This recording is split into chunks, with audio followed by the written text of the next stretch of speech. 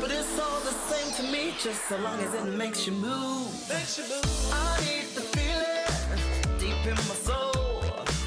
Just make it funky, cause we wanna lose control.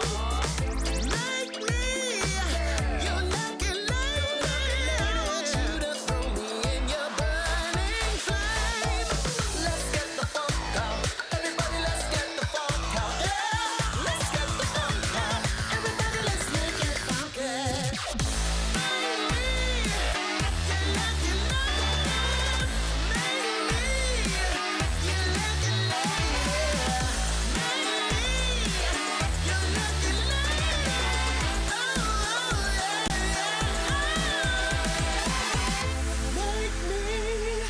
your lucky lady. Make me your lucky lady. Make me your lucky lady. Make me your lucky lady. Make me your lucky lady. Oh, a little boy blue, blow your horn. Show us what you got till the break of dawn. Little boy blue, blow your horn. Show us what you got, feels good, come on. Little boy blue, blow your horn. Show us what you got till the break of dawn.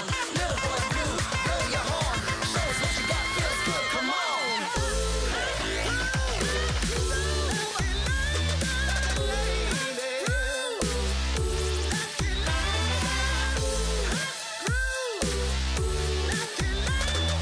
I want you to call me in your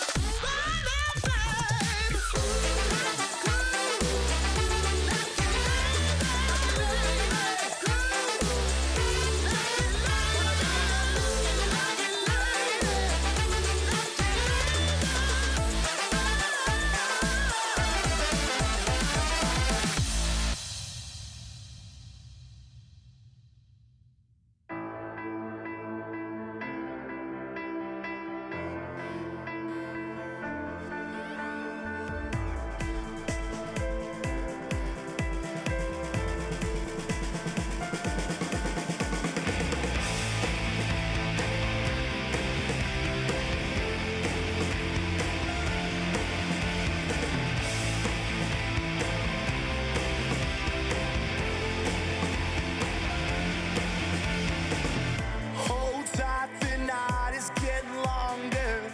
Countdown, I feel it getting stronger.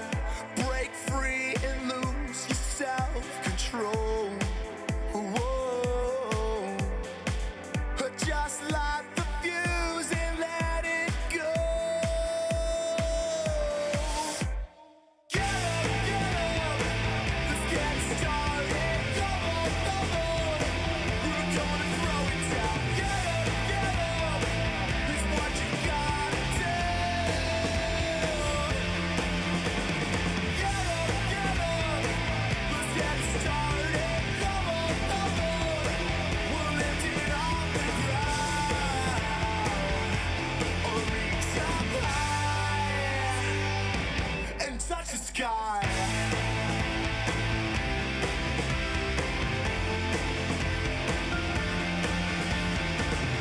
Rewind the trouble that you're facing. Get back the dreams that you were chasing. Open your eyes and you will see. It's time, we're gonna set you free. Get up, let's get started. Come on, we're gonna throw it down. Get up, it's what you got.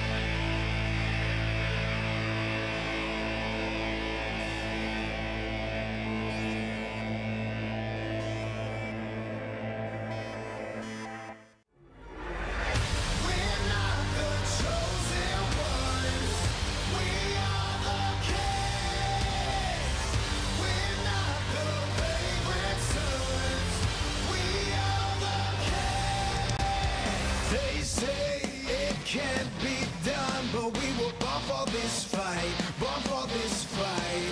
They say we better run, but we were born for this fight, born for this fight. We've come too far to give up what we're after.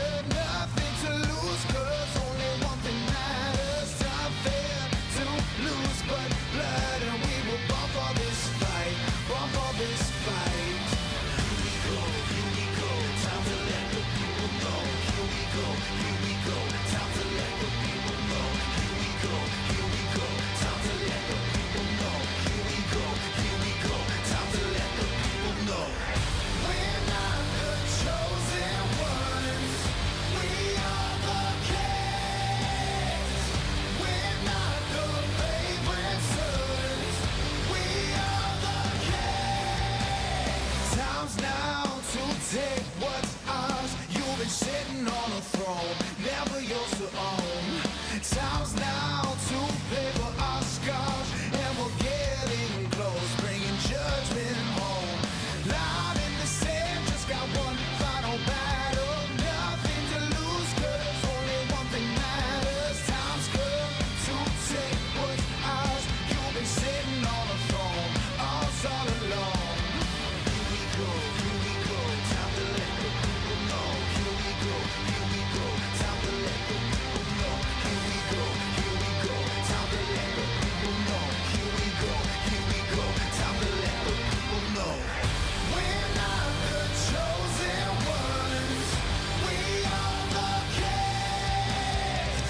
We're not the favorite sons, we are the kings.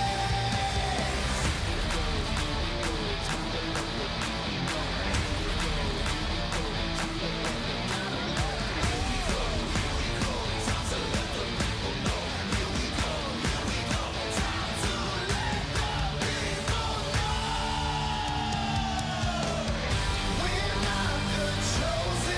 ones, we are the kings. We're not the favorite sons, we are the kings. We're not the chosen ones, we are the kings. We're not the favorite sons, we are the kings.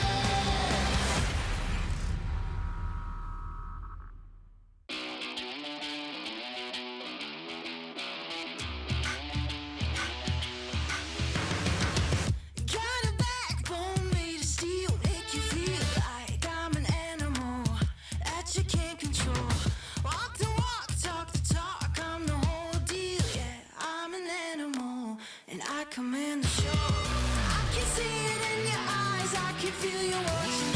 Got your hooks, got you right where I know I want you. Play the switch, I'm a mystery, but you love it. Hook, line, sinker, follow the leader.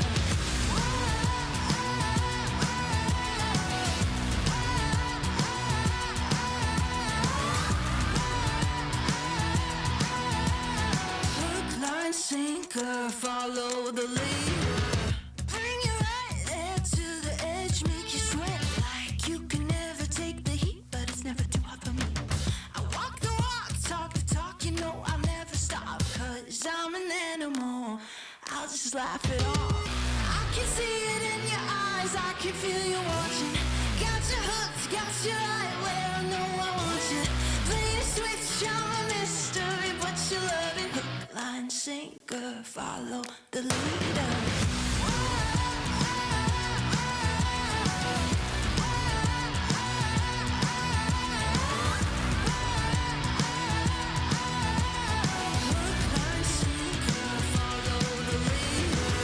Got you sitting pretty in the palm of my hand.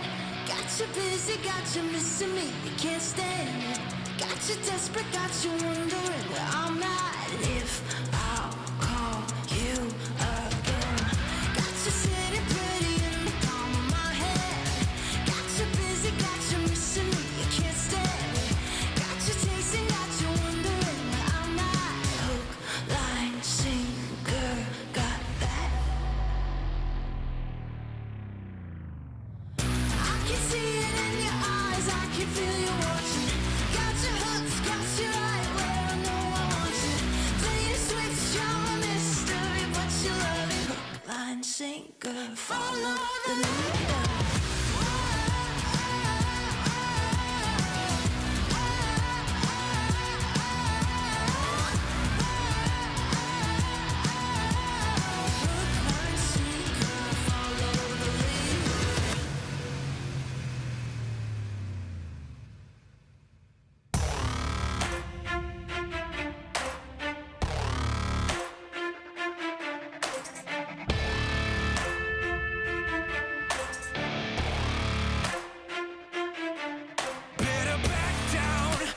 you're in my domain. Got the whole crowd screaming out our name. It's a blowout, it's a hurricane, it's over before you know it. Why you shaking? We're a dynasty in the making. We're the royalty, now we're breaking down the enemy. Move over for the soldiers. Take a swing, I can take a hit. If we die, it's fine, we live for this. It's all for this. We're gonna stand on top with our hands in the sky. Gonna raise our cup to the stadium lights. For the glory, for the glory. We celebrate with the city tonight. Hear the hometown cheer, it's the ultimate high. For the glory, we do it for the glory.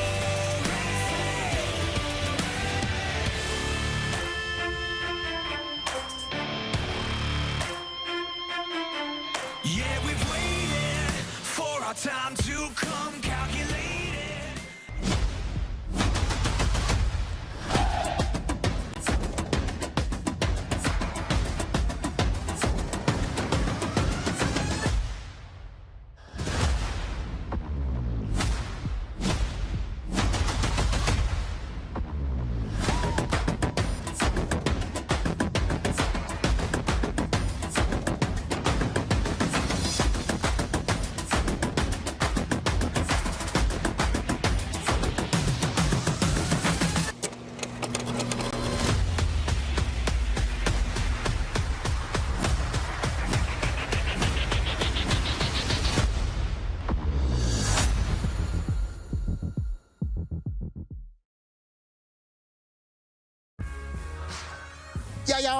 Yo. Just give me the mic. Woo-hoo-hoo-hoo. Let's go, baby. What's going on? Guys, you know where we're at? Man, it's been like 15 years since I was in this place. Jönköping, Sweden. DreamHack Summer Road to the Esports World Cup. It's kicking off in just a few minutes. I'm your boy F-Word. I'm here with none other than Damascus. How are you feeling? What are we going to see here, Damascus, today? Listen, I've just been walking around saying hello to every single notable player on Earth. That is pretty much how it is right now. So you spent like 2 hours just walking through the venue then, because that would have taken a while. Oh, no, I was just saying this area. The venue is absolutely gigantic. I don't have time to go through the entire DreamHack venue yet. Right here in the road to the Esports World Cup, guys. It's about to be one of the most stacked tournaments of all time because almost everyone here is a top player. Come on. And everyone here is looking to get their qualifying spot to the Esports World Cup happening all summer in Riyadh, Saudi Arabia. 60 million total prize pool, multiple games, and of course these spots are precious efforts. Man, I mean, talk about a time to be in the FGC. I mean, esports in general has been booming, as we know, the last few decades, but FGC like you've never seen it before. Some of the most amazing teams that we know from other games have taken part, picking up some amazing players. We've even got two brothers signed to a team who both turned up here from the United States as well as others. I cannot wait to see how this comes to culmination. And also, we haven't really had this opportunity to get all the players in one space like this often enough, especially now with the latest update. We're going to find out a lot about where people stand in the Street Fighter 6 rankings in general in terms of player strength as we get through this weekend, Damascus. Yeah, there's still so much to figure out, obviously, with that, Season 2 being fairly recent, a lot of changes, character nerfed, character buffed, Akuma coming out as well. I wonder how many Akumas are we going to see in this bracket. All of the characters, all of the players. Obviously, right now, you can see that area, a lot of players are already playing casuals as the tournament organizers are running up and calling everyone from the first wave of Pool A forward. I was looking at who's in that Pool A. I could go for ages on all the names, but Big Bird, Problem X, Ending Walker, Hikaru, like the names, they actually don't stop. Human Bomb is there all the way from Hong Kong as well. So many players. Every single pool has about like 8 to 10 top players in the pool. So the general idea of these pools, like as far as I've seen, is maybe you get a first game against at least an unseeded player, so maybe they're okay to face. I'm just saying unseeded, not bad, Yeah, exactly. Unseeded, No right? such thing. And then your second match is genuinely like a top 8. Top 8 level player. Except to get to this top 8, you should need about 5 wins in winners. And out of these 5 wins, at least 4 are going to be against world-class players. I'm just looking around right now. Obviously, Itazan is there with the scary Zangief. Oh man, it's the new Zangief, man. Listen, I'm anticipating a run from him this weekend. Yeah. If we talk about familiarity and getting to know new matchups, Zangief has changed dramatically, and I think everyone's going to be having a hard time adapting to that. Maybe the Japanese will be there because he's around, but he's going to have a good run. There's others as well, Damascus, but I think I want to go back to what you said off camera earlier. This bracket reminds me of 7,000 players at EVO. Yeah. Whittling it down over 2 days, and then you have the final like 140. That's pretty much. Yeah. I mean, what's the difference between this bracket and that, right? Yeah, we just don't do day 1 here. Like, it's like, imagine that the end of day 2 at EVO, where only the great players are there, it's out there. So we're going to kick off right now our very first match of the day, Nazumi versus Sanchez. I see you, Sanchez, with the drip. I like the shirt, looking good on camera. You guys look great, and it's time. He's not just here for the games, he's here for the ladies, baby. Hey, you know, my man, you're on holiday in Sweden. He's got 2 buttons undone as well, you see that? Teeth whitening recently done. Very slick looking guy. I'll give you that, Sanchez. Very slick. Let's hope his Street Fighter game is as slick as his appearance. Yeah. Isn't we could be in for one hell of a match. Rashid versus Marisa. Rashid, one of the characters that I think criminally was not really checked in this match. I know, he got away with it, didn't he? Yeah. I think the Rashid players were very nervous, but you know, we've already seen players like Big Bird say they're committing to the character now. Yeah. Having seen him escape that season change. Yeah. And that makes sense as well, man. The character is still so good. The only nerf he received is the fact that he has not built meter, you know, in that level 2 anymore, which is, I think that's a fix more than a nerf, because that didn't make sense to begin with. He spent a lot of meter to get off to an early start here. Has the life lead, but got to be careful there, Nazumi. Yep, life lead against Marisa is not really a thing, as you know. And no meter against Marisa is not a thing as well. You need to maintain that gauge. And it's dwindling down now, and now he's in burnout. Excellent offensive. Oh, the angle on that jump just escaped the whirlwind. Alright, and now it's time to play with the reactions. Can you stun the man that could be absolutely huge? Where are you going? You're thinking about the drive impact, and suddenly I grab you. I gotta wake up. Side switch 2, which is huge. Gets away with that dash throw. It's pretty much one touch away. Sanchez taking his time as well, but that's a clear yellow cards, but that takes the rounds. Was not looking for that one. Off to a decent start here. Here's Sanchez. Sorry, Nazumi. Sanchez needs to make the adjustment. Okay.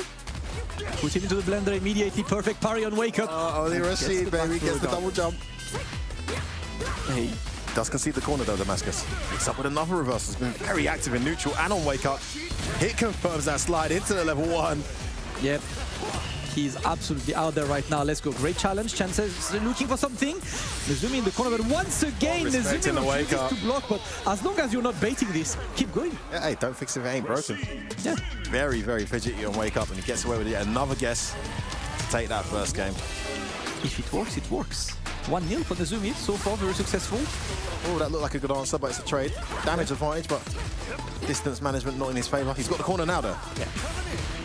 He's gonna try to go to throw. No back throw, though. Should have been back for him. Yeah. Trades a bit more overhead. And again, Nazumi very offensive, just looking to wait for the moment where he gets in, and there we go. First eagle spike gets in. Takes the throw this time. A nice whiff punish as well.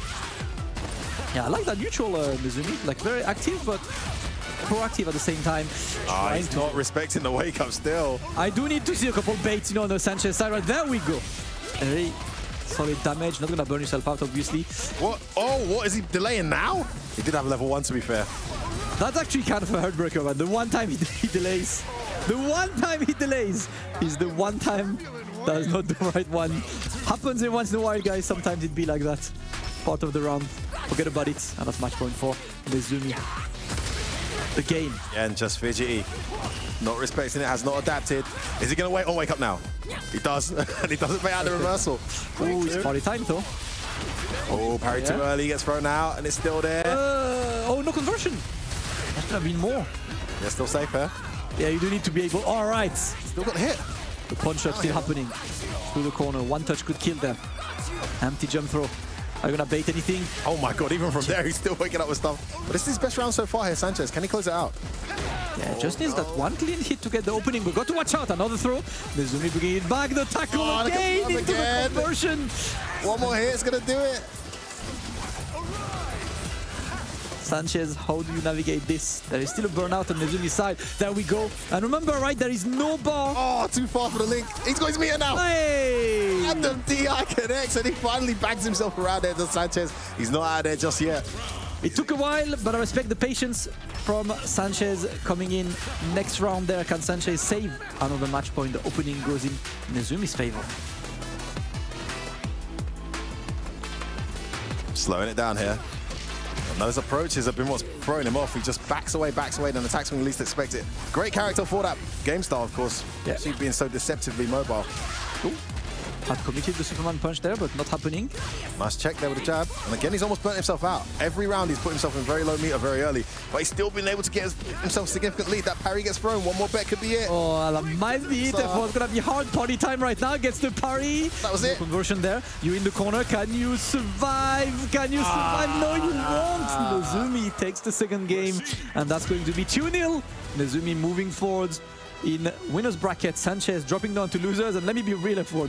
The winner's bracket is hard enough. I would never want to go to losers bracket. Oh, no. Let's not even talk about it. Let's not even talk about it. But yeah. Look, honestly, first opening game, two players we're not too familiar with duking it out. You see the nerves are on display there, even for these guys who don't have necessarily a team who's flown them out here and all the pressure in the world to try and get to that Esports World Cup later, and still you're seeing the jitters come through. But it's going to be Nazumi who takes it, and he'll march on to the next match in his next game. I don't know exactly what the next game is, but I suspect it's going to be a huge step up from what he just faced there against Sanchez. Let's take a look back at some of those moments, Damascus, and anything that stood out from his gameplay as these two went head to head. I think it's really been Nazumi's offense being relentless and Sanchez just unable to deal with that offense. Rashid is kind of that character, right? He can go around, he can just be so annoying to deal with. Sanchez fails to keep the storm away. Had a good start anyway, but as soon as Nazumi started to just challenge right on wake up as well, like I think one of the criminal misses there was just the fact that Sanchez took a while before he started baiting something on wake up. I have to realize, right, going for reversal against Marisa is a huge gamble. The damage he can dish on a punish. You don't really want to do this, but Nazumi has been successful.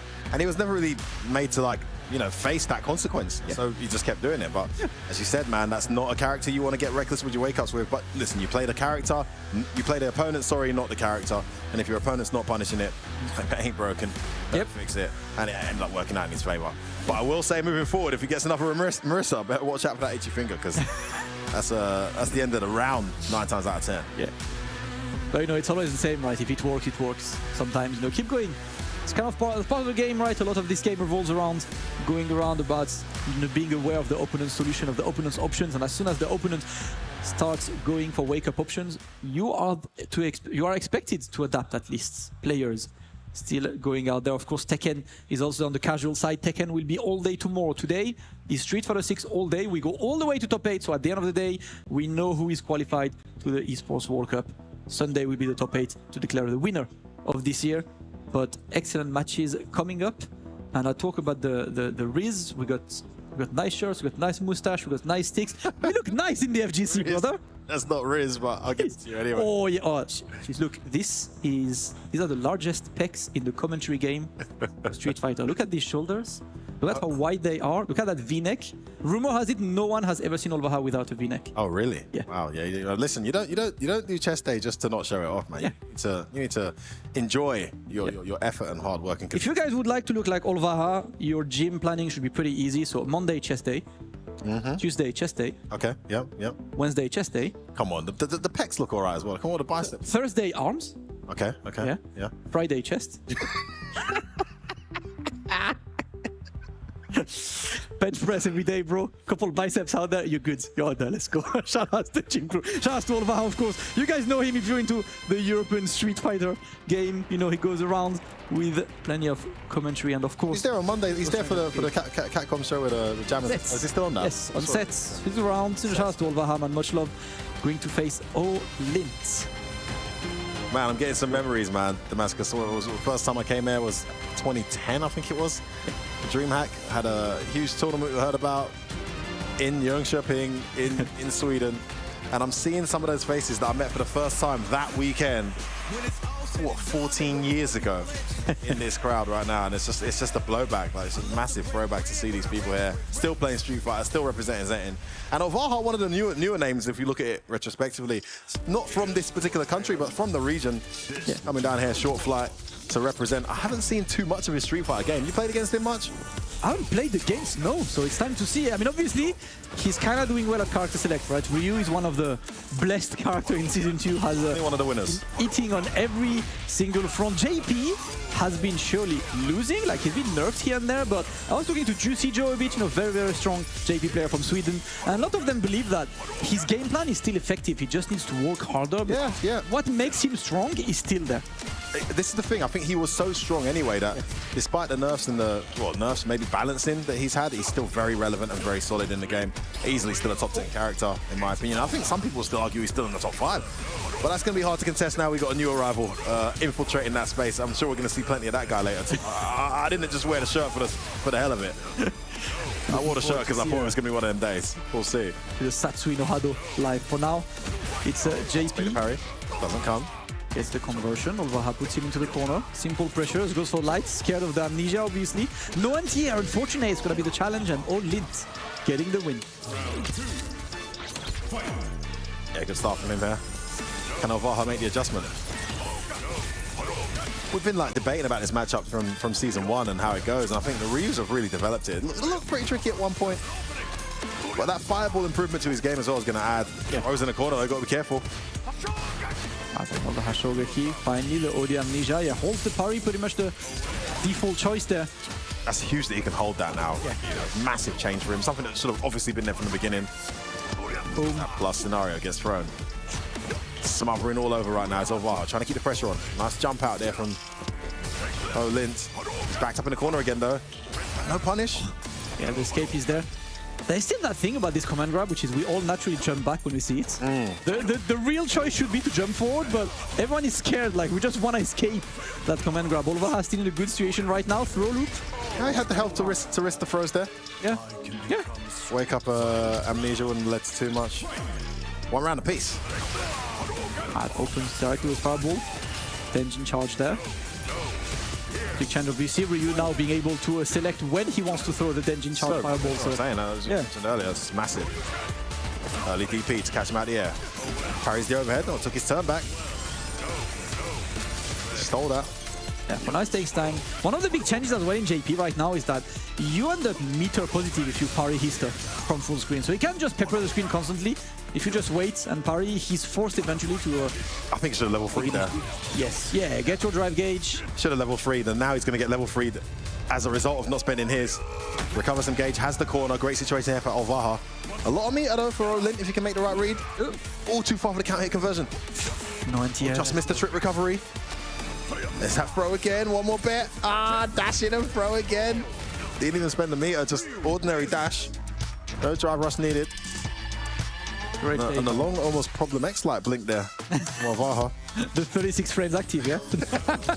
That's the medium. I recognize this one. It's not the heavy just yet. Olvaha getting the first one. You could see as well that delay throw as well. One of the big changes I feel like in Season 2, you know how tap parry has so much more recovery now? Yeah, that needed. Delay throw is so good because you can dash forward and wait, and if they tap parry, you have all the time in the world to walk forward and throw. Yeah, it's such a difficult tool to balance. You don't want it out of the game because it adds so much creativity and yes, that's a good defensive mechanism. There is some decent risk reward there, but that was a nice idea, just to increase that on the tap parry. Yeah. It's a really good round here. He's made an adjustment here as Olint. Olvaha in trouble just navigating the bullet hell and finally gets the opening, decides to burn himself out though. He might regret this one. Olvaha gets to jump in this time, and now both are burned out. The angle was not the right one. That's why you need to stay crouching as you execute. He stood up, which is going to reduce your chances of getting that autocorrect. Stay as low as you can. Go training mode, man, and work that. You won't miss it. Oh, he's done that one too many times, and finally Olint picks up on that. Meaty setup gets punished. Yep. Already the risk of going for a roundhouse. There we go. Laying around there. He's spent a lot of meter here. Wake up parry. Yep. Gets the throw. Oh, game. Well, that should be dead if he wants level 3. No. Oh. Gotta be careful, he's in burnout. Oh, what the early caught him on the buffer there. Didn't get his DP. That looked like a DP input, but missed out on one thing. Couldn't have been. happen. His meter back here. This is tricky for Olvaha. He's got the full screen to work with. Oh, doesn't get that. Portal out. All right. Ooh, the answer. Amazing one. Great answer. And you can see the smile from Olint. Like, all right, I see you. That was nice. You know, when you give credit to your opponent. Olvaha now on match point. Looking to play the fireball game once again. I'll take that trade. Well, that was genius. Yeah, difficult jump in there. Obviously, portals are there. Away. Get out. Ready for that? Olvaha gets closer, slowly but surely taking his time. Oh, he actually got the parry this time, but didn't get his drive for us to punish it. Again, crucial miss of DP there on these jump-ins. Set point Olvaha. Slight life deficit. Runs into that heavy punch. Getting a bit impatient there. Doesn't block out the block string. And the life leak slightly increases now.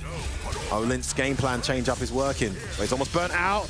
Again, he's got that reaction. Does it burn it out? Not quite. It's a big turning point. Olint's got to be so careful. Gets away with that jump in. It's in the corner. Oh, decides to go. Oh, he burns himself level 3. He's going to convert it. Only 2 hits prior. This should be a dead Ryu. No, that's not dead. There's a lot of scaling on the spike now. I think he survives. It's not CA. Yeah, he survives. Extra scaling added on the spike, so he's changing so much, but that's all right. Olint gonna get the kill on this one. That it's gonna be 1-1 between these two challengers. Great call out there, Damascus. Recognize these changes occurring and affecting the game in real time. That was so close. Regardless, he got the win anyway, and suddenly the adaptation is on Mr. Olvaha to make. Yep. I mean, he commentates moments like this regularly. Suddenly he's on the hot chair. Hey, being on the receiving end is never fun, man. Let's go. Olvaha take his time. Olint's made a nice adjustment. His game plan's changed. He does bait out the parry and get it this time. He's missed his drive rush a few times trying to do that. Huge life lead. Terrible timing on that fireball. It's looking long, I can't lie. I like the dash forward. Olvaha is still looking, not gonna get anything. And now it's going to be 2 match points for Olint, and the JB has been successful so far. The first jump in. That starting the round with EX5, you mentioned it earlier. It's cost him this time. Hey. Oh, that's sound of us. Oh, that's not 6 frames. Yep, you need the 6 frames one. Oh, this is turned around. That's a massive turning point. Burns himself out there with that amnesia. First one we've seen. He hasn't really been using the amnesia. Yep. Again, doesn't get that crosscut DP. And doesn't block out the string. Terrible situation there for Olvaha. Oh. Has to hold this heat. All right, too early. Too much block stun. Can he make it count? Oh, he should have done that. I thought he was going to mass drive impact. I was like, just mash it. That was the one, but Olint is there, and I hear the crowd going for their boy. Olint taking the win. I'm guessing he's a local guy. I don't know much about him, but great adjustment there. Lost the first game. Olvaha looking very comfortable early on. Yes. Changed it up, started playing a bit more of a distance game. As JP, I mean, that's what's hard about JP. Like you said earlier, he's still very tricky to play against because he can be played in so many different ways. You can play a lame keep-out game and you can play it effectively, but he can also attack and rush in. His drive rush normals lead to tremendous reward in terms of plus frames on hit and block. You've got to be ready for all of that. And then the surprise command grab. He just adapted his game well enough for Olvaha to be thrown off, and well done to him for pulling that adaptation out and turning it around. Yeah. I like that, you know. Back and forth, very back and forth game on this one. Olint moving forward. Olvaha dropping to the absolute shark tank that is the losers bracket of this tournament. And just looking at this, right, starting with Olvaha, I think one of the crucial misses on Olvaha's side, the anti-air game gave too much away to Olint, right? Olint was able to jump, and when he realized that he was able to jump, that's when the match changed. Like, you know what, I'm gonna jump until you anti-air me, and Olvaha failed from putting big enough a deterrent on this one, despite a good start. Yeah, I mean, I've been there. I've been on stage. I'll tell you, I'll give Olvaha some credit. If he was nervous, he hides it very well. Yeah. It's very cool. That's what I was talking about earlier when he just stood to do the DP. He looked very cool, calm and collected. I thought he was going to make the adjustment. I love this matchup awareness there with that reaction to the startup of any kind of projectile from JP at full screen. But it wasn't enough in the end, man. Despite his cool, calm, collected attitude, it was Olint who made the adjustment, and this was so close to killing. Damascus rightly pointed out that extra scaling just kept a pixel alive for Ryu, but was not enough to keep him in the game. Yeah, the spike had a massive amount of scaling right now. So generally speaking, when you see JP, you know that after the spike's going to be max scaling. That's one of the new changes there, but that's going to be it for this match, as more tournament games obviously are going off stream. I see Valmaster on the right, you know, a lot of people are out there training, getting ready. Shout out to Joker Jokes. You see Itazan on the left, you see all of the names, you know, JB on the right facing NL in casuals, all of the big names. If you look at this, It's kind of a little quiz for all of you guys. How many faces can you recognize in this camera angle? Because I do recognize a lot of notable players out there. I imagine the stream monsters are having a field day with us right now, because if we're speaking transparently, all due respect to the first 2 matches, it's not the caliber that we were referring to when we said we were full of shark tanker killers throughout this event. But trust me and rest assured, guys, it's just a matter of minutes before we start seeing the players that we're talking about coming on this stage and doing the kind of damage we're expecting to see. There's going to be some serious upsets very early on. It can only go that way just because this tournament is so ridiculously dense and stacked. I love that angle. That is the most crisp zoom I've seen in a while, man. This is a fully fledged match, but that's also the beauty of the FGC effort. Like, one of the main thing is this: everyone can enter, no matter who you are, no matter what your rank is, no matter what your experience is. You sign up to the events and you play, and who knows, maybe you'll get your first match on stream and have some fun. Maybe you'll get your first match against Daigo. That's, you know, it's all about your own bracket luck. You're coming up with your stick. Shout out to the dinosaurs still playing on stick. I respect that. You know, you are not. We're brothers, my friends. Yeah, we're dinosaurs together. I'm still playing on stick too. I'll tell you what, one negative about this esports wave and the professionalism of the FGC now, as a former player myself, I like to come to these tournaments and commentate. And I like to enter the tournament as well, just to have some fun and try and break some hearts. I love doing that. But these guys are so professional now. Oh, no, you're commentating F-word. You can't. I'm like, mate, I don't commentate till 12. No, sorry. I can't enter the tournament. I'm like, what's all this about, mate? Just ruin some life in casuals, bro. Like, just assert dominance in casuals, and then be like, oh yeah, I have to go commentary, you know? Like, you know what I mean? So, okay, so I sent you to losers and I have to go on commentary and DQ myself. So what, mate? Get better. Don't lose to commentators, mate. Plus, I heard a big fan of yours is there, you know? Like, he plays the same character as you, and like, apparently... Oh, big fan of mine. Big fan of mine. His name is Hibiki, the Beast from Japan. Oh, you know? This guy that's been stealing all He my said, tech. I really look up to F-Word's. F-Word's Lily has been an inspiration to me. Like, I watch F-Word's Lily, and everything he does is what I should not do in match. Yeah, I'll be honest with you. Like, it was a bit awkward because I was just walking through, you know, just catching up with some of my old mates, and this like really short Japanese guy, that really lovely kid, like came up to me like, oh hey, are you F-Word? I'm like, yeah, I'm F-Word. He's like, oh, I take all my Lily tech from you. You're so amazing. So listen, mate, I appreciate it. You know, I know people like you and others, you know, think you can play on my level, but I mean, do your best. But there's only one Lily, obviously, globally, that's dominating left, right, and center, and it's not you, Hibiki. But I'm a big fan. I'm still a big fan.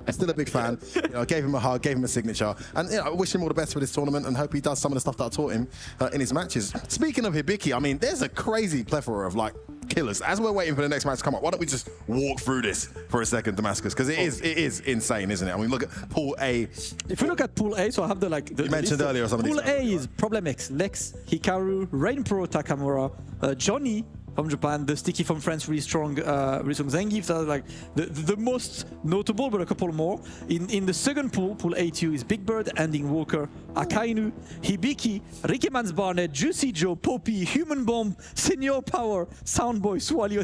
Bloody hell. And these guys are all turned out, right? I believe Soundboy's here as well. I haven't seen him yet. Yes. There were some DQs earlier for some players who hadn't showed out, but most players have maintained their commitment to come to this tournament and will be here. So take it over to Pool 3. You got Shen. I mean, Shen, the original DreamHack attendee. I mean, what was it, 2010 I mentioned earlier? That was the player that turned up who no one had ever heard of.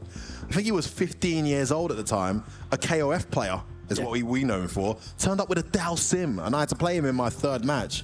And I actually won the first game, because you know, Rufus back then was pretty unexplored, right? And then I just got absolutely kept out for 4 rounds. I could not get close to the guy. And it was like a whole new... And here he is again, rocking that DJ, still here, still believes in DJ, still thinks DJ is a very top character in the game. Yeah, DJ is a strong man. And that pool is like Zian Bonchan. Killzyu's here? I haven't seen Killzyu yet. Yeah, Killzyu's here. He was training his Valmaster earlier. Name and representing Yurio, Valix, who's that? Killer Pro. Killer Pro is a really strong Zangief. Really strong Zangief. I mean, all the Zangiefs are really strong now, mate. And then also Pool 4 as well. Damascus taught me through this one. Pool 4 is NL, Nephew, Daigo, Master, Itabashi Zangief, Garnet.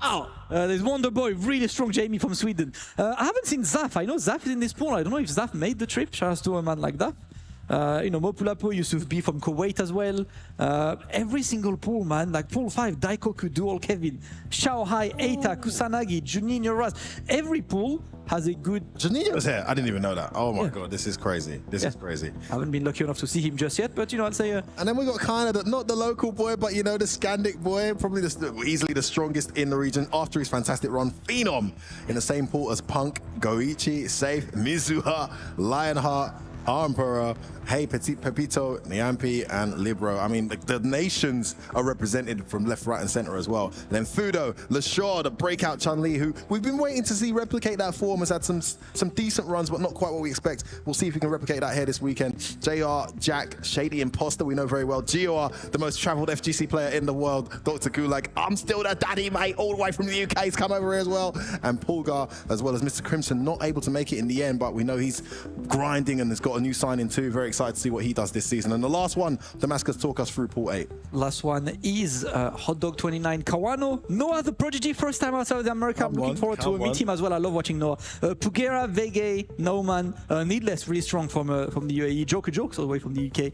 JNS as well, the strong Dalsim from Sweden, and Maske from France. Every single of this pool is ridiculous. Obviously, there are 8 spots for the World Cup up for grabs, and if you guys are there in chat waiting for Tekken is tomorrow, and Tekken is just as stacked. Like every single pool on Tekken is like, it could be like top 32 of a major, you know, like that's what these pools look like. They're absolutely insane, and looking to potentially see maybe a breakout performance. I'm really interested to see the Swedish crew, especially because I feel like there are a lot of very talented players in Sweden. You know, Juicy Joe, I think, being the one leading them. Juicy Joe is so absolutely good. So insane. underrated. Yeah, JNS really strong. Rickman's Barnet really strong as well. I really love to see you know, how much that community has stepped up as well. You know, Sweden looking to be presented. You mentioned rightly so Phenom, right, being the rightful ambassador to Scandinavia. Come on. After all of his performances, obviously he's one of Grab King. players to watch. But looking to maybe have, you know, one of the Swedish boys, you know, doing well. I think. Listen, when we first came to Sweden, like all those years ago, they had a very decent, it wasn't huge, but a very decent core of players. I believe it was Yagami back then and Skatan Miller. Oh, Skatan. Don't see these guys these days. Poppy was there as well. Poppy won a DreamHack. You know, you actually have a DreamHack where you had players like Ryan Hart, Infiltration, and others attending, and Poppy came out as the victor. So Sweden has always had a small but very strong in its core player base, and that kind of dwindled down in Street Fighter 5. But I feel like with the arrival of Street Fighter 6, we're starting to see this now. As you mentioned, the Juicy Joe in there, and a bunch of others were represented in the Street Fighter League. It's looking like the Scandinavians well and truly back. Yeah. Could we get a run from one of the emerging or I would like to see that. Yeah? It would be awesome. I think Juicy Joe. In their not too far from a Juicy Joe, and I think the main question is how is their comfort playing off stream? Because I met Juicy Joe in person last week. There was a Road to Evo event in Paris, and he definitely looked, you know, nervous playing offline. Right, he's a player who he's not well traveled just yet, and when you're there with all the cameras on you, with the biggest players on the stage, it's a big leap, isn't it? It's hard to to hit your actual level in these kind of matches. But it's comfort more than anything. It's literally can you be comfortable to play like yourself in these environments? And I know. I always bring it up. I know that was one of my weaknesses as a player. Like, you know, I don't mind being at a crowd around me, but put me on a big stage and it's like... Man, it took me a while to be able to play on the stage, man. That's the toughest my first stage appearances, he looked like a guy who'd never played Street Fighter. Shaking all over the place, like, you know. And the thing is, these are things you can't replicate in training mode. Nope. Yeah, you land that combo every single time, you get the drive rush and pick up, and you never drop the link that follows. But when your hands are doing that and you can't replicate that at home, it's a whole different ballgame. Hopefully that's not a problem for Juicy Joe, and he's been exposed to these environments enough. I did speak to Joker Jokes, and he said that he's been coming to offline events. You know, he's not just an online guy. So it's my first time meeting him in person, which is a pleasure because I've been watching and commentating a lot of his stuff online. And I expect he'll be okay just because he has put himself in the fire. But if you can't get to these events, how do you replicate that? The answer is you can't. You know, you just got to get yourself there eventually, and hopefully, you know, some people are quite naturals, like shout out Pax. I mean, this is a guy who, you know, at one point I'd never seen this guy in an offline event on stage. Suddenly he gets on stage and he's like, you know, busting all sorts of stuff against Nemo, like it's just another day in the park. My biggest example of this is Hurricane, bro. I still remember the Hurricane's first event. He just went to the stage and played at his max level, you know, immediately. Like nothing bothering him. Of course, the Tekken side is training for tomorrow, guys. All of the Tekken crowd, you know, looking to watch some good as Tekken will be tomorrow, and of course all of the top 8s on Sunday. Both of the games having absolute quality attendance. Obviously, we unfortunately got hit by a wave of DQs due to, you know, visa issues. I believe it's like Angry Bird, DCQ, a couple of like very strong players could not get the visa in time, so had to unfortunately cancel their trip to DreamHack. But that still remains an extremely stacked tournament throughout the weekend. Shout out to all of you guys, of course, for joining us on the stream. today. Let us know where you are watching us from. Shout out to man like Itazan. This man will always have a big smile, especially when he plays that. This is the face of a man who just headbutted someone to do burnout. I'll tell you what. You ever block a headbutt and suddenly you're in burnout? Yeah. I've had some scary experiences in my time as a competitive esports player. I've had players with their entire posse behind me screaming, cut his head off. Like at Evo, like every little jab I got hit by, they were screaming. I've had in Pro Evo, I've played against a little 15-year-old robot kid who, in setting up his formation, literally sounded like this. I was like, man, what am I up against? But never have I been as scared as I've been against Itabashi Zangief when he smiles at you mid-set, mid-round. You know it's done. It's a wrap. Yeah. If he's smiling mid-set, mid-round, 9 times out of 10, unless you're Nemo, maybe you can overcome it. You're a dead man. You're a dead man walking. He's seen something that you haven't seen. Yes. And he's about to exploit it, and you just don't know what it is. And all of a sudden, X amount of health is coming off your bar just like that. So, you know, that's one guy you don't want to see smiling when you're playing. I'll tell you that from tournament experience. But, you know, speaking of the players we've got here, we spoke a lot about the players and the attendees. While we got this downtime, guys, we've just got one issue we're trying to fix with the setup. We'll get that sorted as quick as we can. While we're able to just talk Damascus, what about the new season and what about the characters? Look, we can't avoid the conversation. Everyone's going to be talking about that eventually. I got to say, characters like Ryu, like Aki, like Akuma, like Zangief, I feel like these guys are going to really start penetrating these top 8s like on a much more regular... Oh, no. Ryu could be an overstatement because he's a fellow Shoto, so won't have as much representation. Because if you play a Shoto, why not just play a Akuma or a Ken or Luke? No, because you're a hipster. You like playing Ryu. You know, like Ryu is a state of. You know, Ryu is the kind of players, the kind of people who go to an ice cream shop and ask for vanilla and vanilla. that's the guys. You know, like that's where I go. You know, what sauce do you want? Mayonnaise. That's all. Like nothing. I just stick to day one text, bro. Mayonnaise sandwich. That's actually a thing. I've got a few friends over in the States that love like, yeah, mayonnaise sandwich, man. No, but seriously, like Aki, I mean, I don't, look. Bro, Aki is one of the gonna hate me biggest winners as well. I don't think she needed a lot of those buffs, man. I'm sorry. She already felt pretty decent to me. Yeah, I was talking to Broski. Standing short. What does she need that for? What? Why? It's one of the longest reaching 4 frames in the game. Like, it's just there now. You just got to look out for it every moment. Now she can really take on the projectile characters on reaction, knock down into full screen carry. I mean, I don't know, guys. I don't know. On the screen on the right. Former DreamHack champion there, guys. For those of you new to the era, this guy winning against Infiltration. At a time when Infiltration was somewhat unbeatable, Poppy turned up. Poppy was unknown, right? No one knew who Poppy was. He just pulled up and beat the very best in the world in a strong performance. If you guys want, you know, these memories, look for, you know, type Poppy DreamHack on YouTube. You'll be able to watch his original. Shout out to Solio coming all the way from France. Ooh. Very talented Ken player on the rise as well. One of the players who really has been grinding, trying to get better. And I love to see this kind of player, right? It's the players who, they're not established yet. You don't know them. People are not familiar with these players just yet. But that's what they're looking for. They're looking for their breakout performance. It could be this weekend. It could be them, you know, beating players that you would expect to do a bit more. And of course, for the guys in chat waiting, we are just fixing a problem on the main stage, on the setup, and we'll be back, of course, gaming. I see Kusanagi over there. I see he's not human bomb over there. Is Poppy still playing? He's not playing Cammy, he's playing Chun-Li, right? Who's he playing now? I haven't actually seen him. I don't know season 2. He was Cammy season 1, but like... Well, he's been passionately arguing with me about the strength of Cammy and how he thinks... listen, if you guys downplay Cammy, please... I'm like, Poppy, you're speaking to the wrong person right now, mate, yeah? As a person who actually enjoys the neutral game, despite the fact I like to play cheap characters, I enjoy the neutral game quite well. To have to adjust my neutral game to not preemptively press buttons in case I get randomly dive kicked to death, like, and then to tell me the character's like, it's not very good, like overrated. I don't know, Poppy. Hey, I love you, Poppy, though. There we go. That's the match. Poppy versus Solio, 2 of the players looking for the performance. Obviously, Poppy representing Sweden out there, Solio coming all the way from France. There's quite a, you know, solid French contingent coming there. That's great. Listen, this is the most... Okay, firstly, this is the most stacked DreamHack we've ever had, obviously, right? Secondly, it's the best international representation. It feels like a real international World Cup qualifier event. I mean, look at the countries that you have. Yes. In this bracket alone, it's just insane. Yeah. You know, it just goes left, right, and center. UAE, UK, France, Japan, China, Sweden, of course. It's just, and that's one bracket. You go through the whole tournament, it's just absolutely insane. What a pleasure it is to be here. I think all nations will be tuning in on the stream chat. You know what, let me get the stream chat up. Let me holler at you guys, see what you guys are watching from. Early morning for some of you around the world, and finally we're back into action here. And Poppy, despite his arguments with me, is rocking Cammy for this matchup. I know he has Chun-Li for other matchups too. And Solio off to an aggressive start.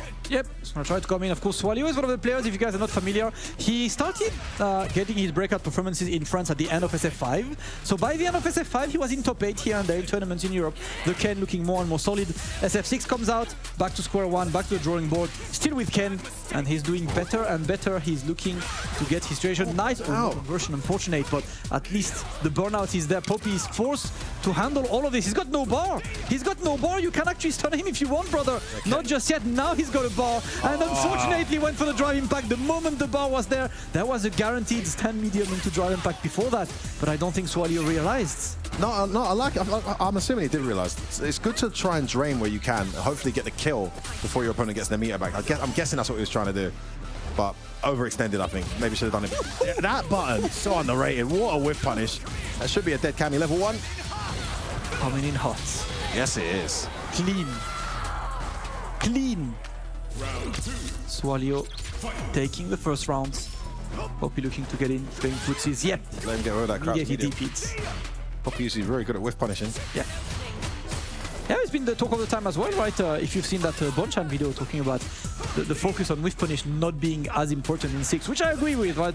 Bonchan believes that if you focus on whiff punishing in this game, you're putting yourself under the big threat of drive rushes, under the big threat of so many offensive decisions. So it's part of your game, you know, make sure you can go back to a finishing range on a regular. But if you're there focusing on the whiff punish, that's when the dive kick or the drive rush comes in. Oh, that's too high. Oh, no punish. Yeah, couldn't agree more. Nice punish. So important to be ready for those drive rushes because it changes the whole game. If your opponent is able to dictate the terms in which you are engaging, you're playing an uphill match up straight away. No DP this time, and Poppy's gonna get the throw, taking the round. Big turning point there where he had the high dive kick, got the punish jab, and didn't follow through. Allowed Poppy back into that round. Now we're at 1 apiece. Oh, the range on that crouch medium, it catches everyone out. Yes, sir. Into dash into drive impact. Wasn't ready. Again, drops his follow-up though. Yep. Backs away. That's a lot of drive gauge, and I like that. He saw that Poppy used a lot of drive gauge in this sequence and was like, you know what, let us put you closer to burnout. A bit more pressure on you, Poppy, now. Forced to take a defensive decision that could be a burnout, and there we go. Goes for the guaranteed block string there, and there we go, no reaction.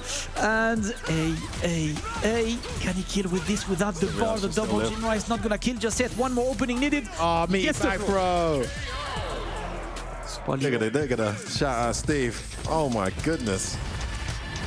After that shaky second round, I thought Solio might crumble, but he stepped it up there. Yep. Was able to close that out. Oh, I love that. Plus on whiff, baby. Yep. All trade. Oh my goodness. All the tech. Yep. But this time committed the button, the dive kick. Did he forget for a second there? I think he forgot he doesn't have that anymore. Yeah. Another dive kick works out. 2 dive kicks in a row. Play out here. Wake up drive. Reversal. That's a huge round for Poppy as well. There catches him low. Beautiful sequence there from Poppy. What a round. One of them rounds. He's needed that. Not had as convincing a round as that so far. Another huge jump. The jumps have just changed this entire set here. Oh, he didn't see that coming. He should have seen it. Momentum was heavily in his favor. And Solio needed to make a big bet there just to slow it down. Felt like that was an obvious one. Easy to say from here, though. Oh, nice block. Should be able to kill here. No, what? Didn't spend the drive gauge to finish him off. Poppy, you're trolling, my friend. There we go. Gets to kill you. That was a speedrun of a match. Wow, what Poppy like wrapped up both rounds in 20 seconds each. Kind of angry at that first round. All right, let's go. Back to the drawing board. This 1-1. Final game about to be played. And Solio had a lot of trouble just dealing with Poppy's offense. Poppy changed into full aggressive mode and it's working. The jumps, man. He's got those psychic jump reads on. He's got to be careful with these fireballs. There we go. Besides, he's not going to throw anything. Base out of reverse. That was a clever DP from Poppy. I think he fought and a really clever block from Solio as well. Oh, and again, he's in his head. He's just trying to get the momentum back. He's not letting him. This time he does meet. See, that was the moment. Great sequence from Solio. He's attacking that cage now. Gets a counter hit. Big damage here. Protect. Poppy under a lot of pressure. This round has ran away from him in a heartbeat.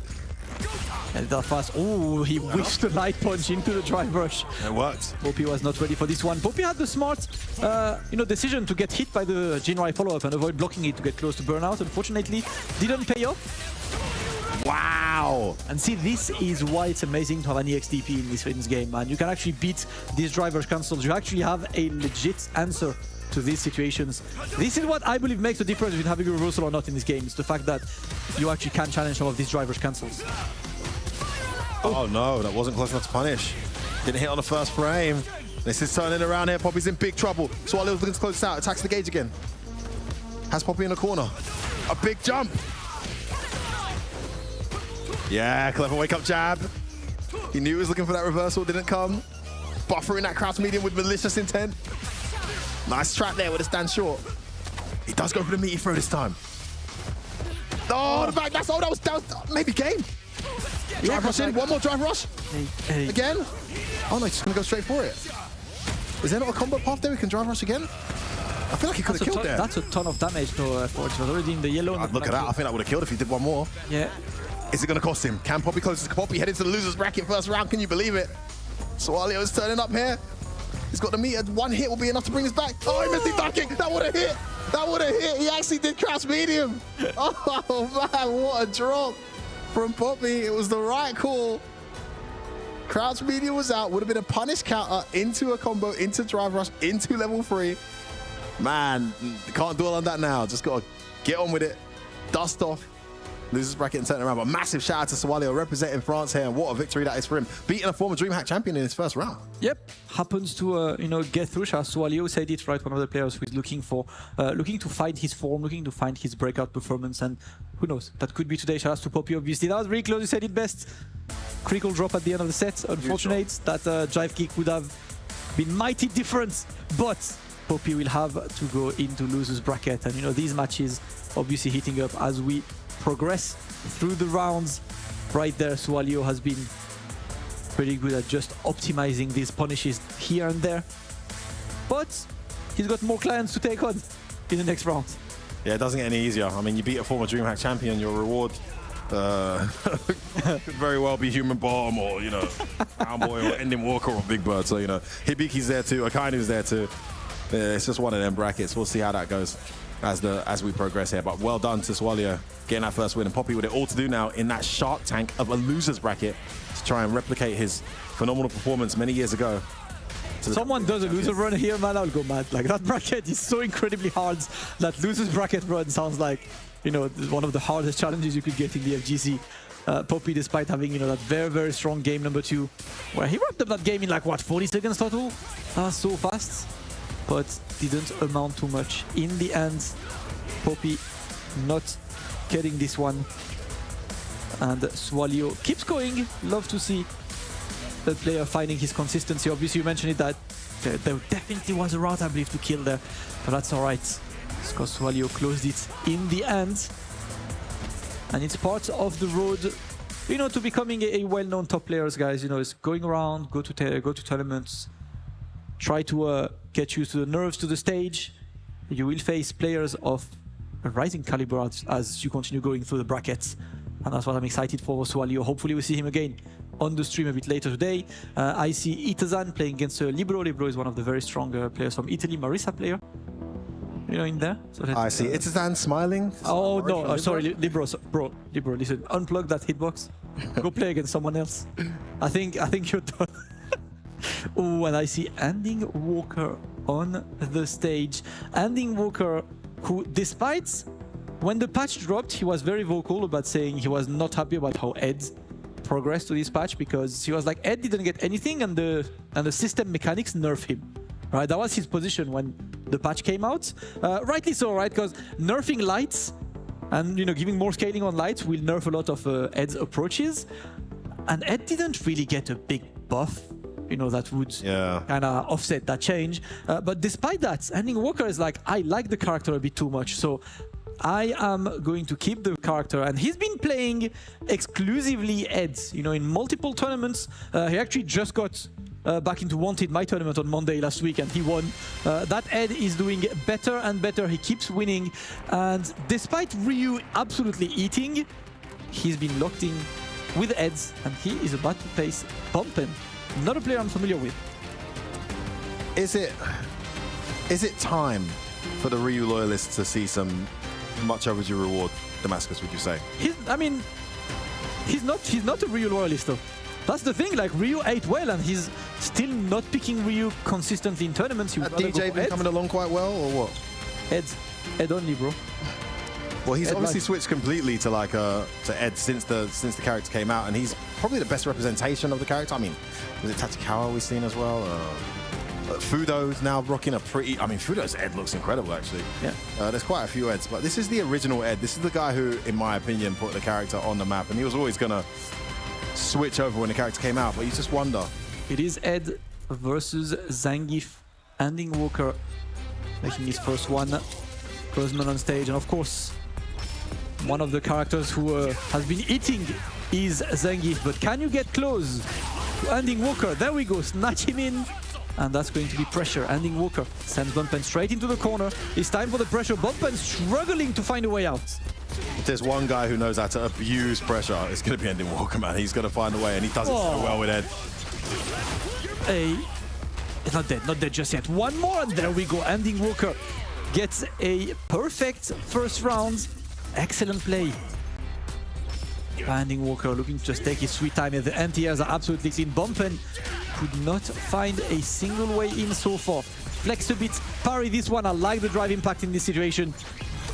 But now it's gonna wait, yep. Ending Walker is playing with his reactions, playing with his approach. And he's going to get a bit more. Let's go. Send him into the corner. Been an absolute masterclass. Oh my caught it god! Out. Get baited. One more hit will do it. Gets a throw instead. Tries to bait something out.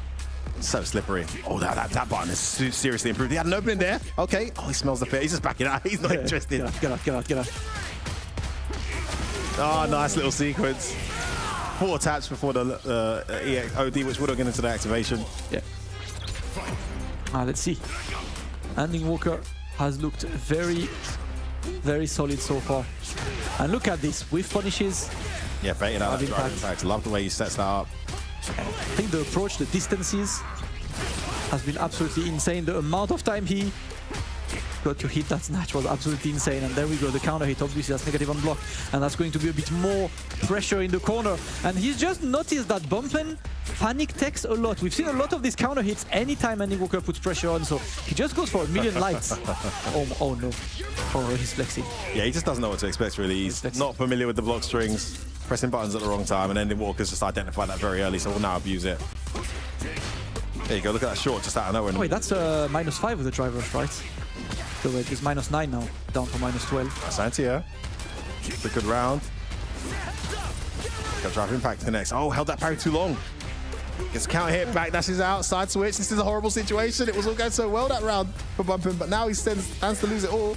Oh no. He's got that level 2 if he can. He's buffering it. Watching out for the drive. Drive impact doesn't come. No, ouch. He's gonna get opened up.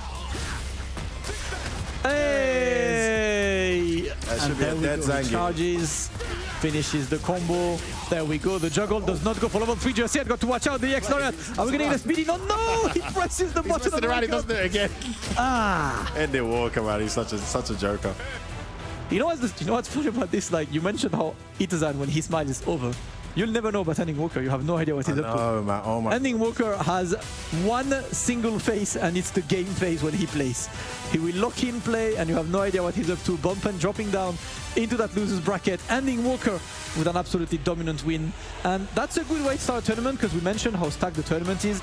Getting one match to kind of step in and be able to play your game is an amazing one for his confidence, because he had a terrible performance in the previous DreamHack, right? Yeah. Extremely rare. I'm trying to think effort. Has Ending Walker ever lost in pools in a tournament? I think that was the first time at DreamHack Dallas. I cannot remember. Let me know in chat. But yeah, if I'm correct, I don't think Ending Walker has ever not hit top 8 of the tournaments he enters. Right? His very first offline was versus fighting. He got 3rd. His second offline was UFA. He won. And the rest is history. Capcom Cup, top 8. He always has a decent run. Yeah, always. I mean, at least out of pools. At worst. So that was shocking. But you know, that's what we said about these DreamHacks though. These events have been quite difficult to predict. Yep. Oh, he's playing with his food there. as he closes things out. But 4 rounds straight, gets the victory. He looks quite comfortable against that style of Zangief. We'll see shout out to how he does Bailey. against other types of Zangiefs as the tournament progresses. On Bailey loving life right now. Look at that smile. That's a smile of a man who's inherited one organization. Eh? We got hit. It had to be done, Just Bailey, of course. Working hard all weekend, as you can see the off-stream matches happening. What do we see? Like, hey, let's get a sneaky zoom towards these players and see what are the matches. Love this while camera. we wait for our next match. Where is that? Coming in, we got the Rashid player, Nezumo, I believe my memory is correct, playing the other member of the Mouse esports team, Problem X, of an extremely strong performance at DreamHack Dallas a few weeks ago. He is already qualified to the Esports World Cup, and he's back because he wants to do more damage, he wants to get more games. And telling me, brother, Bison, the first words Problem told to me today was not hello, that was Bison. His first words. He didn't even get to say hello to him. He literally like, he saw Bison, he was like, Problem, how you been, man? It seemed for like a year. He was like this. Listen, he's living. Hello, F word. Seriously, man, I can't imagine how excited any Bison player, Hot Dog, Problem, they must have been absolutely losing their minds watching some of this Bison gameplay. But don't get it twisted. There's still a very strong chance. A guy like Problem that's found his feet on this game after that phenomenal losers bracket run. Was it Capcom Cup? Capcom World Cup. Phenomenal losers bracket run last week.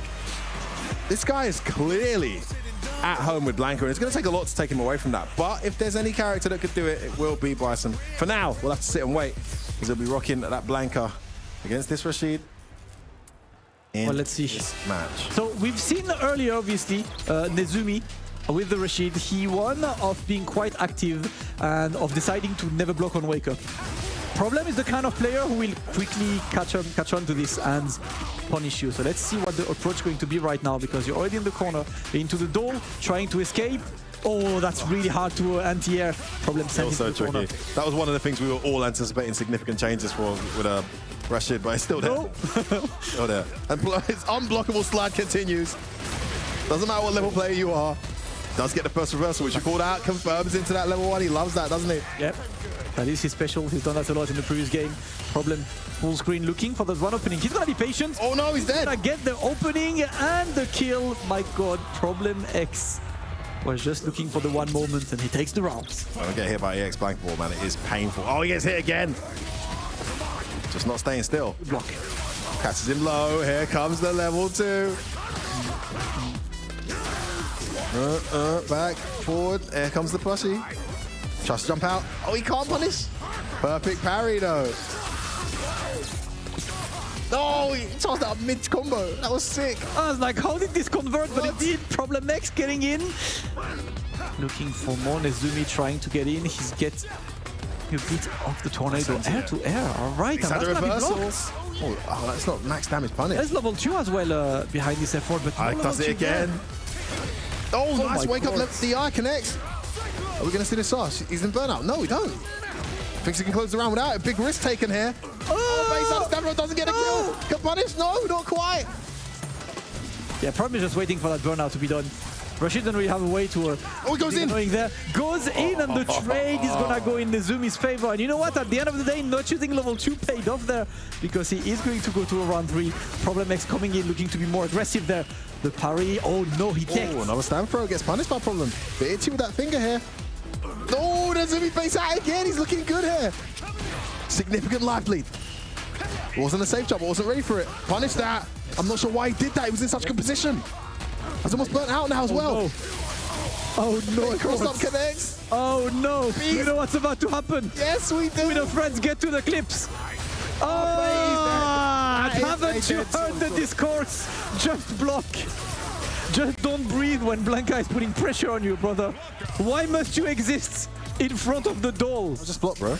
Just block. Just block, bro. Hold back. I love Problem's first tweet after the blanket changes. Like, oh man, I have to hit you so much harder now. X, Y, Z. Listen, Problem, I love you, bro, but come on, mate. The guy still hits like an absolute tank. All ready for that neutral job. All right. And now, Problem is grabbing the momentum. Forcing Nazumi already in the corner. He's looking for the sky high, but that's going to be the punish counter. And he's getting the conversion. Problem X One jump too many. is locked in. Getting more and more comfortable as the set continues here, is problem. Ouch. Going to work again. The crash medium, the great equalizer. Getting an opening for Nazumi. And Nazumi finally gets to use that level 2. Yeah, was holding on to it too long earlier, but now he's facing set point. He decided to bring it out. Nice surprise dash throw. Good parries from Problem. Still his turn. Gets the parry this time. Oh no, gets the wake up, burns himself out. Oh, wake up the eye again. He's got to pick up on that habit, the Problem. He's going to spend a level 1. Still alive. Got to be careful here. Can he chip out? Yes, he can. Oh, right. He still out there. Nazumi saving 1 match point. We've got to watch out because Problem is on 3 bars. And again, the slide keeps working. He was known for the Bison slide, so he needs one of the characters that gets one of these slides. It's time. It's time. Oh no. But F1, I thought you... Oh my god. Block and get thrown. I thought Block and get thrown. I thought you just had to block it. Block, bro. I haven't been lied to. Oh, wake up. Oh no. One more bet. Could be over here for Nazumi. Needs an opening. Oh, he burns himself out. Wake up, reversal from Bond. Get close to that. Wake up, level 1 though. Well, now he's in burnout with no meter though. Desperate to get some momentum going here. Oh, this is a terrible situation. I love this. No. He's running up to you. One more. Good jump. Oh, he tries to back throw. Staying alive somehow. No, he was ready for it. I've seen that story before. Don't you dare. Says Problem X, snipes him out of the air. And despite some valiant rounds there from Nazumi, it's Problem X who's going to take that set 2-0 and get himself through to the next round. Do you see how early that ball was? That ball was like, I know why you're charging this already. I know you're gonna jump at some point. So, like, as soon as he left the ground full screen, he was like, yep, I'm meeting you halfway. 100%.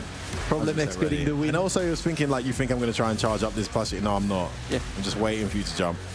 This is almost a distraction to get you thinking I'm going to do that. And yeah, great awareness there from Problem, closes it out. 2-0. But some good moments from Nazumi. Definitely had Problem on the ropes at times. Good Rashid momentum. In the end, not quite enough. Yeah. Some of these reversals were absolutely clutch. My goodness. Hey, when they work, you know? Let's go. Obviously, a Problem, victim of a lot of teching in that first game. Decided to see, all right, I'm gonna tech. Let's see how this is going to work, and then eventually just adapted on defense. You know, the too many risks taken by Nazumi, unfortunately, and eventually it cannot be a no risk all rewards. And Problem X was there to close this one. An excellent play by the UK representative. That was so early, man. Yeah, that was so early. Bro, that man left the ground like ground control says no. You know, you do not have authorization to cruise these skies. Problem X moves forward in winners. Nazumi will go down to the losers bracket. We've seen Ending Walker in the winners. We've seen Solio in the winners. And more games, obviously, coming up soon, guys. This is the road to Esports World Cup. 8 spots for the Esports World Cup are up for grabs here at DreamHack Summer. But before the next game, we're going to get a quick break. So get a drink, get a snack. Back in a few minutes for more SF6 right here.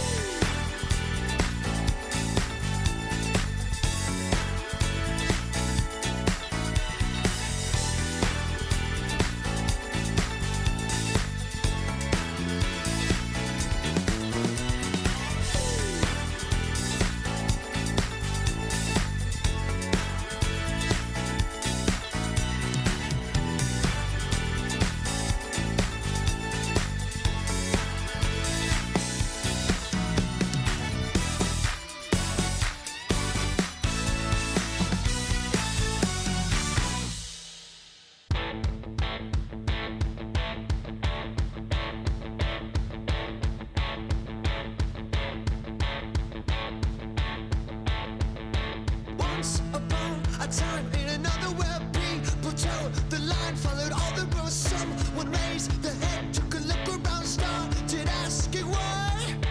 People rushing round, don't know where to go, worshipping a god. No one sees it, no one to do. Be like people they don't like. Someone tell me why. I'm a cannon, you're a cannibal. Street fire, what's a cannibal?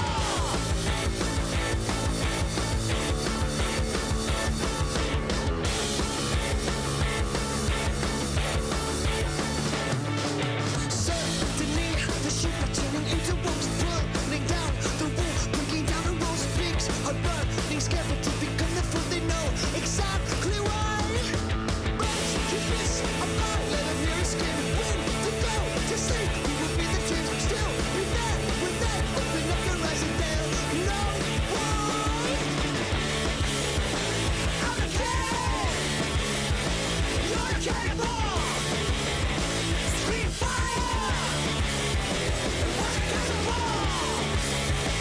I'm a cannon, you're a cannibal. Street fire, what's a cannibal? Lazy days are gone. No more silly songs. I've got a melody. It's not pretty, but what can I say? Once upon a time in another world, people toe the line, followed all the rules. Someone raised their head, took a look around and started asking why. I'm a cannon, you're a cannibal. Street fire, what's a cannibal? I'm a cannon, you're a cannibal. Street fire, what's a cannibal? What's a cannibal? What's a cannibal? What's a cannibal? What's a cannibal?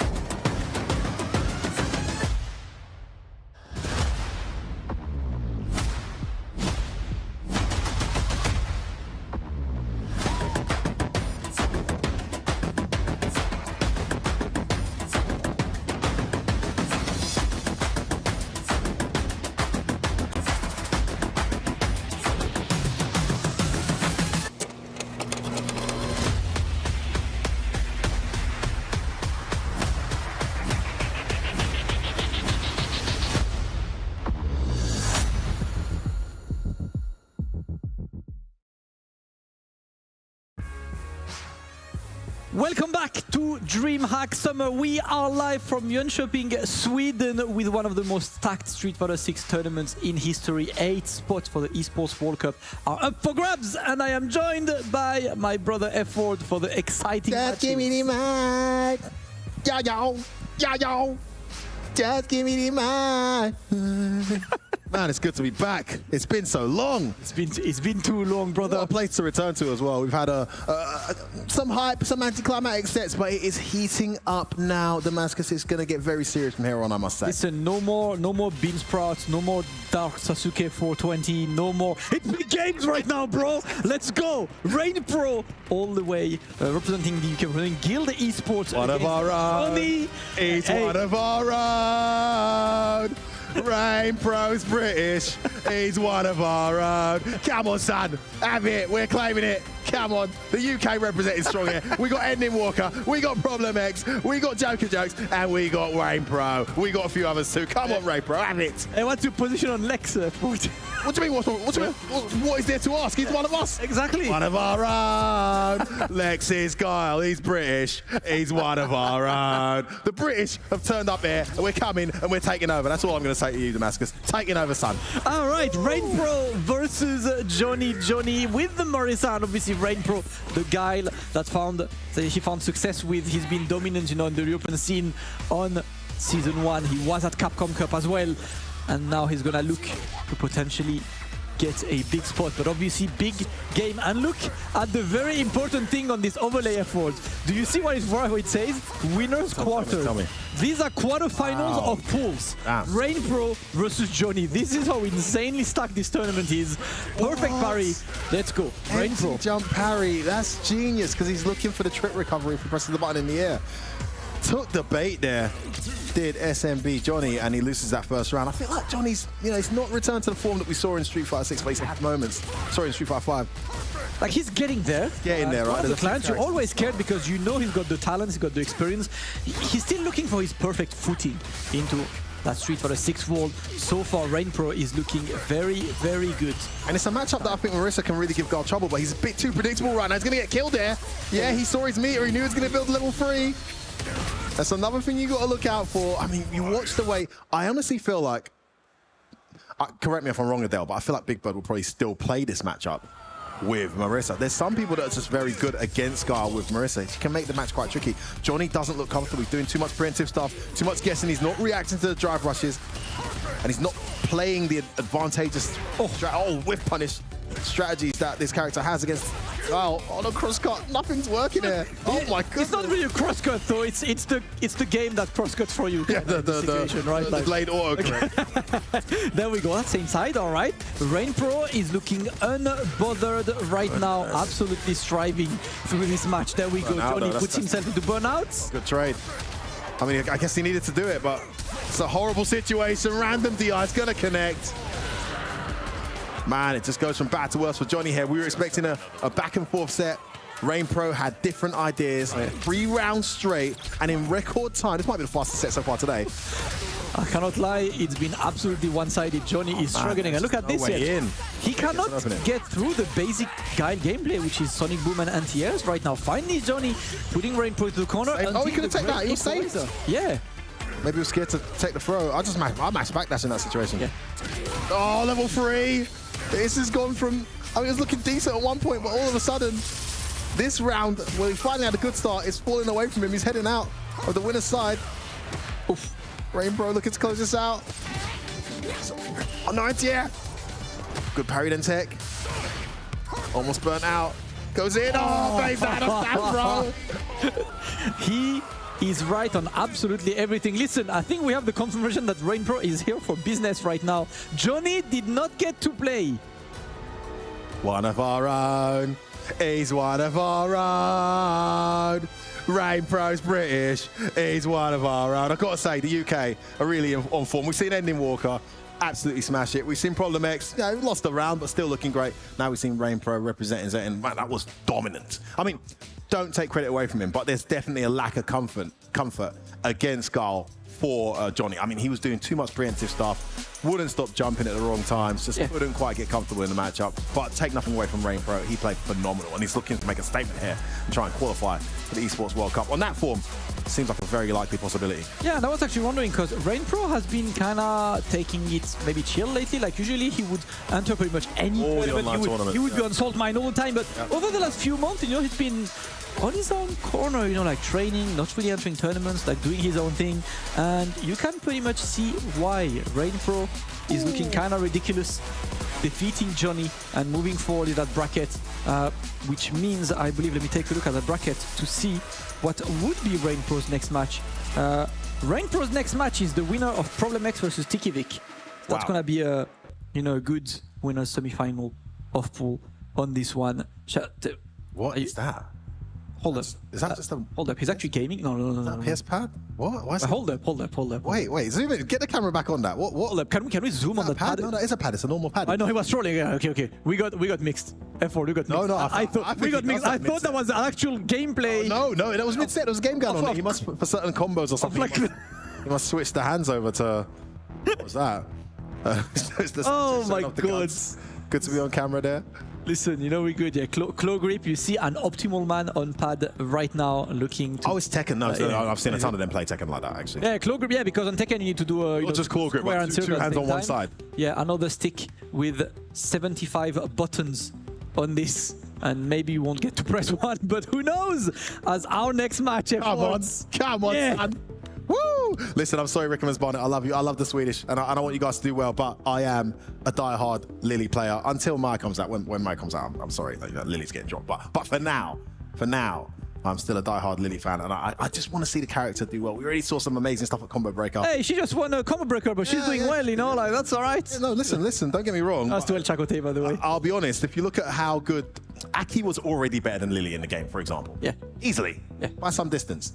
And if you look at the way they addressed her and look at the way they addressed Lily, it's pretty disappointing, right? They didn't really do much to her. But when a guy like Hibiki gets hold of the character, it doesn't matter, right? Anything could still happen. I mean, even in some of the most horrible matchups, this guy somehow manages to come through. Let's just avoid the Giles, because I was hoping to learn something from the Gile matchup when I saw him play Knuckle do a Rebel Kumite, and I learned absolutely nothing other than... Oh yeah, you learned that you should pick another character.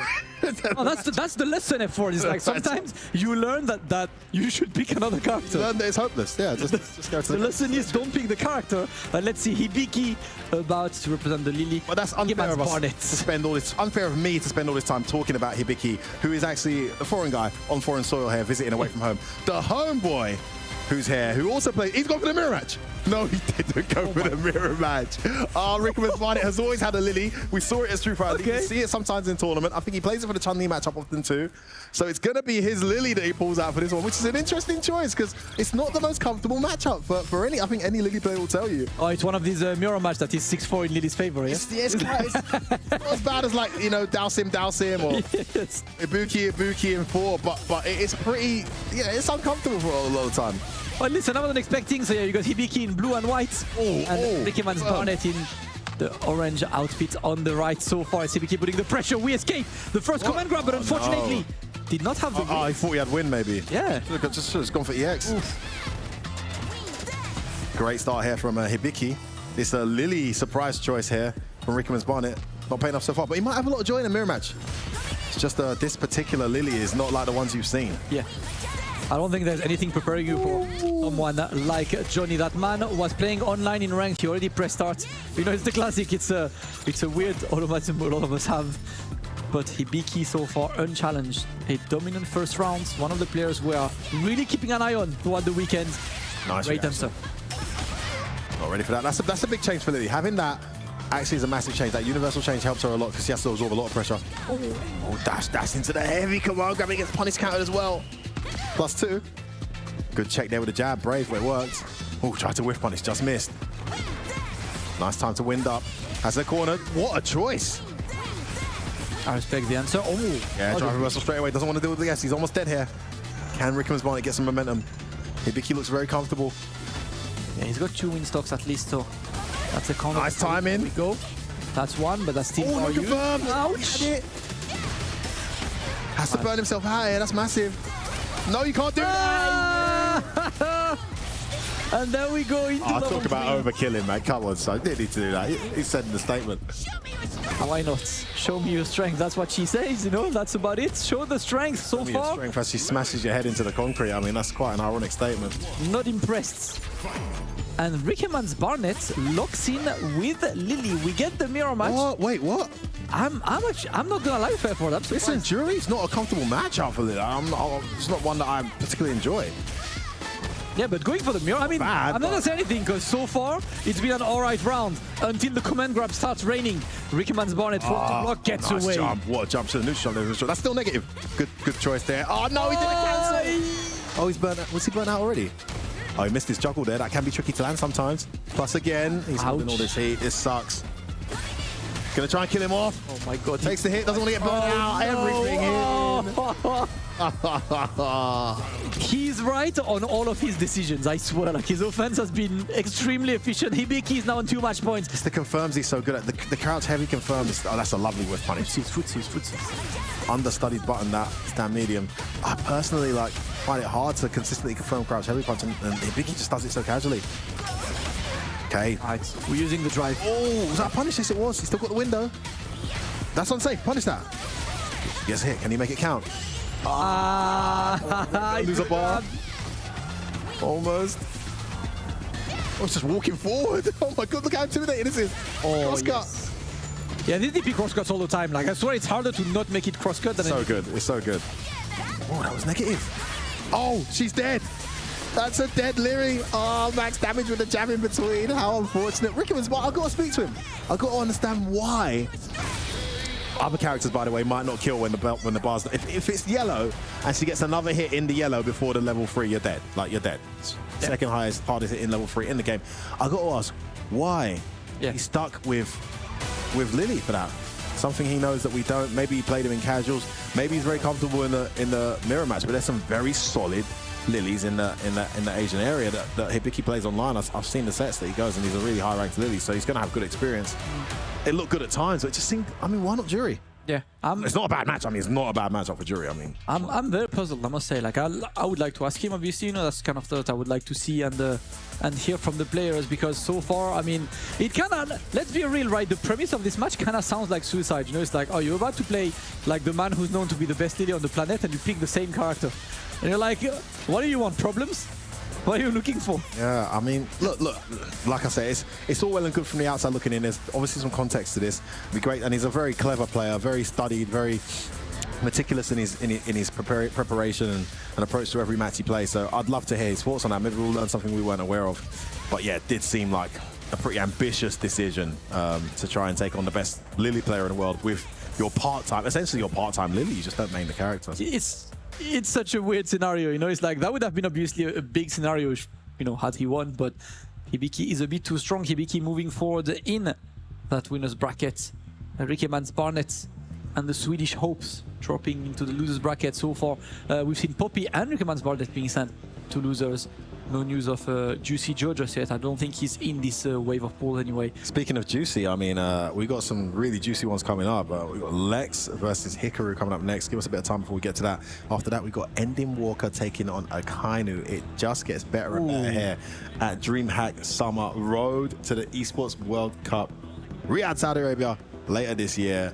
Cannot wait to see that go down. But right now, we'll be confirming, as Damascus mentioned earlier, 8 more players qualifying for the finals later on this year in just a couple months. All to play for. Yeah. Phenomenal teams represented, phenomenal nations represented. And we're starting to get into the really juicy part of the sets now as we get top tier versus top tier, top 8 caliber versus top 8 caliber back-to-back matches as we steam ahead. That's another juicy match. Lex versus Hikaru. Lex obviously recently signed into Cloud9. Shout out to him. You know, with the guy, he's already qualified as well after his ridiculously good performance at Evo Japan. Yeah. Hikaru against... You know what it is, Damascus? It's just something in the water in the UK. We just breed really strong players. You know? I don't know what it is, but you know, we just have this way to take these players, mold them, and like maximize their absolute potential. And Lex is just another great example of, you know, British talent that we have here, really born and bred, you know, fed in London. It's the beans. Yeah, I mean, you don't have to be born and bred. You sound like one of those, you know, extreme right wings, mate, yeah? Right, EDL and all that, mate, yeah? He has to be born in England to be English. Blame him. All right, come on, son. That's about all. He's not one of us. He's not one of us, mate. That's what you want to say, isn't it? Hasn't been there for long enough. Still have the American flags in tournaments. Let's go. No flags on its overlay, but you know which flag is working, yeah? Let's go. Shout out to Lex. And of course, Hikaru, one of the best Aki in the world. This matchup has got so much better for Hikaru as well, I must say. She fights it pretty well now. I think this was pretty significantly uphill before, but now, with that one change, it can be a lot more competitive because that meaty fireball so good. Oh, face out the reversal, beautiful delay into the block. There's that stand short that we've seen improved as well, and a wonderful first round here from Hikaru. So Lex will have that experience against his fellow British countryman Broski. One of the best to train against, and we know, historically, I mean, Guile is probably Broski's most hated matchup, considering, in Season 1, now Aki has been eating in his patch notes. And Hikaru is showing us. Oh, he's almost burnt out here. Oh. Nice, gets out of the corner at least. Gets to escape. Oh, no, my goodness, jump, it's so good. Oh, she's out of there. That just keeps going. There's a lot more there, guys.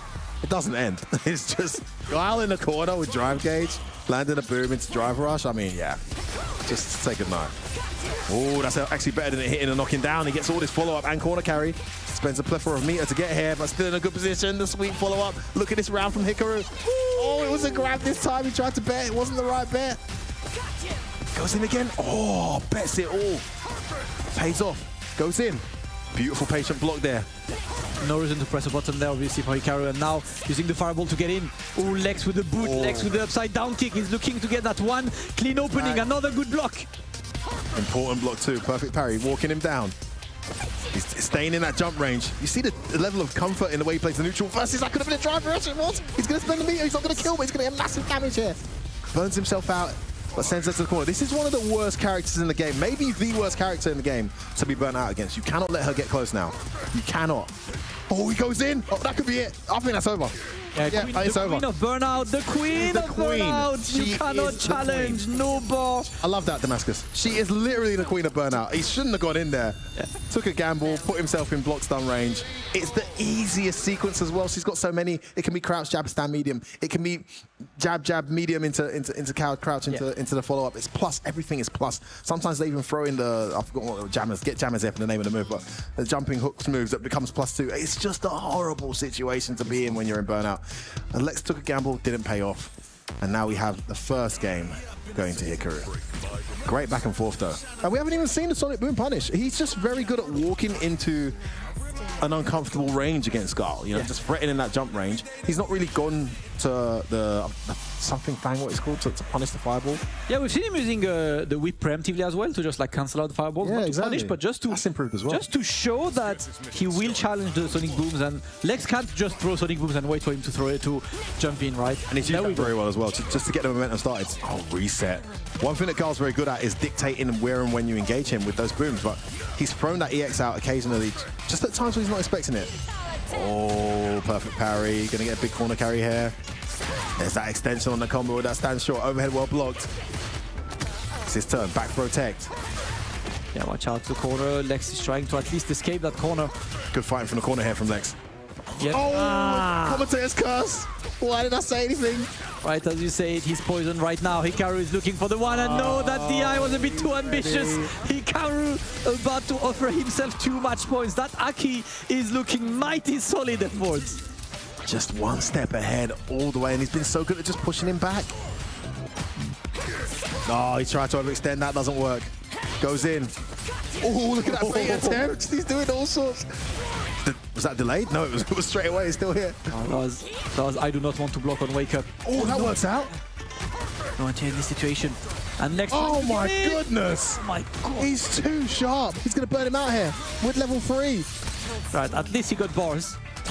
But that burnout string is about to be quite annoying to deal with. This is horrible. Yeah, but he's got bars, like you said. He's not completely out of it. Oh, he gets hit.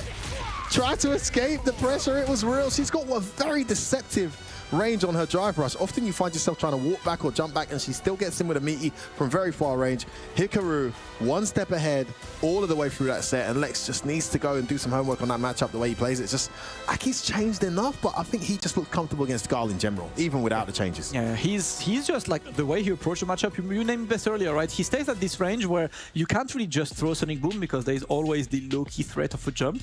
That's always that. He used the whip as well to just show that there were preemptive stuff. And obviously, never forget, right, the fireball into drive rush. That's one of the the OD fireball into drive rush is 3 bars worth spending because it changes Gal's whole because she gets in then, and then it's up to Gael to try and escape the situation. A masterclass by Hikaru on this matchup. Lex will be dropping into the losers bracket after an unfortunate performance on the winner side, but Hikaru definitely looked a bit too strong.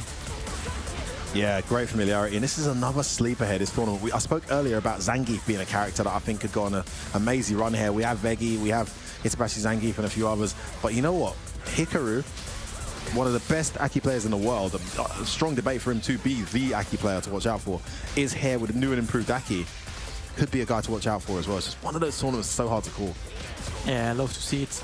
Obviously, you know, Lex tried his very best in these situations, but quite unfortunate to see that was actually a terrible position. You know, like you're full screen, but you have 0 bars and you're burned out. Yeah. That was way too long. You just needed to go to the boom game, but I guess level 2 was there as well. There was a lot of reasons why the boom game was maybe unreliable, but once you burn yourself out against Aki with no meter, it's just a horrible situation to be in, man. She's just too powerful in those scenarios.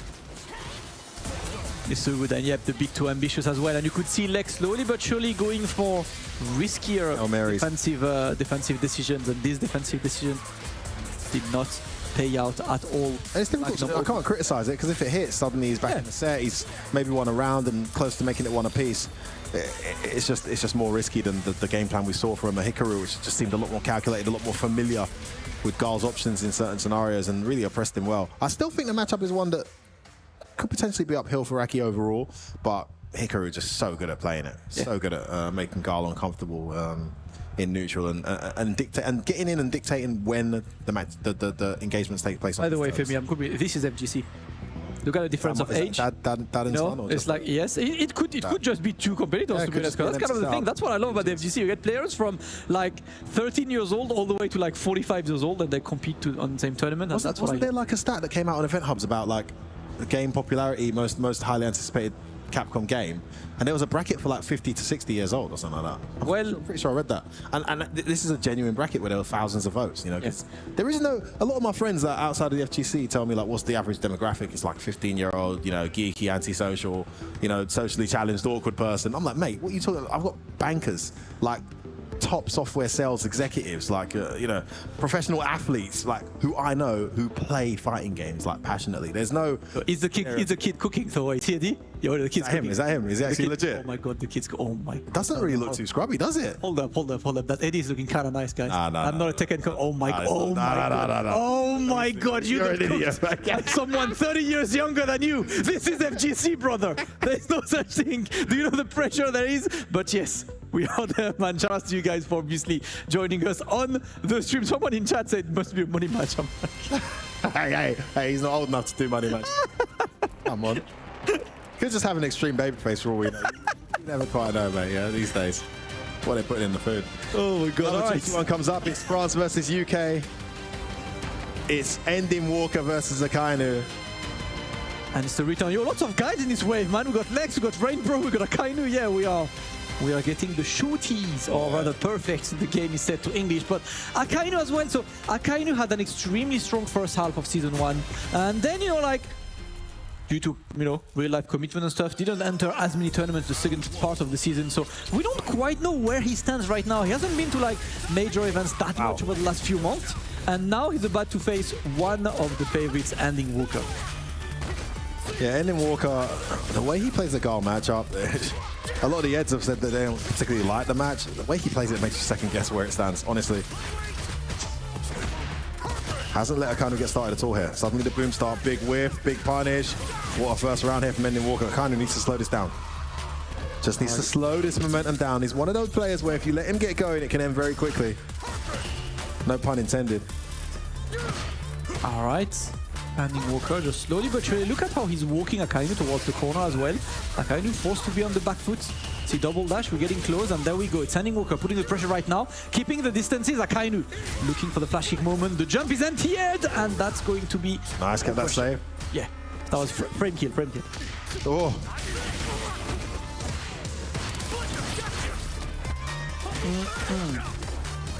Back to the corner we go. Standing Walker has been controlling the space at least. In this Yeah, and he's challenging those booms with that full charge. Snatcher. There comes to level 2. Gonna burn him out. Great choice. And straight into the drive impact as well. No time wasted. That is a dead guy. Doesn't even need level 1. He does, and he spends it. Closes it out. Wow. Damn. That was so calculated. I mean, he just wasn't looking for it. He got burnt out, and within a split second of being burnt out, it was a drive impact in his face. Yeah. Alright, let's see. Akainu needs to arrive here in this set. Yeah, he's playing passenger right now. Needs to update, but so far, there we go. An opening for Akainu gets the conversion, going to send Standing Walker away. Blimey, there's a band playing music next door on the main stage. The music is booming. I don't know if you guys can hear it on stream, but the floor is literally shaking right now. So if you guys hear our voice sounding weird, it's because of Esports.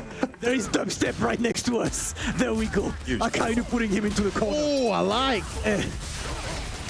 Big damage and punish as well. Love that conversion from Akainu. Gets his first round in the set. And it was that jump out of the corner that was a big turning point. No anti-F Mending Walker on the jump back. Ooh. Good answer. Walked forward, go through this one.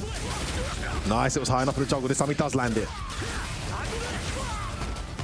Safe jump tings. Delay jab trades. Oh, he could have got something there, no? Ah, missed. Too far for the max damage. Oh, that's baited. Wow. All the answers.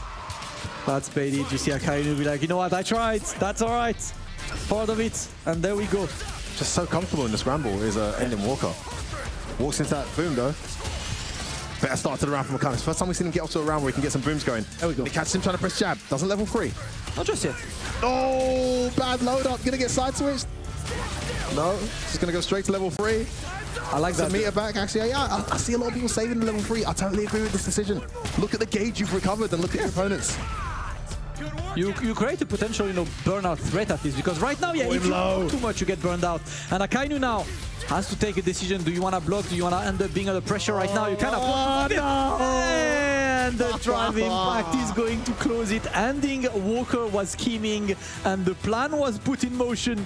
He moves forward in this winner's bracket. Akainu will drop down to the loser's bracket after this set. Ending Walker is looking extremely solid today, man.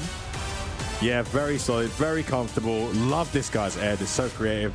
So I don't know if you guys can hear, because there's a stage right behind, and I don't know what they're doing, but I'm guessing one of the many bands of the weekend's turned up, Yeah, I don't know, the ground is shaking right now. That's kind of the stage, but that's the state of DreamHack. It's an esports festival. Plenty of stages, plenty of stuff, but the best stage is here for fighting games. We are there. Ending Walker 100%. Looking a bit too strong.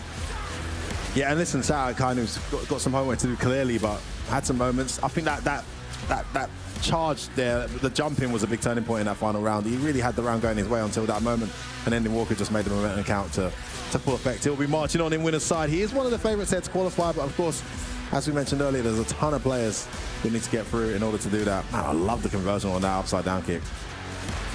Both of them, unfortunate, they're missing their count hit conversions. Just worked out in Ending Walker's favour. There was that jump I just referenced. Huge turning point. And look at the meter difference here after he does this level 3. A lot of people will be like, oh, let's save level 3, let's keep the momentum.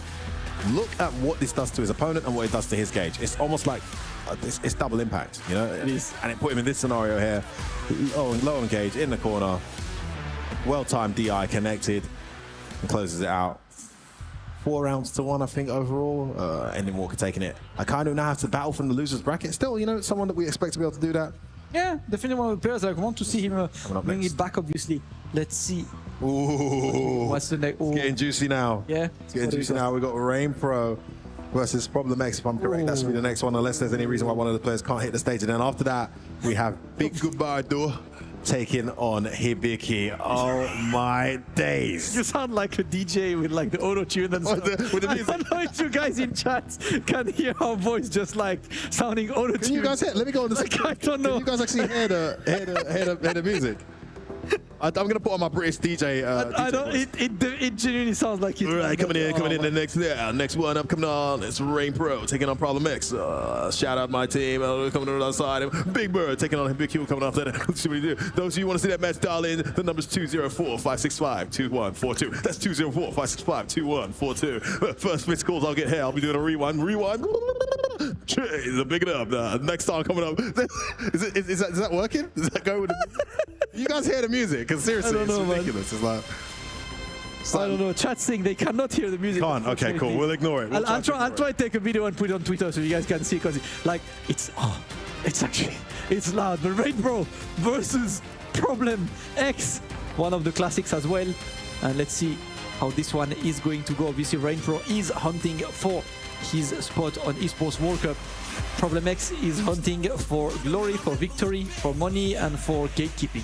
It's just a shame that we have to say, you know, one of our locals has to go to the losers bracket here. Some UK on UK crime, but you know, it is what it is. It's going to eventually happen. And if you're going on form, Rainpro looked absolutely stunning in his first game. Problem X looks a bit off his usual form. Yeah. What matters is what happens now, though. See, I can do this. It's a matchup he plays so well. Oh, nice. Catches him trying to press buttons off those negative frames. No, you don't. That drive rush is mine to take. This parry off the back of the frame trap. Oh, put himself back in the corner, though. Do you see the attempt at a perfect parry on Wake Up as well? Like, he actually did hop into parry. Problem? He doesn't want peace. He wants problems. Always. Always. Nice. That's exactly what you referenced earlier. Can wait for that parry. Punish as late as you want. Oh, nice change up in momentum. Goes in. Huge lively here for Rainpro. So back connects. I'm not gonna lie, Rainpro looks unplayable this weekend. Listen, that first game looked incredible, but Problem's got to rattle this game plan if you can. Can't let him make too many. I mean, it's easier said than done, but sometimes your opponent's just reading everything. Right now, it's Problem making the right guesses, though. Oh, Lightning Beast. Tries to bait out Stanford, doesn't come. Tries to bait out the flash kick. Oh, nice slide. Plaza. Patient blocking here from Rainpro. Again, the parry gets punished, but he's kept himself in this round.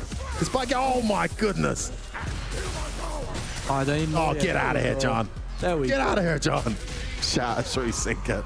I've never known what that means, but I love saying it. I think he's referring to Terminator, isn't he? Get out of there, John. Oh, bad anti-air attempt. Problem makes us turn it. We were just talking about how invincible Rainpro's been looking. Problem when he hits this kind of form. Oh, get out of my face. Rainpro's got to stop this momentum somehow. Can he slow this Problem? Oh, he's got 2 bars. He's got that's massive. He's got the 2 bars. That is gigantic. And there we go. You know what? I'm going to activate right now into punish. the slides. Oh, there's the bait he was looking for earlier. He tried to bait it earlier. Thought he'd go for it this time. No, you don't, says Problem X. And he gets himself that first game straight to the rematch. No time wasted from both of these guys. They want to play. All right. Oh. Again, the doll. All right, it's gonna be time. You know, chat. Just block. Oh, okay. Oh, okay. Blocking is cringe, bro. Yeah, why block, bro? Blocking is cringe. We don't do that. We don't do. Ah! I told you to block. Oh my goodness! Why don't you hold back?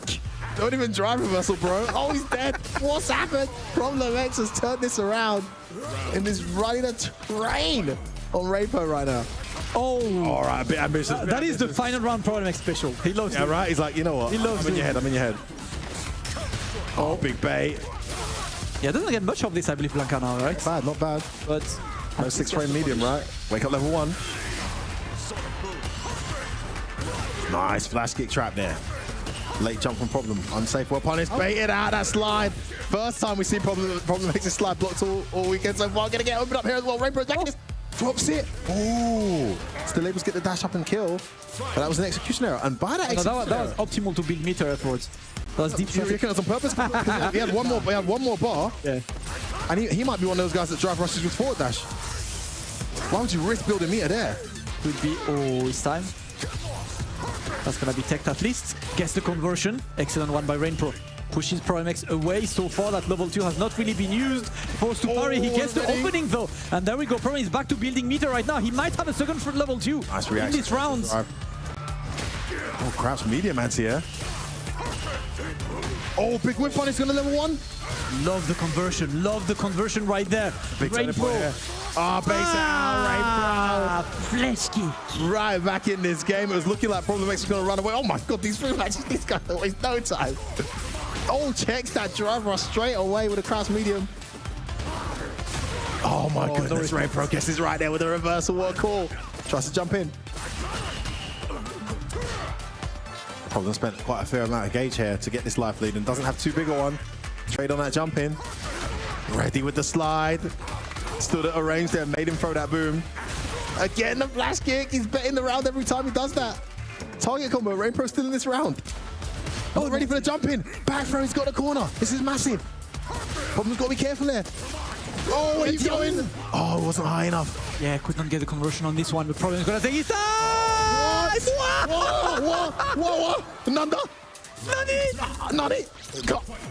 That's it. Oh, it's so sick! What happened? Rainpro taking too much points now. Oh, into the sweep. Great with punish. Rainpro finally found some momentum. Time for the shooty. Time for more pressure. Problem X on the receiving end right now, and he's got no bars. He doesn't have the level 2 to save him right now. In the corner, how does he escape? Rainpro's almost burnt out though. No, they're both almost burnt out. Oh. Okay. No. Perfect parry. Great equalizer effort. We're getting close to that level 2 that could save Problems live right now as he's trying to put Rainpro in the corner. No idea. That's it. Level 3. No, level 3. It's gonna be more. Button. Got to watch out. That's so clever. Gonna try and burn him out. Hit too far. Oh, that's not safe. It's safe. It's burn out. It's all happening here, mate. It's all kicking off. Rainpro with the scramble from hell manages to get the win against Problem X. He'll stay in winners. He was looking like he was out, down for the count at one point. Problem was running away with it. Made the adaptation, came back. Oh my god. And he's taking it at the last minute, man. So shaky. Dropped his level 3. Oh my god. It just became so flaky, so messy, but he's able to win it. And he will send Problem X to the losers bracket. Problem X already qualified after his phenomenal run in DreamHack Dallas, but we'll be looking to place here and we'll be looking to do as well as he can. Regardless of that, it's Rainpro who marches on in the winner's side. Man, what a crazy ending to that set. That was the most entertaining set of the day for so far. Not gonna lie. My god, what an incredible set it's been. And Rainpro, yeah, looking a bit too solid. And honestly big, right? Because Problem looked so dominant at the beginning. He had such good sequences in the first and second game. Rainpro manages to bring it back. And the rest is history, right? That's part of it. Incredible. Problem X dropping to losers that early. And if there is one guy who knows about losers run, yeah, it's Problem X. It's kind of nice at this discipline. He did it on purpose, right? Yeah. We'll see how he does, man. It's going to be one hell of a sharp full of killers down there. Yeah, he was looking at, and then he went and took the first round of that next game, looking like absolutely one-way traffic. But great adjustment from Rainpro. Had a really solid round here to stay in it, and he was saying that was on purpose. It looks a bit delayed. I'm not sure, man. I think he might be one of them guys that. I always pretend like giving credits to players, you know, like that's the. He might be one of them guys that forward dashes his drive rush cancels. Could be. This was genius. This was just That was like big brain. That was bigger brain. Yeah, massive brain. I mean, what a call. Yeah, in burnout. One of the fastest covering sweeps in the game anyway. My god. And in burnout, even more safe. Just baits him out into pressing the button into the OD flash kick. And it's Rainpro who takes it. Very unfortunate. But yeah, Rainpro moving forward. Problem X will see him after as more games are happening right here at DreamHack Summer. We are live from Jönköping, Sweden. And that is Hibiki stick, I believe. So we get Hibiki on stage again against Big Bado. The biggest of birds. Get hotter and hotter, baby. The biggest of birds. He also won the visa lottery as his fellow birds.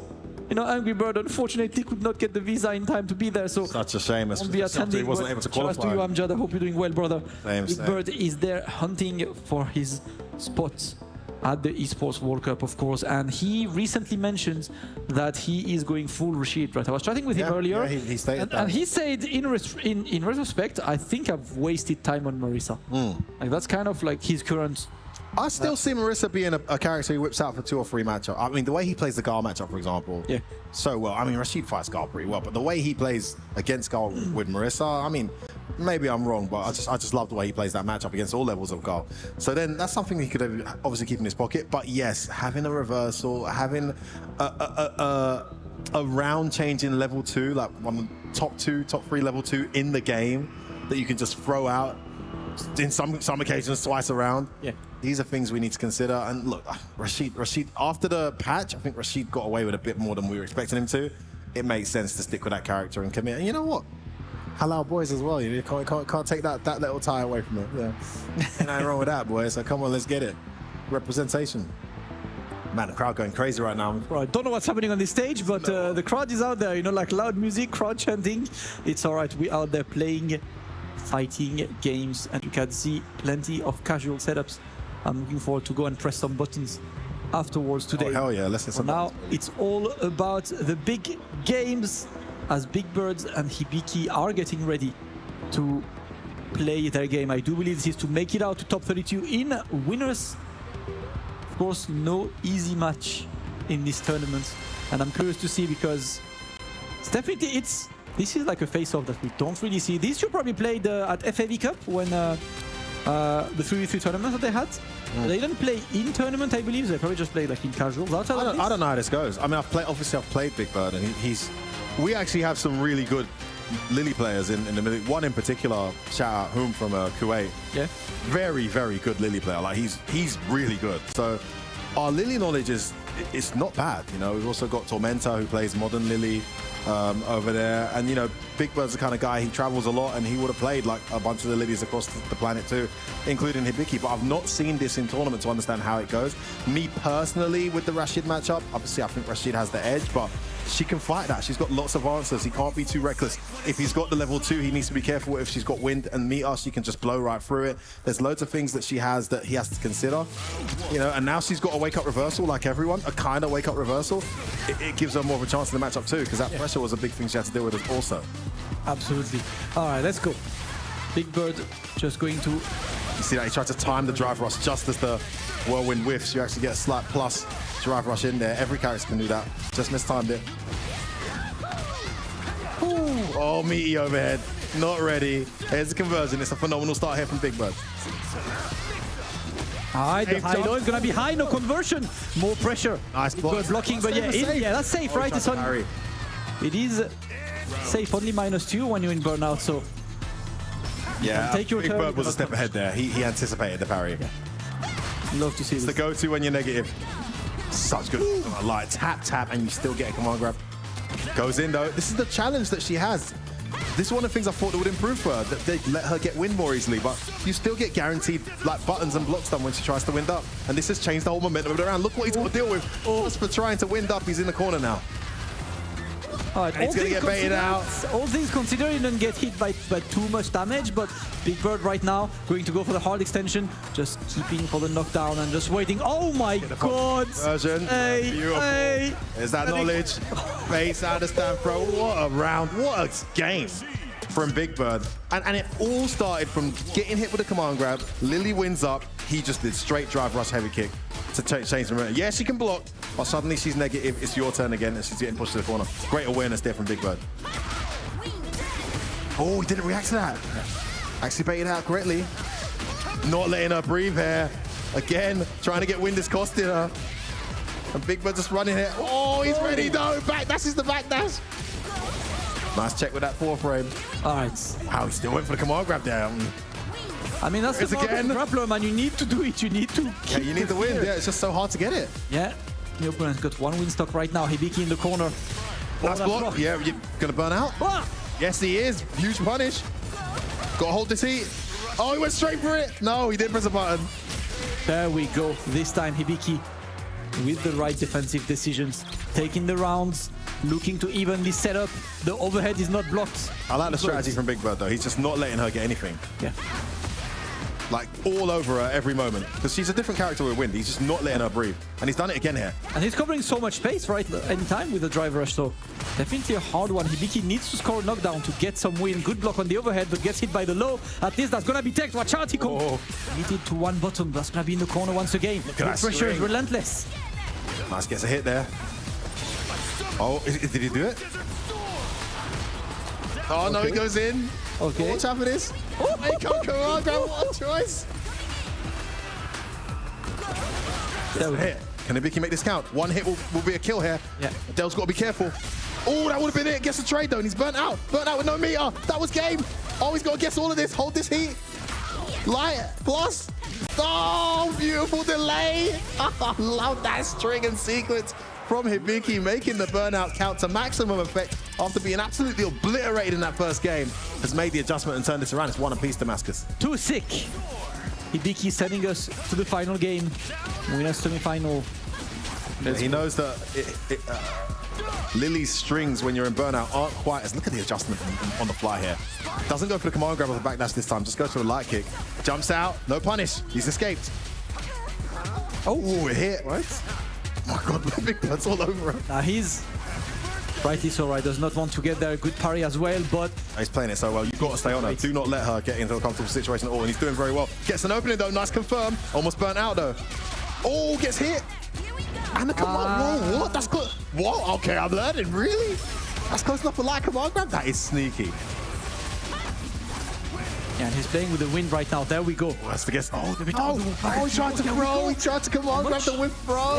He's dead. There we go. There's a need at level 1 as well. Excellent round. Big Bird taking another round, offering himself 2 match points over Hibiki. The round start overhead. A lot of good blocks by Hibiki, but unfortunately there for him. And he takes twice there. Better on Rashid's side. There we go. Rainy, cloudy with a chance of mix. Oh my God, he did it again. That was plus. And he built some drive meter as well in bonus, yeah? Win-win for Hibiki. Oh, I thought he was going to release it. He didn't. Nice awareness there. Oh, the empty jump. So good. It's okay. That's like 3 damage now with a light nerf. Look at the damage. It's nothing.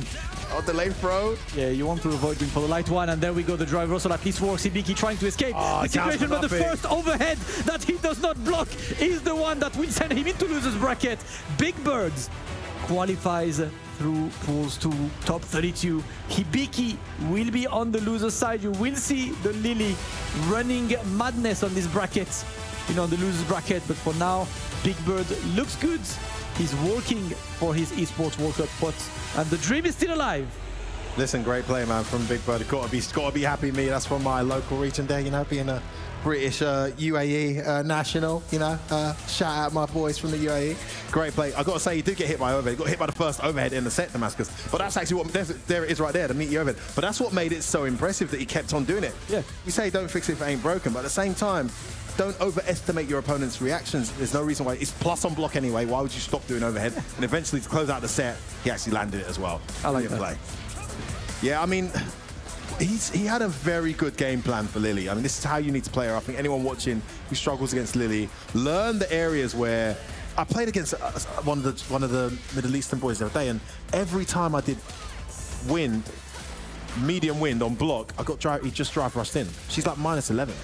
Yeah, he just drive rushed into a light, and I couldn't do anything about it. Like it's not her turn, She's got some very harsh data in terms of her overall recovery on normals and buttons. So you need to just smother her and not let her get wind. Even when she gets wind, she's not deadly, but when she doesn't have wind, it's just a completely different character. And you could see Big Bird was just so insistent on staying in her face at all times and not letting Hibiki get going. When Hibiki gets going, I mean, anyone in the world is going to struggle. So it's going to be hard regardless. We'll see Hibiki a bit more. I always have fun looking at this matchup, Lily versus Rashid, just for the lore implication, Like you were born in a tribe that mastered wind for generations, and you learn like all the wind and stuff, and you're like, I'm a wind monster, and you go out and there, and that streamer guy with the camera eyes actually has better wind than you. Trust this guy to think of it that way, seriously. Cool geeks. We're cool geeks, guys. I'm sorry, it's like... They both use wind, it's so fascinating. Bro, like, it's not like they both use wind. This is why Damascus is single, guys. He goes on a date with a girl, and he's like, there's a character called Rashid, and there's a character called Lily, and they both come from tribes where they learn how to control the power of wind with their hands in it. It's crazy, right? Yeah, I'm just going to go to the toilet. Okay, cool. Hey, Samantha, you coming back? Hello? Hey, do you know where she went? Listen, guys, we're going to take a break. We'll be back shortly to take the mick out of Damascus a bit more and more Street Fighter 6 action. It is the Esports World Cup DreamHack Summer. You can only get it here. Don't go anywhere.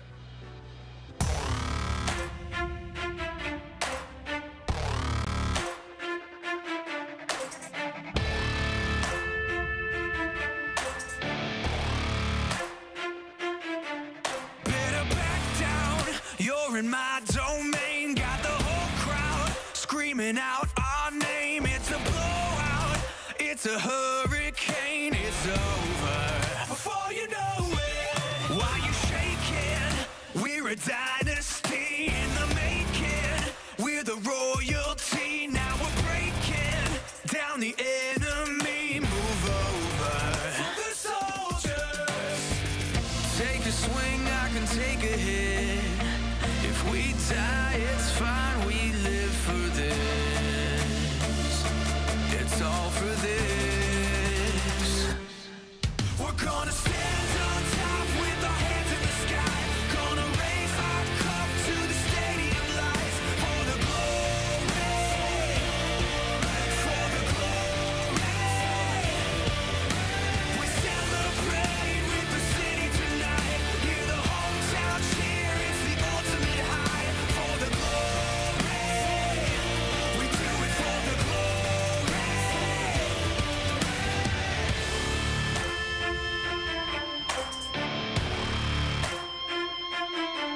Yeah, we've waited for our time to come, calculated everything we've done, we've upgraded. Now you can't outrun a champion. Now you're facing one. Can you hear them? Yeah, it's all for us. You believe them? Yeah, it's serious. Hear the siren. We're victorious. I'm telling you. Can I get a hell yeah? Take a swing, I can take a hit. If we die, it's fine. We live for this. It's all for this. We're gonna stand on top with our hands in the sky. Gonna raise our cup to the stadium lights. For the glory, for the glory. We celebrate with the city tonight. Hear the hometown cheer,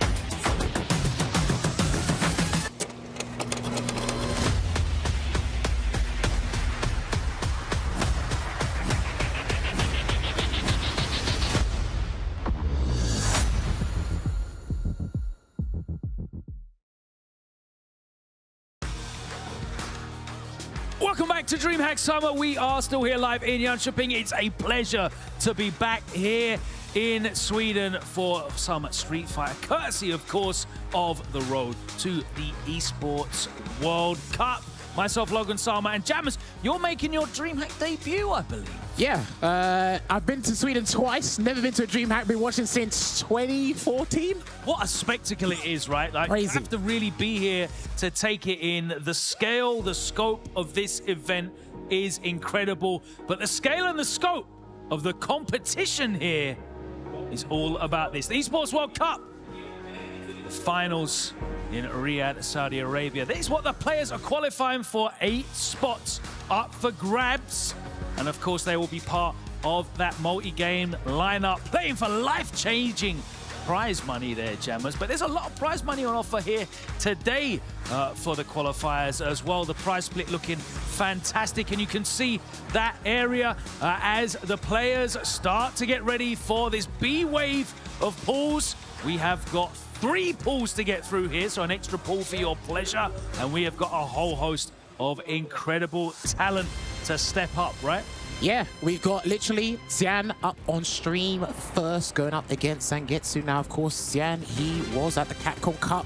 He came joint 9th, narrowly missed out on qualifying for the Esports World Cup in Australia, which Tachikawa and Tokido took those 2 spots in Battle Arena Melbourne. Shout out to the Australian scene if they are watching. He just came 4th, losing to Tachikawa's Modern Ed.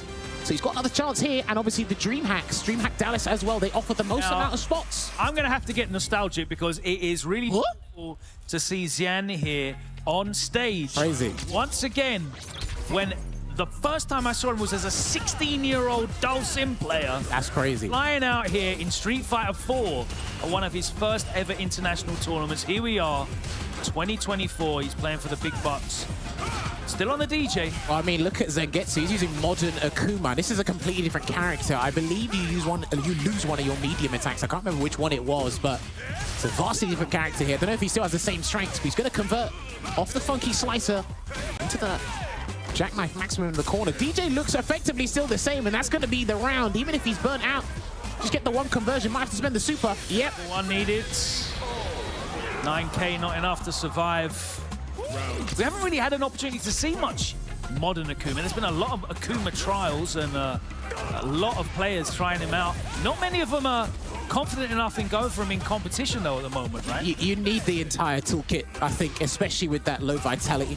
And now here's my hot take. I think Akuma is what DJ should have been last version. Should have given him 9K health. There probably would have been less complaints. Yeah. Well, that's just my hot Other than take. just doing combos that take 9K health. Basically. Throwing the fireballs, and I think he only gets access to the medium version of his Hadouken as well. I'm not sure if he can use the air fireball. Speaking of which, thank you very much for answering my question. And that could have been a burnout opportunity there, Logan. Is he going to get to level 3 years, and that is going to be super dead. All right, there you go. Going to close it out with that Weekend Festival Super R3. And again, at first glance, you probably won't be able to tell the difference with some of the stuff that DJs do at high-level play. But there was a couple of substantial changes. Maybe you might see players expose that over the weekend. But it's 1-0 to Xian at the moment. Big jump in over the fireball, gets a significant amount of damage and corner carrying. Here we go. All right, good perfect parry there. And he goes for jab into the heavy Shoryuken, and then it's going to be interrupted by his own reversal there from Xian. Air fireball again. DJ can actually wait and then do the crouching heavy kick and get the full punish counter. Okay, yeah. If he waits very last minute. At the moment, he's playing it safe. And there you go, going to get the conversion into double. Soba. Good block there from Zangetsu as well. Nice. Ready to pop that, and another perfect parry there from Zangetsu. He's been super on point with those. The command grab gimmicks are coming out. Good stuff with the overthrow. Another big jump in, and that is going to be another round for Xian. Looking to make it 4 straight. Now, I know some of the players, and I know Broski's spoken about this on his stream. Shout out to Broski.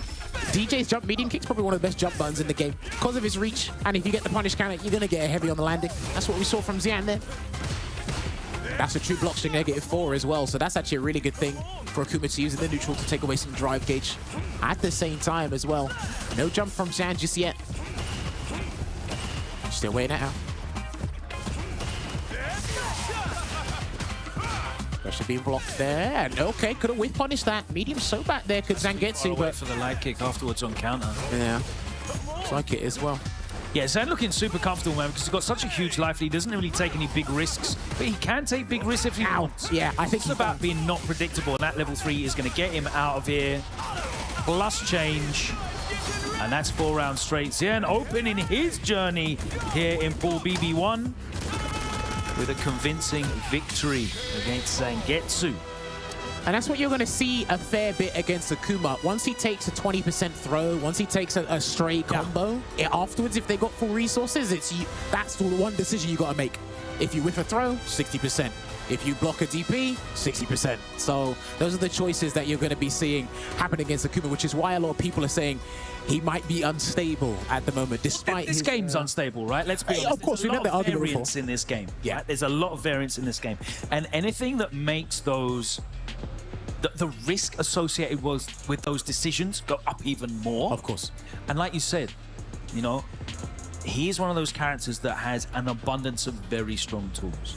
And it's going to require a mastery of those tools to really get the absolute most out of him. Now, I don't know whether Modern really offers anything for Akuma.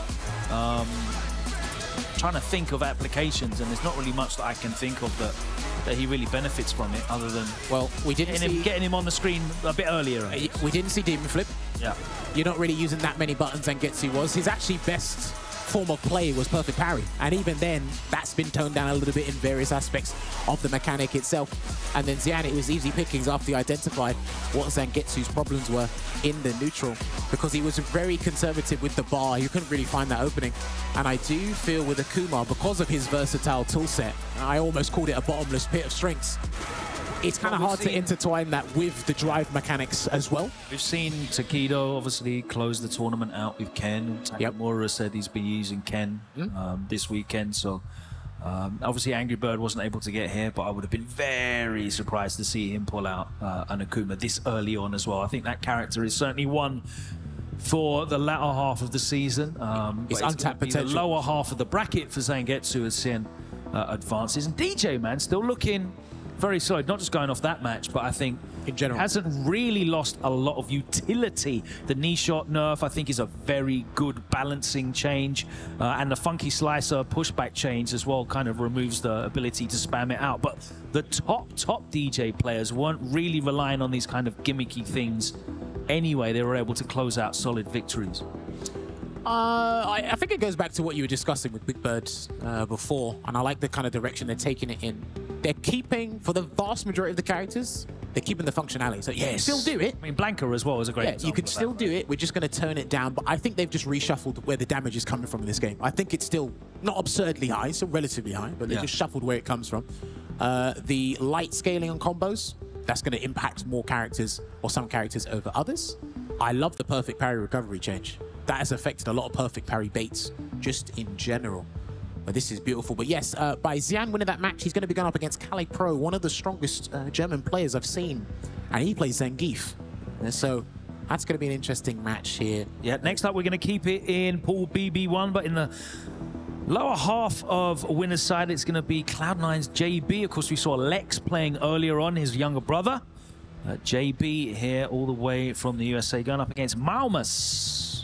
Malmus from Lithuania, I believe, the only Lithuanian player here as far as I am concerned. And he plays Jamie. That's the last time I checked. I don't know if he's actually picked up a different character. I don't know if he's been dabbling with Akuma.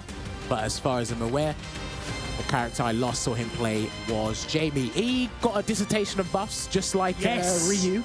It was a Christmas list, wasn't it? I haven't gone through all of them properly, so I'm going to be learning on the fly.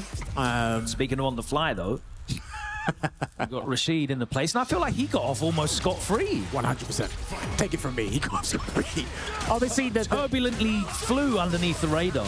Nice conversion there into the forward medium punch. People will tell you that the not him building meter from the level 2 was a nerf. No, that was a luxury that they just normalized. They just turned it down. He's still pretty effective with the Yasar.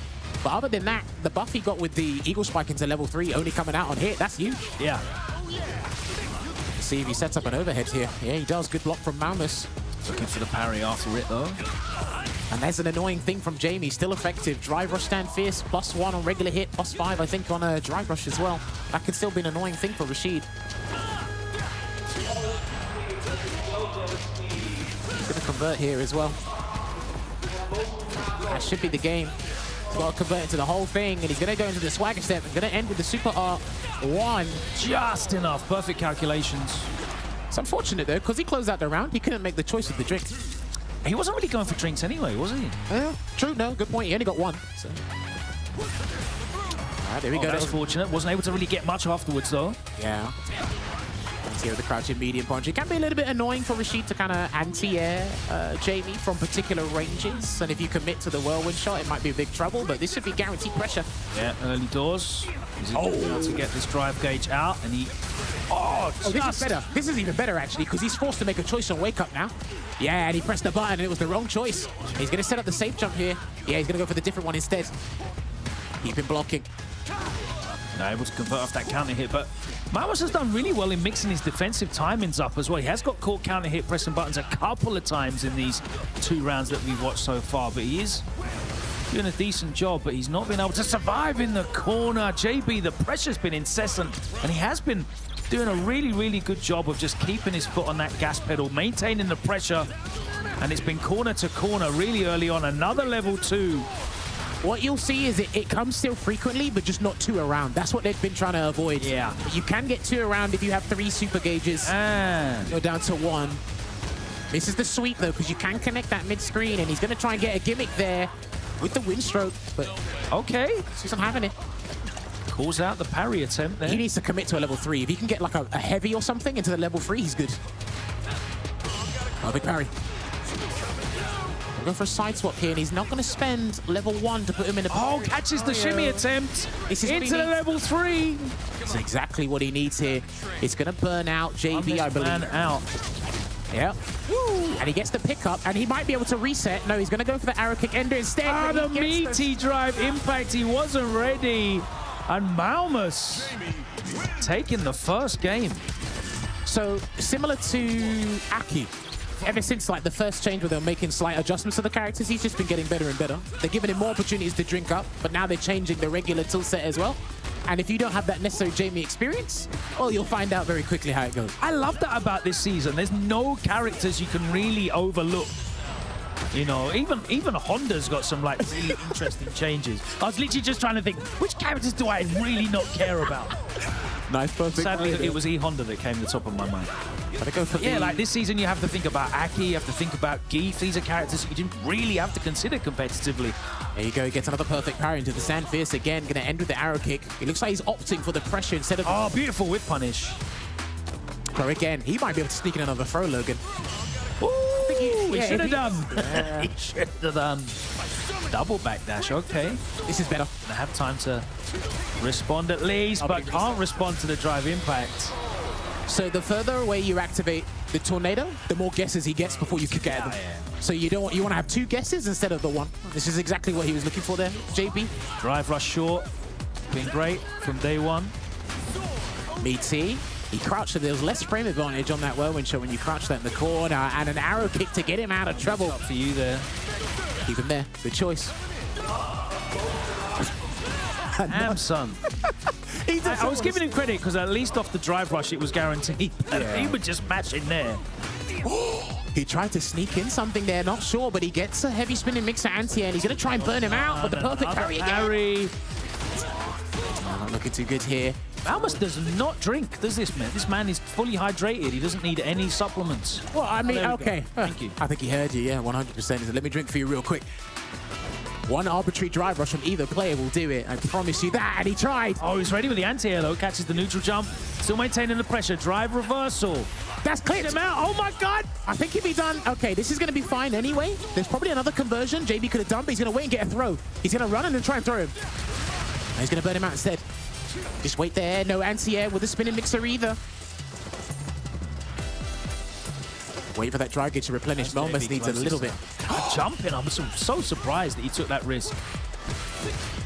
Pressure being applied. He can chip. Oh, and that is one of the classic Rashid problems. Just when you think EX spinning mixer should work, it's a weird angle and it just goes sky high above their head. And he's going to play this round out frustration and converts into It doesn't go vertical enough when you want to anti-air. It doesn't go horizontal enough when you want to challenge on the ground. Legit first world problems right Another there. perfect parry. Oh, he could get something really big here, Logan. Yeah, he might be able to end the round. Fast fall. He's done, yeah. Level 1. Yeah, that's it. Oh, a perfect round. So when you got the amplified whirlwind in the corner and you do the EX Arabian Sky High, you do forward medium punch, then the cyclone in the corner and they're floating for a little while, and as long as they're high enough, Nice. you get the level 1. I love his combo routes, man. The DLC character combo routes are getting much more flexible than the original 18, so I'm really impressed, and I hope the direction we're going in with the game continues that way. It's a forward throw again. Jumps out, but no spinning mixer, Logan. Yeah, it's an awkward angle. The heavy spinning mixer will Timing. still work there. There it is. Keep him locked down. Make sure Malus doesn't get out of the corner, because he's been pretty successful getting out of the corner, but now he's jailed.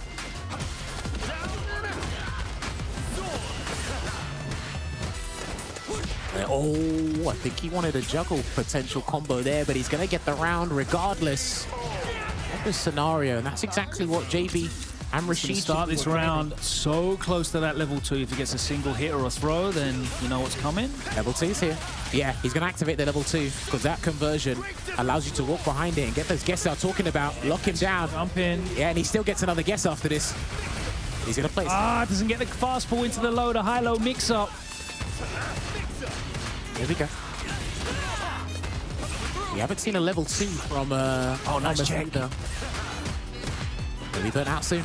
Wee! That with punish was cold. Let's throw tech. Back throw. All right, now this is definitely one more guess. Ah, There it is. JB had to work for it. Malus, And what a good show. JB flying all the way out here, and he is not here to mess around. He wants that qualification spot. And he's going to advance in this bracket. Or he's going to face the legend that is Urio. it's been ages since we've even seen Urio in tournament play at this caliber, so it's actually good to see him down here in Europe, going to get ready to play. But yeah, that matchup could be a little bit awkward for Rashid. You have to take an unorthodox approach, despite Rashid being a weird character himself. But once you lock Jamie down in the corner, it's completely fine, because there are some things you can expose pretty well. But the parrying from both these players back and forth in regular strings, yeah, it's actually pretty damn good. I've got to say. I really liked how Malus was mixing up his defense. Now, obviously, it didn't pay off for him in the for the duration of the set, but he was making himself very difficult to open up. But it was very much like you know, the legendary Day 9 saying, you don't know what's going on, just kill him. And it was just all pressure all the time, continually forcing Malus to make decisions on defense. And that's the thing you want to do, right? You're not always going to be right with your offensive pressure. There's going to be times when you go for the shimmy, you walk back, you get clipped low. There's going to be times when you go for a stagger and they mash jab straight away. There's going to be times when you get perfect parried. But he just continually was able to put Malus into positions. Coming back from 1-0 down, though, he made the necessary adjustments. Snuck that drive impact there. Yeah, 100%. You see it, and then there was what you're talking about, that very awkward angle. So kudos to Malus for actually using the light version of the dive kick to really make that feint, because even the heavy spinner mixer would have completely whiffed as well there. But you could see it. No level 3 required, constantly using level 2s, and it's still just as threatening as it was in the last version. And then again, if you can just lock them down in the corner, you are completely fine. I'm going to close it out with that Super R1. And this is the thing with Rashid, all the magic happens in the corner anyway, and it's very easy to put them in the corner. Your opponent, regardless if it's Jamie or not.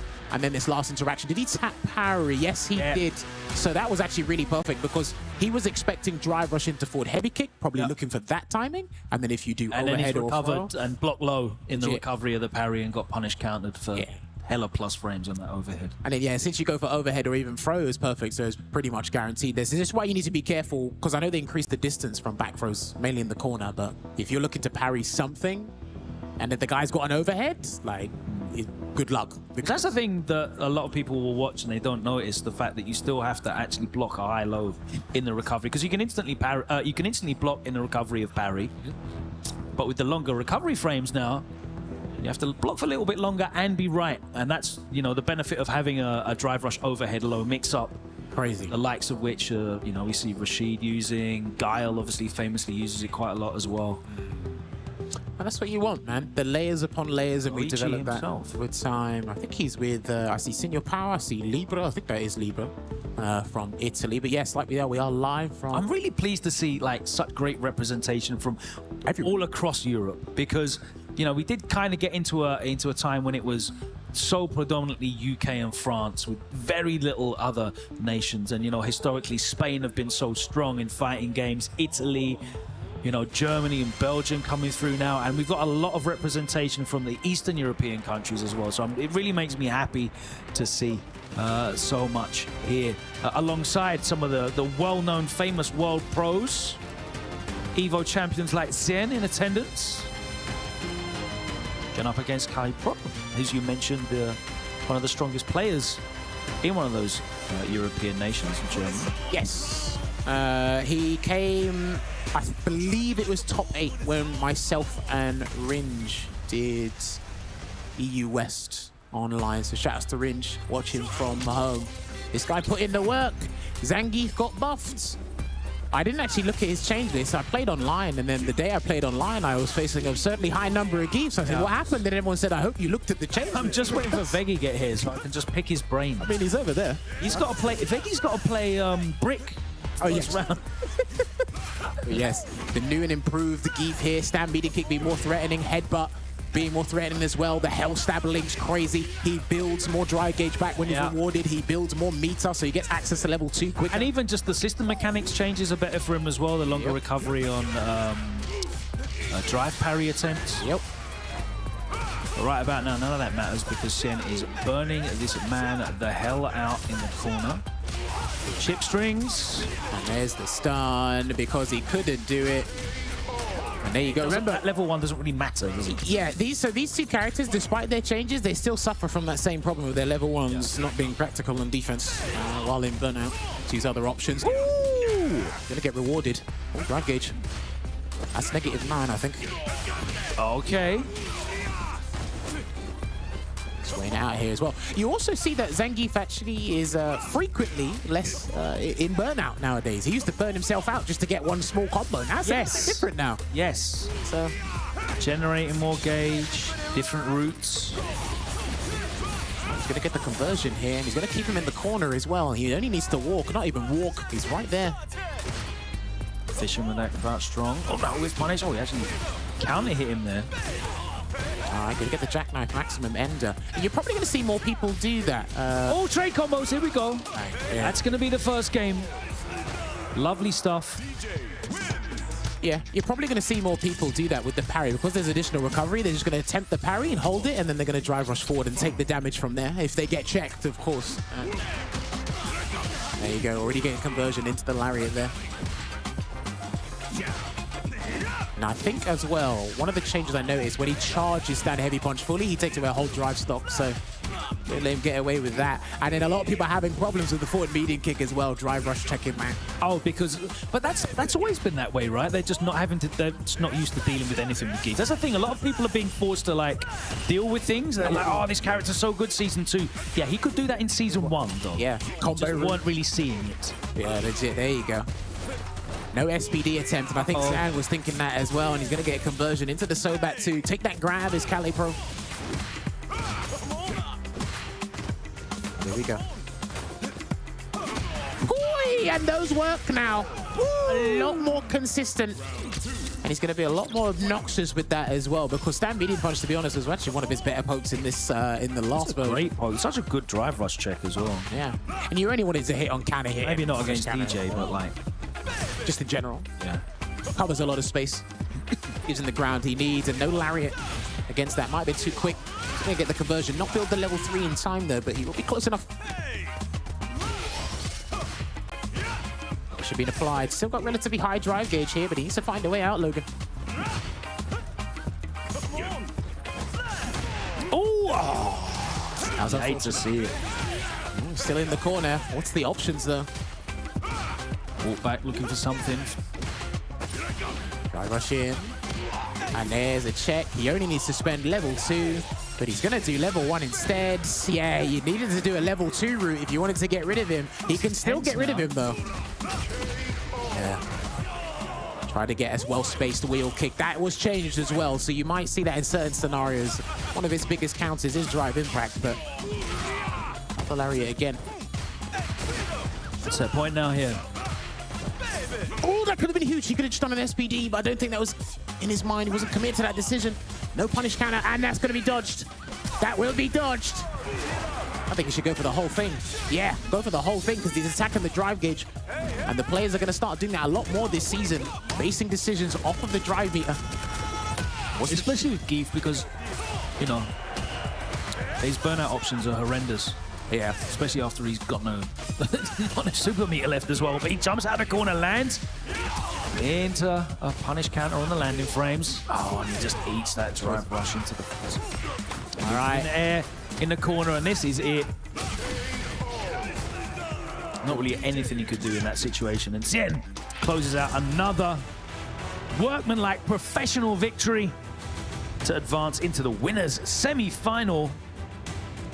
Solid stuff for him. Never really was in any trouble there.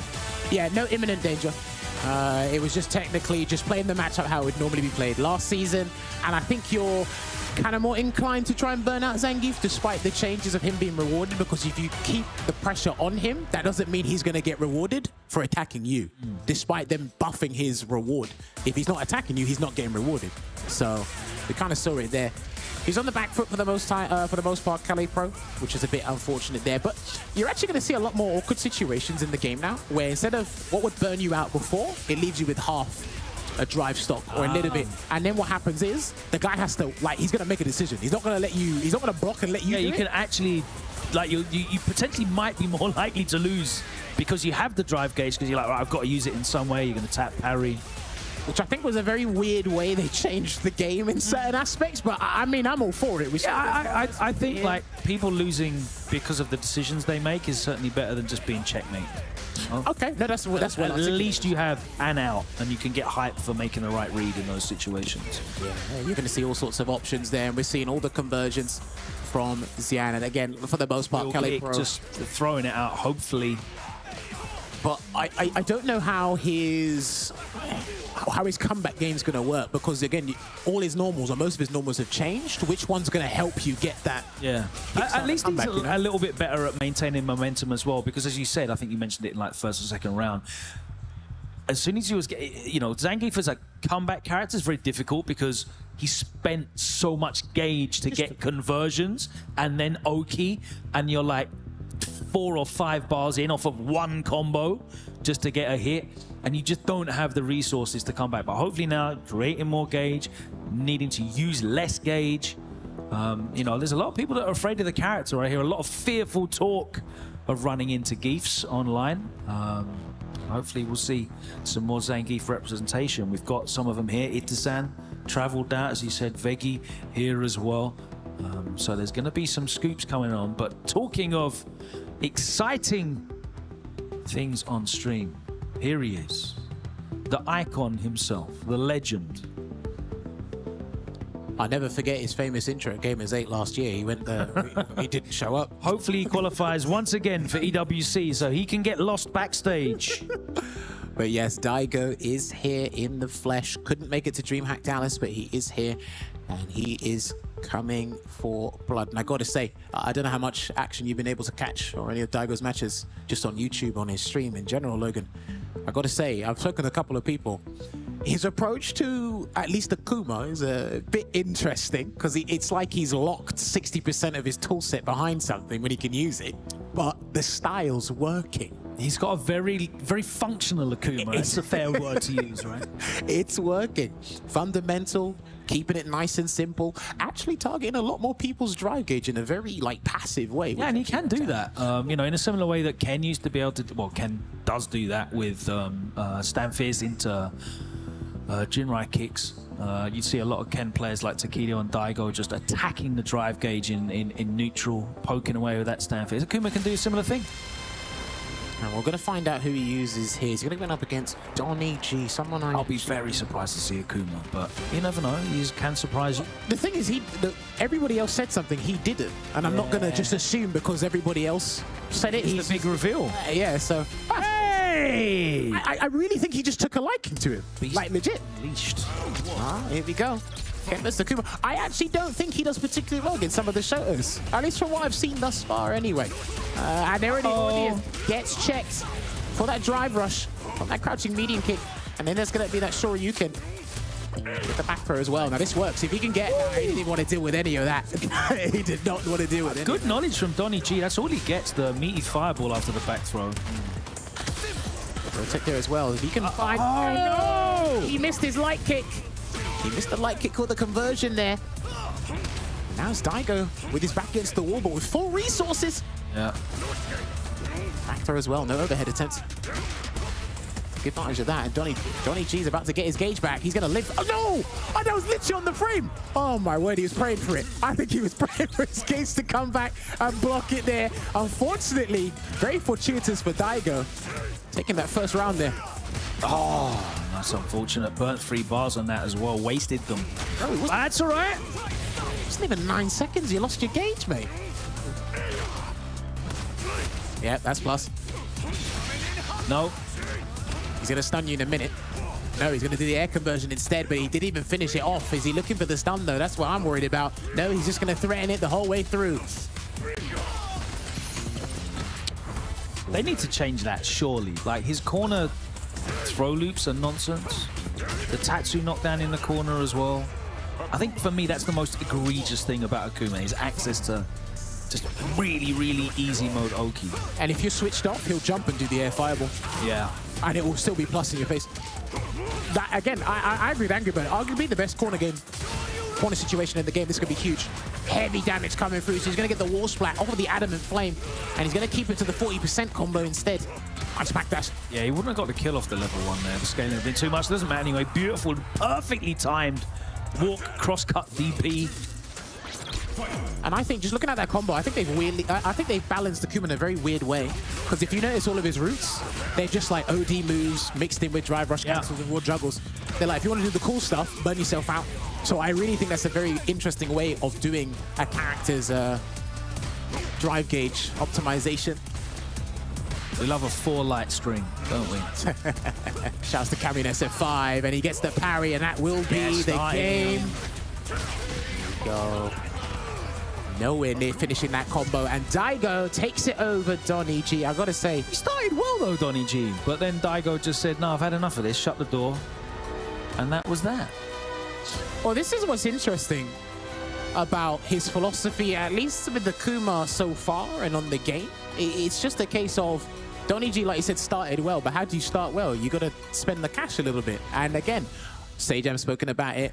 Majority of us have been talking about it in, like, you know, on and off camera. It's like, look, what happens if your drive rush cancel doesn't work? That's 3 bars, and I'm already a character that can actually do that. Was unfortunate, damage. you know. He was certain that stand fist was going to connect as a punish counter, and he was going to get a big lump of damage in corner carry. That was unfortunate. Yeah, there he was hoping that he was going to get the government bailout back in the green. And then I go with the big punish counter combos. Yeah, and that's what we saw, man. Even before, when we got to have a look at Akuma, we knew that Adamant Flame was going to be a huge thing, because you see it now. Heavy Adamant Flame is doing all the job. Get the Shoryuken there as well. But yeah, I think every round Donny G was burnt out. In some way, shape, or form, he was just burnt out. Here we go. Starts again with the Adamant Flame. Bullport OD version. So much damage left on the table as well. Cancel that into the Demon Flip. Yes.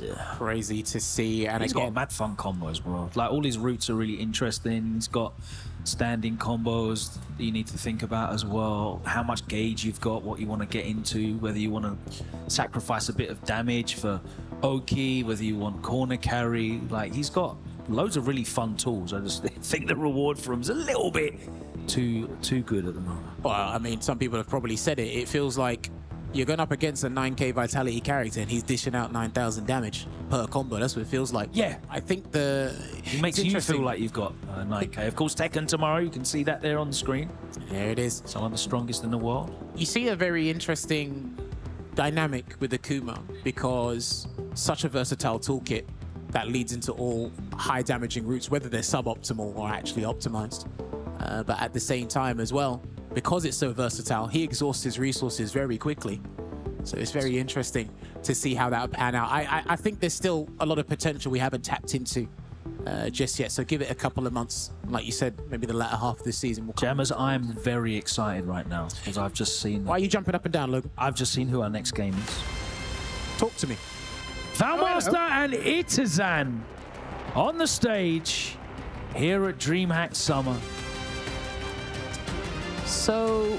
And they've got that epic music on as well. I loved it. They're setting you up, The Wild West.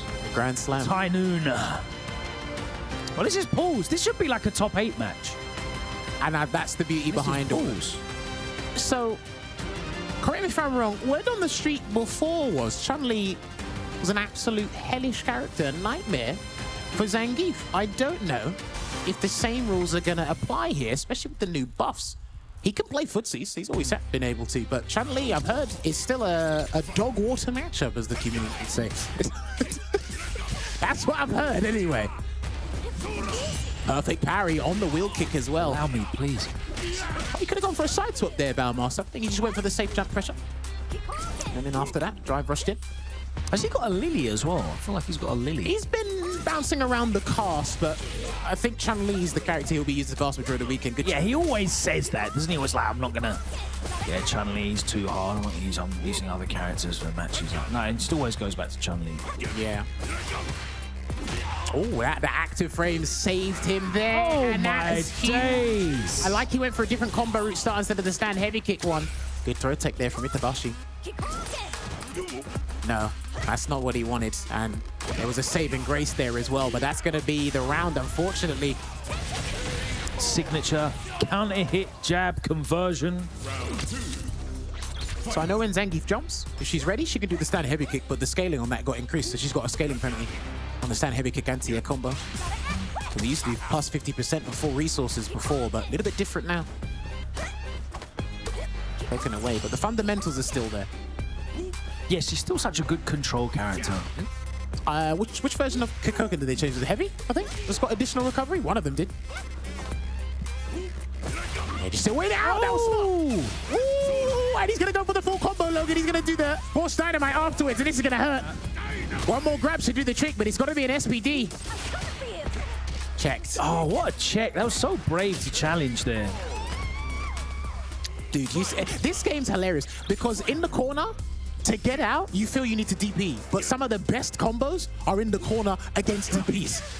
So you just see these guys having a field day. Yeah, this game is a very big risk, very big reward. That was smart.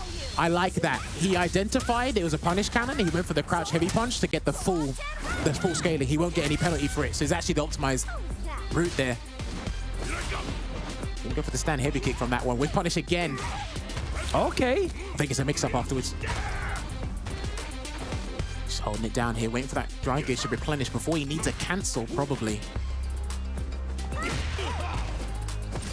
I just had a flashback to that video of Geese medium kick on auto fire. And it's gonna be the round, yeah. Okay, pretending you couldn't whiff punish it with crouch stand fierce. Oh man, there you go. It's gonna be the ultimate Russian suplex doing its job. Now, I always thought the OD Lariat into level 3 was just a bizarre change, but the Geese specialists, they make it work because you're in a situation where it's like, okay. But again, it helps with the comeback situation where if you just want to close that round out. Because I've got to give full credit to the development team. This whole version of the game, they've identified what people are not doing, and they're like, hey, we'll give you something to use. And when you think at first glance you might not be able to use it, you'll just come across the scenario naturally, you get the conversion. And OD Lariat, obviously that was before the huge balance update, but they're making it work. Checked again. Yeah, I think Valmaster's drive rush fierce quite frequently just to try and catch Valmaster checking. That builds a mad amount of meter, by the way. And show kicks there. Wasn't blocked this time round. Gets the back throw. But yeah, I think Valmaster's just trying to find the right spacing, the correct situational awareness before he approaches. Oh, this is going to hurt. What the hell was that damage? Oh, GG's. Set point now to Itazan. A funky feeling he tried to hold up, and I think he didn't think there was enough active frames there. The forward medium kick. Good check. All right, good block on the meaty there. Losing a bit of dry gauge, but again, as long as Zangief has more than like 3 bars in the neutral before he wants to take his stance in the offensive play, I think he's fine. And that's what you could tell in the changes. Oh, there we go. Nice anti-air choice. Back away there, yeah. It's very hard to find the right button to try and drive rush cancel for Valmaster, but speaking of which... Beautiful with punish. Huge amount of screen control he got back there as well, and he's just going to back off. Yeah, he needs to wait, but Zan's doing a really good job of picking his ranges at which he's hopping over the Kokokens. Got him. Ooh. He's got to burn him out. He's going to burn him out the right way. He's going to do the Super R3. He's not going to play around with Cyclone Lariat, and this is going to hurt. I think he could just walk at him. Yeah, he's in the corner, so he can just walk at him. Let's see what he does, because Valmaster needs 1 hit confirm into the level 3. He's looking for it as well. But there's less... No. Oh, he's going for it. Yeah, he's going for it. This is huge. He's dead anyway. Force Dynamite going to close it out. Make it 2-0 there. Knock that in off the light kick. Valmaster, you could see, was really focused on trying to catch him walking in with that forward medium punch. The hit confirmed. And the range of that light kick was just able to clip on block. Valmaster not able to react at all. And that was that. It's rough because I've seen it numerous times in matches now where you're in burnout, you're trapped in the corner, you've got the level 3. We know what you're looking for, and you're also trying to prevent a stun, but the opponent goes, oh, okay, I know what you're looking for, but I can actually encroach on that space a little bit. Maybe observe if you're going to try something different and then surprise you. There's so much stuff in this game that's reactable, but reacting to all of it. And I love that in those situations when you watch players make their opponent uncomfortable, which is exactly what happened there. You could sense that Valmaster was just hoping that forward medium punch was going to connect and he was going to be able to bring it back and save himself. But all it took was Itazan to encroach in that space. He wasn't able to react to the cancelling to the driving impact, and that was that. I've got to give full credit to Valmaster as well. The situational awareness he had and just the patience in general to try and commit or just observe how Zangief would attack him in certain instances was pretty good. The patience was good, but you need that kind of patience against Zangief. But it looks like Zangief dictates a few aspects of the neutral a little bit more now because of the confidence. And then the conversion, the damages, it's just insane. At least for now anyway. And there's the drive impact. Got to go straight into that level 3 there with that conversion. And we're coming up to the scenario now where it was just perilous regardless of how you look at it for Valmaster. Full resources. You're never out of the game when you got the supers, but...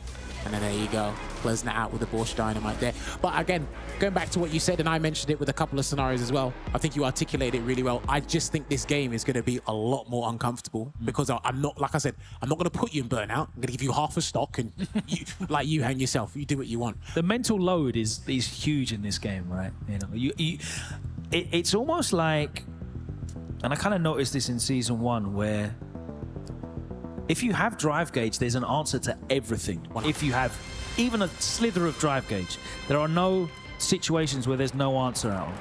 But that can make you completely overloaded by looking for openings, thinking about your reactions and thinking about situational responses, and it's just so much to do, and you can just get caught out by the simplest thing of like someone just walking up and throwing you because you're terrified and you're looking to tap parry something and you're looking to react to something, and they'll just walk up and throw you in the end. And it creates new scenarios as well that we can all pay attention to and learn from. But move on to the next one. We should be in Pool B3 now, because I did see Dor Kevin up on stage. He's going up against Weinen, local Swedish player. We actually had him on sets back in SF5, played car game. I think he is, yeah, Cami main.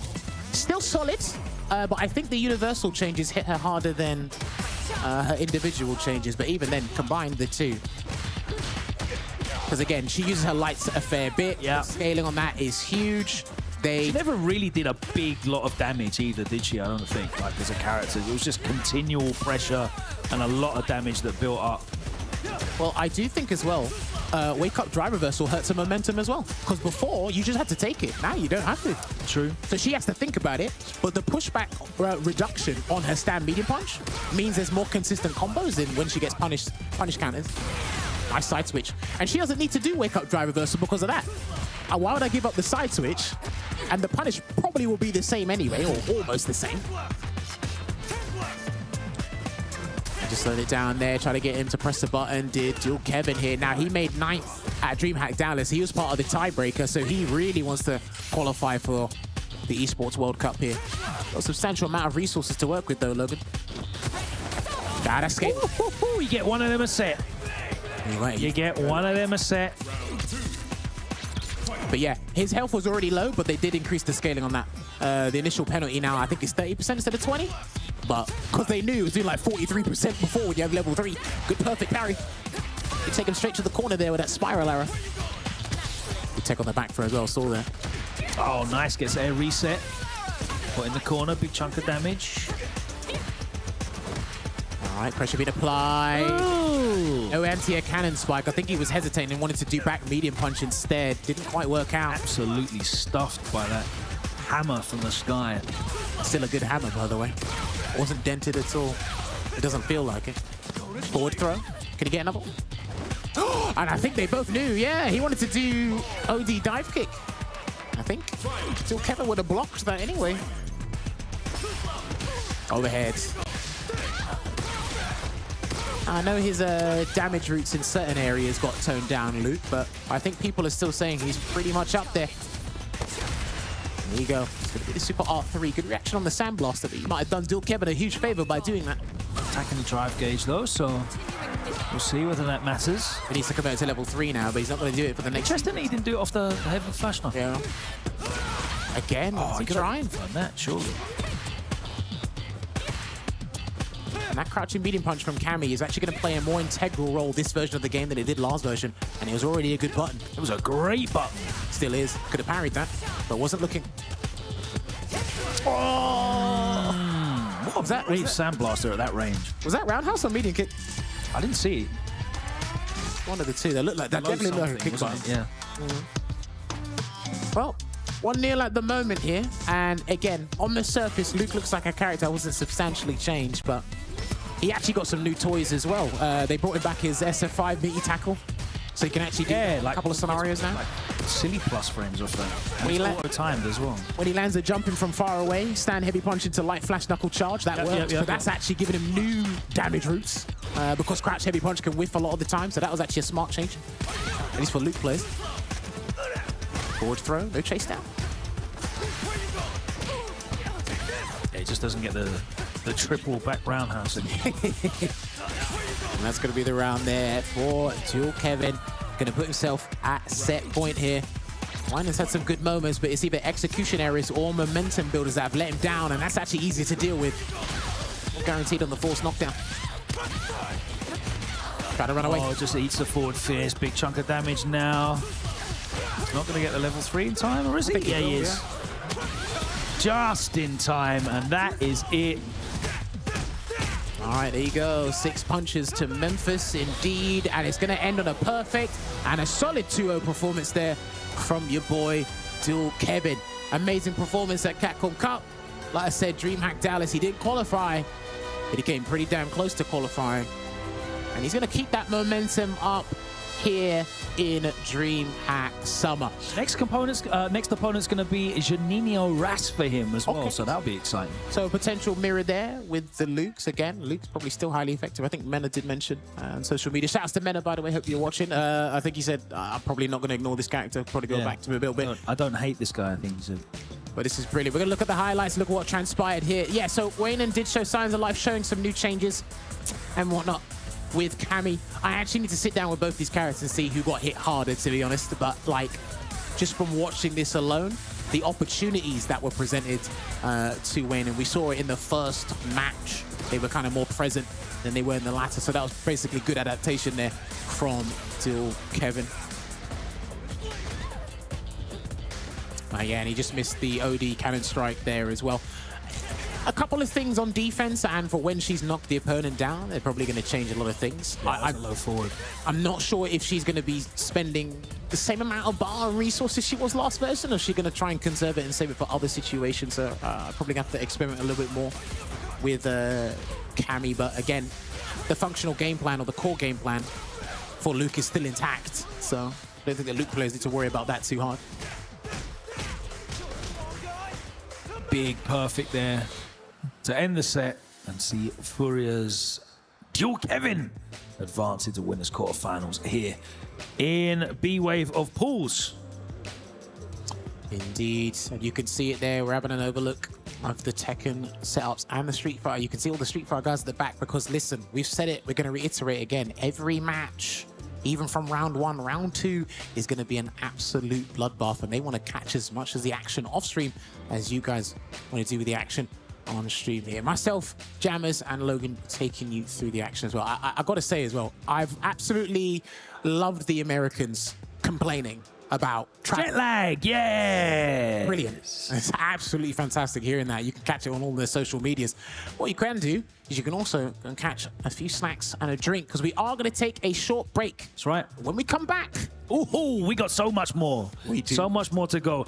8 players will earn their spots at the Esports World Cup, and we're going to see who makes it through these 3 packed pools in the next hour. But we've got matches all throughout the next 3 days across Street Fighter 6 and Tekken 8. So don't go anywhere. Keep it locked right here.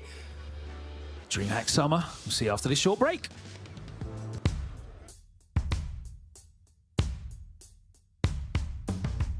You call this alive, I call it a lie. Yeah, we beg to live, and we die to survive. Yeah, you call this alive, well, I call it a lie. Yeah, we beg to live, and we die to survive. If it smells like fear, yeah, then cool off the torch. And if it tastes like doubt, dig it back in the dirt. If it smells like fear, yeah, then cool off the torch. And if it tastes like doubt, dig it back in the dirt. We are one, so why divide? Yeah, we are one, why divide? Yeah, we are one, why divide? Yeah, we are one, why divide? You call this alive? Yeah, I call it a lie. Are we built to live? And we die to survive? Yeah, you call this alive? Well, I call it a lie. Yeah, we built to live, and we die to survive. Yeah, we are one. Why divide? I said we are one.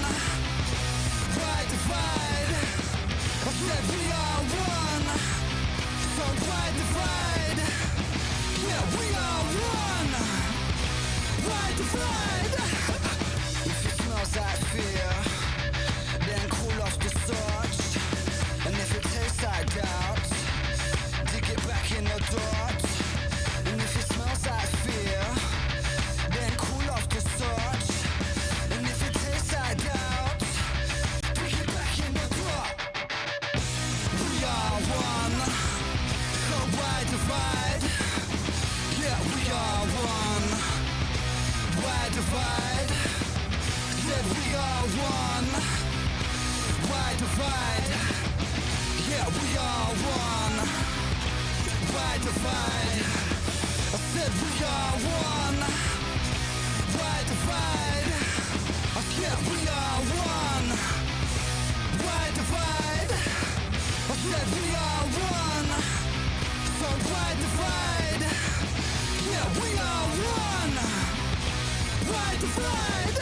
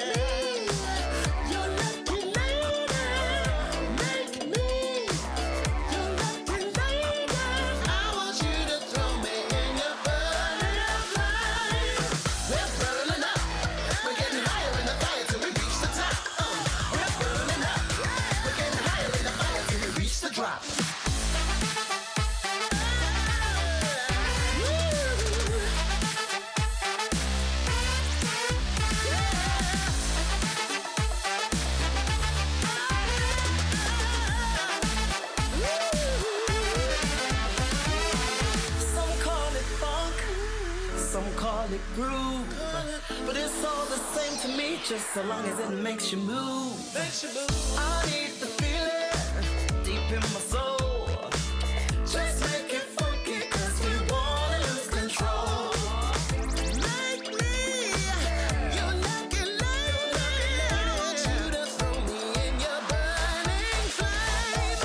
Let's get the funk out. Everybody, let's get the funk out. Yeah, let's get the funk out. Everybody, let's make it funky. Make me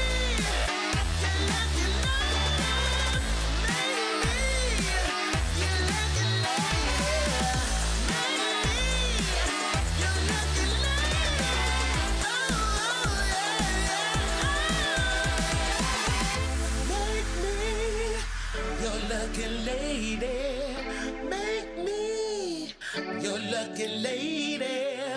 Make me your lucky lady. Make me your lucky lady. Oh,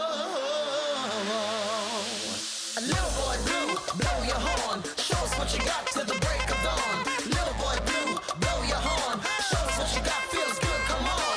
Little boy blue, blow your horn. Show us what you got till the break of dawn. Little boy blue, blow your horn. Show us what you got, feels good, come on.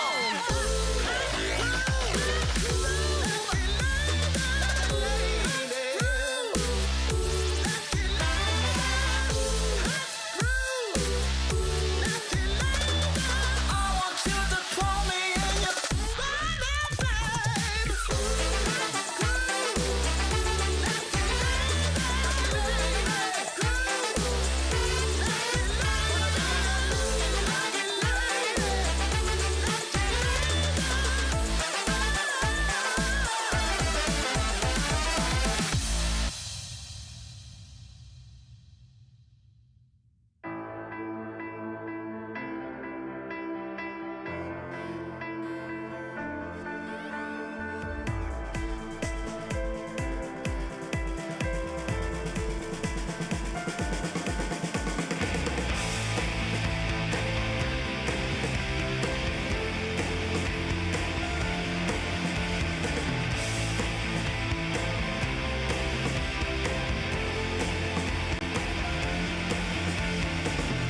Hold tight, the night is getting longer. Countdown, I feel it getting stronger. Break free and lose your self-control. Whoa. Just light the fuse and let it go. Get up, let's get started. Come on, we're gonna throw it down. Get up, it's what you gotta do. Get up, let's get started. Come on, we'll lift it off the ground or reach up high and touch the sky.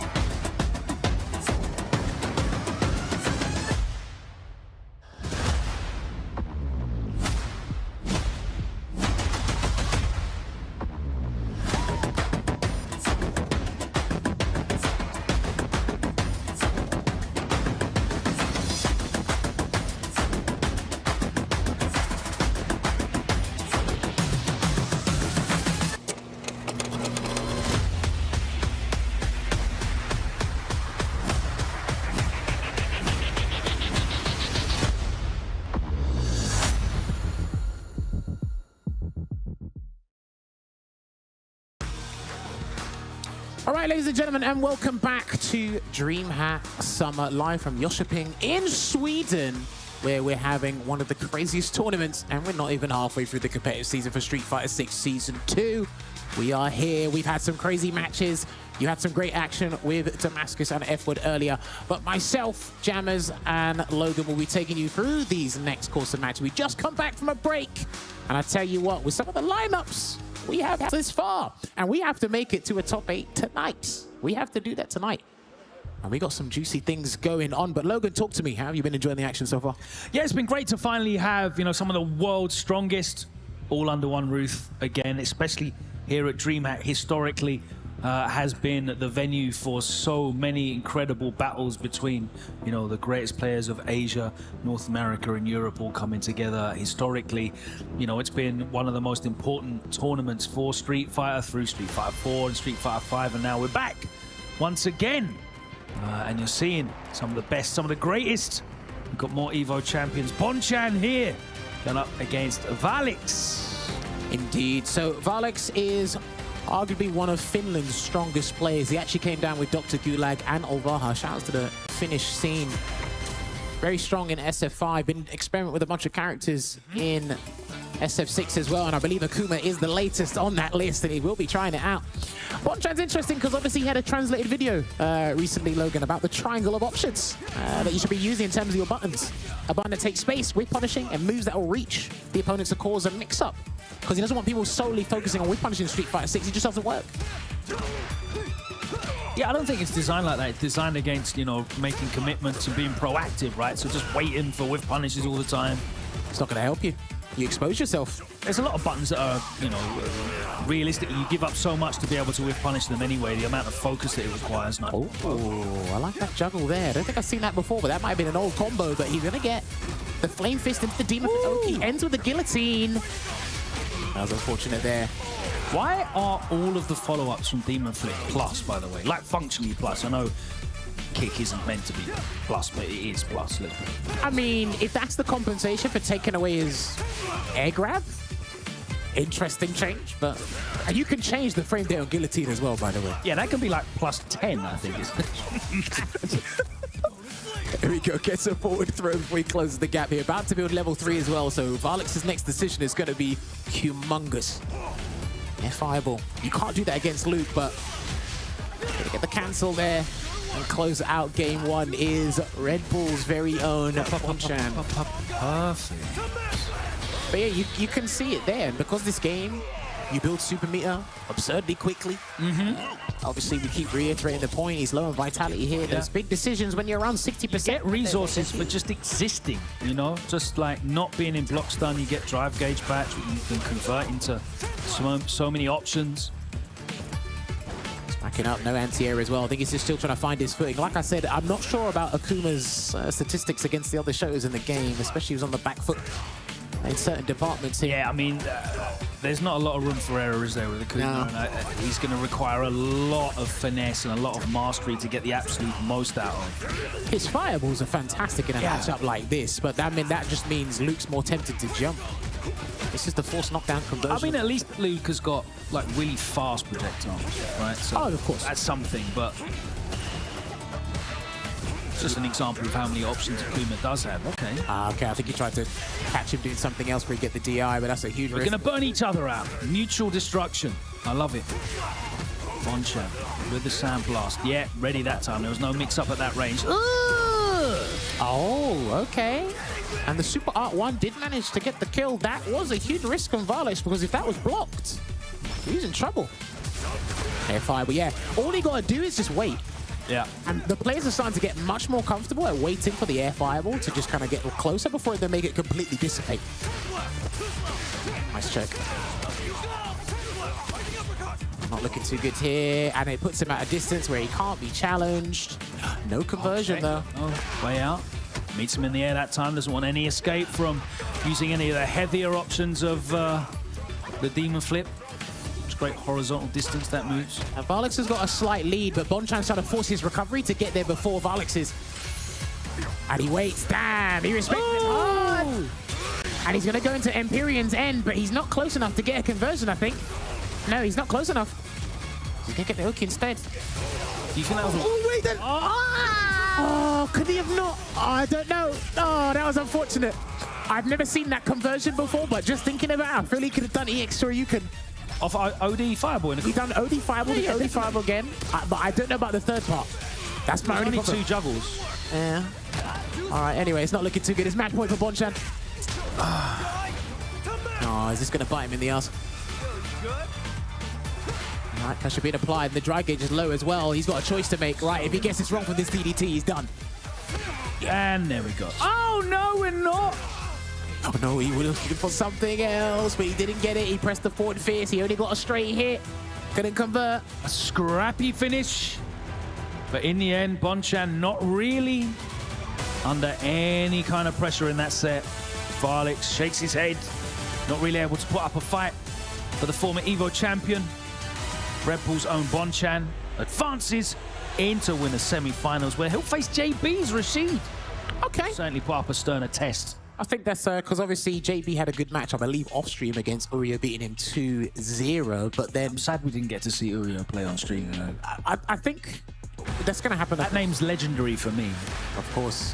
There we go. Just looking at the highlights as to what transpired here. Again, Akuma has all the tools, but if you just can't find that clean hit in a comfortable manner, Yeah.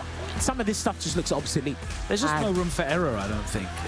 You know, the game is so explosive and so punishing for any mistakes or...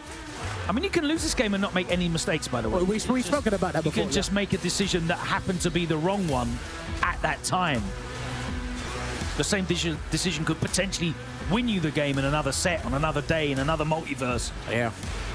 Different timelines with this game here, but then every chance that Bonchan got, it was full optimization. If it wasn't full optimization, it was putting you in a dangerous spot to go, okay, after this situation, you're kind of done. And in this round, I was seeing signs of life from Varlix, but unfortunately, there was a hiccup that happened earlier. And Yeah, we then, missed a drop from Bonchan. The forward fierce came out, wasn't confirmed into anything. Maybe he was looking for a counter hit or a punish count or something like that. Never came though. And yeah, Bonchan able to close out a pretty comfortable set as we move into our next match on stream. which it is going to be Daikoku up on the stage. Need to see his opponent. I think it's KDL. I could be wrong about that one. Let me get that double checked here. It is KDL. KDL, yes. French DJ player. Pretty persistent, but then so was DJ as a character in the last version of the game. Yes. He's still good. I can't think of many DJ players that mained him seriously that weren't consistent. Obviously, there was a running joke for a little while. I don't know if that joke still continues. It's like, look, just pick DJ and the other guy will panic. You don't need to do much. You do one combo. He's going to assume that you know the combo. It's going to be DJ versus Guile here. This went back and forth a little bit, but... Yeah, this is a fun matchup. I did speak to Crossover when he was facing Cabra on the show. And he said Guile couldn't really keep up with heavy air slasher before in terms of zoning, so he had to spend the bar on OD Sonic Boom. But there's a lot of risk involved with just relying on heavy air slasher. Of course, there are a couple of situations where you can set it up, but in terms of the neutral from 99 seconds, things do change. Try to get perfect parry off the jump. Like a lot of players are now clocking on that you can react to the sound cues of air slasher and jump on reaction, get a big punish. Have to be paying attention for it though. And of course, at certain ranges, the threat of the drive impact is really significant against DJ. That will beat the air slasher, that will beat the Sobak kicks, that will beat his roundhouse at that range as well. They just have very interesting ways of navigating each other's projectiles, and obviously they did change Guiles for the better in terms of block, giving medium Sonic Boom actual use now. So his drive gauge damage has gotten better, but I know you mentioned it, I've mentioned it as well. Guile definitely dodged a few bullets in that recent patch. I think this character was very surprised. Okay, good check. Back to the green. I like it. On drive gauge. Who's going to take advantage of that, though? No, they're going to play it safe. Oh, KDO had other plans. That dash jab. Next hit wins it for either player, by the way. It's got to be a clean hit, though. Wrong air slasher. Holding it down there. Still waiting. He might be looking for a level 2 as well if he gets close enough and tries to pump, but he gets an air slash instead. And that wasn't a counter hit. Okay, that was unfortunate. I think he was looking for the counter hit on the crouch. What's counter hit? The crouch fierce. Yeah. I thought it was Just didn't hit the jab afterwards. I thought it was a regular hit, my bad. All right, there we go. Upside down kick. Got a little bit of change there. It pulls a knockdown on airborne opponents, I believe, as well. Interesting change. He's going to get the side swap from this as well. Try to catch him. Throw take him. Yeah. Still waiting though. I love the patience that these two are exuding right now. This is really good. Double forward medium. A little creep back into the crouching medium punch. You really have to go out of your way to get someone to tech these days, and he walks into a stand fist or stand roundhouse into the solid puncher. That's a good conversion. Give me that gauge. Give it here. Throws it away himself. He's only got level 2. Oh, what a whip punish. The spacing on that was immaculate. He's about to build a Sonic Hurricane as well. Yeah, nice. Okay. Big side air from Daikoku. Yeah. Obviously, he's laser focused at the moment. I think there's a couple of scenarios, even despite winning, these guys can kind of beat themselves up mentally. There's a couple of scenarios that they could have been prevented, despite how difficult it is to kind of allocate your brain power to the right scenarios. But KDL did put up a good fight. Looks like he's not going down without swinging. And I mean that in a literal sense. Oh, he let go literally the last minute. And I like that people are doing that with their overheads. They're waiting until right to the last frame to get the extra frame advantage, and they let go. And that guy's already forgotten to hold up block for just that second longer, that frame longer. Nice anti-air choice. Perfect mastery of that spacing. Could have thrown that. Yeah. They're both trying to shimmy the hell out of each other, right? But no one's really biting. Yeah. I think that's... I say that now, and Daikoku's gonna... Yeah, I think that's the crazy part about it, how the players are still stubborn. It's like, I want that 40%. It's like, dude, but the parry change and the situation at hand, they're actually offering you 40% just in 2 situations or 2 guesses. That's a take on his head. That heavy kick again. He walks into that. So many people walking into that activation route for Guile, and he's actually in the corner, so he's gonna... Oh! Got him. Just off on spacing. No flash kick yet. Don't even need it. Gets that micro walk throw to close it out. Does Daikoku in clinical fashion. Much more solid game in that second one as opposed to the first one, where KDA was showing signs of life there. Daikoku will advance in this bracket D because Dual Kevin is here. Zhaohai's in this bracket. Kusanagi from France. Eita. They got a strong set of players here in this bracket, but not this I haven't bracket. seen Eita play much at all, by the way. Have you seen any of his replays or any stuff of his online? He was prioritizing content more. Yeah. That was with Ken. Obviously, Akuma came out, and he was notorious for Akuma in SF4, so I saw him dabble with a little bit, but then I can't remember if he went back to just creating the content. Well, we'll certainly see that Dual Kevin Eita match that will come up real soon, but let's look at the highlights of this. Daikoku never really in any trouble again. I'm seeing that the quality. Okay. It was counter hit. It was just a little bit late, I think. Yeah, just that first game. There's a couple of awkward scenarios, but I've noticed a fair bit when I watch Lex, Higuchi, so on and so forth. And especially when you're in burnout against Guile, you're frustrated and want to get in, and then the stand heavy kick into the solid puncher. It's pretty much guaranteed. I mean, Kaba's famous for like confirming that into the level 1 as well. Like, unbelievably high percentages. But yeah, good observation from you, Logan, with how stubborn they were. You've been so nice to me today, Jonas. Thank you so much. Well, I mean, here's the $5. I mean, just in terms of, yeah, these guys trying to shimmy. Unfortunate, man. And funny, when he got the shimmy punish, it was just that awkward frame check. Yeah. Like, nothing else happened. So this all happens here, but you can see it there. Punk, he is in the building. He is playing Kami. I did have a chat with him. I said, who you playing? He said, Kami and Akuma. Shout outs to Punk and all the content creators in the FGC that have been putting in that work. I've been watching you guys, and it's getting better. It's getting such an exciting time because there's so much to make content about, right? We've got, you know, so many changes in the game, new characters coming at an unprecedented rate for Street Fighter 6 as well. It's, you know, it's like buses. You wait for ages and then 3 come along at once. And then all of this incredible competition that we're enjoying around the world once again. Thank you so much to the Esports World Cup for kicking this off. 3 fantastic qualifying events that we've had the pleasure of seeing as we progress through this one at DreamHack Summer. Many more big games to come. Yes, I can see that Nephew is on the stage right now. You will see those people. We were having our roaming cam on a little bit later. And is that who I think That it is? is our Lord and Savior. You know, he's always worn that jacket since like 2021. Intel World Open. I swear, he loves that jacket. It's a good jacket, to be fair. At least in my opinion. You know that thing they say about you can tell really rich people by they'd always wear like the same pair of jeans and sweater. Yeah. Beat up pair of trainers. Well, I don't want to speculate about Daigo's personal finances. I mean, the more people you tell to dress like that, the more people are going to clock on, so... He's probably doing quite well. Shout out to Nephew as well. Recently sponsored by Liquid. Yeah, he was one of the other players in the tiebreaker. Yes, he was. Yeah. There's 4 people, DCQ, Higuchi, Nephew, and Kevin. He didn't make the cut. Unfortunately, got a good chance here, but he is going up against Daigo. Higuchi unfortunately decided not to come, didn't he? Got his qualification spot and then... I think that's fair. No, come here and play. Level up, there's so much to learn. Well, the thing is, some people took See the the sights of opportunity. Jönköping, it's a beautiful city. Some people took the opportunity to obviously come down, visit Sweden, earn an extra cash prize if they get into that top 8. Other people just said, you know what, it's actually more time. I can literally stay focused on honing my craft, developing new tech if need be, understanding other changes.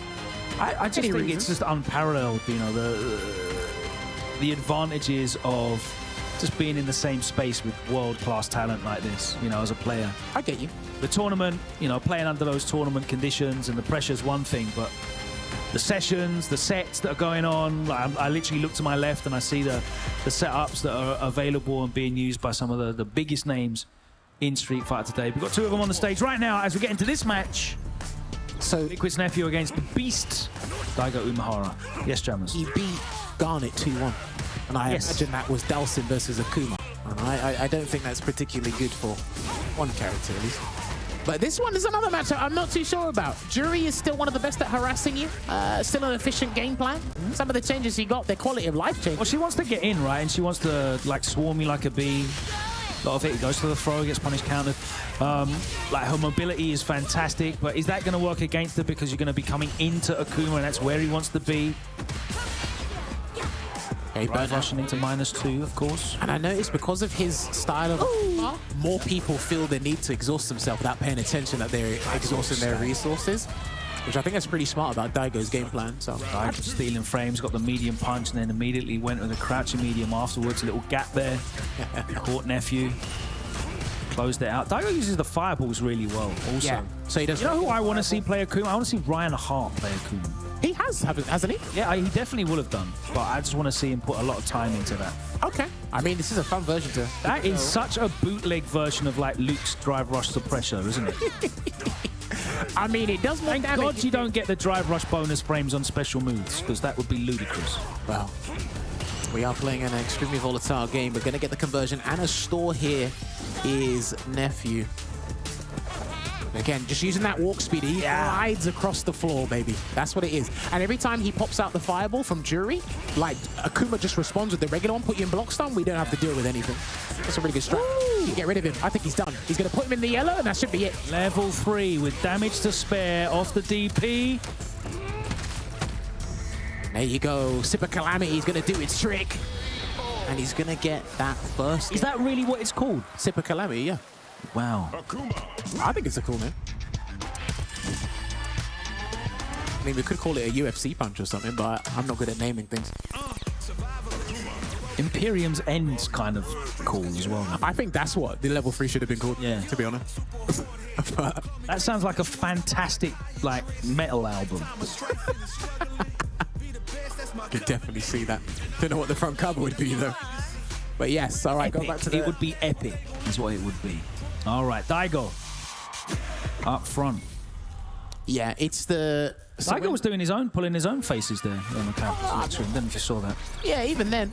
What I like about Daigo's Akuma as well is if he doesn't really rely on air fireball. He knows where he can use it and where he won't. Yeah, he's a very grounded player, right? Yeah, but the walk speed's there to cover. Yeah.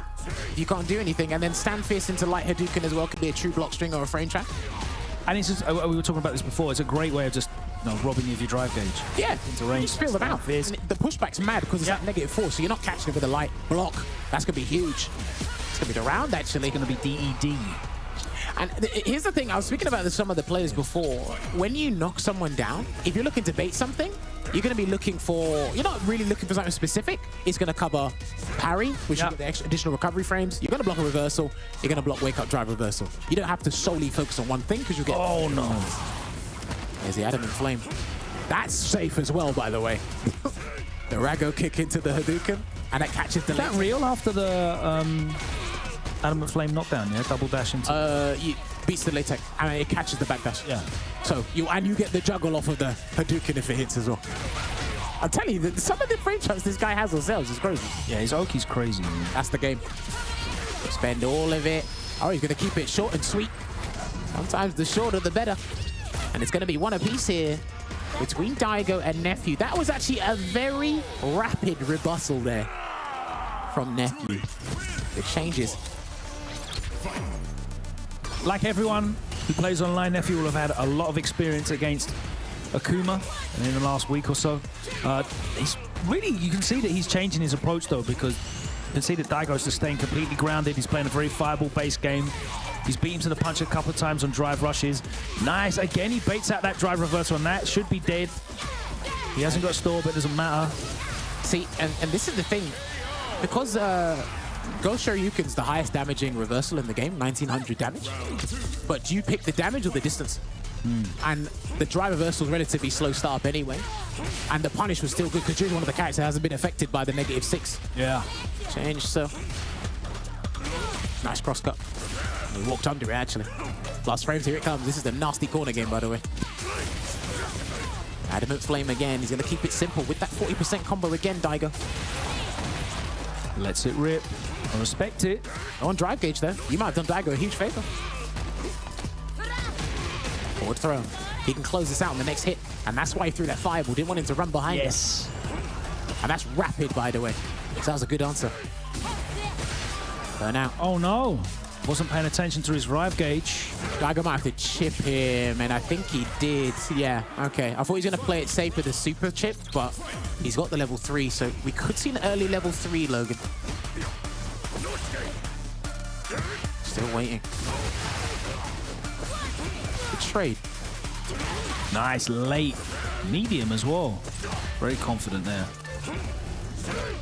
There's a forward medium kick, the Karen poke. Privileged normal burn out as well. I think if he gets a clean hit, I'll take advantage of that. But the guillotine gets beaten by the crouching heavy punch. I was laughing so hard when I saw that Bison had the privileged sweep as well. The white girl sweep. Alright, man, listen. Well, he recovered that quickly. Bruv, that was over in the space of like us saying 2 sentences. Yeah. Daigo needs a heavy to close this game out. He's fishing for it. Needs to be careful though. Forward throw. Is with punishable. Yeah, he can take another one after that. I don't know. Yeah, and he was gonna, wasn't he? Nice use of the OD fireball as well there. Just let him out. GG's. He's got to do the whole thing. It's scaled though. Yeah. Because that was from a perfect parry, right? So I'm not sure if he'll get the whole thing. Yeah, it's not dead. No, not the damage, the gauge. Yeah, the gauge.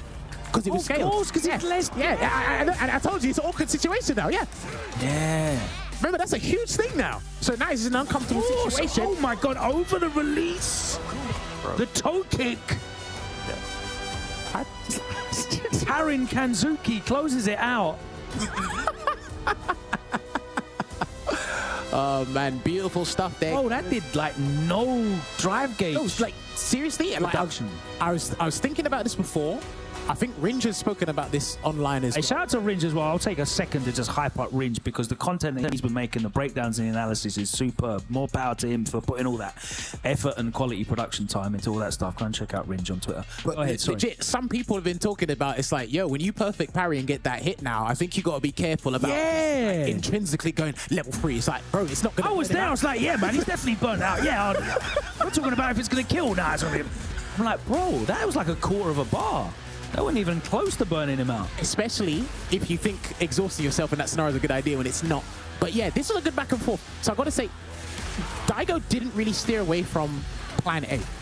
Even when Nephew made the adjustments, more perfect parries, got a jump in as well, it is working out. But there's only one other person I think is as stubborn when it comes to sticking to their plan. I think I know Daigo. And he was on the same team for a minute. Infectious. It's plan A all the way. There is no plan B. They have this. This is how the matchup goes. This is how I'm going to play the matchup. I bet. in the success of my game plan, and they stick to it. But here's the thing, in the last game, he clocked on to what Nephew was doing. It's like, okay, I remember Daigo didn't jump, like, at all. It was fully grounded work, drive rush, walk speed, forward meeting kick. They do the magic. They do the justice for that here. I was getting a little bit worried for Daigo when he was doing wake up drive reverse, they're not working. But then that's the other option. Bro, that didn't burn out on, like, literally 1 and a sliver, but I can't believe it. Look at Level that. 3. That's huge. Yeah, so it's done 50% of the, yeah, okay. So now it's this weird situation. Are we prioritizing health or drive gauge, or in a weird It's circumstance? really an interesting one, right? Because you would immediately just prioritize trying to burn out. But if it's not going to burn out, that's not worth spending 3 bars on, is it? It put him in a weird situation, Yeah. which I was talking about before, because now you just block the stand fist 5 when you burn out. But then I can't remember what Nephew's resources is, but that means he's obligated. It's like he's got bar left, so he could have perfect parried on wake up, and that would have been a big deal. So And there's more uncertain scenarios now. There's more decisions to be made, and it makes for a more exciting game. I think it's And cool it's for in us the hands of the players, more rather than, he was burnt out and then he had to hold that block stun and then it was chip and he's dead and there's nothing you can do. Anyway, next match. Oh, okay. Yeah, I love it when there's more options for the players to express themselves and make correct decisions. Okay, so up next, we do have Kills You. Playing his first game of the tournament in Winners semi-final. His reward for not making it on stream last time is it 3 back-to-back buys that he got? I thought it was 2. 1, 2, yeah, 2 back-to-back buys. So your first game in the tournament, Shen. Oh, that's very interesting here. Now, obviously, recently picked up. Shout out to the Carmine Corp as well, by the way. Yes. I know that ultras will be tuned in right now watching live. Welcome to the FGC. So, this young man has been going from strength to strength since he really kicked off the latter end of Street Fighter 5. He started with Jury, acquired Cammy as well, so he alternates between the two. Again, another one of my hot takes. I do think both those characters have a very similar philosophy in terms of what they do. It's just one has a fireball, the other one doesn't. Because they both got anti-throw tools, the dive kick. So you're going to be, to avoid a throw, you're going to be jumping and doing something. You've got the low forward drive rush, you've got the crouching medium punch conversions as well. I think the game plan is kind of similar, and it's very, he's kind of an advocate to what I've been talking about, because I'm like, why would you acquire Cammy over somebody else after playing Jury if you don't follow the same philosophy? So, and Jury got better, or it's kind of Is roughly it kind of a thing where, like, you look at, I don't know, like League of Legends players, for example, and they have like a roster of champions that they play, basically and they kind of do similar things, but you might pivot a little bit depending. here and there. It's what people done with Luke in SF5 last season. Any character you played, like Karen, Akira, the Shotos, they all just literally redirected to Luke. So it's the same thing. So he's picked Jury, going up against DJ. I think she can't punish... no, I think DJ can't punish one of her stalls anymore because of the range decrease. Oh, okay, on yeah, I think he can't punish that anymore, so I think she gets a free medium stall now. I think so. All right, air slasher, try to hold up or get out of there. You have to risk the parry on the string then, I guess. Yes. The pushback changes. A forward throw there as well.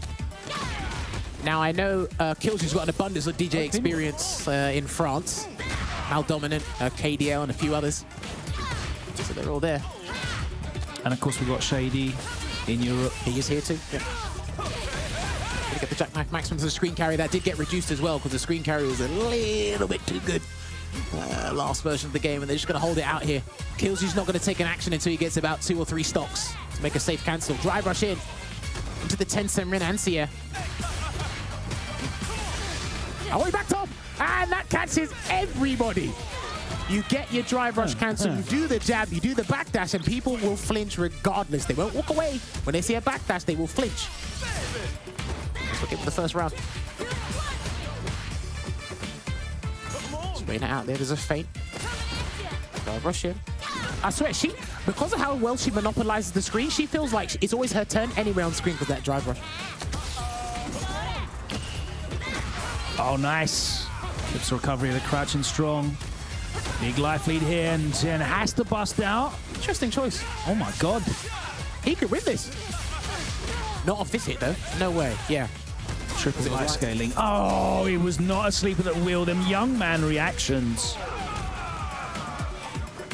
Yeah, he was ready. He obviously doesn't even know what Super Turbo looks like. He's got real drive impact reactions. Oh man, good backdash there from Xian to avoid the strike throw mix after the jab. Probably additional frame advantage there. And an arbitrary dash, but they do work out. Ultra David did mention it months ago. People should start using their dashes more. Their regular ones. All right, I think he's gonna have half a stock left, or just under. Yeah, look at that. And he even could have thrown air slash as well, actually. So. Double jackknife. Swaying it out here, and then a feint works out, and he's got to burn him out. Error there. This is the big choice, and he's got guaranteed wall splat, sure. Oh no, he's won. Yeah. Yeah, I think he's just won. Yeah, just take the mick a little bit. No! Okay, never mind. All right, never mind. Oh, well, I'm glad somebody won the round. We got a script here, and that it's not how it's supposed to go. Anyway, 1-0 to Xian. Why he didn't do DP there? Anyway, there's so much to focus on in this game. I will forgive him in that regard. See if he can make amends, though. Yeah, and you can tell he's kind of wary of his approach as well. He doesn't want to drive rush into an air slasher. Doesn't really want to jump when he's charging. Kills you mashing buttons on wake up. Just a little bit of life left. Rushing his face with throw as well. He can still come back from this, but Xian still has... All right, he's going to send it in full screen, and then he's going to try and close the gap afterwards. He's got no stalls now. Yeah, he's wary of a jackknife. Oh, what a time to throw that out. Now, to be fair to Xian, he wouldn't have died from the punish on that. Of course. You need 4% health to kind of live on that, but it's hard to see by the eye. And it gets a jump fierce. You get the full conversion there that kills you, but he's going to get a full conversion into the store now, though. Yeah, nice me. He catches him. Rotate. Still a good spot. -2. He's going to try and burn him out. Yeah, look at that. She's got... I swear, she's one of the best at harassing in this game. Even in the corner, it's crazy. It's done. Just what you should have done last game. He's getting a lot of mileage out of that jump fierce as well. Like right on top of his head. I mean, they've been using it for a little while. Why would you not? Boss frames on the way down. Sometimes it's a little bit ambiguous to tell which side she's going to be on. But that's like a very weird scenario, but that will happen. But misses the roundhouse, unfortunately. Uh-oh. This is big. After that, I'm counting here. This is big. Doesn't matter. Level 3. Out it comes. What's the play, though? Is he going to close the gap or just leave an air slasher? He's got the distance for an air slasher. He's going to close the gap instead. Got it. Oh. Could have got much more there as well. Burn him out. Oh, this is curtains. Basically. Unless he can turn it around. It's coming. It's coming. When's it coming? Nice air to air, he's done. Yeah, that was actually really smart. The fade away with the jump medium punch actually set up the distance. Yeah, so they guaranteed chip. And that was the answer as well to the jump fierce that was working so often, because the angle on the back roundhouse, it does go straight up, but it's not that quick. Actually, yeah, that's a good point. Yeah, okay, very good point. So the jump back medium obviously was a successful answer to that, but it also maintained the corner control that he had and allowed him to get the chip kill with the air slasher in the end. Xian showing true mastery and awareness of what the situation was and what looks Killsy was showing him in the air, because it was pretty much exclusively jump heavy. Let's take a look at the replay of this one though. A fun set. Xian advancing though, getting the better. But it was back and forth. Oh, no. And sometimes you'll get that. I do think the difference between like players of this level is when you see the constant back and forth. It's the kind of the micro decisions as opposed to the macro decisions. And obviously when they're both on low on drive gauge there. Show me the end of this round. But yeah, we should be coming up to it in a minute here. But it was very interesting. But like we said before, the core game plan and the offensive gameplay with DJ is pretty much still there. Yeah, so he gets to level 3, and he's going to burn him out. Now, because DJ doesn't get a fully invincible move or something to defend himself in Burnout until level 2, the world was basically Killzew's oyster. And I think he went past it right after. We wanted to see the scenario, but we'll save that for the analytics afterwards here. He was picking up pace, I got to say, but sometimes I feel with some players it's a little too late because they're either low on dry gauge or low on health to make that real substantial. Such a fantastic time to throw that drive impact out. Yes, indeed. It's that jump as well. And he's going to convert into the level 3 here just to kind of change the lead or the tide with the dry gauge as well. So we actually may be able to see that last situation that Logan gave us another outcome on with the corner. Yeah, so the jump medium punch, that was beautiful. Yeah, and there was nothing you could do after that. That was absolutely... Like, the awareness to jump back medium punch, immediately land and let go of the air slasher, because you know that that's it. That's checkmate then. You've won. Fantastic stuff. All right, we've got another juicy matchup coming for you right now. Falcon's own NL. I haven't seen NL yet, have we? Not yet. So he came joint 13th, I believe, at DreamHack Dallas. He was close to the qualifications. Couldn't quite get as far as he wanted. There's been a lot of attention on that Asia East region in the last 6 months. Of course, our Capcom Cup reigning champion came out of there. Our other grand finalist, Lashar, who I think was signed up. I'm not sure if they're here. Came out of that region as well. Chris Wong coming through from Hong Kong. It's almost like the generation that stepped up in Street Fighter V, your NLs, your Hot Dogs, your Oil Kings, were almost surpassed, but NL, of course, was the person that qualified first out of South Korea last season for Capcom Cup, and I'm really looking forward to seeing what he can do with the support of Falcons, because he is back. All right, so I think he just drew a short straw here, because obviously Zangief against Shoto's rubbing his hands. He's gone with the Akuma pick. I remember Vanilla Street Fighter 4. Look, I don't know when I played Akuma. This was beautiful. I played Akuma a little bit myself, and this just didn't feel good off the jump because of his new changes. And I'm just not sure, but I want to see how he plays this out. Because I just think like your options are limited. If you air fireball at the wrong time, Larry's going to beat you. That's like a mistake, though, you know? True. Like, can you play this match perfectly and just lock down Geef? Yeah. No options at all. Speaking of which, Is that possible? put him in the corner here. Gonna look to burn him out. That was a clean string to burn him out as well. That Adamant Flame does a substantial amount of drive damage. You're blocking on the back foot. Yeah, GG's. That's how it's done, by the way. When there is no escape, you just get straight in there and close it out. Yeah, so you're probably going to see NL take a similar approach to what Daigo is doing, unless he implements the Demon Flip at some point. But yeah, if you go in the air, it's a free lariat. I'm sure you can enter. Ooh! Oh, he's going for the ground bounce. Okay, new conversion there into... Oh, he set that all up. He orchestrated that beautifully. And that worked out. And this is my other problem. Oh, no! Oh, that was fireball. The wall forward fireball. Happens to the best of us. Still alive, don't stun him. Oh, it was a micro-pixel away from the stun. That pushback was crazy then, and air fireball, he jumped away there.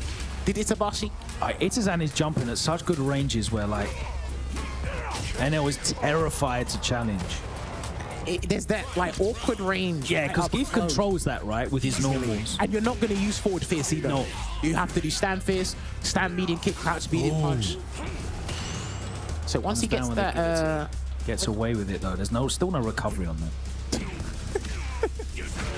Nice forward medium kick. He's going to have to play this like the old Karen and Kenny matchup in SF5. And maybe you might see Tundra Storm. I doubt it, but... Oh, nice. Itazan ready for that, though. I don't know how he was ready for it, but you're not walking in on me. Chopping away, baby. That might be the game. That wasn't punish counter either, so he just caught him standing up, and that is going to be very dead. Yeah, that should be it. There you go. Even from lights in the scaling, because that is an integral part of Zangief's combos. Well, look, Akuma's health bar makes anyone's combos look glamorous. So Akuma just can't have a bad day at the office, as we say. Nice driver's check. That was really good. I just realized I was wondering why I felt like just so calm and peaceful, and having Itazan flying around the world again, gambling with a grappler, at high-level international competition just feels right. The world is truly healing when I know Itazan can just be at every major tournament. Terrifying people. I mean, they did say there were going to be much more frequent matches, so enjoy this while you last. While it lasts. Nice conversion into the headbutt, by the way. No string for you. Another burn out there. Yeah. He does at least get a bit of screen carry there. Ah, the read on the fireball timing was sensational. See, my whole issue with Akuma doing that is you do that choice near the corner. Yeah. And you don't get that much pressure or whatever afterwards. That would have beat the stand fierce into fireball cancel as well, so... Oh, Cyclone Lariat is going to do its job, and I think he's going to go for the 40% here. Hell stab it into the no. Lariat, okay, he's not going to do Bosch Dynamite yet. Nice safe job. Oh, you're in trouble now. You're so in trouble. Look at the drive gate. Yeah, you're in trouble. Oh, man, that was brutal. With that headbutt, and this is the choice people have to make now. Because it inflicts more dry gauge damage, are you going to take the second one? Are you going to try and avoid the SBD? Are you even going to try and do a DP, and they haven't really been successful? Yeah. You're going to DP and lose like 65% for 2 bars as well, because he's got some crazy punishes now on Akuma's block DP specifically. Bro. I've seen all of those jump back, you know, with 7 buttons, dial something in, you know, go make a cup of tea, then do your jump, charge, drop kick, and yeah, crazy. As much as I don't like fighting Zangief, the headbutt change was a pretty substantial one. I like it when Zangief is scary. You do? Yeah, I think it's a good... Because you don't play against him. You just watch everyone. You don't play against him. Yeah, that's what I'm here for. I'm here for problems. All of We all got to deal with it except you. I don't want this. I want problems. Always. But yeah, most of the time, NL was trapped in the corner in a dangerous spot, and he had to make those choices there. It's a tough bracket draw for him as well, because it's not like he can switch to Kami and get a favorable matchup there either. But yeah, Itazan makes it into top 32. Our 2 players out of this pool. Out of this pool are Daigo and Itazan. Do you know what that also means? Now that you bring that up, so because he hasn't qualified through winners here, he's got to make that crazy run through losers NL if possible. Remember, he came 13th at DreamHack Dallas, so the opportunities are running out. Mix-up's one that gives you 2 spots. Yeah. I think there's an else. Yeah, there's no more events that have as many spots. Yeah, so and the ones with the opportunities with the most spots, the most lenient opportunities, are the heavy stacked ones. The most dense in terms of world-class players. Yeah, the density is unreal. Congratulations to Xiao Hai, who defeated Daikoku and qualified for top 32 in winner's side as well. But we do have the other match in that pool BB3. Dual Kevin versus the content creator himself, Aita. Hey, Dual Kevin's been doing some content as well. Don't count him out. Everyone's at it. He's been doing some content as well. Doing the streaming. Shout out to Dual Kevin, man. Sometimes when I've been streaming, he's been hosting as well. Because I play a terrible Rashid. And he wants to send over his viewers to watch a Rashid that is 100 times worse than his. But he may be going with the Luke. I think he's got an abundance of choices here. Not just between the characters, but the options both characters provide as well. But yes, I'm with Logan. The question is, are you going to play Ken or Akuma? We've had this with Daigo. We've had this with Tokido. Yeah. Now we got it with him. Oh man, let's find out who he is going to play. Because this is going to be pretty interesting as well. Now, Aita, I'm not really sure what his competitive objective is this season. I don't know. Is he just gonna... I can think of, 60 million plus reasons. Maybe. For his competitive objective. Here we go. Akuma. Now, this matchup's interesting. Because if Akuma does air fireball, there's actually an angle where you could do anti-air stat heavy kick and you get a full juggle. Oh, okay. But you have to expose yourself to EX air fireball early, so you have to get the read properly. But when you got Akuma in the corner, he's the same victim as everybody else. He's already got him there.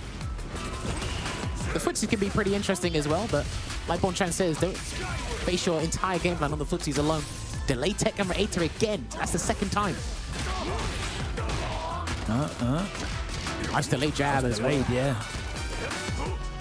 You're going to see people mixing up their options after the double dash from the light Tatsu sweep Oki. The jump from Dual Kevin. Oh, that was clean. Right. Gonna go for the side swap. Yep, and he gets the micro walk. Big damage coming through. He's got a whirlwind, and he actually is gonna use the whirlwind in the first round. Can he sneak in something before he gets there? Blocked. What a bait. And he goes for the optimal meter build with that punish counter throw, building that necessary meter. Because you're gonna have to find it elsewhere since the tornado won't get it for you anymore. Okay, so he's always going for the Tatsu sweep knockdown, Oki. Well, they do that until they get in the corner, and then they change this to Adamant Flame, and then you do the Tatsu afterwards. Oh, sorry. Yeah, the heavy Tatsu I still see them do sometimes the sweep for the auto time safe jump, though, as well. Yes. Yeah. That's still pretty good. All right, he's going to go for everything. No, he saves the super, and he goes for the overthrow. It gets everybody.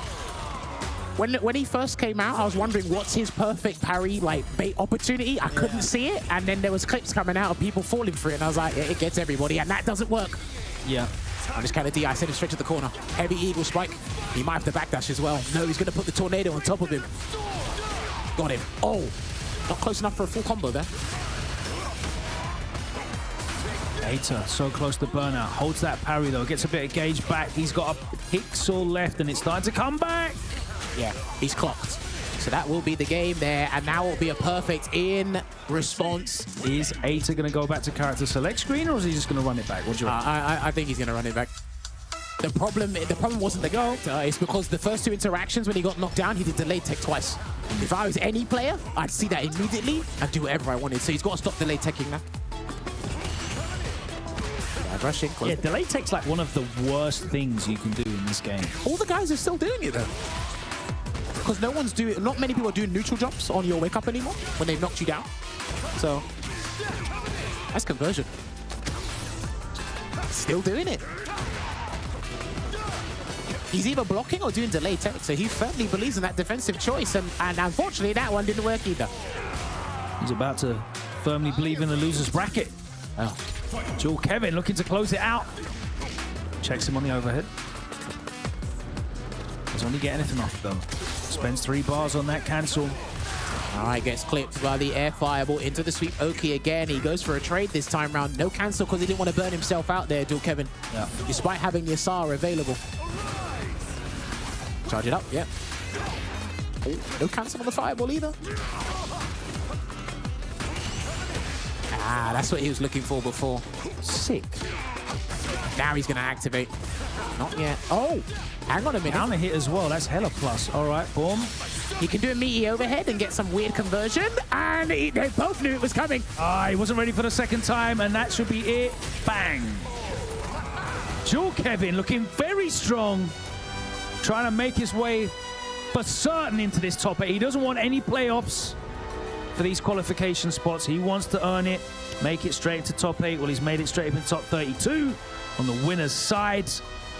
Great performance from him. Looking very, very, very comfortable with both his characters that we've seen today. Yeah, and I like how, how efficient he became with Rashid right after he came out. And then obviously he put him down a little bit to try and qualify for Capcom Cup. And then once he was qualified, he said, let me bring up the Rashid to a similar level. And he's got a nice, perfect balance there. It's been a perfect balance. We just look at the highlights as to what happened in that exchange there as well. Even with Rashid's, how nimble he is and his options against Akuma. Like I said before, just to regurgitate, any combo looks luxurious. Well, this is it, man. I think he should have spent level 3 here as well, but he was able to close it out. It's just like you said, he cannot have a bad day at the office. And because most of the time, if you're looking to get conversions... I love that answer as well. Like, that's such a psychological... Dude, it's crazy. Because most of your conversions are going to be from mediums and heavies anyway. Yeah. And they're mostly drive rush cancel, so it does big damage here. And then there you go. Being stubborn with that overhead in the very last round. And if this does hit, you get the overhead. And I believe you do medium spinning mixer. And then by the time they land, you jump into or you land into the tornado and you get an abundance of damage after that. It's actually a stupendous scenario for Rashid there in general. Unlucky to Eita. Again, I noticed the Japanese players did a fair bit, but I think it's like kind of 50-50 now. Some of them need to mix things up outside of delay tech because everyone's clocking onto it, especially if you do it in the first 2 interactions or so. Well, we've got half of the players confirmed already for top 32. We're going all the way down to top 8 today. We've got another wave of pools to come after this short break. More world-class competitors are fighting it out for one of those 8 spots at the Esports World Cup here at DreamHack Summer. We're going to take a short pause for the cause, and they're going to be back with the C wave of pools. See you shortly.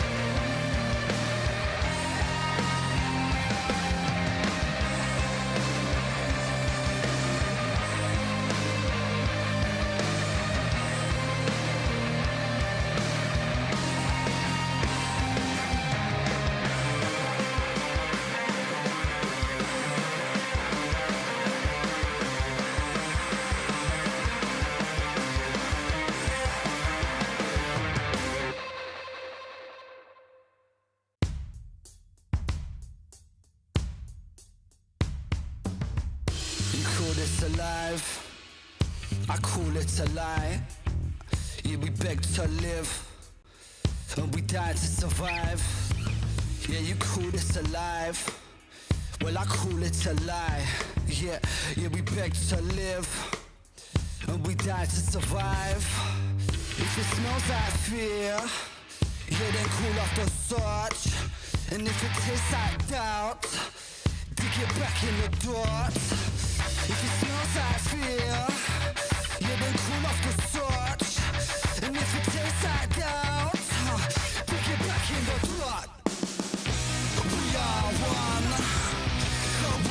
divide? Yeah, we are one. Why divide? Yeah, we are one. Why divide? Yeah, we are one. Why divide? You call this alive? Yeah, I call it a lie. Are we bred to live? And we die to survive? Yeah, you call this alive? Well, I call it a lie. Yeah, we bred to live? And we die to survive? Yeah, we are one. Why divide? I said we are one. Why divide? I said we are one. So why divide? Yeah, we are one. Why divide? If it smells like fear, then cool off the torch. And if it tastes like doubt, dig it back in the dirt. And if it smells like fear, then cool off the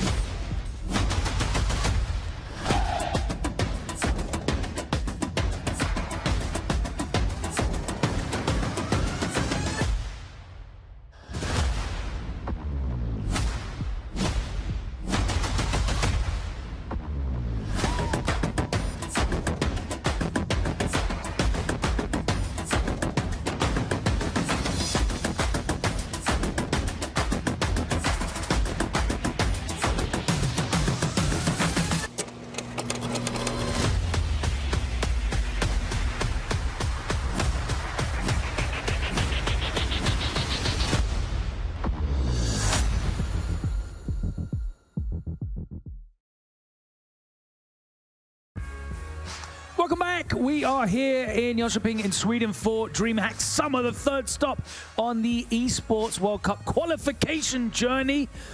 I'm welcome on the desk back, Damascus. How you doing, mate? All good. It's been really fun matches to watch because obviously there are the matches on stream, but I was just going around on the off stream. That's what I was just going to ask you. What's it been like? You took the first pool in here from the desk, opened it up, but what's it been like out there? Sweaty. I think like you get there, you get all the matches, all the crowds around the matches, so many like very interesting matches here and there. I've seen Hibiki earlier almost losing to Senior Power on the side. Valmaster is out, unfortunately. Kills you, clutches qualifier to top 32. I left to a nephew playing Wonderboy, who's a really strong Jamie from Sweden. I don't know how this one ended because I had to run here, obviously, but you get such a wide range of super interesting matches right there. You can see, some people in casual, some people already getting ready for the tournament. Shout out Takamura being there, who surprisingly as well out in pools. It has been a bloodbath as we expected, and this is about to be even bigger as, of course, guys, everyone is playing for a spot at the Esports World Cup happening this summer in Riyadh, Saudi Arabia. Over $60 million cash prize total. And of course, for our Street Fighter friends, there are 8 spots up for grabs today, and you would need to qualify to top 8 to get one of these. So Not necessarily. Or the tiebreakers, of course. Yes, there are, I think, 3 players that I have seen that are already qualified. That are here. Lex, Problem. And one of them is going to play in a minute, Phenom. So obviously, if any of those guys take a spot in top 8, we will have to have a play. Absolutely. And looking at just like this block of pool that's coming, here are just a few of the names in these pools. Obviously, this is pools, guys. This is day 1, right? It's not day 2. Pools have Phenom, Punk, Goichi, Safe, Mizuha, Fudo, Leshar, Jack, Shady Impostor, Jiwa, Isdd is out there, Hotdog 29, Kawano, Noah the Prodigy, Pugera, Vegi, Nauman. I could go on for ages, man. There are so many talented players entering. That's just a third of the pools. And that's, yeah. That's crazy. The density of high-level, world-class elite players that have showed out here, because this is, of course, the second event that is offering 8 spots at the Esports World Cup. Yes, sir. And everyone is fighting for it, obviously. And we are getting ready for our first person. We mentioned Saif out there joining with the Ken. Recently signed by Team Vitality, and obviously pressure on his shoulders as the friends of Team Vitality. Unfortunately, not the greatest of day for his teammate Valmaster. Saif has the pressure of the team versus another player, Lima von Alda.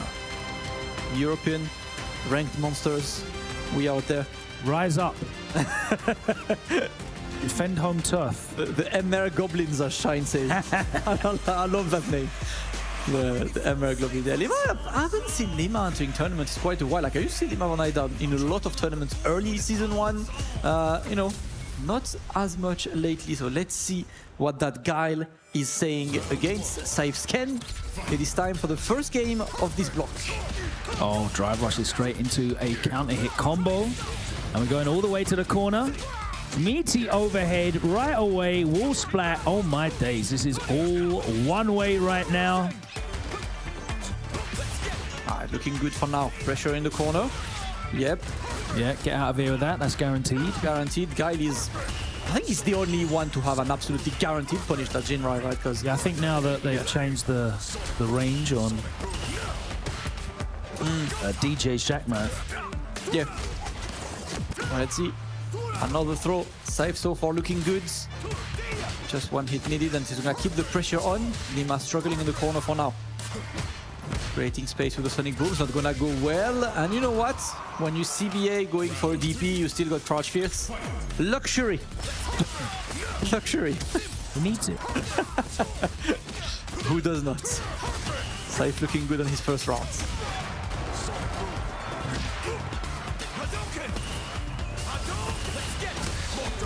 Oh, No. that was a bit too ambitious of a DI, to be quite honest. And Saif is putting his opponent very close to burnout, and now we're having fun with burnout. I absolutely love that evil tech of going for sweeps. Can he kill? No. It was him. Oh, It's very interesting to see. That's what he goes for every time, like that neutral jump roundhouse into the run DP. Like that's his go-to. yeah. Well, let's see. Saif getting game number 1.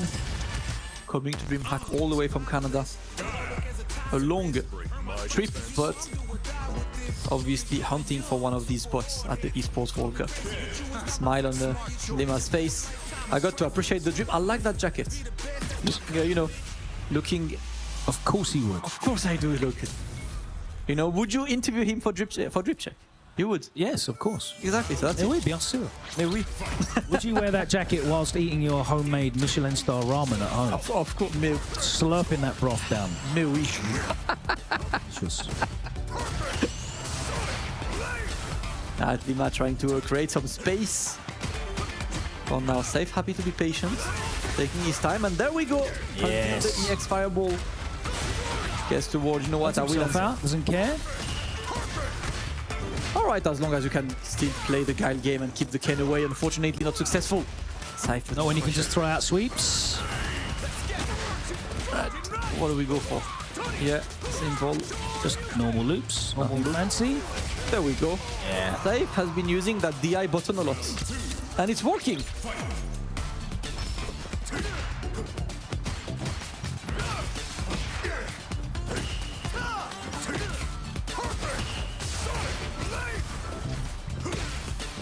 And the footsie game, very neutral, but I appreciate Saif not really taking risks so far. He knows he's got the life leads. What's the Sonic Boom gonna do? Just like gain some time, that's about it. Looks to get a bit more. Just trying to make sure he stays outside of a range where if he gets clipped behind that boom, there's any significant conversion off of it. And again, spends the bar to blow through it, but Yeah, burns himself out in the process.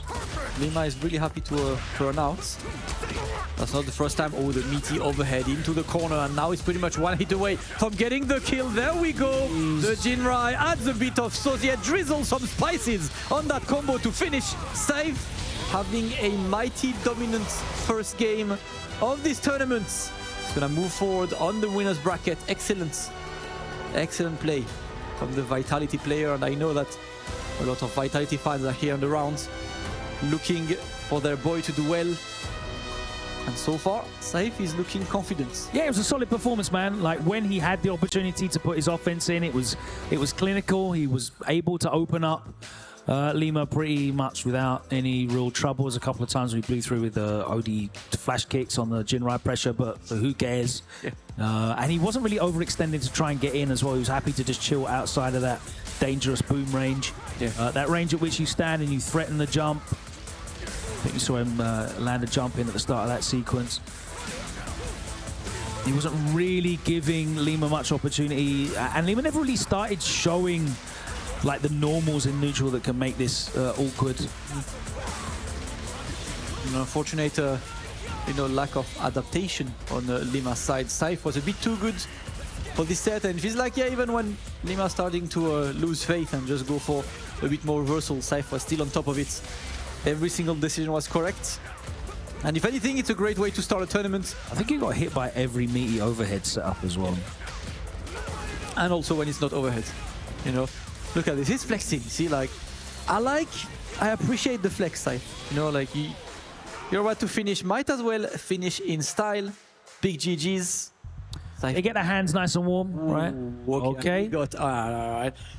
Hopefully his phone's fully charged. He was able to plug it in and charge it up.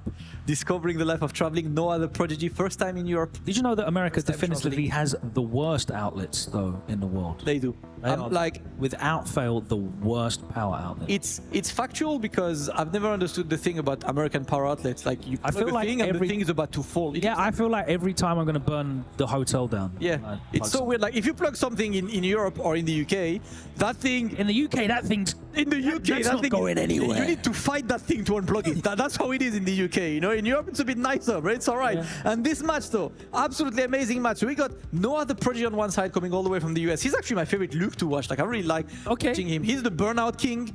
Drive bar is 5 second burnout. Yeah. Drive bar is cringe. I will just go burn myself out. One of the most successful players recently online, recently picked up by Twisted Mind, and he's about to play someone who's kind of came back to the scene fairly recently. I like it. Game In.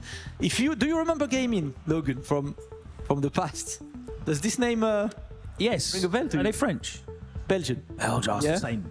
SF4, so he was a 14-year-old player on SF4, and he used to play Fei Long, and his Fei Long was really solid. Like, he was getting to the point where he was annoying the top players with his Fei Long. Didn't like 5, and came back with 6, with now a beautiful hairline, beard, chest day has been successfally unlocked. All that chest wide shoulders bursting out of his shirt. Yes, my man is looking good, and he plays Luke as well. We're about to have a Luke mirror, I believe.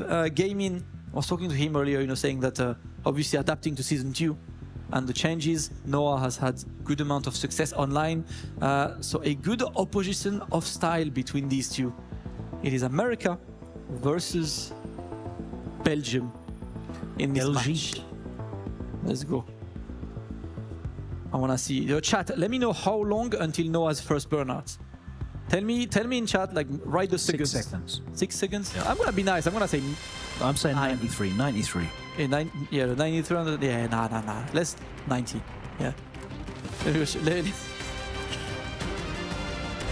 Let me know what you guys think. The double look. You look huge, they say.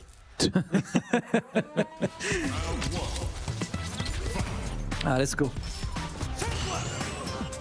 Just a slow pace starts. Great one, Game In. He would have been burnt out if it had hit. Yeah. You know what? Game In's going to burn himself out. Game In's going to give him a run for his money. Oh, the perfects are being dropped right now. And Game In is the one who burns himself out first. Ouch. Let's see, we have all been lying, chat. We have all been caught lying about our boy Noah. Let's look at this. Great answer. Still has 2.5 drive bar to work with. I like testing him early though, just to see whether he had it in his locker. And Game In, he answered. Yeah. And let him know that yes, I have these. Game In is solid, man.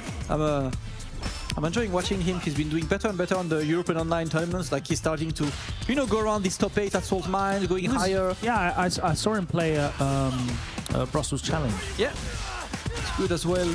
One of and obviously, when you are dedicated enough to go all the way to Jönköping to enter a tournament, you know that he's for real. Let's go. Yeah, there's not a lot of padding here. It's just all killers basically. It's like you start the tournament on day 2. Day 1 was just, non-canon, didn't happen. It's a filler episode. And Noah, a bit more solid. The OD reversal on Wake Up is going to work. Noah escaping the sweep.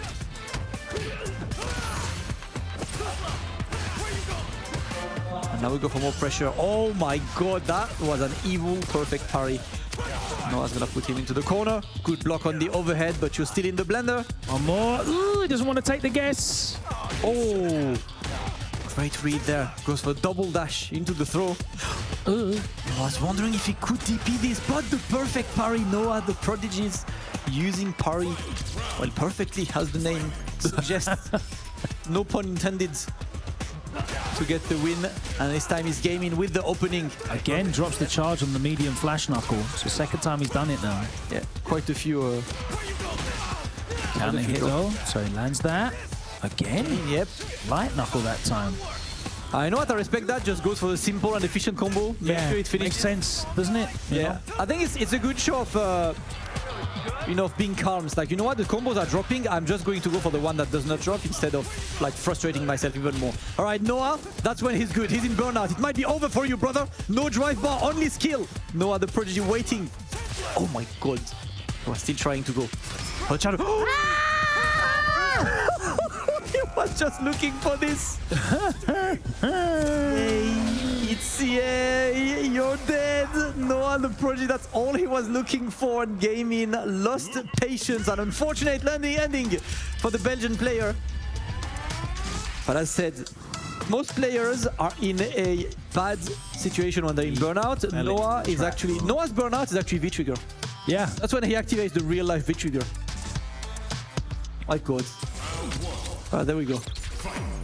That's a nice drive gauge you have. Would you mind emptying it real quick? Yeah. You got money to... Let's go. Send him to the corner.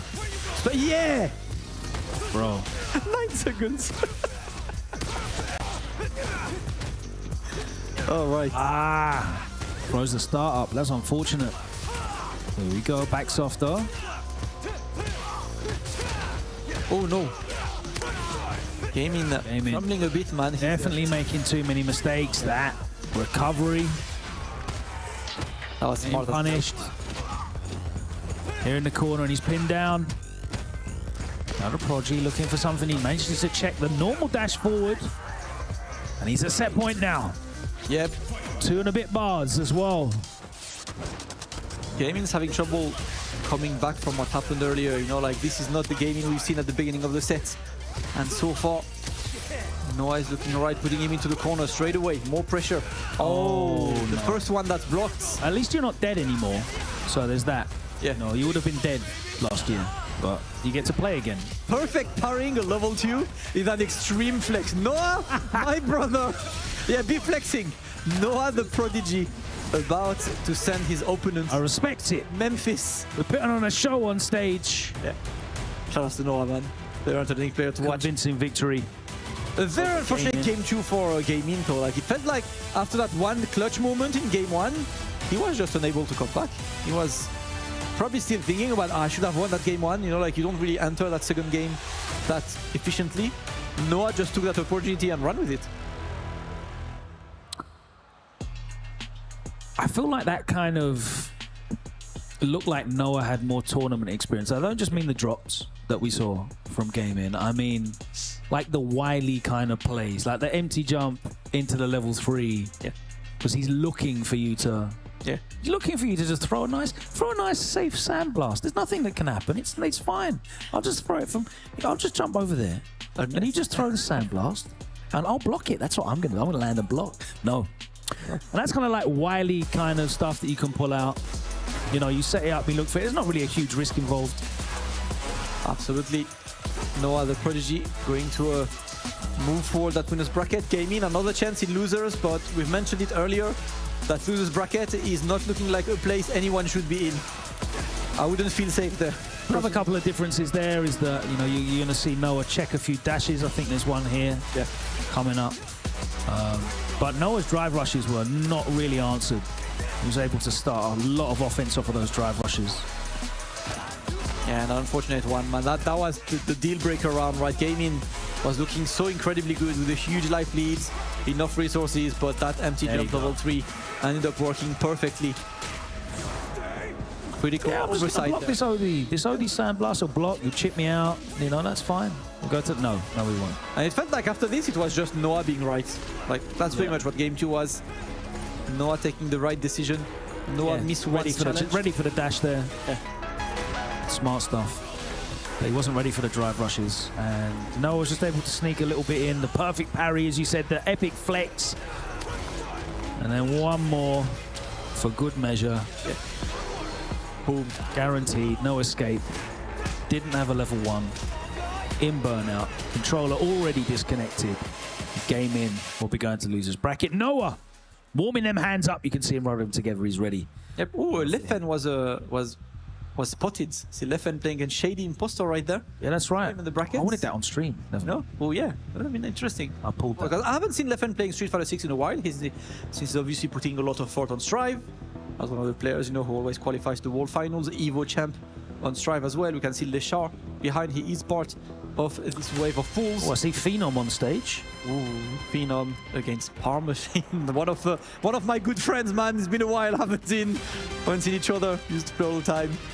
SF5 and stuff. Shout out to all, of course, Scandinavian community out there. And Phenom, he is there for business, of course. You know it. Well, he's already qualified, so Yeah. you know he's just here. Yeah. Scandic local. Come down from Norway. Let's see how this one goes. I believe Parmesan plays Kimberly. Yes, he does. There we go. And the Ken, of course, Phenom's trademark. Opens with the classic crouch medium kick into drive rush, and it's time. Let's go gambling. Oh, dang it. Oh, dang it. Ah, there we go. It could be right sometimes. Parmesan going, yep, and he's going to go for... Oh, he wanted the side switch. Unfortunately, the jump here is a bit too early, and that's going to be the DP. Phenom as comfortable as expected. Hard read on the slide doesn't come off, and your prize for that is going straight to the corner. Poking away, with the low forward, no punish though. Oh no. There we go. We've got new combos. In cross cuts. Yeah, he's just harassing the opener. That's it. Slightly more damaging DP now. Huge difference there. Boom. Phenom loves dropping very, very complicated combos with Ken. I don't mean dropping them in as in like using them. Yeah. So he's got some fantastic ones that we see him bring out for optimal damage in certain situations. Appreciating the footsies though, that crouch medium kick with punish going hard, and now it's time once again for the throw up in the corner. Parmesan just Nice, ready to convert off of that punish counter overhead. yeah. Oh, for more by everything. It looks like there is no escape, and trying to escape, at least no anti-air. And now is your time to try and get something. There we go. Until he decides to not block. Phenom has been right on every single call. I feel like this matchup's horrible for Kimberly, is that right? It's, I wouldn't say horrible, but She just has to hold all of that Jinrai pressure. she has to hold the stuff, like it's, Like all of it. yeah. It's like Ken enjoys the matchup way more. But then Kimberly is that's kind of the nature of a Kimberly in this game, is like she needs the dice to start rolling. She needs to get the momentum to play just a bit harder in terms of a neutral. Go gambling, yeah? Let's go gambling. Unfortunately, it doesn't work. And yeah, a bit too much use of these slides, very unsafe. And Phenom, of course, is ready to punish this one, and you can see the panic on his opponent. Little as stagger. Phenom is going to go straight for the level 3. That kills? Ain't gonna kill her though. Oh, not unkill, right? That was too early in the yellow, yeah. One touch. What do you got for us? Oh. Jeez! Elbow drop doesn't bait out anything. And Phenom with the first frame fist bump. First frame fist bump, and good. The low tier hero Phenom playing the worst Shoto in the game. Yeah, I can definitively. I've never said that, chat. I'm saying it in jest. I'm just saying it to make sure, guys, right? I am not saying this seriously. Please do not clip that. And I think every Shoto is in the top 10 of this game. So that might be. even if Ken is the worst Shoto in the game, Still a- potentially, which he might be, he's still in the top 10. Listen, Lord Tokido is saying Ken over Akuma, so you know. Is he saying Ken over Akuma, or I'm going to use Ken? Yeah, he said I'm going to use Ken, so Yeah, that doesn't mean. which means Ken's better. Why would he use? Is Tokido the kind of guy who uses the worst character, Logan? He's the kind of guy that wants to use the character that's going to get him qualified for Exactly. millions, And apparently it's Ken. millions of dollars. You can't trust what Takedo says anyway. He said he was going to play only Akuma in Battle Arena Melbourne. No, but that was mix. I think that was mix. I think that was out of the game mix. You know, when Tokido. Look, when he shows up at Evo Yeah.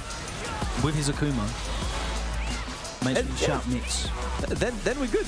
Mix. For now, there was no mix to be seen on the Kimberly side, unfortunately. No, only mix. Yeah, only mixed. The mixy. Oh my god, Kimberly is she actually ate decently, you know, in this patch. The only thing I don't is, think like, they fixed any of the major issues. yeah, that's the thing. She's better at what she does, Yeah. but she's not better at dealing with the things she's bad at. She gets the target combo off of 2 buttons now, right? Yeah. They gave her that back. For more, she get a bit more like. She just make her like she was in the beta. She wasn't obnoxious at all. Yeah. Just let her have all of that. Yeah, all good. I think it's one of the things where, you know, very often in fighting games, when a change is being made, they rarely ever backtrack on the change. You know what I mean? They're ever just like, oh, we're gonna just go back to where it was. Yeah, we're just gonna revert that. Because they changed the EX reversal to not be invincible, they won't be to, okay, we're going to go back to be invincible. They're gonna try to like find another solution. As up next we have Hot Dog 29 jumping on. He's playing a mix of DJ and Ed. Had the pleasure of talking to him, you know, a bit before the tournament starts, and he was saying that he doesn't believe DJ is bad. He believes DJ is still a very strong character. He said you just have to adapt your combo rods because a couple of the combo rods don't work anymore. You don't get that much damage. That's literally all it is. Yeah, once And up against the arpeggiator. There we go. Double leverless showdown. 2024. That's right, Boomer. 20. Myself, as a stick player, I don't feel represented Like anymore. in- Though good. Like in Back to the Future 2. Gotta use your hands. That's like a baby's toy. Yeah, that's right. Oh my god. Alright, it is DJ versus Chun-Li, the arpeggiator is a player I am not familiar with. Let's see what that Chun-Li is saying. I feel like not being familiar with the player in Street Fighter 6 is potentially the worst sentence because you don't know. If they happen to be good, it might be long for you because you have no data on the player. Quite a few players who are, you know, like at that 1.8k ammo sweet spot, which is you're good. You're not top. know what you're doing. Good. Yeah, you know what you're doing. You can't annoy anyone. That's the kind of like opponent that's so hard to deal with, no matter what player you are. And now I have to get 2 games off of you. Yeah, unless you Mena RD, because Mena just wins. I don't know why. I still don't know how he does it, but has to Mena RD, man. And great answer by Hot Dog 29. It's gonna be pressure in the corner. Oh, nice spirit trap. Oh, dang it. I cannot get this out of my head, Logan. Like, I don't know. I think it's a community-defining meme sometimes. That's the one. I got the counter hit, but wasn't able, really confident to continue the combo. It's a shame. Great anti-air though, the up kicks on the jump down kick. And there we go, no respect. Pass it out to OD Tensho. Hot Dog happy to block, backing off. You see that he was buffering, he was looking to maybe get a level 2. Not gonna happen. There we go, drive rush into a throw. Hot Dog looking for the next hit.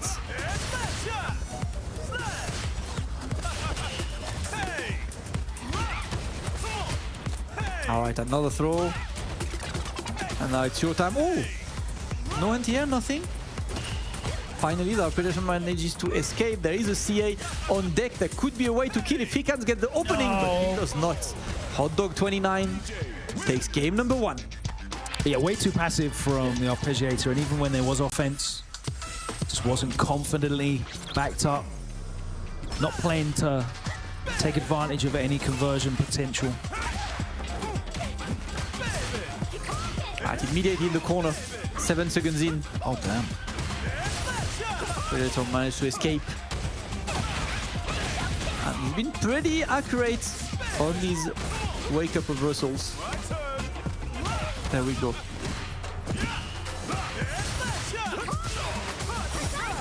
Hazanchu over. Not going to work so far. Too slow. Oh, that was too fast. The cleanest Jump in. of jump-ins. Hot Dog 29 is looking extremely strong. Ouch. Jump in. All right, make the most of this. Arpeggiator with the conversion all the way to the corner.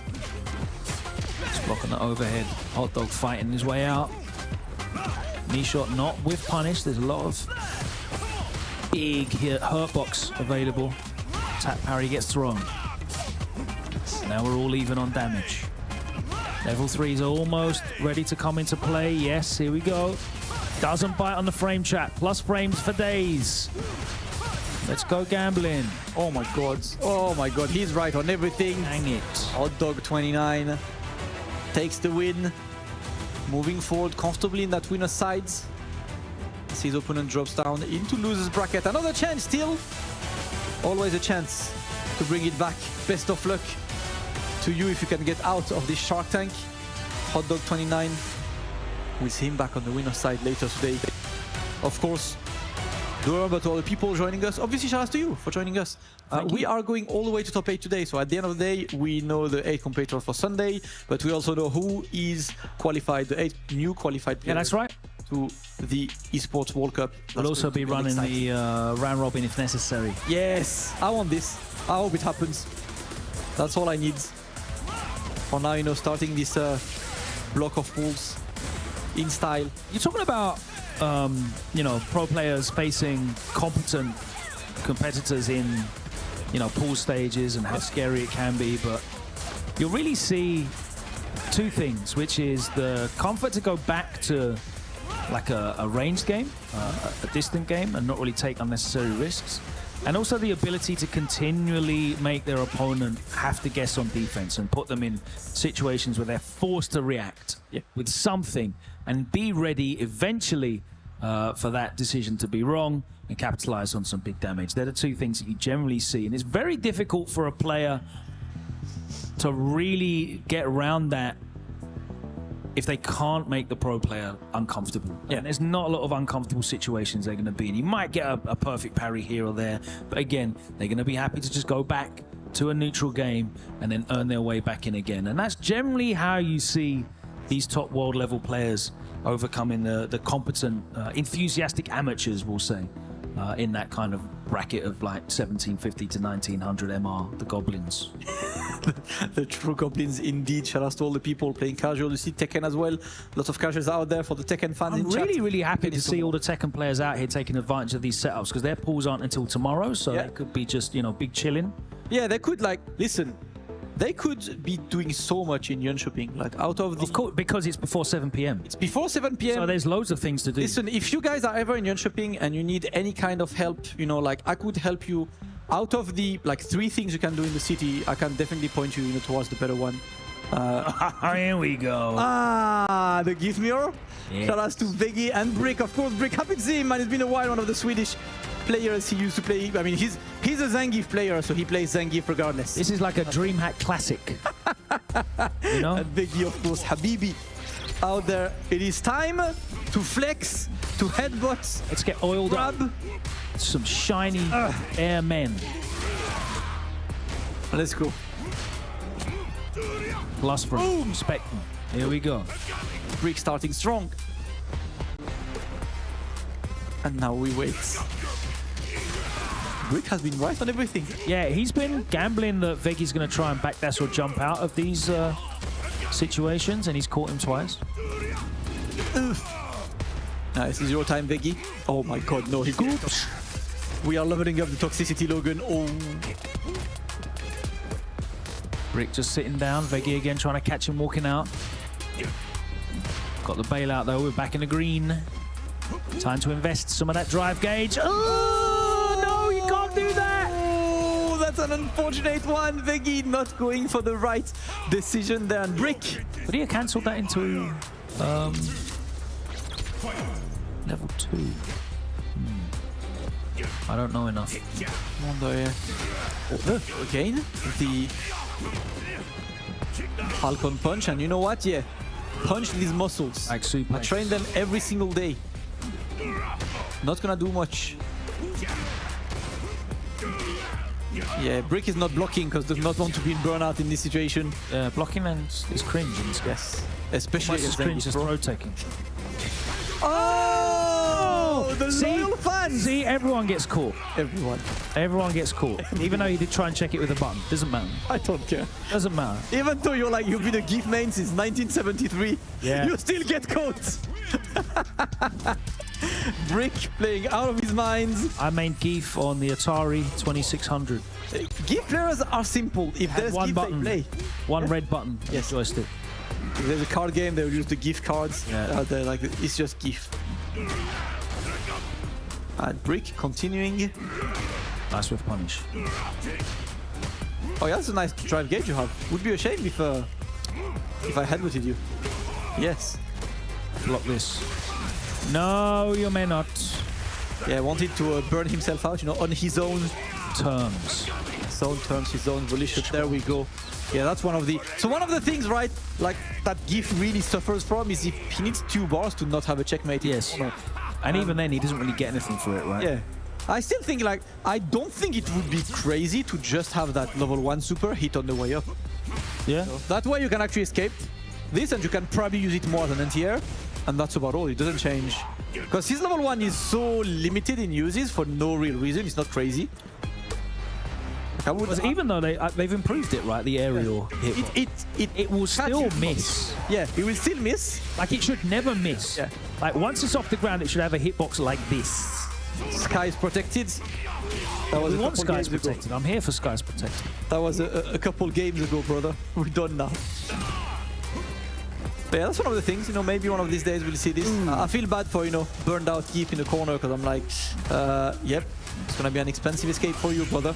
Perfect. Yeah, he's done it twice now. In fact, yep. Not going. Still alive. Yeah, that's one of the system changes that's interesting as well in Yo. Oh, That was a horrible. You see, as soon as he got hard knockdown swept though. yeah. That critical R in the bottom right-hand corner, that was a horrible situation for Veggie to be in. He looks really calm, but that was definitely very tense for him. Fake it. Here we go. Paul, believe you're calm. 1-1 now. Veggie opening with the footsies. There we go, conversion. Nice. So far, he's being right. Okay. Wake up, reversal, drive, reversal. I like that. And again, the Falcon punch grenade. They are firing shot after shot, man. I heard you like super armor. Yeah. Going band for band. Let's go. Ouch! Ah!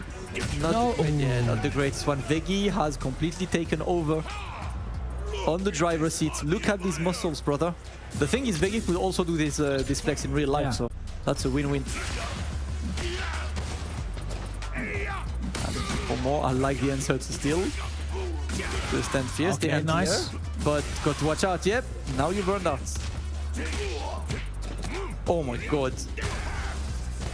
Oh look, this is long.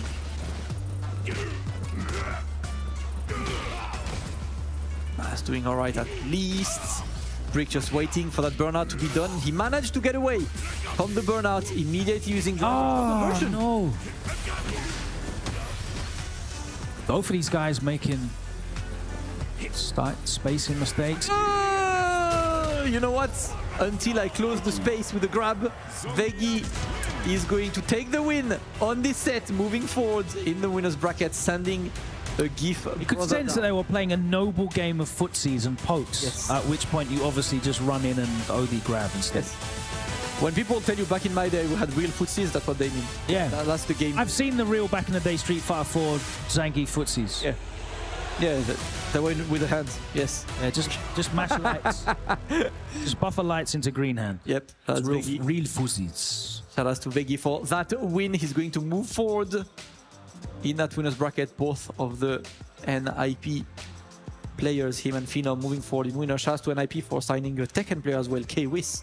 Congratulations to K-Wiz. Great One of our own. Great pick for any team. Need to find what Paul Fudo's in, because he's up next. But let's take a look at some of these highlights of this epic big man match. Meat on meat. Pose. Big bodies only. That has been It's a mixed grill.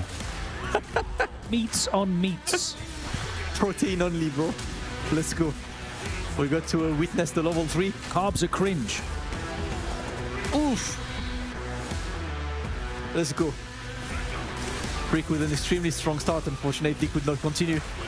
I really like seeing the way Veggie would update, make his game work, exploit the fact that Brick at the end of the day, whenever it came to being patient, he would pretty much lose patience before Veggie. And that's been a big change. See, that was a horrible situation. That perfect parry was really, really fortunate for him. And from then, because you notice Veggie was taking quite a few little risks with the cheeky these. Yeah. Quite a few of the. That's like the second or third I think I saw him hit in the set. He was certainly going. You can see how happy Brick looks about that, and I can through the back of his head I could see the cheeky grin on Veggie's face. But here we go. Fudo stepping up next. He's going up against Wills, who's a player that I don't know much about. Right. But I think, he's actually from... Yes, he came and introduced himself to me. He's from local. He's from around here. Okay, good. So you can immediately say he's one of the best players in the area. Absolutely. One of the things. That's one of the greats. Part of the organisation of last year's Street Fighter 6 tournament here at DreamHack, which was certainly a lot smaller scale. Yeah, community tournaments. But out there, you know, shout out to all of the community for putting... Keeping this thing going, exactly. Yep, keeping the game active and striving, and this is how, you know, you create your community. You get players to go to the higher level, to start traveling, and to potentially do well. For now, Wills is about to have a very strong challenge in the name of Fudo, and it's Guile DJ. I was actually sitting down with Lex earlier watching this match, and he was like, this now, like Guy clearly wins it in his opinion. You think? Yeah, okay. Yeah. Interesting. Lex's words. But let's see what Wills has to say about this. I can't think of any DJ players that have actually switched. Like, they're still all using them. So some of them are like slightly... Crossover doesn't count because he's obviously going to play Akuma anyway. Yeah. Shady Imposter has been playing Akuma as well, but he still plays DJ. He's not fully switched. Everyone else, yeah, look, Zen qualified with DJ. Well, we're not going to see Shady Imposter because he lost to Leffen 2-1 in this pool. That's actually a strong sign for Leffen. Shady Imposter is really solid. Yeah. Definitely like one of those gatekeeping players in Europe where, you know, they're certainly the caliber that you need to know that you can beat to be able to be a real competitor. He's got a couple top 8s, you know, here and there on the Assault Mine, set and reset, any of the brackets, corner to corner. He pretty much enters anything he can. The Fireball war is raging, and that's until Fudo decides Fireballs are cringe, have a drive rush. You said playing full screen? Yeah. Is irrelevant to me when you're in the corner. Yeah, I can decide to not play full skedaddle skedoodle.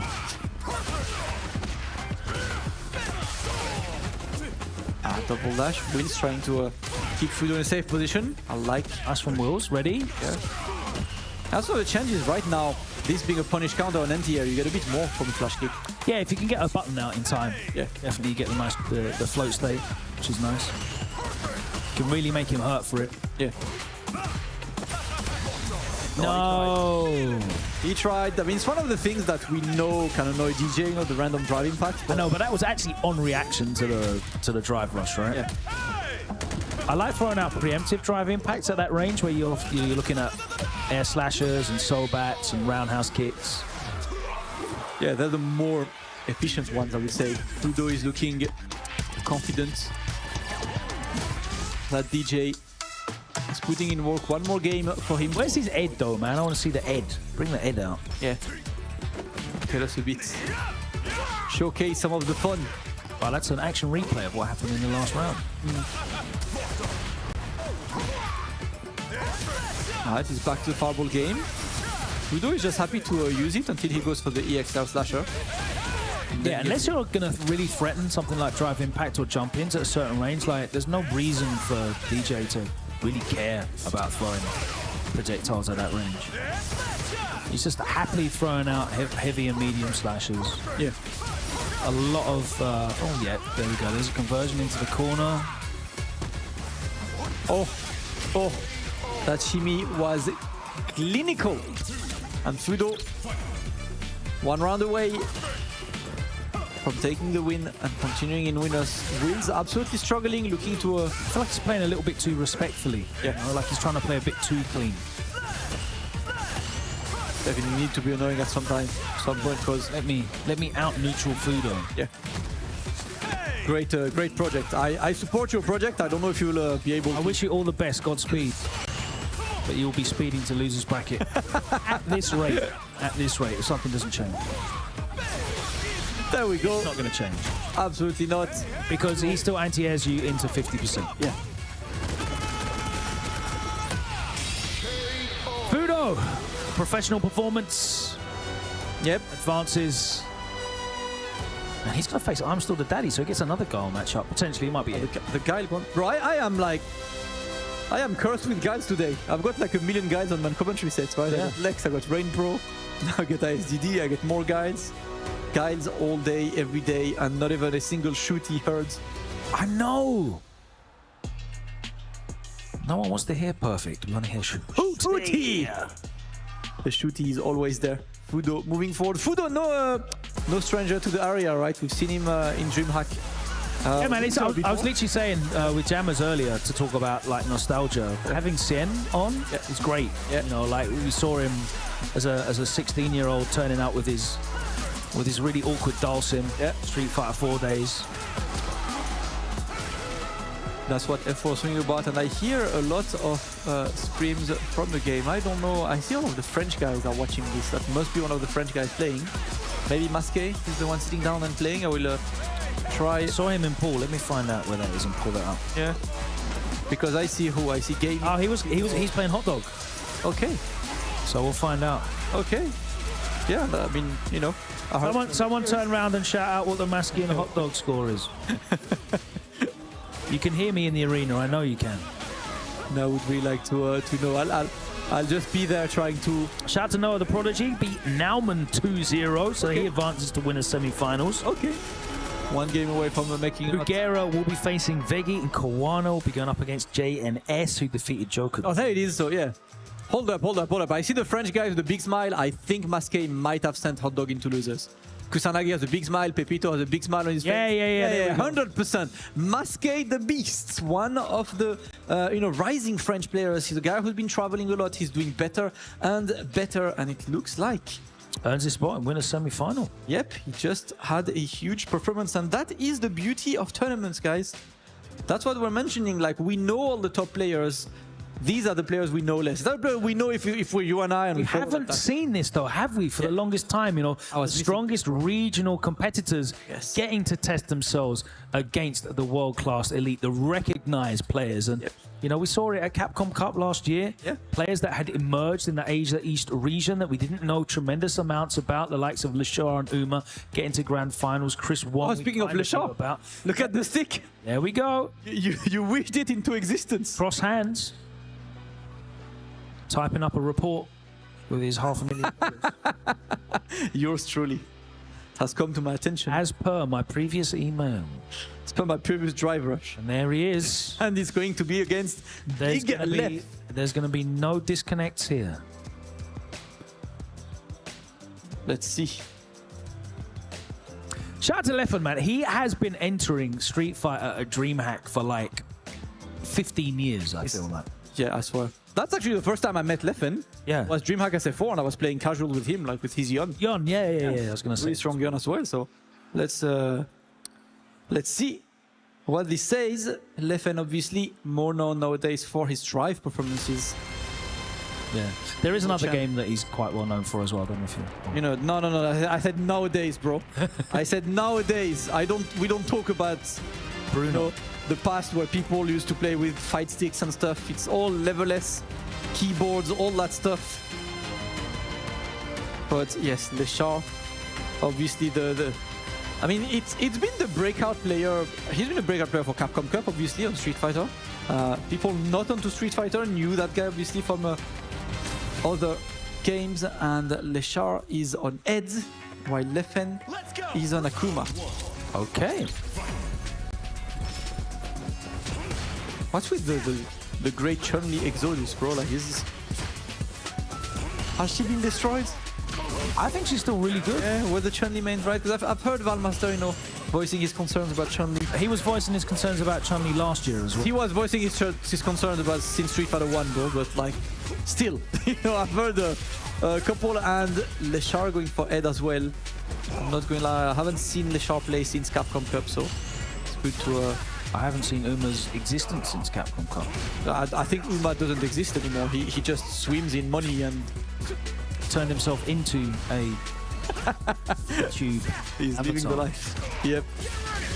Nice pick up. Oof. Oh no.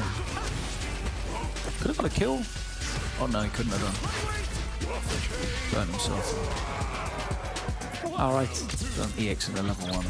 Anyway, Shah still gets the round. Backing off. Alright. Wow! Too far. Shah's too far away from the medium kick to connect. And the Shah's range game... Shah not too far away for the flicker to catch though.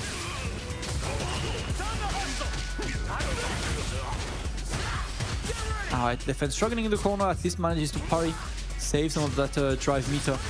How do you escape this situation, Leffen? And that's the walkout. That is gonna be a good amount, but doesn't kill. It's really hard to... 1,000, bro. He just dies to everything, surely. I thought that was how it works. Almost. You just hit him and he dies. It's hard to adjust your is this gonna kill game to Akuma, you know, in this game. But we'll get there. Leshar is looking extremely solid. That edge looking clean. Yeah, really causing Leffen some problems. He's just not able to actively defend. He's getting caught trying to walk out of strings.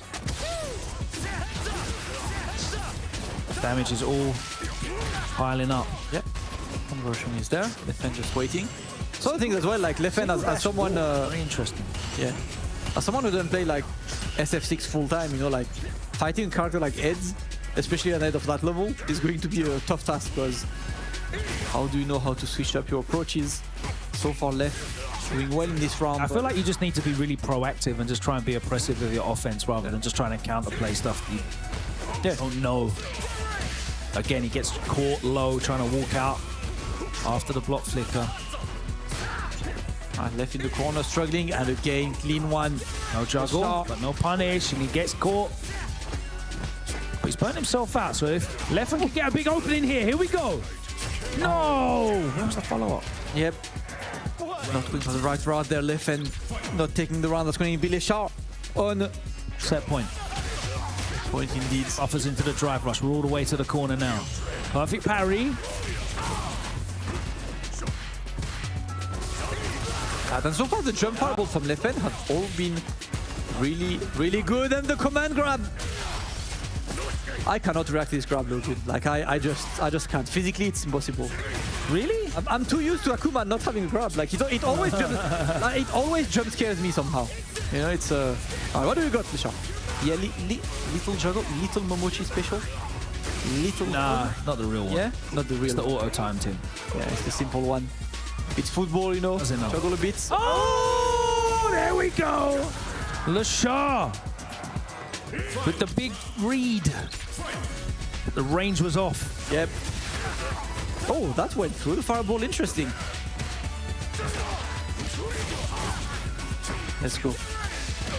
Leshar immediately goes on the offense. Look at the jump. Yep, no respect by Leffen, and that one's going to work. He's got 3 bars as well. But a great check on that drive rush. Leshar, back to business right now. Looking to control that pace. Oh. Ouch. Dead?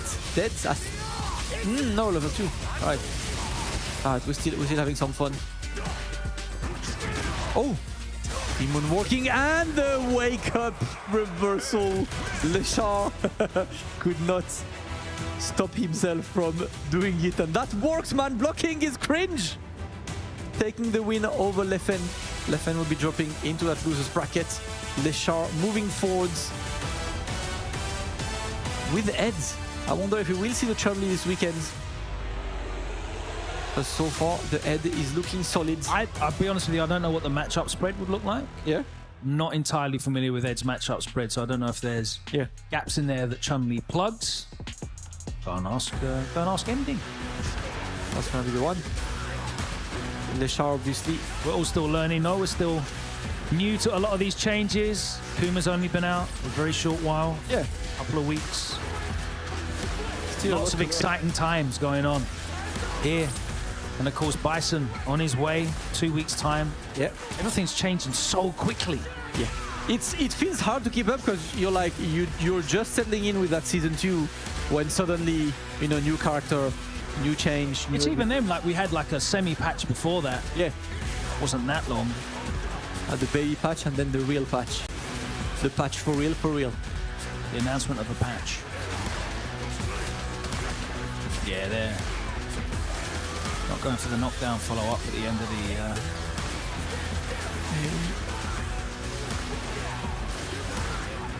Yeah, we're just looking to enjoy as well, and that's Lechard. Yeah, that was the moment where he tried to go through, unfortunately a bit too far. Leffen literally just backed up a little bit and it saved him then. And there we go. That was Lechard closing that game and sending Leffen Comes down, but he wakes up with bracket, OD, and that is like that. all we had. Shout out to Leffen, of course, for entering always, like it's always good. People like seem to think that a lot of players just play one fighting game. That's not the case, and especially in the case of Leffen, like any fighting game, he will just play, he will just enjoy, and we love to see it more. Fighting game enjoyer. Exactly. A cultured man. Leffen will continue in the losers bracket, and our search for 8 players to join the lineup of Esports World Cup will continue. We're going to take a short break whilst we prepare for our next matches. We've got winners semi-finals to come, so we can determine what that top 32 looks like. Remember, we are going all the way down to top 8. Today, we've got hours of action from some of the world's strongest, all here under the enormous roof of DreamHack Summer in Jönköping. We won't be going anywhere. Please do not go too far. We'll see you in about 5 minutes' time for the continuation of this sea pool run. And then after that, it's top 32 time. It's going to be a great day of action here. See you real soon.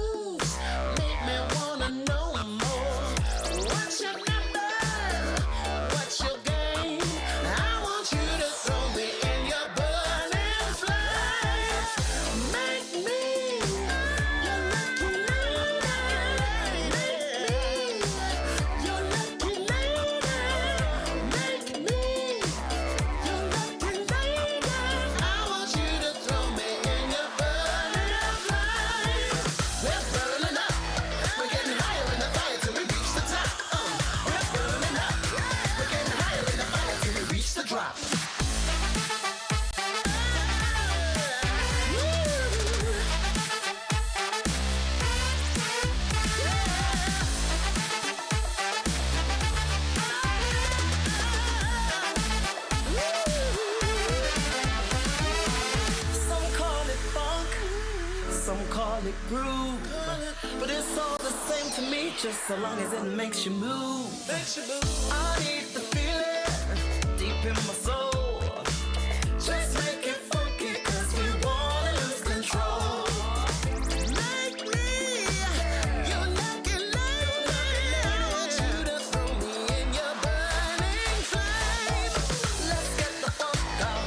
Everybody, let's get the funk out. Yeah, let's get the funk out. Everybody, let's make it funky.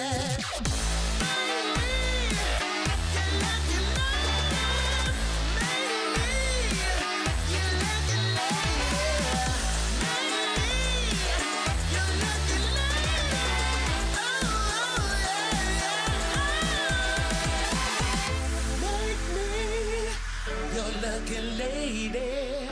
Make me your lucky lady. Your lucky lady. Make me your lucky lady. Make me your lucky lady. A little boy blue, blow your horn. Show us what you got till the break of dawn. Little boy blue, blow your horn. Show us what you got, feels good, come on. Little boy blue, blow your horn. Show us what you got till the break of dawn. Little boy blue, blow your horn.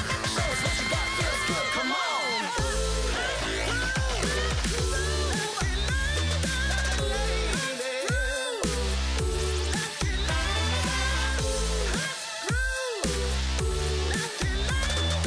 I want you to call me in your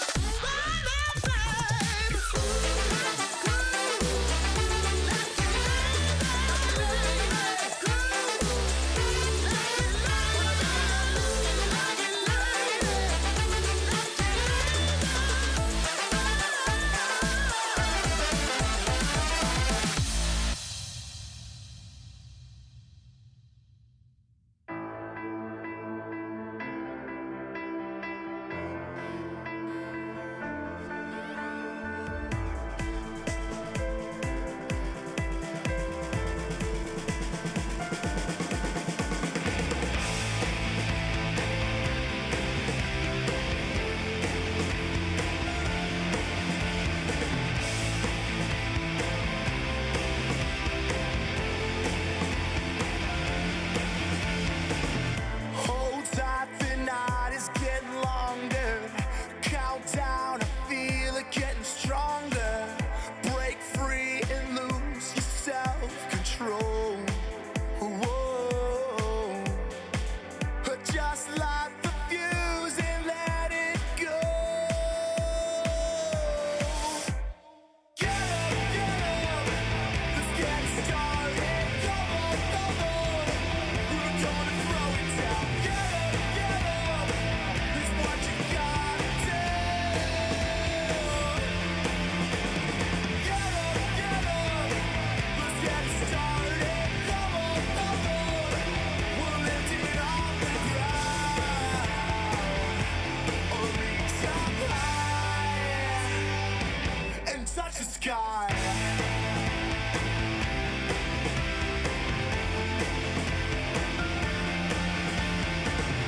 Rewind the trouble that you're facing. Get back the dreams that you were chasing.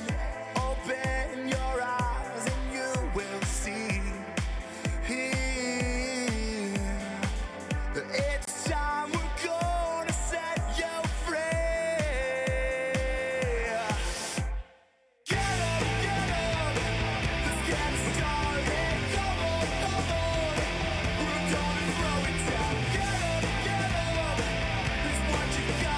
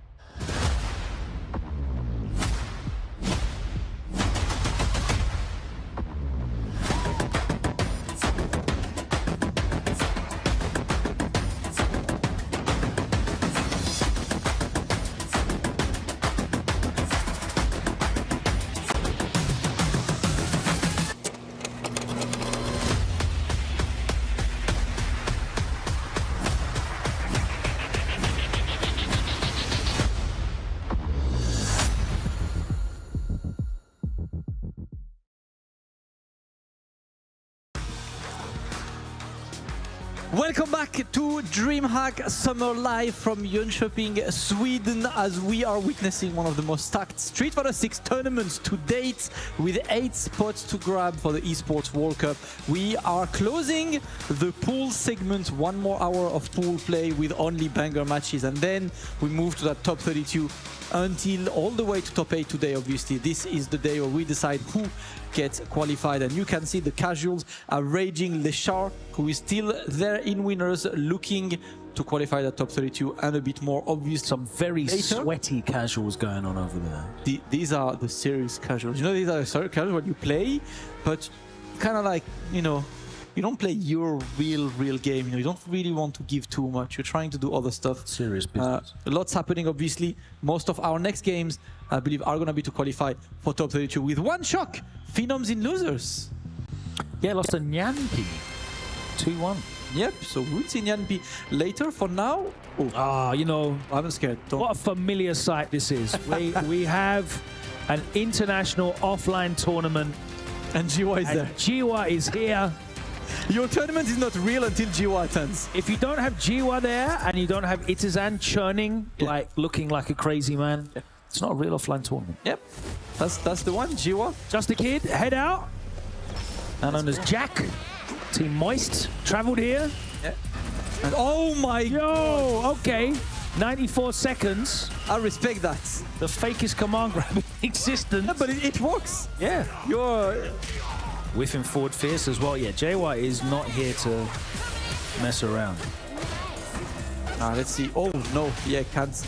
May not. Here, they're at this angle, and GY is going to be the one making that bar melt. Just needs one more hit. Jack in the corner. And now we wait in the footsie range. No real risk taken on both sides. And there we go, the jump. Oh, that traded. Gets the last hit that he needs from that fireball. Well spaced. Yo! What is that hitbox? Carrying Kanzuki, medium kick.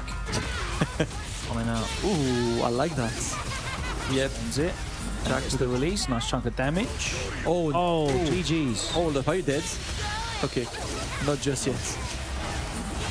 But that's gonna cut it close. Jack getting the opening, and that is a much faster round than the first That's one. very kind of JY to donate that round to him. Yeah. Charity rounds, they happen.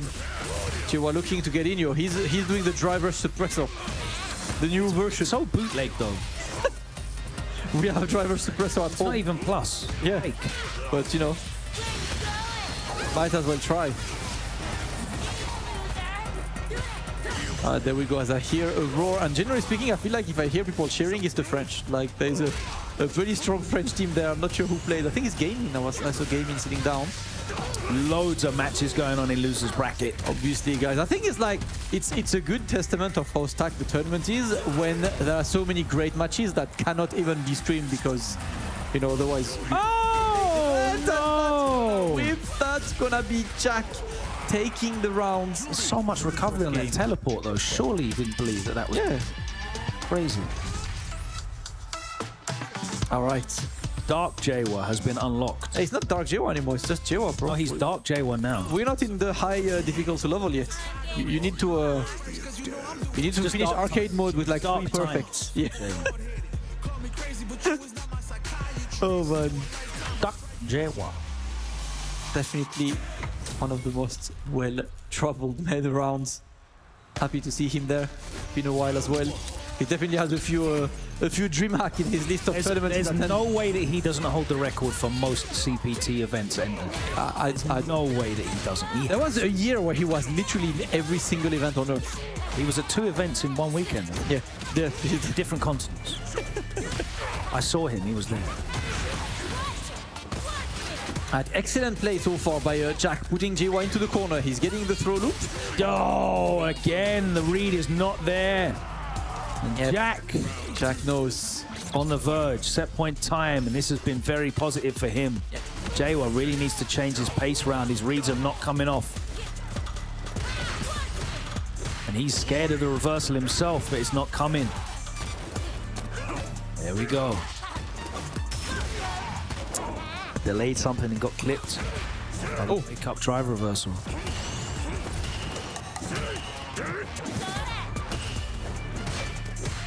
Jiwa is happy to wait right now, but it's Jack taking the lead. It's time. The backdash is going to work. No throw loop for you. You are the one going back to the corner. No. I still can't believe this fireball is only like, what, 1 frame more recovery than Ryu? Yeah, but it's in total. It's one of those ones where like it's got a lot of recovery. I don't know if you've seen, but there's been a few instances where people have perfect parried the fireball and punished the recovery of it afterwards. Okay. Like with the drive rush punish as well. There's a lot of recovery on some of these fireballs. But the startup's mad fast. It like, yeah. And of course, there's no hurt box, which is the big thing. That's the big thing. There's no extended hurt box, yeah. Which seems like more than an oversight than anything. For now, Jack is getting close to putting his opponent to burnout, and he's going to wake up with the buttons, and that is going to be it. I believe Jack did not build the bar, so he needs one more opening. G1 narrowly escaped the burnout as well, so it's winnable. It's winnable. Winnable? Oh my god. Oh my god, this is winnable, Logan. G1 coming in. No more burnout! He did the DI at the worst timing, exactly as the burnout finished, and Jack manages to get the counter DI there. Unfortunate calculation by Jiwa. Jack will move forwards.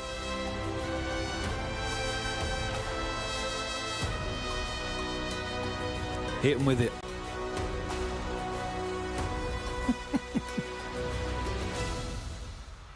I'm scared. Doesn't work. I'm scared. Doesn't work for you. I'm not.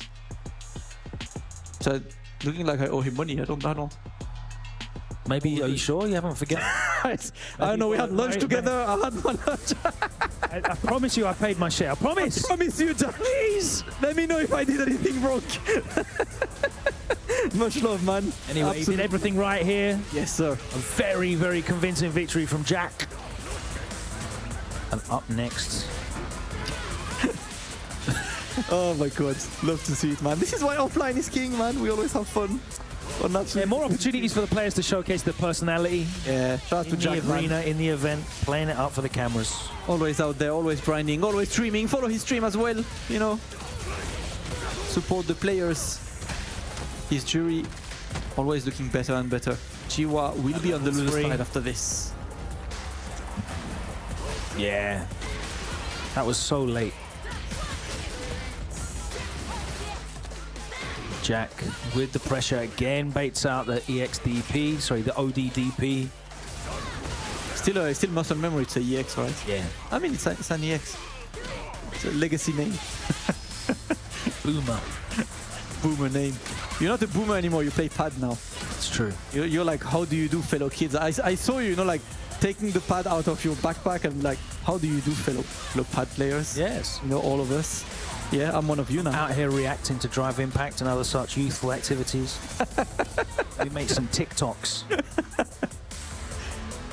I Get on with the to times. Chapel Run. So that is going to be Jack advancing in the winners bracket. Next up, it's Kawano versus JNS. Ooh, the dancing player from Sweden. Wait, is JNS Rickman's Barnet brother? Don't know. I can't remember. I think he's like the brother of one of the Swedish players, but I cannot for the life of me. I think it's Rickman's Barnet. If I was to gamble, it looks the most like... Or Juicy Joe. Yes, I was going to say that. Juicy Joe or Juicy Thank you Joe. very much. I think It looks the most like Juicy Joe. I was going to say Juicy Joe. It's your brother. Yeah, okay. Juicy Joe, right? Okay. Yeah. I was like Rickman. Oh yeah, it is.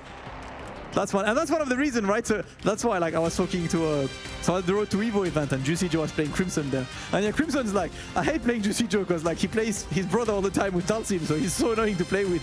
And yep, JNS very, very, very strong.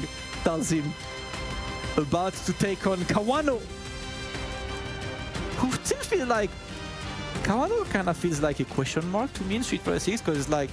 It's either he's on his day and he wins, or I have no idea what. Wano has this weird, unerring ability of like just pulling out a big victory. Yeah. Without being the person that you're really on the radar of. But there's always quality there. And certainly isn't shy of picking a top tier. Of course. Oh, always. Pick what works. Kawano, Akuma, we're getting blessed with a lot of Akumas today. I saw chat was asking for some. Oh, it's only going up, bro. Yeah. Get used to it. It's only going to be going up. More and more and more. Eventually, you're going to be tired of it. Kawano making it work. Might not like it, but you got to learn to love it because it's the best thing going today. Oh, that's going to hurt. Alright, and now it's time. JNS trying the perfect parry is great, but cannot get Yo! Great answer by Kawano. Going to put JNS into the corner, fireball game. How do you escape now? The tech works into the slide and he gets the conversion there. Kawano is really happy to DP at any time, man. Yeah, 9,000 health is... It's only in your mind. Yeah, it's a mindset. It's like frame data. It's advisory. It's not real. I mean, that's one of the things. A lot of people have been saying this, you know, me included. He might have 9,000, but he makes you feel like you have 9,000 too. So Yeah, basically. yeah. Yeah. But that still doesn't eliminate the fact that if both of you have 9,000, that's even more volatile of a game, as you can kill each other so fast. The glaring issue is still there, which is why, you know, the likes of Tokido are saying, I would like to play Ken as it's a bit more stable. But Yeah, that's going to be a punish. Yeah, that was high enough. I think, you know, Akuma's going to be one of those characters, very much like in Street Fighter 4 in the early days, where if you're able to master him and lock people down, definitely top tier. Yeah. And that's going to take a while to get that level of control. in DP, Kawano is Because he has got a lot of tools as well. Like, there's a lot of options, and many of them are new as well. Yep. JNS sitting on the life lead right now. He's just trying to keep the Akuma away. Using that charged fireball, just try and Nice. overpower JNS. And then it's a trade, no throw tech, but no anti-air as well, and another neutral jump. But he does get the conversion, JNS, and he is able to close out the round. Still in it, fighting back. All right. The Dalsim is working right now. Sweet. JNS going for the kind of ambiguous one, but Yo, that medium kick buffer was clean. I like that. Get some space as well. Perfectly spaced slides. Damn, son. The Kawano's DPs have been incredibly good. Oh my god, and he escapes! The grab, nice awareness by JNS right now. Kawano is in burnout. JNS looking to maybe exploit this if he can. There we go. Gets an opening, going to teleport forward. A bit Just too far out. Yeah, Learn that stage, boy. No stun. Need to know those points. Quite hard sometimes. Black is guaranteed. Yep, to figure it out. But JNS, it's okay. He's got 3 bars. He just needs that one clean opening to get the game. And he's trying to not take too many risks right now. Look, keep Kawano away. Kawano is happy to just parry. And watch out, because he's going to get in right now. JNS in the corner. Yeah, you can just, I guess you can just do that fireball string and not... No! Well, that's all right. I have no idea. Why would you ever parry? Hold on. Who the hell drops a combo and parries? I need explanations. What did you drop your combo into? Why did the parry come out? Don't know what. I have no idea what just happened. I don't know. I don't know. You know what? That was the choke Shen select. Pretending he choked, but he actually had what's after. He wanted the contents. Post the clip on Twitter. 1-1 between these two. Medium kick, double dash, Oki, backs off, gets the punish counter on the throw. It's a big chunk of damage. That's going to be an even bigger chunk of damage. And the kill. Set point now for Kawano. He's looking very clean right now with his toolbox. Yeah, get the hell out. I like that. Get out of the way of that fireball. Oof. All right, I like that. Oh, and again, he got a read on these DPs this time. JNS looking good. There was a throw, but no shimmy there. Kawano burns himself out, going in with a demon flip, but Gauge is cringe. JNS Play without it. Yep, you know what? No drive gauge. Oh, okay. wow, rare drop. Kawano not looking at himself right now. And JNS is looking good to maybe get that round. Just taking his sweet time, or maybe a bit risky to go for a teleport there, because it gives Kawano a chance to be on the offense. No button press, and there we go, the DI. JNS will be able to answer in kind, and that's gonna go to a final round.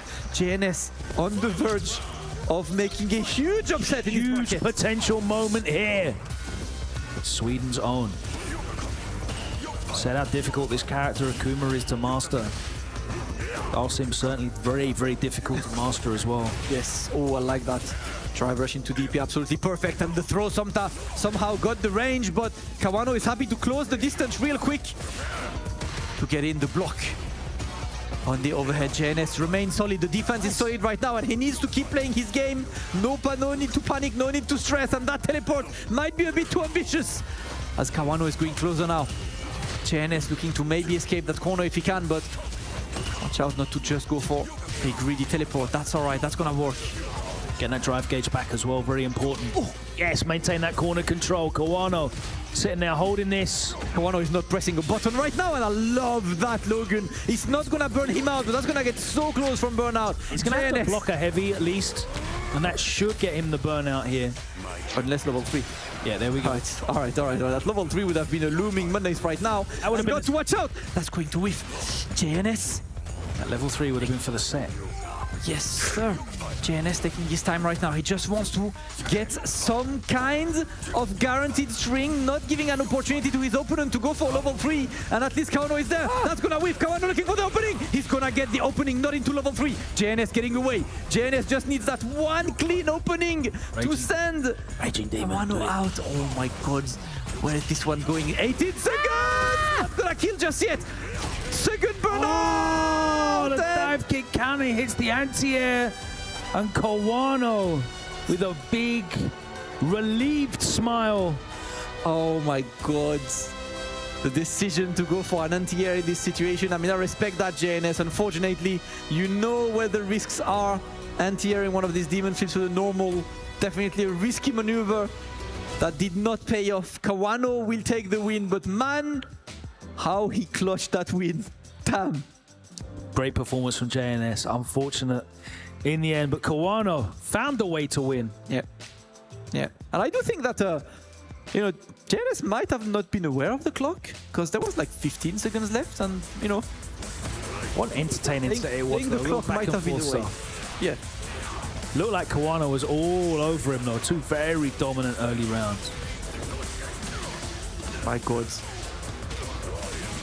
Start was strong, but yeah, I was really impressed by Kawano's reactions as well. He was dealing with the air approach really, really well. DP in all the dive kicks.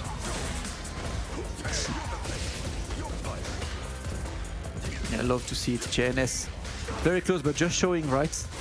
There are players that you don't know about. And this, I cannot believe this. That was a parry there, man. Oh, man.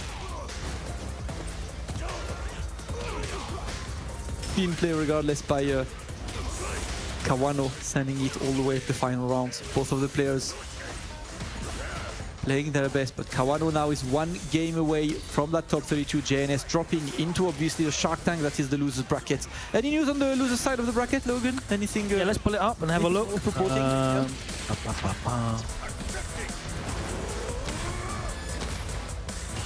11 through to losers round 4. Jawa's going to be facing Dr. Gulag. That's in pool CC2. Take a look down here. Oh, you're on B right now. Yeah.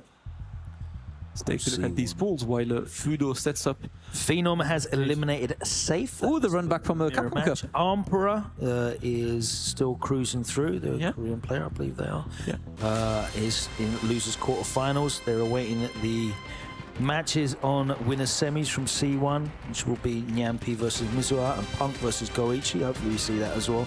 On the stage right now, though, it's Fudo and ISDD. ISDD been to many, many DreamHacks in his time. He has. Certainly a DreamHack veteran.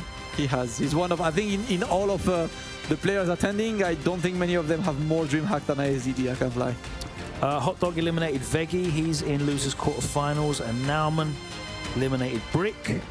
Nauman has a few matches left to wait for before they play their losers round 4 games. So lots to go still We're going to see Kawano versus Noah the Prodigy. Hopefully that will happen on stream. Maski the Beast has to play Puga. We haven't seen Puga yet. I want to see this. I want to see my man Maski the Beast maybe getting the performance of his lifetime. He's already sent one of the GOATs, you know, to losers. But let's talk about yet another guy in DJ. We've been served the same. Fudo has been, I think, served the same. The same plate a few times. I love this meal. I'm going to have it every day. Yeah. What's the order? Give me the special, chef. Give me the Fudo special. That's the one. Fudo coming in. And let's see how Isdd is going to challenge him. For now, he's in the corner. And that DI was a bit too much of a panic DI. Isdd a bit too ambitious on this one. And I do believe that Fudo should be able to finish that combo with... Fudo definitely got one of those 17-button controllers, I'm sure. Hit one of those extra 4 buttons and it would have done drive impact. First round in Fudo's favor. Oh, gets the jump. No anti-air. Isdd waiting, and he's back to playing the Sonic Boom game. At least he's getting a bit, but that drive gauge is not looking good. Oh no. It's counter hit though, not punish counter. Yeah. Oh, that was though. Pops over the boom. Does spend the level 1 that time. Oh, the panic from Isdd once again. A couple of these defensive decisions have not been the best. I think the main thing here is he's losing the neutral game. He's spending a lot of bar to try and win it as well, which makes sense. You know, utilizing the OD booms and trying to be off with your timings and your pacings and to try and overpower the DJ. You know, the speed at which you can put your Sonic Blade into the boom down should be enough, but Fudo doing a really, really good job of navigating this neutral and winning this fireball wall, which is then putting Isdd back into the corner. Well, let's go for a game 2 and see if Isdd can bring it back. Still the fireball game for now, but Fudo is happy to just navigate around it. It's pretty successful. It's like whenever you play Guile, if you are able to shut down that fireball game, you've done half of the job already.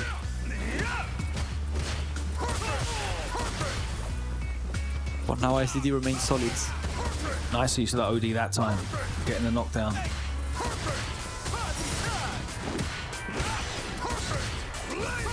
He's the one to end burnout. That's because Fudo is happily going for the extension. To the throw, but he at least takes that time. And Isdd manages to maintain his life lead. The jump in was just too far away there. Fudo getting the drive impact there. At least he's going to be out of burnout. Now just in time! Fudo desperately tried to get it in there before he came out of burnout. Isdd would have been mashing that trigger button. Yep, he does need a bit more. He does need one more opening. Yeah, this is still very open. Yeah. One jump in for Fudo and that's it.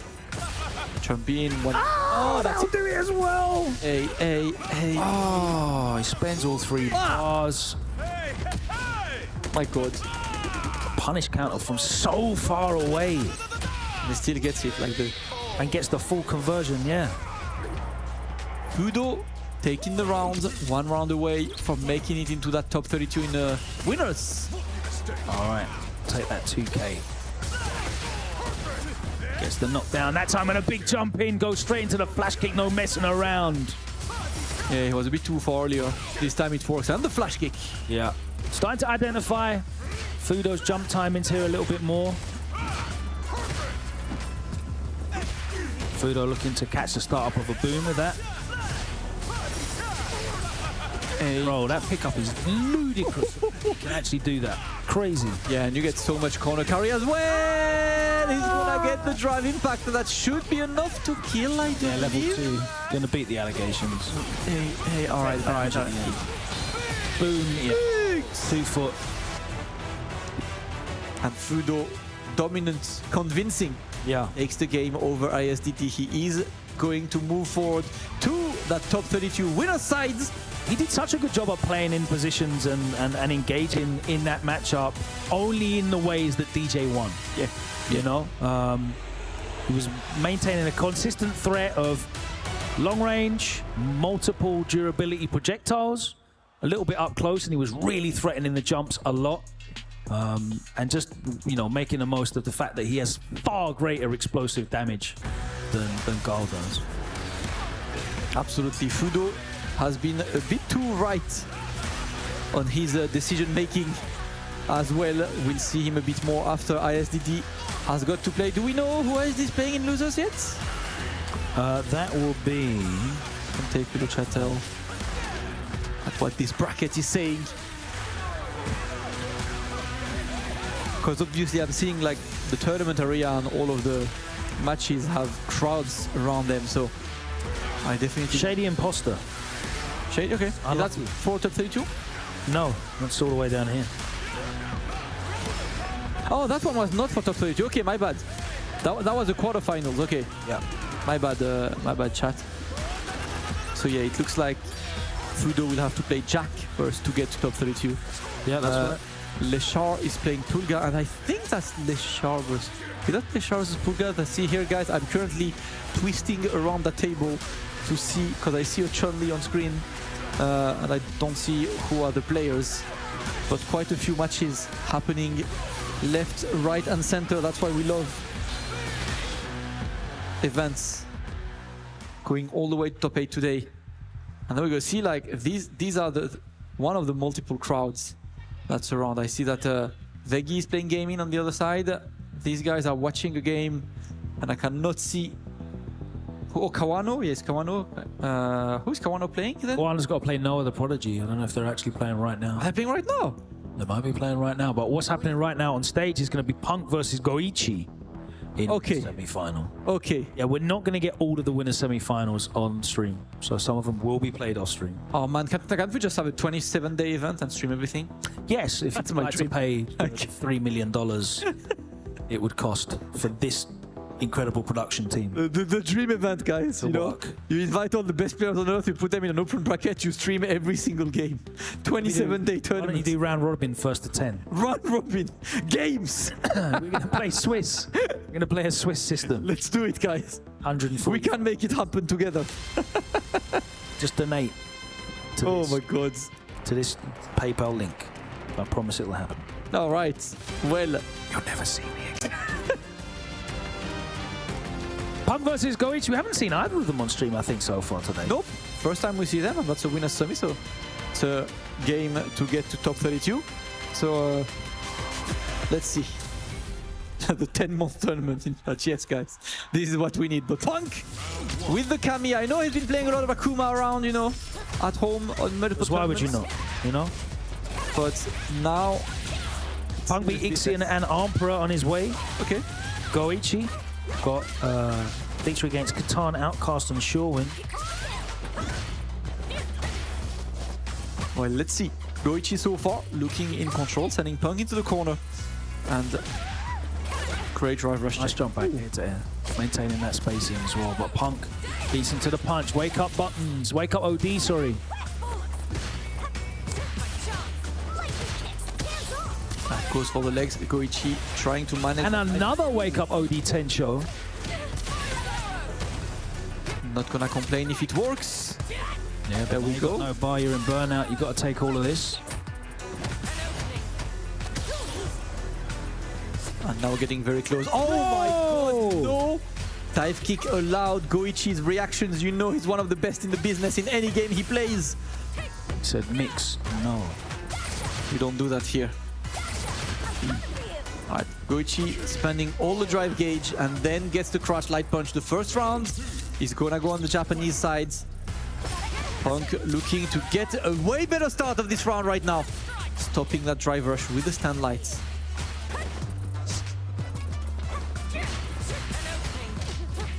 And now Punk keeps going. Obviously it's not big damage. Great one. You see that parry, you have time to walk forward and get a throw.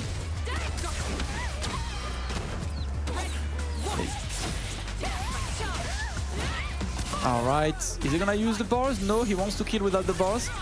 I do respect that, and he does. Perfect KO. Punk looking much better in this second round. Dictating the pace against Goichi, both of them sitting on all three bars. So you know big damage coming up from any opening whenever they feel like it is the moment to use these bars. Nice spacing on that dive kick. Have to respect it now. Oh, okay. We just start the combo again. Yeah. A rerouting of a combo. Mid combo for now. So that combo was cringe. Let me do a different one. I like that other one better. Goichi looking good, but obviously life lead is kind of virtual when your opponent still has 3 bars, because any opening from Punk means the life lead situation will completely change. But so far Goichi remains solid as he sends Punk into the corner. Punk goes for the OD reversal. This time it is going to work. Gets the throw. Now he knows that one clean hit could get the kill, but that's gonna be the one clean hit for Goichi instead. Punk was fishing for that crouching strong, just hoping he could buffer a drive rush behind it, catch something. Goichi didn't press until afterwards, got the low forward and converted it for the kill. First game to Goichi. All right, the challenge. To the punch, there's a counter hit and another OD Tensho, and wake up works. And now Punk's trying to be the one controlling the pace. Goichi has done a great job at being in control of the neutral. Nice, I like that, the defensive shimmy. Oof! And Ron has to win the neutral once again, and Punk completely changed. He's looking to get that one final hit to get the kill. Goichi is still fighting back, but the stand medium kick going to trade. Really in Punk's love favor, that. obviously. Adaptation there by Punk after blocking the air legs. Good read on Goichi's defensive habits. That time he got punished countered though. Alright, one dash trying to go in. Ouch! Beautiful. Ooh!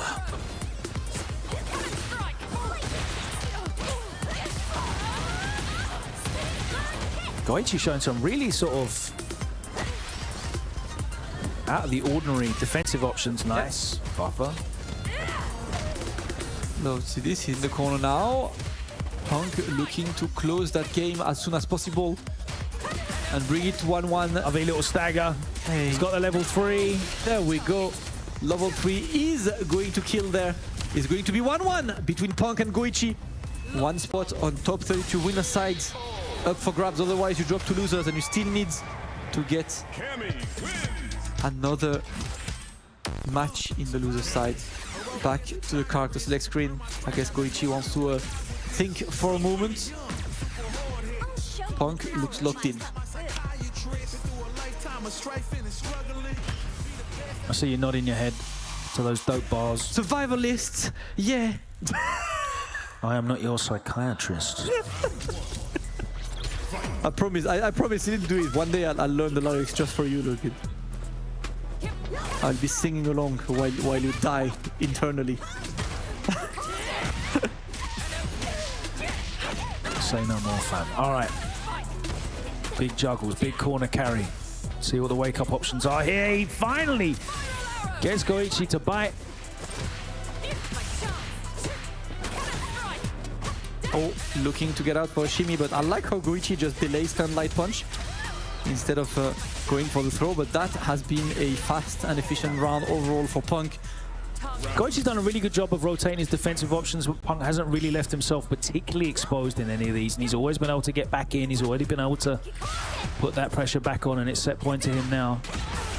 Nice, punishes with a low forward and gets a full extension.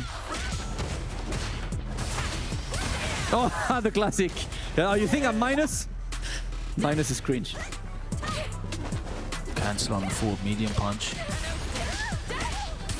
Burns out, okay, yep. I like that. Gets his own gauge back and burns out Goichi, and he's going to leave him in the corner as well. Got 2 bars of super though, so we'll see. We'll see how greedy Punk gets, because I think he can close this out without having to risk a drive impact, but he does anyway! What do I know? I'm just up here commentating, talking nonsense. Punk knows what he's doing. Yep. Brings it back from 1 down. Secures the win, and he advances into top 32 winners side. Yep. Representing FlyQuest, Punk making it work as he is going to move forward. We'll see more of Punk a bit later today.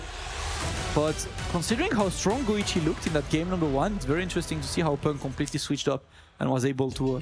I just think he had a very unorthodox defensive style. Yeah. And it just took a couple of rounds there for Punk to just adjust how he was approaching his pressure and how he was playing. Which makes sense. Beautiful. Jumper throws, all that stuff, using all of Chun-Li's toolset, putting it into good use. But obviously so does man like Punk in that first game.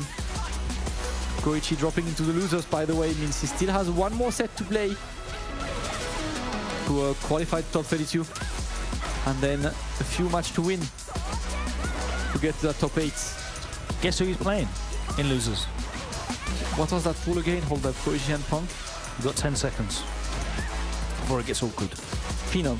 Yes. Ah. Congratulations. Let's go. Other side of winner side is Nyampi versus Mizua. Nyampi, Okay. of course, put Phenom there in losers bracket. Yeah. And I believe, are we having... Yeah, we Got have... Maskey! we have my man. Let's go, look good this time. This time, it's one of the interesting matches of the day. What's up with Kawano and Noah? Do you have the results? Koana won 2-1 against. Okay. Happened off stream. So Noah in losers against Hot Dog right Against now. Hot Diggity Dog. Okay. Naaman faces J and S. But Maskey the Beast and Pugera. Only clean games, bro. Only good games. This weekend, it's only gonna get better because we're getting that top 32. Shout out to Punk, obviously, for making this one work as we look at more input devices, would I say, as stick levelers. I don't know if I was stick levelers or anything else. Controllers is the one. Pugera against Input device Maskey. is very, like, cool though, I like that. That's the dev, talking. The dev part of me. Shout out to Maskey. Comes from south of France, Marseille, as he has been traveling a lot to events as much as he can, always in tournaments, always online, always ready to try and get better. And he's been also hanging out, a lot with, the French elite, like when you get to play the Almasters, the Kills and stuff on a regular basis. A great way to get there. And he beat, so who did he beat before Hot Dog on that bracket? What was The arpeggiator who we saw play. No, sorry, it was nobody. He got a DQ against us. Okay. So beat Hot Dog to get here. Sending Hot Dog into losers. Maskey is there now against Pugera, and that is the big test. I'm not gonna lie. Maskey making it to top 32 winners would be an absolutely huge statement for himself, as well as a player who is looking to get his breakout performance. But of course, you're gonna have to deal with a very, very, very experienced player in the name of Pugera. Rocking the head. Rocking that head for a minute. Yep. Maskey with Ken. Maskey has been a player who, has been switching characters here. Quite a few characters. Yeah. They're all generally like rush down, offensive-based characters. Yeah. Let's see. Nice Optics use of for that. Ken today. Punish counter, some version. Oh, that was an early burnout there on Pugera's side. And Maskey is trying to be annoying right now. Using at least that burnout, getting in. There we go. That's the overhead. Oh, the Hiki is going to land. Maskey the Beast putting some more pressure. Overhead this time is blocked, but he's going to get this one a bit too far from the corner to get the... That timing was perfectly spaced. That was right at the end of the burnout, but another... No! That's two opportunities where he could... That's three opportunities now where he could have won the round. He's going to lose the round. That was still a 6 shibi, right? Crouch medium punch into run Dragon Lash. Does that connect? No. That's right. No. Might have been a bit too eager. And now, this is when you see what a tournament player is. He knows that he just clutched the round and he's going to take it and run away with it, as the opponent is still thinking, oh my god, I shouldn't have lost this round. Can Maskey get back into this game? Well, he won't even be given the time to do so. Bah! String him up. Use him as a punch bag. Bang, work the ribs. Let's see. Rocky in the meat locker. There's quite a few ways to kill for Maskey, unfortunately. Fortunate. Yep, nerves, and you know that there is one who conquered his nerves already in the name of Pugera. He has been there forever. He's looking for an Esports World Cup qualifying spot. Maskey had a really strong start, so let's see if he's able to annoy Pugera a bit. As the head so far is immediately sitting on the driver's seat. Maskey in the corner. Good challenge. Nice counter here. Back to the corner. Okay. We're gonna play the follow-up game. I said do it again. Oh, okay. Yes. Puga showing a lot of respect. Yeah. Oh, bad choice. Thankfully not a big one, because Ed can only punish that with the light, and you get the light scaling, so drive reversal is not actually too bad of a risk in this situation. Another overhead that is going to hit. Oh, what is this? Maske, I need you to stop with these cheeky resets. There are ways out there to get. Who is this? Nasty Nas. That's a throwback, man. That definitely is a special. Let's see. All right, but just too far away to get anything afterwards. Maybe the light kit would have linked, I'm not sure. Boom. Spend it all. Might as well. It's gonna get Maske closer to a burnout as well, so Yeah, I have about half a bar left. yeah. There we go. Akira is looking good. Making block. Parries immediately, but he's certainly safe from burnout now. Yeah. Maske has all of the resources. He needs probably about 2 guesses, realistically. Puga is trying to not take a risk and just play with the flicker jabs right now. Maske not pressing a button. Back to your the ankles, Puga. All right, this is it for the set. Oh, I'm not sure what he did because his counter hits. And unfortunately for Maske, he had an extremely strong start. But as soon as he got that drop, Puga. Yeah, some critical decision making there in that final round of the first game. Puga was able to just leverage that into a second game win.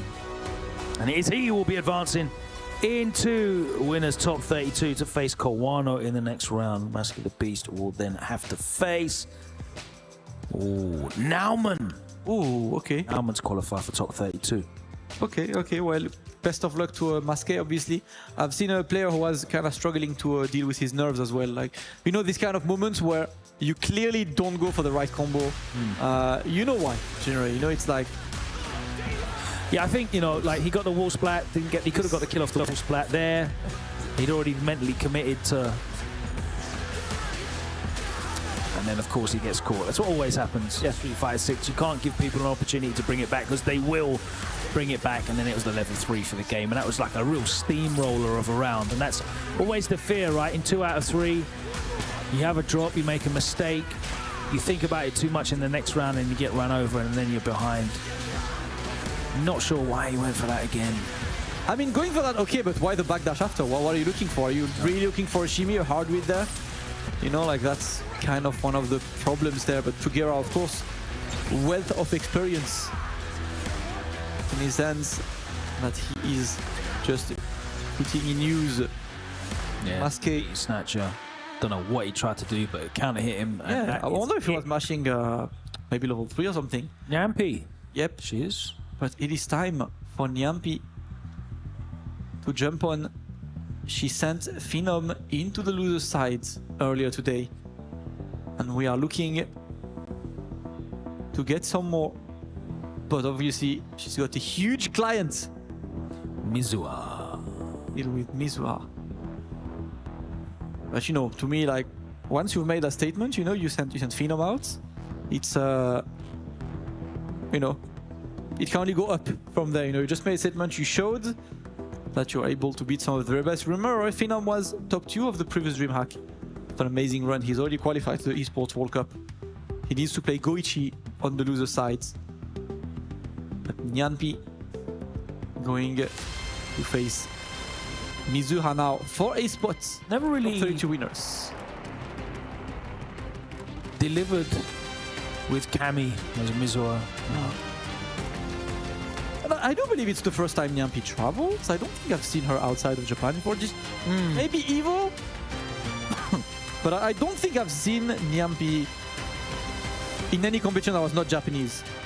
And, you know, she has obviously, she's the best place to get some experience, obviously, being Japan, being massively successful and looking to get this on the international side. We are happy to see her travel more. Let's see. Yeah. It's going to be a hard one to overcome. Pretty sure she's still using Marissa. That Kami matchup still uphill. Let's find out. Yeah, there it is. Marissa Kami. There we go. Yeah, as I was saying, like, I've seen Mizuha playing Kami for a long while now in Street Fighter 6. Well, as long as it can be in Street Fighter 6, only been out for a year. Yeah. And I feel like you know, not yet. It's not right there yet. Super deadly, but maybe that's more reflective on the character. Kira's done reasonably well with Cammy. Yeah. Punk's always looking deadly, but I feel like, you know, not really gelling the same way that he did with carrying in 5. Yeah, it's like it's a case of looking for your character, for the character that is you, and not just the character you're good with. For now, one of the biggest struggles in this matchup for Marisa though is just having to hold all the pressure. There's just no answer to drive rush pressure. Have to hold a lot of guesses after blocking. Ooh. And no respect, Mizuha wakes up with, oh my god, this has got to be one of the most. I love this play, man. When you whip a throw and you're like, you know what? Try me. Mizuha taking the rounds. Nyanpi looking for a way to get some kind of offense rolling, but so far it's been Mizuha constantly. And gets the anti-air. Mizuha now looking for more. Yep, the Gladius going to catch him sleeping. He's gonna be teched. Nyanpi really hard to even consider going for an anti-air there against the character with the dive kick. Nice.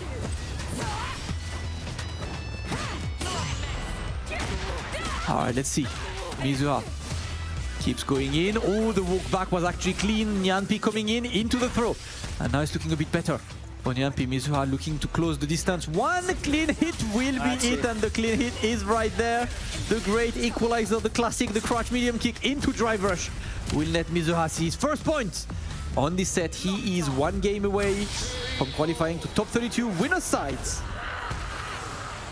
Cammy wins. Survivalist. I've been the failure, I've been the success. These bars are terrible. Who cooked? No one knows.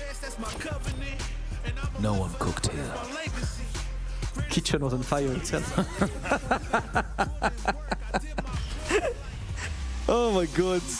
All right. No character changes, just taking a moment to think about the matchup. Yeah.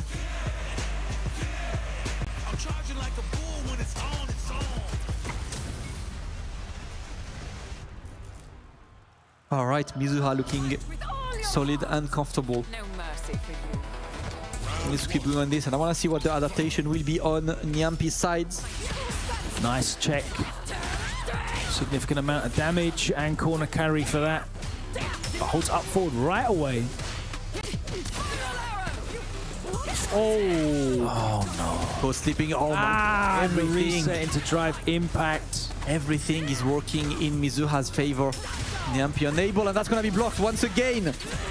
Into the conversion, he's using all the bar necessary to get the kill, and Mizuha is 1 round away. That was a great start to the round with Nyanpi reacting to the drive rash, getting a big combo into the corner, but from there Mizuha just held up forward and it was all just pressure, pressure, pressure. So hard for Marisa to deal with all of it. She has to be ready for so much.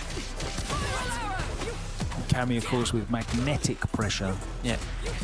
Nice challenge. Oh, I'm not sure what that was meant to be. Ah, gets caught by the overhead. Everything's right. Mizuha is on a roll right now. That's going to be 2K, and that is enough. Mizuha qualifies in winner's side for top 32. Nyanpi still will have some work to do. They will have to face Emperor to qualify for losers. And Goichi, I can confirm, has beaten Phenom. Ooh. Phenom already has his spot at EWC, but he does not have a place in top 32. So, yeah, fortunate showing for him. Let's take a look at some of the moments from that match, and it was just all Mizuha all the time, wasn't it? It was just oppressive offense. I'm going to venture a guess of nerves as well, because I haven't really seen Nyanpi, like, you know, playing. Like, that looked like being scared, that looked like dropping the moments out, like just like pressing buttons just for panic. You know, in Street Fighter 6 especially, your defensive decisions usually have some kind of thought process behind, or like some kind of goal, but it looks like it was more panic. Let me get out of this situation. Obviously it is hard to adjust to a big stage, to nerves and stuff. Yep. Nyanpi putting a lot of work in there, and she still has a chance, right? One more. It just has to win one more to get to top 32. Yeah. Let's run real quickly to what you can expect on the winner's side of top 32. 16 players locked in now. Rainpro representing Guild at the UK versus Hikaru, who's looking very, very dangerous. Aki. Puga and Kawano, we just saw both of those qualify. Itazan versus Daigo. Ooh. Old school classic. Big Bird versus Ending Walker for the current generations. Okay. Jack versus Lashar. Shao Hai, who we have yet to see, against Jewel Kevin, who has literally been on fire. And there you saw Mizua versus Punk facing. Oh, okay. Two players that Is just. Punk gonna play the camera, or is he gonna go for another character, for Akuma or anyone?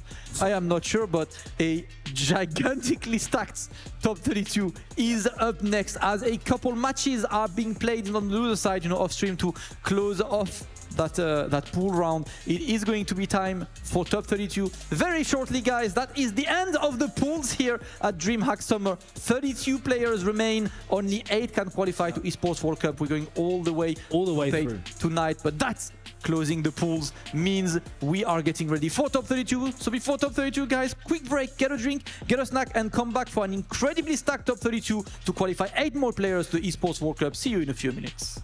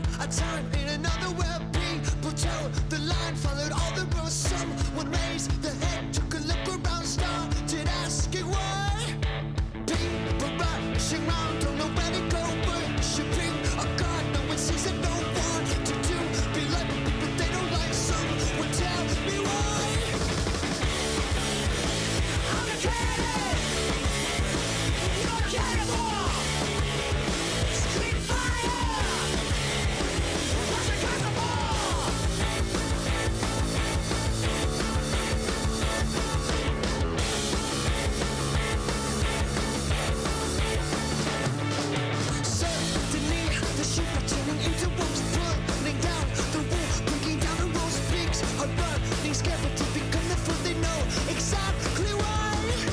But keep this apart, let them hear your skin. When to go to sleep, who will be the dreams? Still be there with that. Open up your eyes and they'll know why. I'm a king. You're a cannibal. Scream fire. Watch it cause a wall. I'm a king.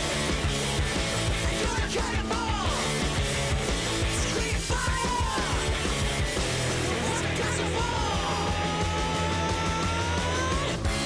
Lazy days are gone. No more silly songs.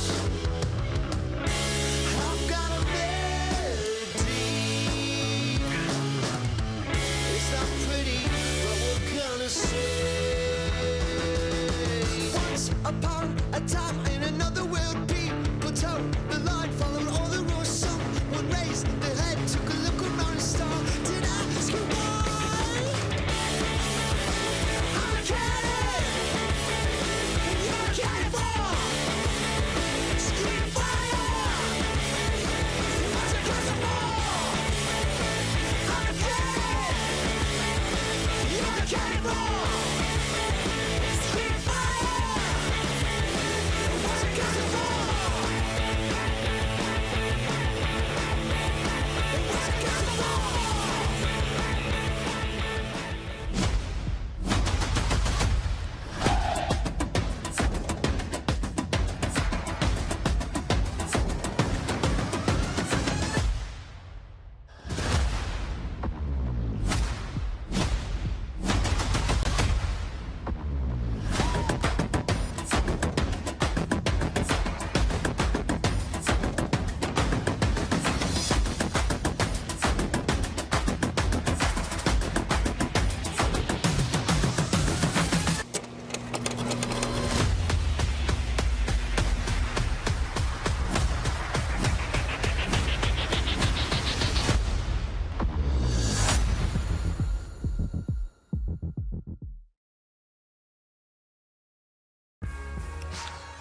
And we are back here at DreamHack Summer in Sweden. Pool phases completed. And we move on to the second stage, the top 32, because like we said before, we need to get a top 8 tonight for the final day on Sunday. Myself, Jammers, we calling the action alongside... When was the last time we did this? Just give me the mic. Can't even remember. I can't remember the last time we did it. But there's a prize pool that... There we go. We got the games updated. 21. Thank you. I was saying that earlier, guys. Yeah. Well, it's all updated. That's prize pool that me and F are never going to touch because we need to play modern controls, to be honest with you. But yeah, so 21 games and $60 million on the line at Esports World Cup in Riyadh, Saudi Arabia. That'll be happening from July 3rd all the way through to August 25th. Keep an eye out for that. Follow the Twitter account as well. There's going to be big things happening here. And we do have the qualification process. And yes, I am very familiar with that contraption. Jammers, what are we looking at here? We're looking at the Zangief special. Apparently that's exclusive to Itabashi. It looks like they're going to put him on stream first, going up against Daigo with that Akuma. It's a classic, isn't it? It is a classic. Daigo versus Itabashi, training partners, good friends. They play a ton together. And now they're here, duking it out. I can't remember who the guys that actually already qualified as well as we go into this, because this top 32, like we just watched Phenom and Goichi off stream, it's more important for some than it is for others, of course, because we had 8 qualifiers already in DreamHack Dallas. So neither of them have qualified. Daigo couldn't make DreamHack Dallas. I don't think Itabashi went at the time. But shout outs to Big Bird and other people have noticed it. They said, well, you know, Zangief's somewhat good or good if he's flown to another country. That must mean something's good about him. Listen, Zangief, this update is mad. Oh, we're in there straight away. He is transformed. He's a different character. I don't think he's going to be penetrating top tier, but in terms of relevance and ability to make a tournament run, maybe even win a tournament by surprise, yeah, I think that's more possible, way more possible than it was before. Beautiful reach from Daigo to get this set started. That was the optimal punish as well. Crouch Fierce does more damage than Stand Fierce. I think 100 or 200 more, so good awareness there from Daigo as well. I'm still not sure about this matchup on the ground. Oh. He gets the cancel anyway. Daigo's playing a really interesting style here. He's weaving and bobbing in and out. It's working so far. I think if he burned himself out, he could have won the round, F-word. Yeah, why did he try rush that? I'm surprising. Don't want to risk it, and that's a lovely anti-air choice. He's got some really interesting anti-air setups with that fireball. The recovery on a fireball and the speed of it just opens up so many possibilities. You've got to be careful where and when you jump. Even the double hit in roundhouse as well. Yeah. Leading into a juggle, I've seen some phenomenal conversions from there too. Chasing them down and pressing those buttons. Don't throw fireballs, he's ready. Yeah, gets the Cyclone Lariat. It looks like he's going to go for the 40%. Let's find out. Yeah, 40%. And that's huge on Akuma. That hurts. Yeah, I'm not sure that's 40% on Akuma, by the way. That's probably like more like... Oh, a little bit more, but it does 4,000. It does 4,000 damage, so, but just in general. Huge damage on Akuma. Oh, okay, back in this round though. That drive rush throw surprise. Again, it's this in and out approach that's still catching Itabashi off. I still walk back on wake up there. Just moved out of the range of that stand medium punch. If he waits, he can actually get another level 2 F-word. If he waits a little bit. But he's actually in range to actually lose. Next round though, if you can. But yeah, you're right. He's in danger of losing the round now. Ooh, I traded. No DP from Daigo. Well, that works out because that means he can store the super. Exactly. Because of the new meter build changes that Zangief gets, it means Cyclone Lariat becomes accessible way quicker than it did in the previous version. Nice jump. Didn't get the punish counter though, unfortunately. Hellstab. Look at that. Look at the gauge he just lost in that sequence. Good lord. And he was going to lose almost even burnt more. out already. He's going to lose even more if he didn't do the drive reversal there on wake up. Daigo will use that. Daigo's in big trouble here. He's going to get burnt out. Any moment now. Goes in. Good hesitation.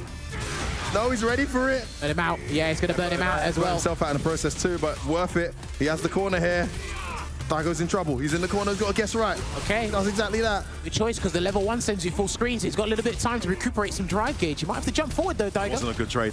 I think you'll take that trade all day if you're Itabashi Zangief. He's almost got his meter back as well. Here it is. No! Daigo's absolutely ready. Instant cancellation. He's both got his bar. Check! He's out of there. The stand medium into the target combo. Look at that. Oh, a slight smirk, Jammers. A slight smirk on Itabashi's face. You know what? Oh no, and he missed the command grab. Oh, that must have been execution error, surely. Wow, what happened to his gauge? I wasn't looking at the screen. What happened to his gauge? Everything happened. It's not even 90 seconds yet. Grief. That might be a record for fastest ever approach to burnout. What, faster than Noah? Yeah. I don't think I've ever seen anyone faster than Noah, but he's burnt himself out. Now, yeah. And that has cost him in the end. Can he survive this round, having lost all that meter? Yeah, there's the demon flip into the guillotine. The guillotine actually works wonders against Zangief in certain scenarios. And he's still low on drive gauge here, and that ain't gonna come back anytime soon unless he plays it safe. That trade is actually looking good on this occasion. What's he doing? Is it forward medium kick he's trading with? Yeah, I think so. Perfect, right on the frame. He's just got a meter as well. Oh, no! What a parry. Did you see that, Jammers? I saw that earlier as well. I can't remember who it was with the last minute driving impact. Perfect parry again, and he's going to go for the conversion. The new crouch fierce ground bounce into the empty jump. He's waiting for someone to parry that. Wow, the corner carry on that. And Dash as well. Look at this. So resolute, so grounded as well. Firm in his decision-making is Daigo. Oh, what a choice. It's Itabashi Zangief with all the answers. Look at that drive gauge, that man. was ridiculous. And that's going to build him a certain amount of meter, but he's already got the level 3. Because when he gets that now, you can literally build like 60% of your bar just by landing that Russian suplex alone. I love this set already. The opponent gets half of that though, right? It's something you got. Something like that. But still, absolutely the right choice. Both of them are level 3 now. It's the machine gun chops again. Look at that. That is crazy. And he's already near. He's in the amber, but he's almost near burnout. Set point is Itabashi Zangief. Yeah. Would you believe it? Roundhouse, the first one we've seen of the set. It's the grab. Daigo's got to be careful. He's able to build up some momentum. A lot of people, their criticism of Akuma is the stability and that health. And can he play in a way where it's not too volatile? I love that air fireball, by the way. Keep him locked in place. He's got to get one conversion to level 3. He might not even need it, but Itabashi needs a level 2. Oh, yeah, Itabashi, anything here will make Akuma bleed severely. Daigo's got to be extra careful with that towards medium, doing all the work for him. Fantastic neutral play into the surprise OD fireball. And we are now at 1 apiece. Normally, Daigo doesn't jump. He only does demon flip, or he'll jump away. He doesn't jump forward with this character like at all, unless he actually has the hard read. I'm starting to see it a little bit more with Zangief, how mobile he'll be, and he even introduced the air fireball as well, which he seldom uses. Nice anti-air as well. Man, that medium kick is getting him so much mileage. And because of the frame advantage on hit as well, he could use the EX Fireball, which is rapid. There it is again. Uses it really well against Zangi. Wow. Top drive reversal. Oh, he's going to get burnt out here. But that's the scaled now. No, That's still fine, burns out. 'cause it's still half a gauge, so it's fine. Woo. What a jump back from Daigo. That was massive. Can he get his gauge back and survive? Oh, random sweep connects. Well, not that random when you're in burnout, actually, but still. Oh, my goodness. Akuma, please. Akuma, please. Wow. God damn. Match point again for Itabashi here. Ow. Still working it out. And a drive rush throw again from Daigo. Oh, another wake-up perfect parry. He's landed so many of those. And look at the corner carry on this. Yeah, okay. That was a safe jump, so he went into the neutral to bait out of Brotech. Teleports in for some Oki after that. I haven't actually seen that. It's a good choice. There's a forward medium kick again, doing its due diligence there. And then there's the sweet approach. A couple of the Akuma players have been doing that today. Checked. Oh, nice check. He did one drive rush to another to try and catch him off guard. Wake up towards medium kick again. He's trying to catch it. It's not cancelable, but he's not falling for it. It's the awareness that he knows he can't actually fall into it. He could still die here, though. One hit is all it takes. Look at the meter. Look at the meter. Oh, the perfect parry to the drive rushes.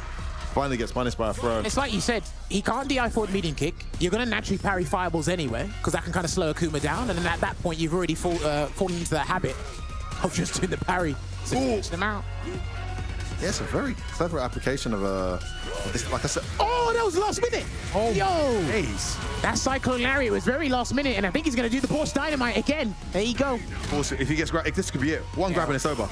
If he blocks that, That's literally dead. Akuma cannot make any mistakes.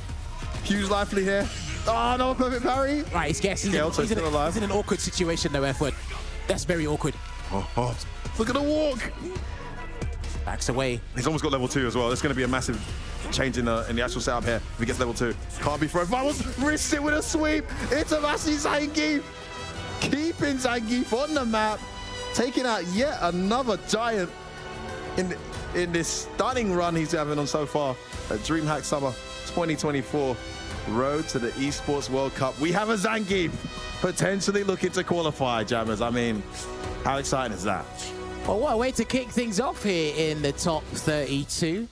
Closing out the gap there, and you could just see just the battle of the psychological warfare there just in the ground game alone. You could see the frustration on Itibashi's face, but hey, perseverance goes a long way and it pays off when you really try it as well. And then those nice and simple combos, they were paying off huge. But then again, a lot of things that you observed, the forward medium kick usage, just the mobility and the options Daigo was portraying on the ground to really frustrate him as well. But then I like how both of them were fighting from the corner and not being too stubborn and trying to be risky and trying to escape. That was really good as well. But Cyclone Lariat was probably the pivotal thing for me in this set. For the most part, when it came to game-changing combos, you can see it there. It does 4,000 damage against Kuma, a little bit more, as you mentioned. And then that Demon Guillotine, it gets cancelled out there. Last minute, he's at like, what, 2 or 3? Level 2s that saved him last minute? Clutch, changing entire rounds when he lands them as well. Even getting hit by this level 1 doesn't really matter because he still has the corner, still has a pressure situation. Daigo fought really well to get his meter back into a good situation. Regardless of that, got checks coming in. And this is the thing, this is what I'm saying. I didn't agree with it before, but as I watch more and more Akuma at the highest level, I'm kind of starting to understand what they mean when they say that lack of stability that the character has. It's just, you can play almost perfect and look at when things can still go horribly wrong at any moment. Yeah, look at that as well. I do have to make note of it because we were seeing it there. Obviously, stand medium punch got better and medium machine gun chops, it got more consistent. But against him, that's such a big deal. You're getting like 20% for just playing a stable control game. And most of the time, we're going to confirmable target combo as well, you know? Yeah, so, and then you see the Cyclone Lariat once again, like just the back and forth between these two. Even though Zangief's tools on the ground got way better. And then at times as well, you saw it. You see how much drive gauge damage they were inflicting on one another. Because again, vitality values do change, but the drive gauge values don't. Everyone's universal in that department. And look at that nice gold stick. I think I know who that is. Yeah. Come on. Playing stick as well. Come on, old school like me. Let's go. Of course it's Xiao Hai. And we were talking about this guy. I think was it me and Logan or me and Damascus were talking about Xiao Hai. I feel like he's not been taking Street Fighter as seriously as he has in the past. He's been taking it seriously, don't get me wrong, but he's clearly, you know, focused in other areas. But in this particular scenario with the Esports World Cup, I feel like he's taking it more seriously, and that's actually a massive threat to everyone. Because when you talk about raw talent, just raw natural ability to play a game and feel out and read an opponent and do incredible stuff on the fly with everything on the line, this is one of the most talented players in the world. And I feel like the form he's hitting, I'm watching him in casuals today, some of the results he's getting against some very notable players, you'd be surprised. He is looking super strong. Now, this has happened to me before, Jammers. I've said all this before a player comes on talking about how great they look, and then the four rounds straight. He's got no slouch in front of him. Jewel Kevin, I mean, such a solid Rashid and Luke. Really impressive play. Coming all the way down here as well will be no easy feat, but I'm just feel the need to point out that Xiaohai seems poised and ready to focus on Street Fighter. Okay, because I was about to talk about his roster of characters. Recently, he has been practicing Akuma, but Ken is... It's been Ken. Ken's his best pick in this tournament. And also, yeah, in the matches where I've seen him flying, it's been Ken. Yeah. He's been looking ridiculous. All right, well, this matchup has kind of changed. On the surface, it looked like it hasn't changed, but those subtle changes, well, more conspicuous with Luke. Nothing too significant though, right, Jammers? The core function of the game plans for both characters and how the matchup starts out is basically still the same. Yeah. But they're just little tidbits that have changed. Oki scenarios, damage output, where they're getting the damage from as well. Because obviously Luke's money button is obviously it came at a discount now, so it's got a damage. it's got a damage scaling penalty now. But there's the forward throw there for Xiaohai. Ooh. Maybe drive rush cancel there, could have got the round, but this it out anyway. Does Xiaohai round one? Yeah, really solid first round there from Xiaohai. Got some good moments from Jewel Kevin, just misjudged the spacing on that Jinrai and went into that ODDP. Oh yeah, this is going to be huge damage, and he's going to take it from the crouching medium punch there into the charge flash knuckle to close the distance. And you can see the screen shape now. It changes something about it. I can't remember what it was specifically, but... Lets you know when he's plus, right? I think so. 80 plus. An interesting change. That's how I know that shoulder was bloody zero. He's still fucking losing their fake shoulder setups. It wasn't plus, mate. Forward throw there again from Jewel Kevin.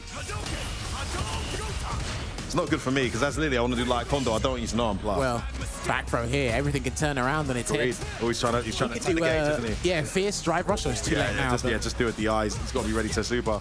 Can't DI back now with that hell. Now he can. No drive, yeah. Okay, so he didn't drive rush cancel because he didn't want to burn himself out to put Jewel Kevin in the situation, and then things just boiled down to their health gauges. Jewel Kevin was winning. Oh, what a check. Standing short straight away, catching him trying to approach. Jewel Kevin's turned it around after that back. That's read on the throw. Nice charge. Going to see if he was baiting into something. Nice cross cut into the rising rocket as well. Ooh, what a bet. ODDP connects. Got the corner back. Don't whiff. There we go, but he jumps instead. Yeah, didn't get a cross-cut DP, but just nice to throw him back in the corner there, Jammers. I think he's waiting for him to whiff something, but they're not going to do it, either of them. Crouch medium punch trades. Just weighing it out here. Oh, what a perfect parry. Oh, big whiff. Oh, he let fly there. That looks zero. Well, it was drive rush though, wasn't it? So probably... Sorry, yeah, so it's plus. My bad. Oh. Still waiting it out here. Next hit wins for either player, and it's gonna have to be a drive rush cancel. Oh, straight away. The drive reversal there on that blocks crouch medium kick, taking no chances. Still waiting. I love this patience. Goes in again. Yeah. Standing short, gets the back throw, has the life lead now, but either character gets a hit, and the next one's dead. What a placing on that standing short from Xiaohai into the drive rush. Remember, you can't just buffer that. You have to just do it at the right time, or it's going to come out anyway.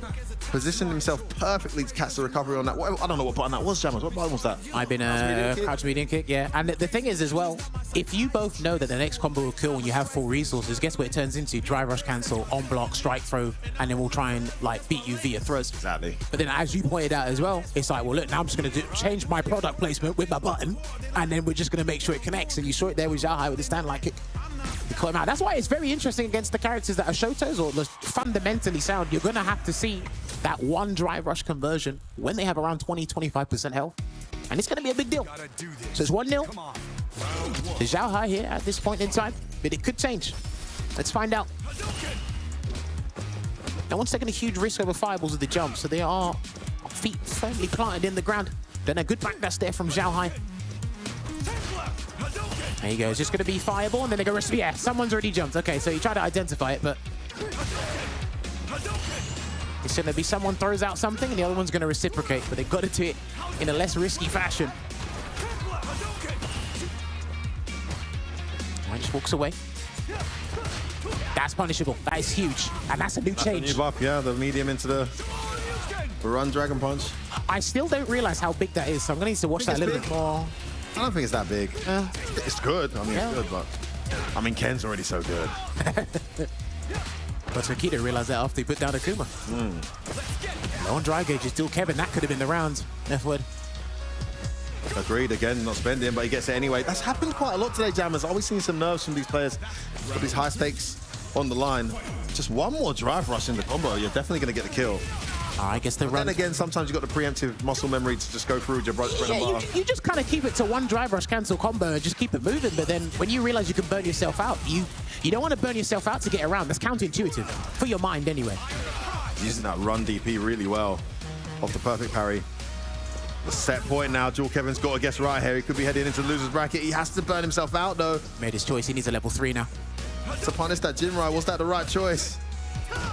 That's relatively safe. Oh, this could be it. Run into him. Oh no! And that's gonna connect. That is gonna connect. What a choice. Just swung out a haymaker, heavy punch. Xiao Hai's gonna have to do an absurd wake-up choice here. He can't block. He's gonna have to do something absurd, but he does. He does block. So down back. Kevin's got his meter. He's in the corner now, though. Oh, Sandblast City. Xiao Hai's got to deal with this. He's not gonna press the button. No way. One hit. Oh, the whiff punish. He's had the clutch whiff punishes when it's mattered the most. The standing short at the end of the first game. And this time, the sweep on the second game. Whiff punishing one of the best buttons in the game. That Luke stand medium kick, so difficult to deal with. Xiao Hai just edged forward and made him press that button and punished accordingly. And he takes it in a very close 2-0. By no means an easy one.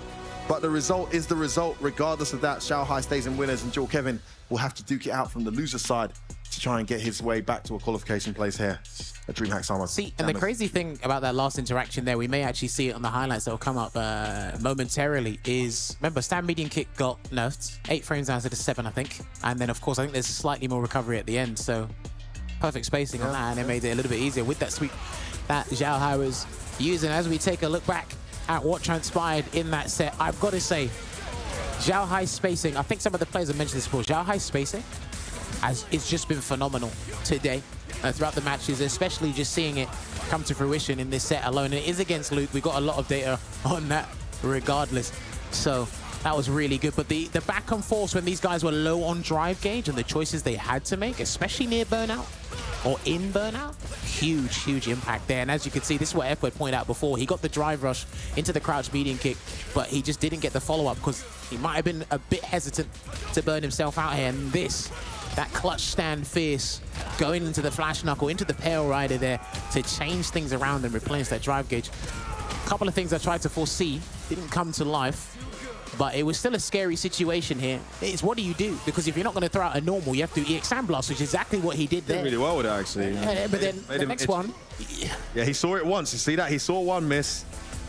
Walked forward, beautiful. But I mean, that's classic footsies.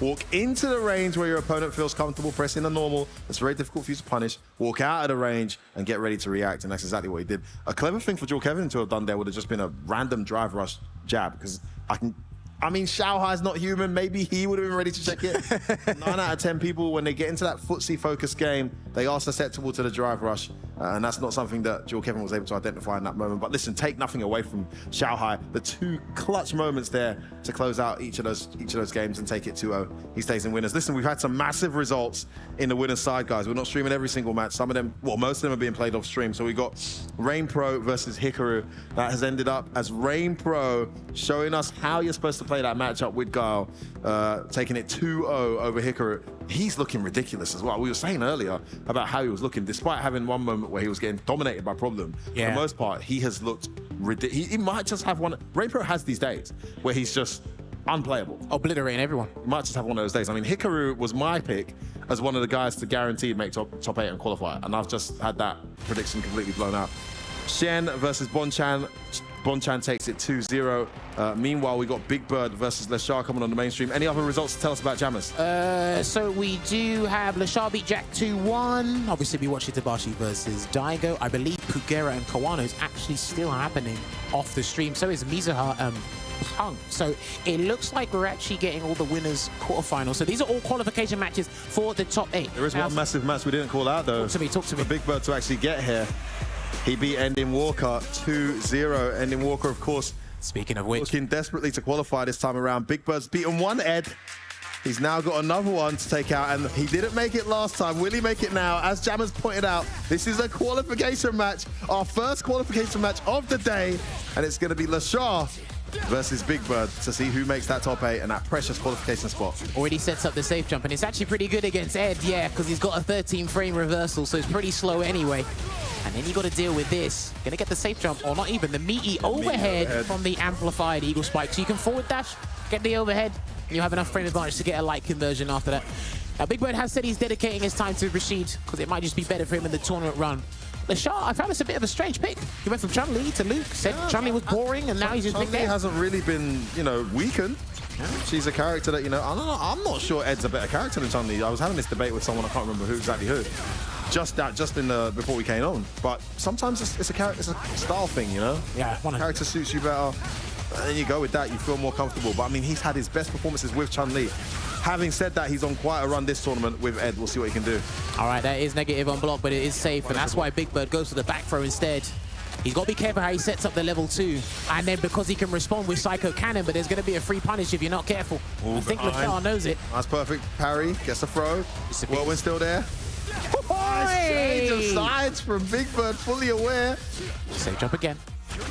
Is he going to go low again, or is he going to go high? Oh, it's a throw. It's none of them, Jammers. What's it going to be? Well. Level 3. That's going to hit. What a bet from LaShaw. Just do it. Sometimes you go for that meaty jab against Ed, or whatever you can do to try and attack him safely. Maybe that's what he was looking for. Regardless, it was a throw, and it was a bad bet from Big Bird, 1 round apiece. That's a big deal, though, because needing Psycho Cannon in a round like this would have been huge for LaShaw, so he's going to have to do it a different way. And Ed is still... Oh, that's huge. Way too late. That is a 10-frame uppercut, so... Got to do it relatively early. Nice backdash called on the throw. Gets the punish too, the safe jump. Nice drive gauge damage as well there from LaShaw from the safe jump. Spinning mixes to keep him locked in. He might have to move away to... Yeah, he might have to move away to activate the tornado. And this is free. One more guess after this, then he has to kick at him. Oh, parried at the wrong time, lost a ton of meter. It's going to be big damage now. He's not going to spend a meter for the extra damage, though. Doesn't want to burn himself out. Oh, he pressed the button in the air, couldn't take the throw. Gets punish countered. Big Bird burns him out. He's burnt out himself, though, F-word. I think it's worth it in that position, and it turns out to be exactly that, Jammers. He had the meter, he had the momentum, was probably looking to get him into a chip scenario. Now, Rashid is a very nimble character anyway, but the pace that Big Bird's playing at, for someone like Ed, it's kind of hard to keep up with, despite Ed being elusive in his own right. Because remember, for these buttons to really work, the Rashid player has to kind of play in an orthodox style, slowing it down. And Big Bird is not showing any means of slowing down soon. There's a Psycho upper. Send him full screen, and he does the backup slide. He just looks so comfortable with Rashid so far. I don't want to curse him, but his character pick is just looking brilliant for Big Bird at the moment. Lovely conversion there. He identified that. Good situational awareness. Charge at the whirlwind. Is he going to close the distance? No. I wish I got to see the ending Walker set to see exactly what maybe LaShaw could do differently. Had the perfect parry. Oh, that didn't work. That's the round. Yeah, that's the round. What happened there? Oh, he's that move put him in a lower state, so that move hits pretty high, right? So it whiffed. Must have been it. Massive miss there for LaShaw, and that's Big Bird on set point, and more importantly, Jammers, qualification point here to be down the road in a few months' time in Saudi Arabia. The empty jump catches the parry. Here comes the LaShaw. He can't do cannon. Yeah, he knows he can't do cannon to respond to that because there'll be a free eagle spike. He's just not biting, and it still worked anyway. It's going to take 45% or so. Oh, you poor guy. He was so patient there, LaShaw, and still lost. Walks away. Oh, that's it. He'll be able to kill here, surely. Yep, did the whole thing. He might not even need the super. Tell a lie. Super Art 1 is going to close it out. And we've got our first qualifier from DreamHack Summer going to the Esports World Cup. You can see a huge relief there. You heard it from him, from DreamHack Dallas. He said, look, I'm just probably going to have to dedicate all the time to Rashid. Yallah, Habibi. He's been practicing. Shouts to Angry Bird if he's watching from home. Hey, it's already paying off. It's already paying off. Massive shout out to Angry Bird, who couldn't make it due to visa issues. Would have loved to see him here. Massive loss for us and the tournament, one of the best Street Fighter players in the world. But his brother from another mother, you know, bestie from the Middle East, has qualified to be in Riyadh in August for the finals. He must be feeling ecstatic right now, Jammers. See, and that's the beautiful thing about it. When you make that decision and you just go all the way, and there is an argument to say, hey, should you stick it out, ride it solo with a character, or have dual mains at this point? And look, for some people, depending on the character, having that riding solo character will do a huge thing there. So what we are going to do is look at the highlights here real quick. Again, for me, it's a strange decision.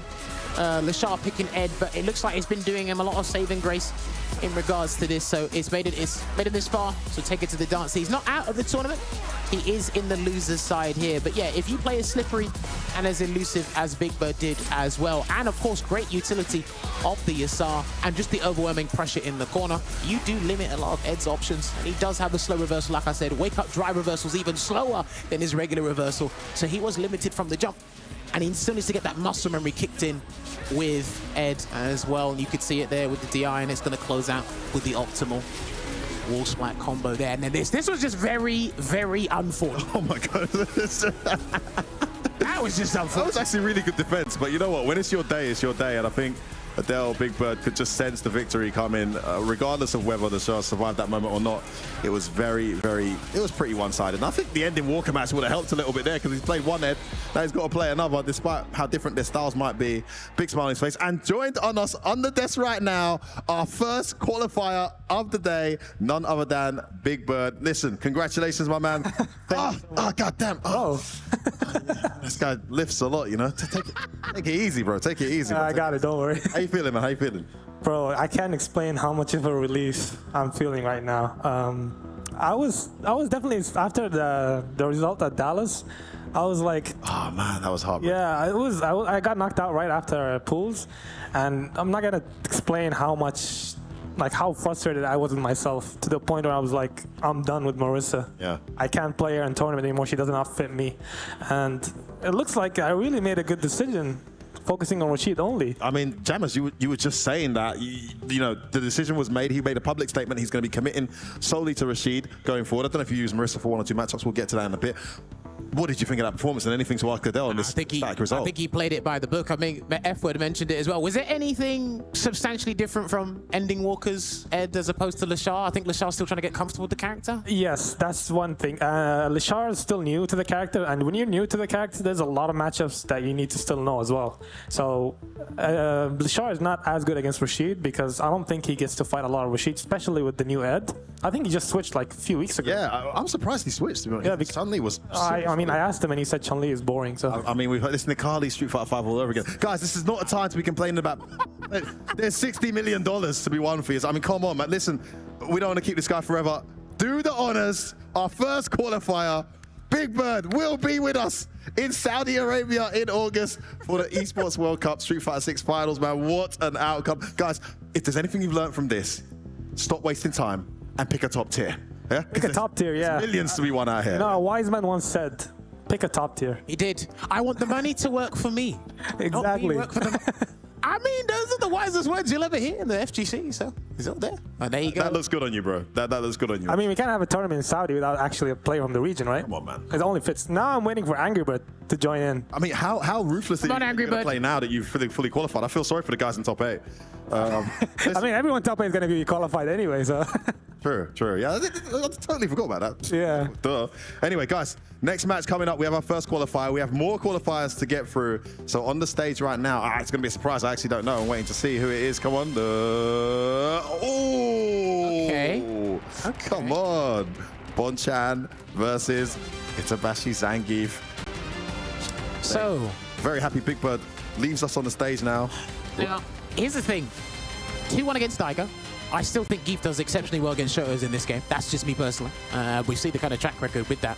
I remember one of the matches, it was either me and you commentated, or it might have been you and Sengan. Shouts to Sengan at home. It was Veggie versus... In Paris? Daigo, yeah.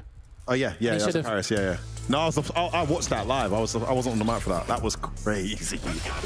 No, I think this would be just as crazy because, like you said before, Geef is 100 times more menacing than he was before, and he's not burning himself out when he counter-souls into drive rush. He's actually storing more drive meter for future situations, which that's a huge change for him. And I do like the creativity in the way they've changed him. Look, you could have easily broke the character and made everyone a little bit annoyed because it's not the kind of character you want to be broken. And I'm not saying they've done enough yet. He might still not be relevant enough. But what they have done is made him a very interesting changes that you have to change the way you defend against the character. Now, this is one way to attack the character, though, and it's working very well so far for Bonchan. Just throw him like crazy and it works out. Yeah, remember, his go-to options on Wake Up are either perfect parry or Wake Up drive reversal. And unfortunately, if you do guess wrong, well, your health bar will know about the consequences. Your health bar pays the price. Love that. Your health bar will know about the consequences. Somebody quote that. Young Shaping, Sweden. They cancel into the eraser level 2 from the tackle. Okay. People are starting to still use that combo a little bit more now, and it's good drive gauge regeneration as well there, F-Word. Yeah, it's a good choice, actually. I like the position it puts him in. Checks him straight away, just sticks out that medium after the little scramble. Nice, that was good. And he gets the reward back as well, because he gets more drive meter back when he lands SPD, so he's going to actually be more audacious. That's a massive point, Jammers. That's such a big change for him, because he needs a bit more reward when he lands those. He's taking a huge risk. And he'll be allowed to, he'll be allowed to drive rush after it in situations he wasn't allowed to before. Oh, the check. What? Is he going to build the level 2 in time? I think he is. He missed it. Oh, no problem, punish. Oh dear. Go for the safe sweep. Got to be careful doing that sweep, though. I think Luke can still punish. He's still got Vulcan Blast, by the way. Exactly. He's pumping. Oh. Yeah. He's in burnout, but he wasn't looking for it. He did it off the back of his back jump. I'm surprised he fell for that. Usually when a player does a back jump and he's in burnout, he's buffering in the air because you know your opponent's going to commit to it, but he just wasn't ready. Dude, on the latter part of the jump when you're landing, your brain just switches off. You're like, he's not going to do it now. He hasn't seen it. And it's like... The latter part of the jump. Yeah, good point, good point. You just he did do it a bit late because he took to the air again. And to jump into the throw take there from the both of them. And that took off at 1 bar, by the way. Oh my God. Change that, so that takes even more when it's fully charged. You know about this when this guy attacks your drive gauge. Here we go, looking good. There's a throw tech. Bonchan's low on drive meter at the moment here. And he's going to need to look for a clean hit while Itabashi attacks that drive gauge. That's interesting. With those changes to Geef, it actually might force people to spend their level 3s against him now to get the drive gauge regeneration. Agreed, yeah, I would. I mean, to be honest with you, I've seen a lack of level 3s in general today. I feel like a few players should have gone for it. Just for the gauge advantage. Ooh. Oh, trying to get out of the corner. It's not going to happen that way. Look at this pressure. Perfect parry. This is going to hurt big time. Not stunned yet. He's not going to stun him. He's going to try something else. Oh, that was lovely. Into the EX, into the level 3. That's a lovely change for Zangief. The conversion, so deadly. Able to stick to the lights and convert off it like everyone else can already. These are the changes that have made Geef so much more deadly. And he takes that first game after losing the first round. It is Itabashi Zangief who goes 1-0 up against Bonchan, who was looking so comfortable after game 1. I think he landed like 6 throws in that first round. Indeed. To no avail. Lovely whiff punish there on the stand medium punch from the drive rush there from Bonchan. Lay overhead, guess it's all. I'm glad it's not just me. All right, look at the pushback on that. Even the light kick was able to check there, F-Word. Yeah, he thought he was going to be looking for the parry because his gauge was low. Clever command grab attempt, but Bonchan was a little step ahead. And he kills him out again. Look at that. Another solid first round from Bonchan. You also have to remember, despite these changes, they're being a little bit more aggressive with raw drive rushes. Zangief hasn't got the fastest drive rush. And some of these guys are actually pretty good at anticipating a Geef drive rush anyway. Gonna get the conversion across the screen with the flash knuckles. Doesn't get the perfect one though. And he doesn't reset again. Sure. Some of the reads from these guys. Nice check on that drive rush there with a stand medium into the conversion, into the eraser. He gets a +3 scenario. Is it +2? He's on the ground, so yeah, try to hold up. That was legit. What's he gonna do this time though? Nice. Very last minute. A little stagger. It's that crouch short in the middle of the string, so deceiving. Oh, gets knocked down. Oh, he already committed to the medium. I actually thought he baited that forward jump because he stopped a little bit at the end of that. Great adjustment from Bonchan. Made the right read with that forward jump. Makes it 1 apiece now. This is the same scenario with Daigo, by the way. This is the same thing that happened. So let's see if he pulls a rabbit out of the hat if he needs one. But Daigo won the first game pretty convincingly, don't know. But no, he lost the first game. You're right. Yeah, Itabashi Zangief clutched it. Forward throw. Well, he tends to do well when he's in these scenarios. Oh, that knee. You know he done that earlier than he did before. Oh, where are you going? Ooh, the hell stab links. Wall splat. This is huge. Ready for the DI. Yeah, he's damage. Wow. Hey. Oh, the trap. I dare you to try and whip punish me. That button might need addressing, mate. Where's the hurt box? That's the least of your concerns at this point, but it's that point here for Itabashi. Oh, whiff punish, your whiff punish attempt. Well, another situation where the empty jump throw tech comes out. Well, to be fair, he's delayed tech in 4. Blocking the heavy on the safe jump. Perfect parry. This is huge, and the heavy impact. Yeah, nice corner position here that he maintains as well. Yeah, look at that. It's just forcing you to make these decisions you want to make. There's the wheel kick. That did get changed as well to become a bit more unpleasant to deal with. Oh, he's going to burn him out too. That's massive. Reversal level 3 out of nowhere. Bonchan, what are you saying? I mean, he could close, Zangief. he could close the gap and be sneaky, or he can wait. He's going to wait. Yeah, just walk him down. Is this qualification point? I think this is, yeah. If they qualify for top 8, then it's a Zangief, bust. head into it. Zangief, head into Riyadh. He's got to wait for that drive gauge to come back. He's got a little bit more time, but Itabashi is going to make a choice. Oh, he's in the corner now. He's buffering. Oh, that was an SPD. Yeah, that didn't work. Oh, he's still alive. He's still alive, Jammers. He goes in. He burns himself out. He's going to get a little... Where was it? Wait, what? Did that connect? Funny! Oh, it's over. What happened? Bonchan had the hit. Maybe it hit too late for the cancellation flame. I don't know. It looks like that. I promise you, it looked like that flash knuckle connected in such a weird fashion. I could be wrong. It might have been a misinput. Who knows? We'll never know. But ladies and gentlemen, it's been a while since we said this. Itabashi wins, qualifying for top 8. Wow. But more importantly, you will see him at the Esports World Cup when it's the SF6 week. That was absolutely, he knows, absolutely elated is that man there. Still showing you Geef being played, the strengths actually being exhibited to the fullest. Is he back? Is Geef back? No. It's just Itabashi having one of them days, right? He's better. He has these days, you know. I mean, he's good enough now for Itabashi to have one of them days. That's what I'd say. I don't know if Geef's actually back. I mean, but man, lost that first round, sorry, so convincingly. Amini throws the land. There's another one. Counted for absolutely nothing as Itabashi made the adjustments. Yeah. Close it out. 100%, and I don't think Bonchan played this set badly at all, by the way.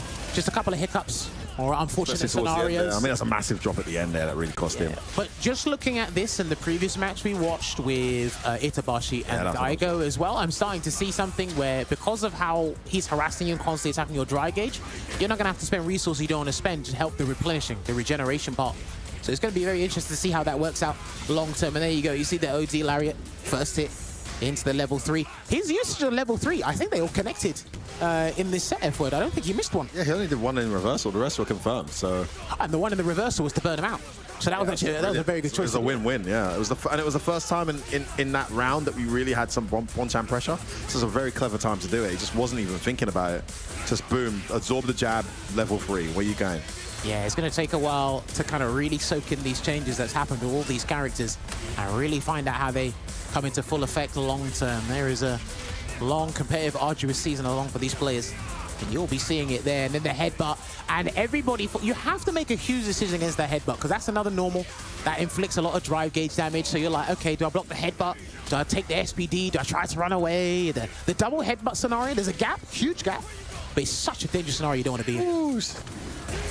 Look at that, and that takes off 50% anyway. And you got burnt out as well. That was a proper, almost a checkmate scenario.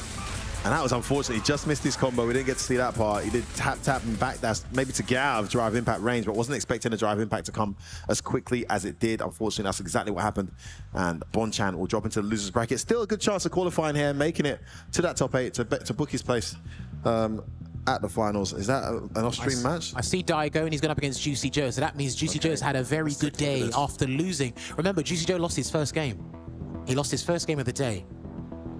So we need to find out what is going on, I believe. Do we have a transition? Is that Logan over there? Yeah, I see Logan. I see Logan over there just enjoying the set. Logan, what's the score? Give me your fingers. What's the score? What's the score, Logan?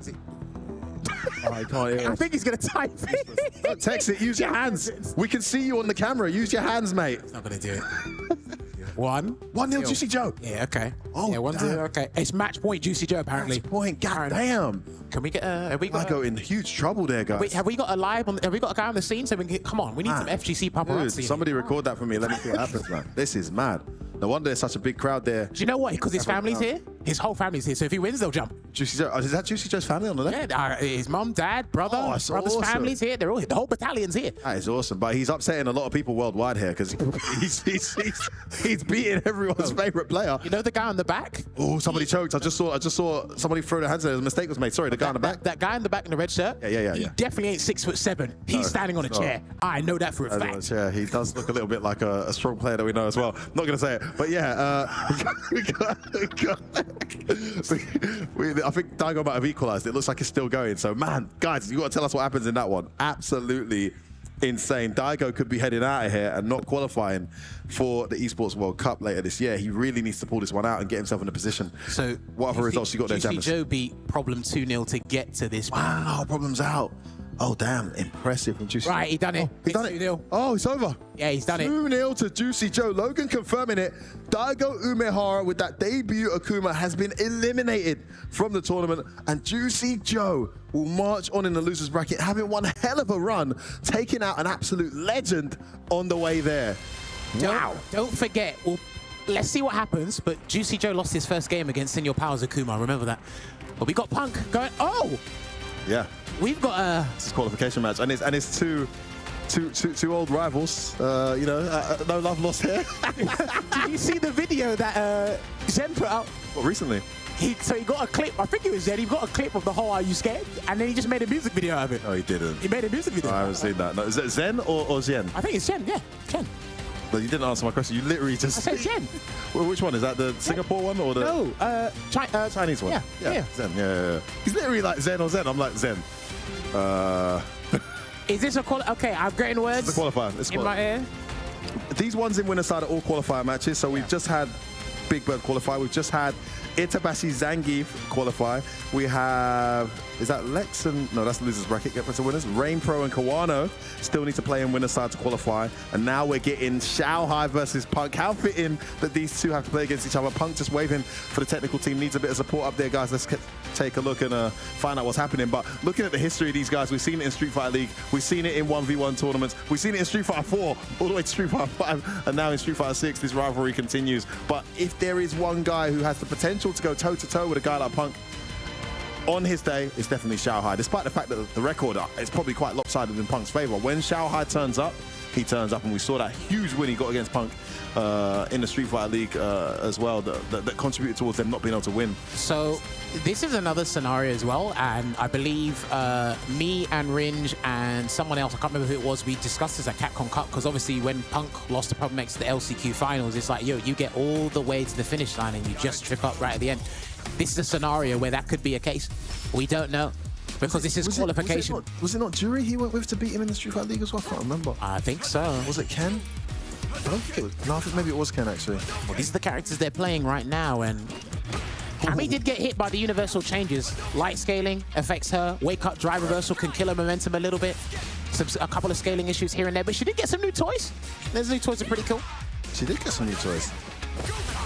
But her throw loop in the corner is still there. Don't worry about that. But yeah, how she plays, very much still there. And I think crouching medium punch is going to play an integral role this version for Cammy as well, because of other damage routes being toned down just a little bit. There's a roundhouse as well. That's -3 on block now, so you can't punish that, which means it's +1 on drive. I don't know why it needs to be changed. Seriously, it's just. And that's her most damaging. For that reason. Yeah, that's her most damaging drive gauge button as well. It's weird. It's like a total bar. Basically. Great round from Xiaohai. He's used that light kick so well, and the DP's absolutely ready to bust out as well, just when Punk thought he could get something going. No, you don't. And remember, they changed the dive kick, so it's easier to anti-air deal with to make a forced knockdown situation in the air, but on the ground, it's harder to whip punish. But if you're using mediums anyway, it's fine. So there's a couple of things that are actually at a disadvantage for Punky in this matchup alone. A lot of roundhouse here from Punk. Lovely. I think parries that. Good read on that drive rush in. Catches him trying to hold up forward, or maybe backdash. Backdash again. Couple of whiff jabs from Xiaohai. Still going locked down in the corner there. Lights do not take that much dry gauge away from you, so I like the patience here from Xiaohai. And that should be the round. And level 2 should kill. It's going to be the follow-up instead. That's way too much scaling. Oh, right, to spend. Yeah, there's a ton of scaling. Follow-up does nothing. She started with some jabs there. Maybe the scaling was just maxed out. Lost all his meter there, trying to save his meter, but still got the kill. I think he'll get a level 2 this round if he plays his cards right. Her meter build is still pretty damn good. He's got to get the hit first. In the corner here as well. Great start from Xiao Hai. The empty jump into the button. Maybe caught him trying to OS the empty jump there. Probably. Nice dive kick. Side swap still there, but you don't get the dive kick afterwards. That was just an unnecessary nerf, in my opinion. I mean, didn't even do that much damage. No around it. It was so cool as well. I think the Oki scenario might be better than what they had now. I could be wrong. So. Well, then you can choose to do nothing and get better Oki, right? Oh, almost trip punish there. Oh, he's used that light kick so well. Yeah, and he's not. Yeah, he hasn't cancelled it because he doesn't want to burn himself. Oh, what a choice! He's got to play it safe here, Punk. He will do. Oh, he bet right. He went for the meaty. Xiao Hai guessed wrong. Punk with the crouch heavy punch to get the conversion. Big smile on his face. I think he knew he was taking a big risk there. We've seen a couple of wake up level 3s already. Off stream and on stream today. So that was a big bet. Well, he wasn't going to die by that CA anyway. He was going to have to take one more guess afterwards. So I kind of like the risk that Punk took there. Man, this grudge match is insane. You just feel it in the gameplay. Yeah, Punk is like, you can see he's kind of up the ante now. He's won that first game, trying to go in here, but don't get too disrespectful. Xiao Hai always ready. Oi, okay. Chosen to cancel it, will do anything. So he went for the perfect parry read on the jab, taking a turn back. And just slipping that medium kick in at the right time. This Punk. Meaty crouch heavy connects. That stand jab is so good. With her warp speed, it's just incredible. And he catches the button again. That's what Poppy missed out on the opportunity to do earlier. When that medium kick comes out in neutral and you do a dive kick, you get that punish counter into the back medium punch. But she was very good at doing that in the previous season. She'd like she'd lull you into a false sense of security playing footsies, and she'd just jump and dive kick, and it'd always say punish counter. Oh, it hurts so much. And it's so easy to confirm for them as well. Now Xiao Hai not even anti-area, and I feel like he's getting flustered. Punk running away with this. For the first time we're seeing Xiao Hai somewhat controlled. Oh, no whiff punish on the roundhouse there. No cancel there. But he's going to get a 3-piece into the spiral arrow. Still trying to catch Xiao Hai pressing buttons that delayed crouch fierce. Not quite working out, but one more hit should do it for Punk. Double drive rush cancel combo or anything. I don't know what happened there, but he's going to get the super art 2 and put Punk right back in the corner. What was that, James? Don't ask me. I don't know what he did, but it worked. Well, he can't get hit. Oh, there it is again. He's able to get it out. He must be doing negative edge or something. How's it not coming out on whip? What's he doing there, Jamis? It must be like, I think if you do negative edge perfectly, it doesn't come out on whiff. I'm guessing. Then there's also the thing of, I think he's confident when it's going to hit. There's 4 in a row. Dude, sometimes... He's not hit confirming it. There's no choice. No, I don't think you can do that. No, of course not. He's just got a very good sense of intuition as to when it's going to connect. That was clutch because he was heading out. And now he's starting to get a bit more momentum in his favor. Roundhouse again walked into it this time round. We lost health instead of drive gauge. And yeah, the range. So that's what the change has done. Big damage as well, but gets opened up. Optimal follow-up. Oh, he's done 2 wake-ups this set already, this round, sorry. Next hit wins for either player. A bit too anxious to close this out. Oh, no, cancel that time. He might have to light kick back. That's the thing. I think light kick. Oh, there it is. He's so good at it. I'm telling you, man. He cannot miss it. Well, he missed it twice earlier. I didn't mean to miss it. I just got a bit hyped there. But good Lord, Xiao Hai so clutch with that standing short. Punk was looking poised and ready. That was done. It was over. How did he bring this back? I do personally think Punk might have to do his own light kick back and then buffer like a spiral arrow, because on punish counter you get light kick into heavy spiral arrow. So you can try that, because if you didn't do the drive rush cancel, you like you said before, you don't want it to waste the 3 bars. I almost think it's better just to not play with that unless you've been in training mode against the way he's using that stand light kick. Don't play with it now. Like just stay out of range of it. He was doing long range stand heavy kick, which was working really well. Maybe just go to that, because that is a neutral weapon that is getting a lot of mileage for Xiao Hai. Today, yeah, not just this set alone, today in general. Meaty spiral, try to get a perfect parry, but... Nice punish there. A lot of recovery on that fireball's too close. And remember, one of the biggest changes for Cammy is she can't do heavy spin knuckle, or even that sucks for her, yeah. This matchup, because Ken's fireball game isn't at the deadliest. Oh, a whiff on that crouch medium. Momentum start. What? Oh no, that is definitely not what you wanted. So I'm gonna stop complimenting this guy. Oh, he had the hit, he had it. Didn't follow through, that would have been the round. Is that gonna cost Punk? Roundhouse, just keep him there. Oh, tried to take the drive rush, wasn't able to. Does one of his own. Looking to confirm that stand heavy punch. The crouch medium connects. This is so tight. Oh, bosses are out. Both of these guys almost burnt out. Oh no, wrong move. Too close, no punish. No punish from Punk, he missed the jab. Oh. I was guaranteed it was too close. It's all gone pear-shaped. That round was his for the taking, and suddenly Xiaohai gets himself match and qualification spot. He's going to land that dragon kick to start as well. It's unfortunate there, and it's going from bad to worse, but he gets the side swap for the potential. Oh, I thought he was going to DP there. I was so sure he was going to DP there. He didn't. Out of the corner he goes. He'll take that all day because he's not there anymore. And there's the DP this time. He's got to keep the string tight, man. I don't think Cammy's got an answer to make that, to avoid that. What a check into the level 3. Big damage here. That was one hit. Was that 2? 3 hits. 1, 2, 3. Yeah, so he's He'll still be alive. Yeah, very much so. Oh, Punk. It was right in his fingertips. It's slipping away now. Can he get an opening? Needs to land that level 3 somehow. Xiaohai, there's that standing short. Watch out for it. Oh, yeah, it's the same thing that happened to Poppy. That was a death. Oh, the whip punish. Xiaohai has taken it. He's beaten his demon again. And he's got himself a qualification spot here in the Riyadh finals in August. Oh, my days. What happened? That was Punk's for the taking. It was there. We see it time and time again in this game, and for some reason, again, it's been the tail of the tape. F-word has identified it time and time again when it comes to clutch scenario, very tense scenarios, game-winning scenarios. It's Stan like it comes out and saves the day. And I tell you what, whatever technique he's doing, it's magic because it's been working every single time. Or I should My say guess is negative 95% of the time. Yeah, we saw 2 mistakes. He just did an F-word there, Jamis, mate. But honestly, it feels like it's so devastating when it works. It feels like it's worked every single time. That's what's so I mean, if a standing short with such good range and hitbox-hurtbox ratio is available to be converted without wasting meter like that, it suddenly becomes a much more deadly weapon, and that's what he's done so well in this set versus Punk, and earlier when we saw him play as well. He's really implemented a sneaky tactic there. I think it's negative edge. It could be something else, but that was a nerf that they put in the game a while ago, and it's just not happening for him. I will say as well, because I remember you said, how did he turn it around? What happened? What was the pivotal moment? I think it was several points, but it's more as because it was scrambles. Xiaohai was winning scrambles. Having execution, one execution error worked out in his favor, I think, which is the OD Jinrai into the level 2. That just worked out. But then everything else. You've seen his replays, how many light kick conversions we're seeing. And they're being pretty huge as well. But I do think some scramble situations, he was doing pretty damn well and converting them properly. This was so tense. This was incredible for both the players there. Man, that was... And I think if he was slightly further away for that spiral arrow, it would have been safe enough for the jab not to connect here. He went for a throw there. That's not a true throw setup. Understandable. Probably thought Xiaohai was scared.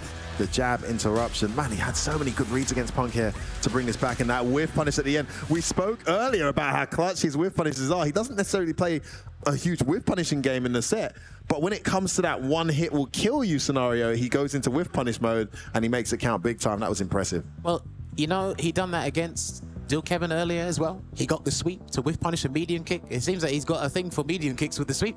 They seem to be working. So, but yeah, up next, we're going to have another qualification match from the winner's side. So we have Itabashi, Zangief in there. We got Big Bird in there. We got Xiaohai. This will be the last person that will be in there via the top 8. And it is between Rainpro and Kawano. This is going to be a juicy... I mean the last from the winner's side, absolutely, Jammers. And then we'll be going through losers to find out who the other 4 qualifiers will be. Those matches are taking place. There are some results to update you guys on that are taking place off stream. Looks like JR's been eliminated. Mizuha's been eliminated 2-1 by Lex. Jewel Kevin eliminated JR. Jack has taken out Daikoku 2-0. Ending Walker is out of there. He's lost to Ego Emperor 2-0 in the loser side. He's gone. Daigo, you saw Juicy Joe take him out. Well, you didn't see the match, but you saw the reaction. And then Shen has taken out Nauman. Pugera has taken out Killsu. And Hikaru, still in there, has taken out Go1. Man, some crazy matches taking place off stream, Jammers. Well, it's going to be Guile going up against Akuma here. Now, this was a very strange pick for me, but he was using Luke before, so the apple doesn't fall too far from the tree. But it seems that Hitbox Kawano has been making Akuma work out. Still don't think it's a Kawano character, but because of how good he is as a player, he makes it work, especially in a tournament environment. It's not a character I would necessarily associate with Kawano's playstyle, but I mean, Kawano, outside of the stylistic characters he usually chooses, he's very creative. He's very incisive with his decision-making, for example. There you go. So you know what, when you take that into consideration, maybe this is a character for him. So when he does forward throw into drive rush and whiffs the jab, he's +3 or +4. So he's allowed to get a meat throw afterwards. But in doing so, you bait a reversal, which is exactly what he was able to get out of Rainpro to take that first round. how much Akuma experience can Rainpro possibly have? I mean, the first 2 weeks of the character releasing, every second game was an Akuma. Okay, sorry, let me rephrase that. How much high-level, like top-tier Akuma experience that he possibly have? It's always what I'm referring to when I say that. But hey, take nothing away from the guys in Europe and the UK who may have been picking up this character to give that experience. Oh, perfect parry into the OD fireball. So elegantly executed there from Kawano. You know what? OD fireball. Oh, he's going to get level 3. Yeah, he's going to close it out. Game 1. He's still alive, I think, no? You think so? He's dead. He's dead. That was, Okay, like he's 5 still be hits. alive. Yeah, still be alive. Oh, just He's still about. in there, yeah. I mean, he's plus 20 over this situation, so... Oh, bloody hell, why does he get that? Get out of here, man. Nobody So ever... annoying. I got hit by that like 3 times today. Because he's like 3,000 feet away from That's you. not Like, close enough. so I had to deal with that. But yeah, what I was mentioning before Sorry, guys. I'm is, still salty from a few losses earlier. his OD fireball Akuma actually works pretty well in this matchup. If you do it at the right range and it hits, Oh, you see that trap? he gets a cool conversion. Oh, that was disgusting. The stand heavy into that stand medium kick. Yeah. What a nasty trap. It looks like he's confirming it as well. I haven't seen Akuma's abusing that button the way I'm seeing Kawano do just now. Still so much to discover about the character.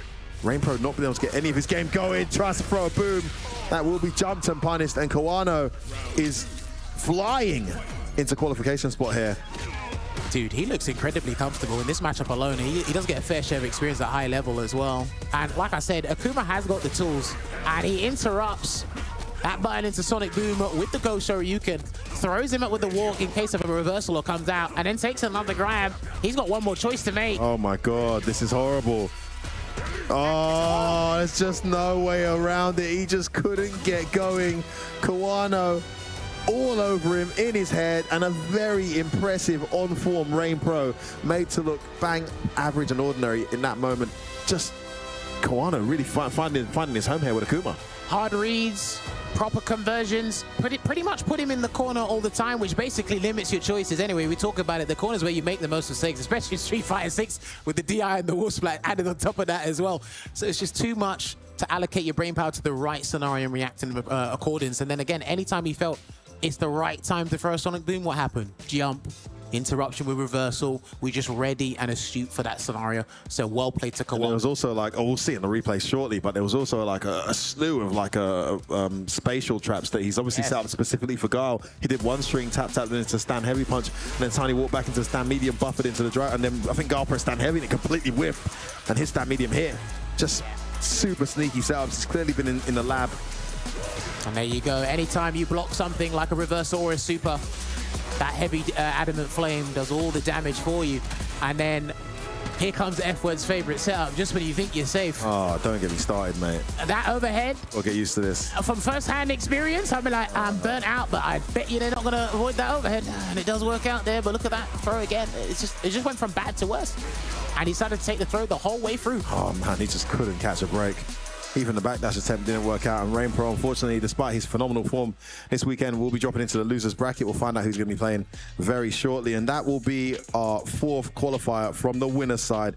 It is going to be none other than Kawano, an EVO champion, an incredible force in this game, and I like the Akuma for him. I agree with you. My initial impression is that that's not necessarily a character I'd associate with Kawano, but watching the way he's implementing his style, the way he's playing that character, there seems to be a really significant fit there. It's early days, anything can still happen, but there seems to be a significant fit, and that's going to be one guy to watch out for. Even if me or whoever disagrees with the character association, we take nothing away or no discredit to their technical ability and their play and their full and experience in the past. Because he'll just make any character work. He's a champion. We're still waiting. Post-nerf. Here's the thing, right? Because depending on how this season goes and what potential we see from Akuma, I reckon he actually might land on Elena, and I think Elena's going to surprise everybody. Remember, she has a bad track record. Surprise everybody in what way? I think mechanically, because she has a bad track record anyway. She's gonna be in. Let me not. The Capcom. I don't want to get. I still want to be able to commentate events. Let me not comment on Elena. What an amazing character! I'm so excited to see her coming back.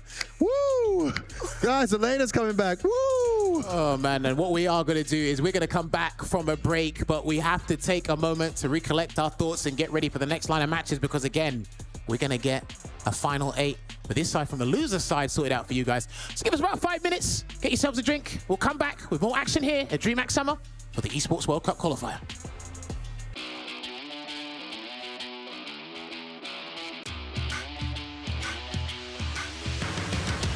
Got a backbone made of steel, make you feel in control. Walk the walk, talk the talk, I'm the whole deal. Yeah, I'm an animal, and I command the show. I can see it in your eyes, I can feel you watching. Got your hooks, got you right where I know I want you. Play the switch, I'm a mystery, but you love it. Hook, line, sinker, follow the leader.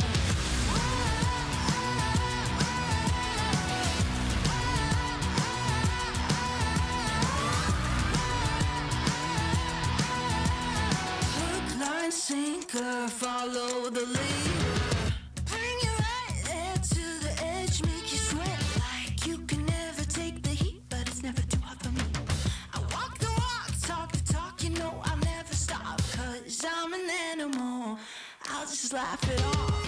I can see it in your eyes, I can feel you watching. Got your hooks, got you right where I know I want you. Play the switch, I'm a mystery, but you love it. Hook, line, sinker, follow the leader.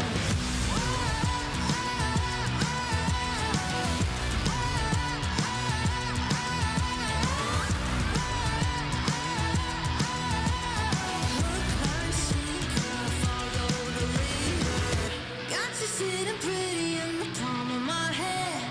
Got you busy, got you missing me, you can't stand it.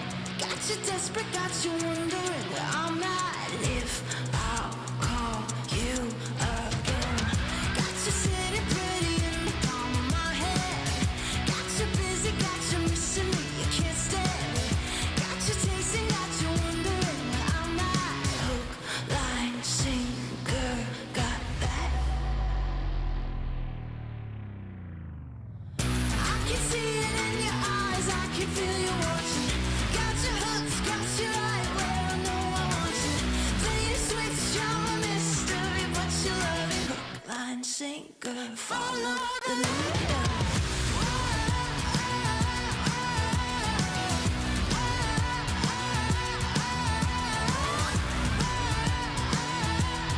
Hook, line, sinker, follow the leader.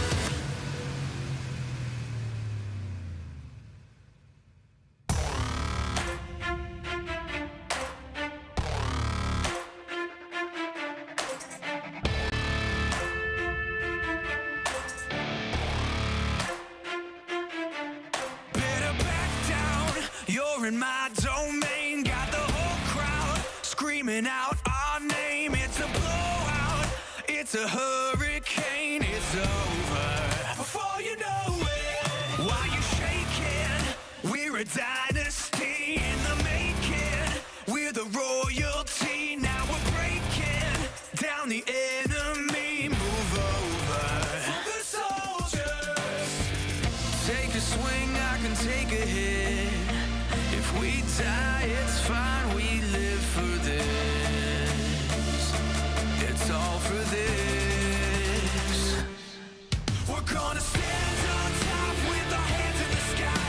Gonna raise our cup to the stadium lights. For the glory, for the glory. We celebrate with the city tonight. Hear the hometown cheer, it's the ultimate high. For the glory, we do it for the glory.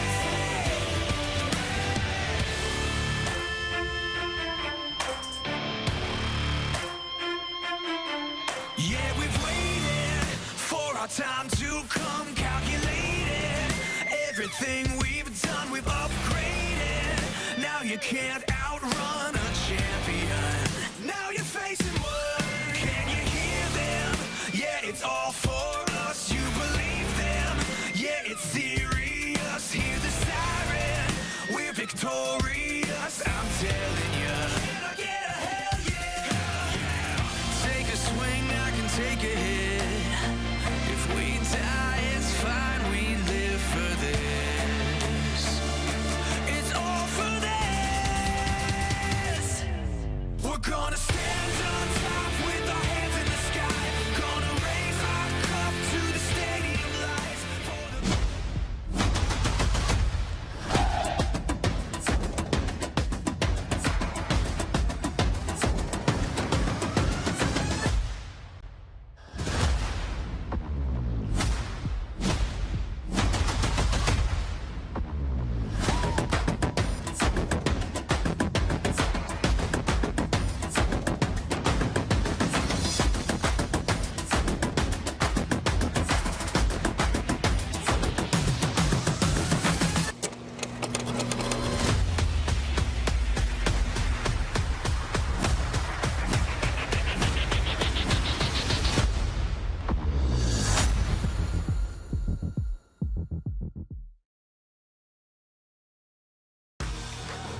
yo, yo, yo. Just give me the mic.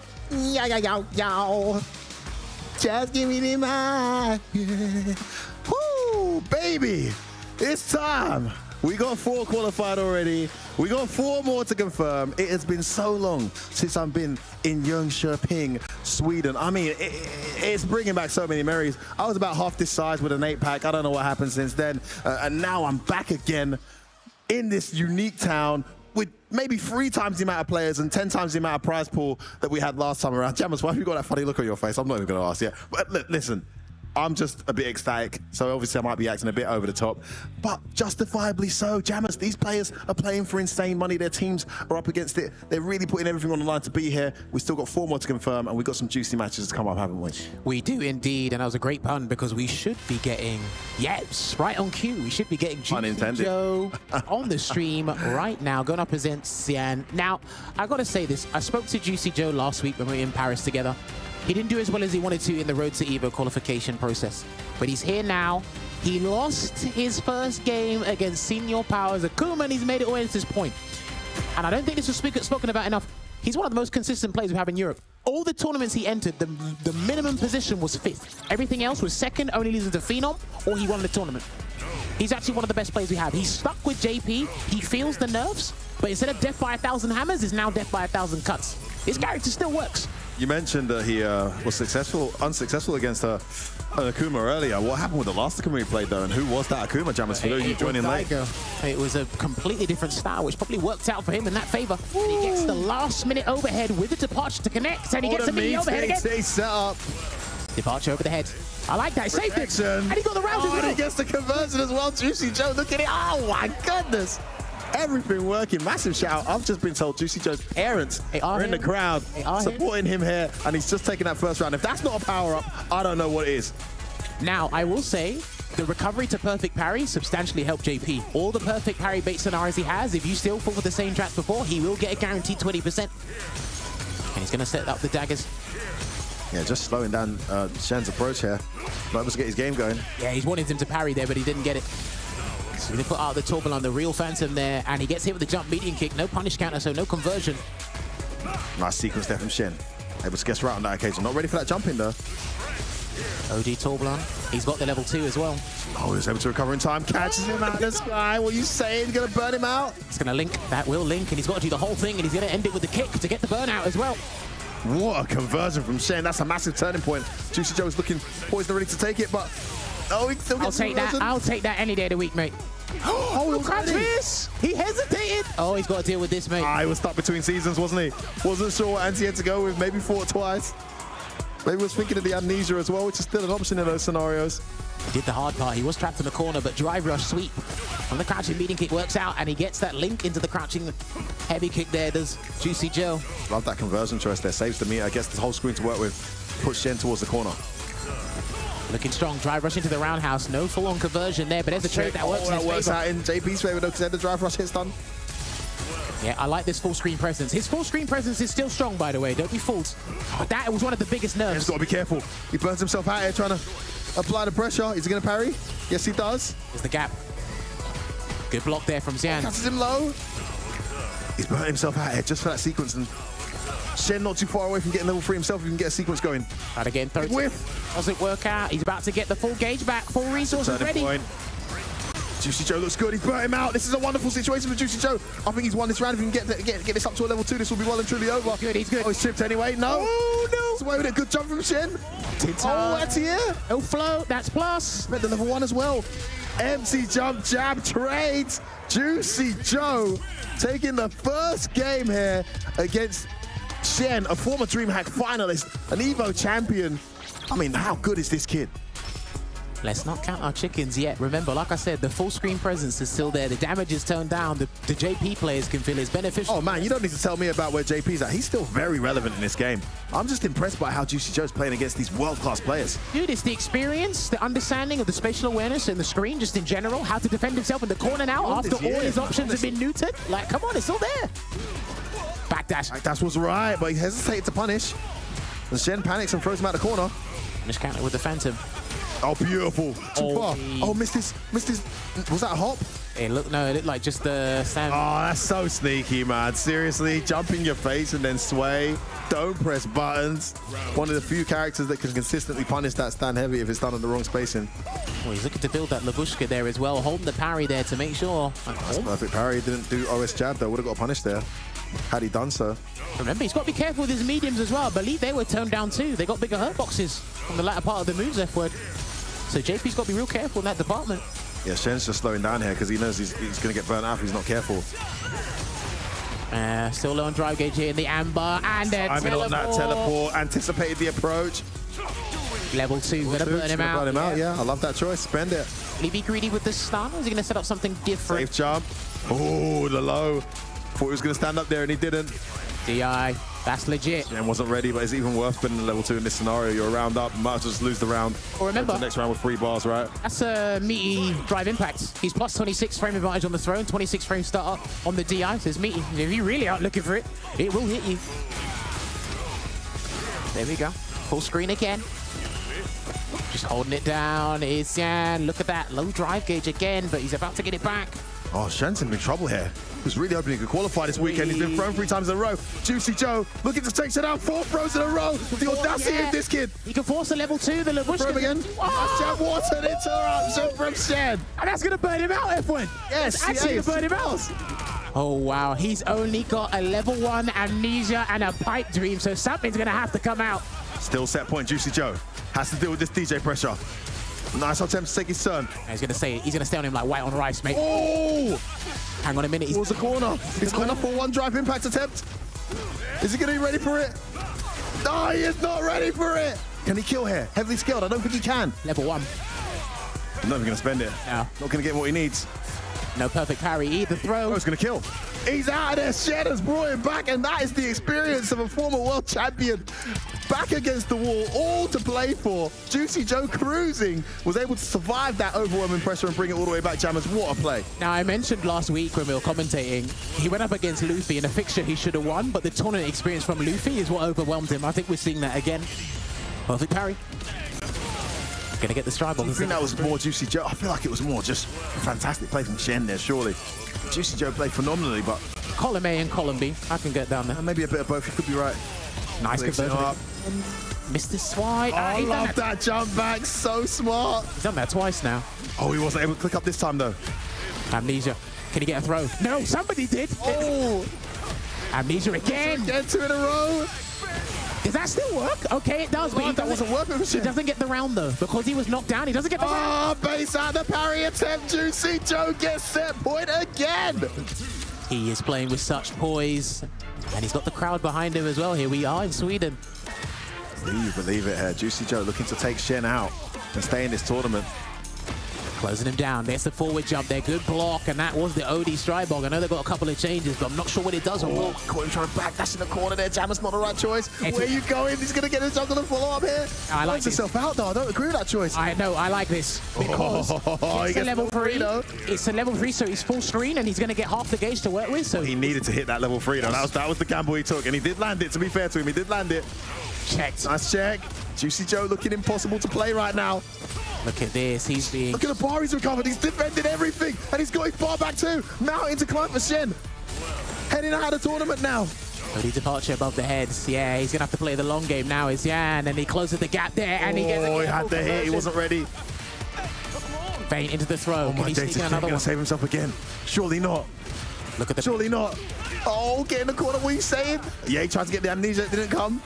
Just waiting. Oh, count hit. He's going to get it. I cannot believe this guy. I cannot believe it. Shen. He's done it again. It's set point, both players. Shen can go ballistic in this round if he wants to, and he opens up with a jump, and he opens up with another jump as well. I told you he can go ballistic now. Yeah, he can just go. God, what's happened? What's happened there, Juicy Joe? Right, he can't amnesia. I promise you he cannot amnesia. But then here's the thing, is he going to wake up drive reverse or he's going to firm it? He's in trouble. Oh, nice jump back. Juicy Joe needs to bring this back somehow. Whoa, that's an accident. No, he thought that was level 2. I think he wanted level 2. Oh, no, that sucks. That actually sucks. This could be the end. I think that, oh, didn't get the conversion, still alive. Amnesia, oh, it doesn't matter. He's not going to get it. And after having set point on multiple occasions, it's not going to be enough this time around. the young and talented Juicy Joe, despite a phenomenal run, will bow out of this tournament. Give that kid a round of applause. And your former finalist here at DreamHack and a world champion at many events, continuing the form and staying alive. You can see him shaking his head there as his nerves take over severely. Shen, what clutch that guy has to bring that all the way back against Juicy Joe. So impressive. He had to work for that. You got to earn your money here. Oh, Your qualification say spot. that. But Say that again. that's not even the spot. I know, that's not qualification spot. That's Because now he's got to fight Punk. That was an intense match, only to fight Punk, waiting for the qualification spot. But again, give credit where credit is due. Juicy Joe, like I said, just to reiterate, losing his first game, coming all the way, just the penultimate match there to qualify. That was such a long and strenuous run, but he made it entertaining from start to finish. Anyone who's ever watched his matches, let's take a look back at this. Honestly, good back and forth here, but Juicy Joe was basically dominating the 3/4 of the screen for the majority of the time. But like you said, somehow, Shen spotted a fissure where the crack was. He literally found the gap and turned it around. The pressure he had in the corner, typical DJ pressure, but it was immense, especially under these scenarios and circumstances. I don't blame Juicy Joe for doing that level 1. I thought there would have been enough blocks done for the level 1 to connect at the point, but it was full screen. So he did get a jump there. And that trade was luckily working out. But then again, how Xian managed to turn it around. There were so many scenarios where it looked like Shen was out of there. I mean, he had a great second game. He beat him quite convincingly to make it 1 apiece, which we'll see a bit of here. But both of these guys were just swinging it out back and forth. But I mean, this looked like it was Joe's for the taking, actually. What am I talking about? I remember Joe, I think Joe gets the set point here as well. Yeah, the DI. And then he'll take, or he'll come close to taking this round, or he does take this round, right? Yeah, no meter spent. And it was This is the scenario. it was the jab. Yeah, it was the jab. That was clutch, very clutch. But still, a lot to do here for Shen. Now, he burns him out, as you called. I think Juicy Joe even recovers his gauge and still somehow doesn't die here. I do feel, going back to that Lavushka moment, maybe if Yes, he'd he done recovers it. Yeah. And it was right here, right? Did he have an amnesia or something? I can't remember what it was. But yeah, no, it's the throw. Spotted it. Shen, so clutch. And here we have another lifeline. Look at all the life leads for Juicy Joe. The amnesia into the level 1. I think this was a bad choice from Shen because it put him in a terrible situation, but that last minute, that's brilliant because he's learned the timing, because it's like 3 seconds or something, but he's learned the last minute timing. Yeah. And there you go. There's the level 3. I do agree with this. I don't agree with the decision, but he landed the level 3. I don't agree with the burnout prior. Well, I mean, because he had him in the corner anyway, and he's got all that real estate to work with, but then obviously things did turn around, unfortunately for the worse when it comes to Juicy Joe. Again, Juicy Joe just couldn't close it out, and such good meter management from Shen. And this round was just like absolute. Yeah, just go nuts. Just went in on him, wouldn't let him breathe. Caught him trying to escape there with that drive rush roundhouse, and then. That's the last situation or occasion you want to play against a DJ with final game, final round, and he just won that round to take it to the final round. And so he's got no reason to kind of be timid and passive. He just goes completely bonkers, and it worked out. And if he has the level 3 in store, he just takes away your resources and your life bar as well. But I just can't help but feel when he activated that level 2 and Shen parried, if you've done like a target combo or some button to stop him from pressing a button, because he's looking for perfect parry, nothing else. Yeah, it's still very much JP's turn. Maybe he was trying to throw, or maybe he was going for something else. He was very much in position to make Shen have to guess. But listen, clutch and credit to Shen. It was beautiful, man. Being able to close that one out and take those turns. He's got the composure of a truly world-class champion. I mean, he was literally back against the wall, out multiple times. Managed to survive, but huge shout out to Juicy Joe. He bows out with his head held high. We move on to the next one here, and there's more talented players representing the Asian region, as we have Hikaru Well, stepping up against Puga. one character got a dissertation of buffs, the other one, I think he just got a bunch of tumbleweed. And he's still pretty good, to be fair. He hasn't been out that long, but ever since Aki's come in the game, she's just been getting better and better. She's had some huge substantial changes, some new combo links, crouching medium kick being much more abusive in terms of frame advantage on the pressure. Listen, Aki, problematic, bro. And she was already building to that anyway. She was already decent. She was already very good, actually, but now, just watch out. Now, I'm not sure her bad matchups have become better, but they've definitely, are no longer bad matchups, but they've definitely got better, big time. Just because of what she does, yeah, individually. Nice wake up drive reversal. That helps out as well too, by the way. She was susceptible to throws on defense, but now you can throw that out. Yeah. Trying to bet out the reversal there. A lot of the top. Oh, no punish though. Too far. And she's burnt out. All right, there you go. What a call. It's the correct call. Hikaru takes the first round here. And there you go, Super Art 1 closing it out. That is a 10-frame super, so you can interrupt something if they do the wrong string. And then a Cruel Fate to start things off. That's actually better now she gets the follow-up. Better to stand there and get hit by it than that. And no one's going to stand there for the frame of mine. Hell no. There's the link. That's one of the new links she has. I mean, that standing short buff is just, wow. Yeah, didn't wake up there. Would have got the meaty fireball. Clever to stay down. +5. There's another grab. And then there you go, closing it out. Medium kick as well. That's another buff she got. I forgot about that one. Dude, it's just literally... buff after buff after buff. It's a waterfall of buffs. That's all it is. It's literally a waterfall of buffs. But take nothing away from Hikaru, man. This guy is so good. I was really impressed to see, who was it? Rainpro beat him 2-0, I believe, to send him to lose his bracket because he just looked so good against Lex earlier. Well, he's been invested with this character ever since she came out. Exactly. So He again, looked good before. Yeah, they're getting rewarded now. All right. There's a Toxic Wreath, and he's going to do the Venomous Fang and set up a Toxic Blossom here as well. That's going to be huge. Oh, catches him low. Look at the damage.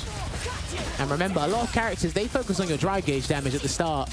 Aki's looking at your health bar from start to finish. Oh, that's so sneaky. He might build the bar. He's not going to burn himself out yet. Yeah, that's that meaty fireball. He knew he wasn't going to wake up this time. So clever. Changed up the timing. And Hikaru looking very strong right now. Dude, he's just running all over him. There's a Nightshade as well. And then there's the Entrapment command Yeah, grab. he's not been punishing the stance change, so he's starting to go for it now. Base out the stand throw. There's that, let's see, that link is so powerful, and there's a reversal to break him off, but Hikaru's going to find a way back in. That could have been the game. Okay, gets an open air. There's Puga. Set point Hikaru. He's going to try and burn him out first. Yeah, there it is. Oh, nice. No, he tried to commit. That should be it. Oh, I love that path. Beautiful play. And Hikaru making short work of a very informed Puga who's run his way all the way to this part of the tournament. But unfortunately, that is going to be one of the fastest sets of the weekend so far. Hikaru, 4 rounds straight, eliminates Puga. Various and flexible scenarios as well. Even her suboptimal stuff seems pretty damn scary to deal with as well. But again, if you are still trying to learn all the huge changes that she just got recently, on top of trying to protect your life bar while trying to establish your will against her, it's very difficult to juggle all of that. And again, her damage output just got exponentially better. I mean, it was already... It was pretty decent anyway. to get poisoned and hit, like, it was already pretty painful. Man. I just realized I finally did get a couple of Akuma matches on stream, but I still haven't been able to say Rago kick. No one's doing it. Where are these Rago kick combos? Me and Logan had someone do it. Yeah, I know you guys did. Bloody hell, as soon as I came off, you guys got some Akuma Rago high kick. Rago high kick for myself. I'm just waiting to be like, Rago high kick. I haven't had a chance to say it. But anyway, that's me being selfish. More importantly, unfortunately, Pugera's out there. Let's take a look at how Hikaru got it done. Was one of my guys that I said is going to qualify for the top 8. Now he's in losers, that's less likely, but he's only 1 game away, Jammers, isn't he? Well, he's got to fight Lashar. Lashar did pick Ed. And if we're seeing another situation with what was similar with Big Bird, I don't know. And look, he dismantled this Ed. Yeah, the guys who know the Ed matchup play it very well. Listen, I don't want to be too harsh on Pugera because he's obviously had a fantastic tournament, but he looks a little bit helpless for the most part of that set. Similar to what Rainpro happened with Kawano. Sorry, Kawano, what he did to Rainpro. Listen, man, it happens in this game. It really does happen. You just don't want it happening near a qualification point or a crucial point in your bracket run in these tournaments, which is really unfortunate. Yes, so Hikaru will be going up against Lashar. We have 4 matches remaining of the day. Thank you very much for sticking with us from start to finish. If you have, you are true warriors. 4 more games to go, and these are all the top 8 matches to book their places in the losers side for Sunday, where we'll watch all the players play for prize money. Today, it's the main job is to qualify. On Sunday, they'll be getting the prize money. Of course, you need the dub. Pride, obviously getting a good thing with yourself in general and your team, because that's huge as well. Remember, the club championship stuff is huge in the Esports World Cup when you get around to it. So going into the cup with that momentum, that'd be pretty Well, the fun thing about the way we've done the format is we'll go all the way to top 8 and confirm those qualifiers. Yes. First and foremost. Now, once that's happened, we can then focus on who's the actual champion of the weekend, because that's what will happen on Sunday. We'll get the top 8 to duke it out and go all the way there. Look at that Obsidian with the little case missing there. That's how you know he's been through the trenches with that arcade stick. It's been with him all the way. Not changing it for nobody. You got to play what you're comfortable with. And here he is, Lex, our very own British representative, going up against Bonchan from Japan. Man, it's a great representation for the UK players this tournament, I must say. Rainpro in there, Lex, Lamex, Andy. What are you laughing? I don't know, you seem to be mentioning everyone that's not from the UK. Oh, wow. Except Problem X. What, you one of these EDL guys? What, they're not British enough for you? The hell are you talking about? Huh? Listen, I'll take anyone that comes to the UK, mate. Anyway. Listen, I'm claiming it, man. The freaking Americans are claiming Mena, so I'm sorry. True. All these guys are Brits to me. Come on. Come on, son. All right. Bonchan going up against Lex here. Luke versus Guile. Before, if you make sure you keep moving. Oh, what a whip punish there. That's going to hurt. Standing heavy kick. Yeah, if you make sure you kept moving and Guile didn't have charge, jump fierce was a huge problem when it comes to anti-aim, but I know they toned it down a little bit. Yeah, so much. A lot easier to deal with, but still has its angles. Yeah. Needed addressing, though. It was just completely busted. Let's be honest. Some of the ranges where it was just completely stuffing normals made no sense. Pressure being applied here. And what's the choice going to be from Lex? Now, again, remember, Lex has already qualified, by the way, via EVO Japan. So Bonchan actually really needs this. Actually, I need to do the maths in my head. Oh, well, Lex must have heard you because he had the kill. He didn't take it. And as a result, it's Bonchan who's going to take that first round. He needs it as well. And I was saying this to Logan before, there's a lot of clutch scenarios where you just see people walking into Guile, stand heavy kick, and he has to have a super behind it, locked and loaded. So he gets a necessary conversion. Nice upside down kick for the knockdown as well. Swaying it out here. Oh, okay, he tried to tap parry at 10, kind of like what Chris Wong does. Put him straight in the corner there with a super art 2. What's he waiting for? We've seen a couple of sonic booms, but...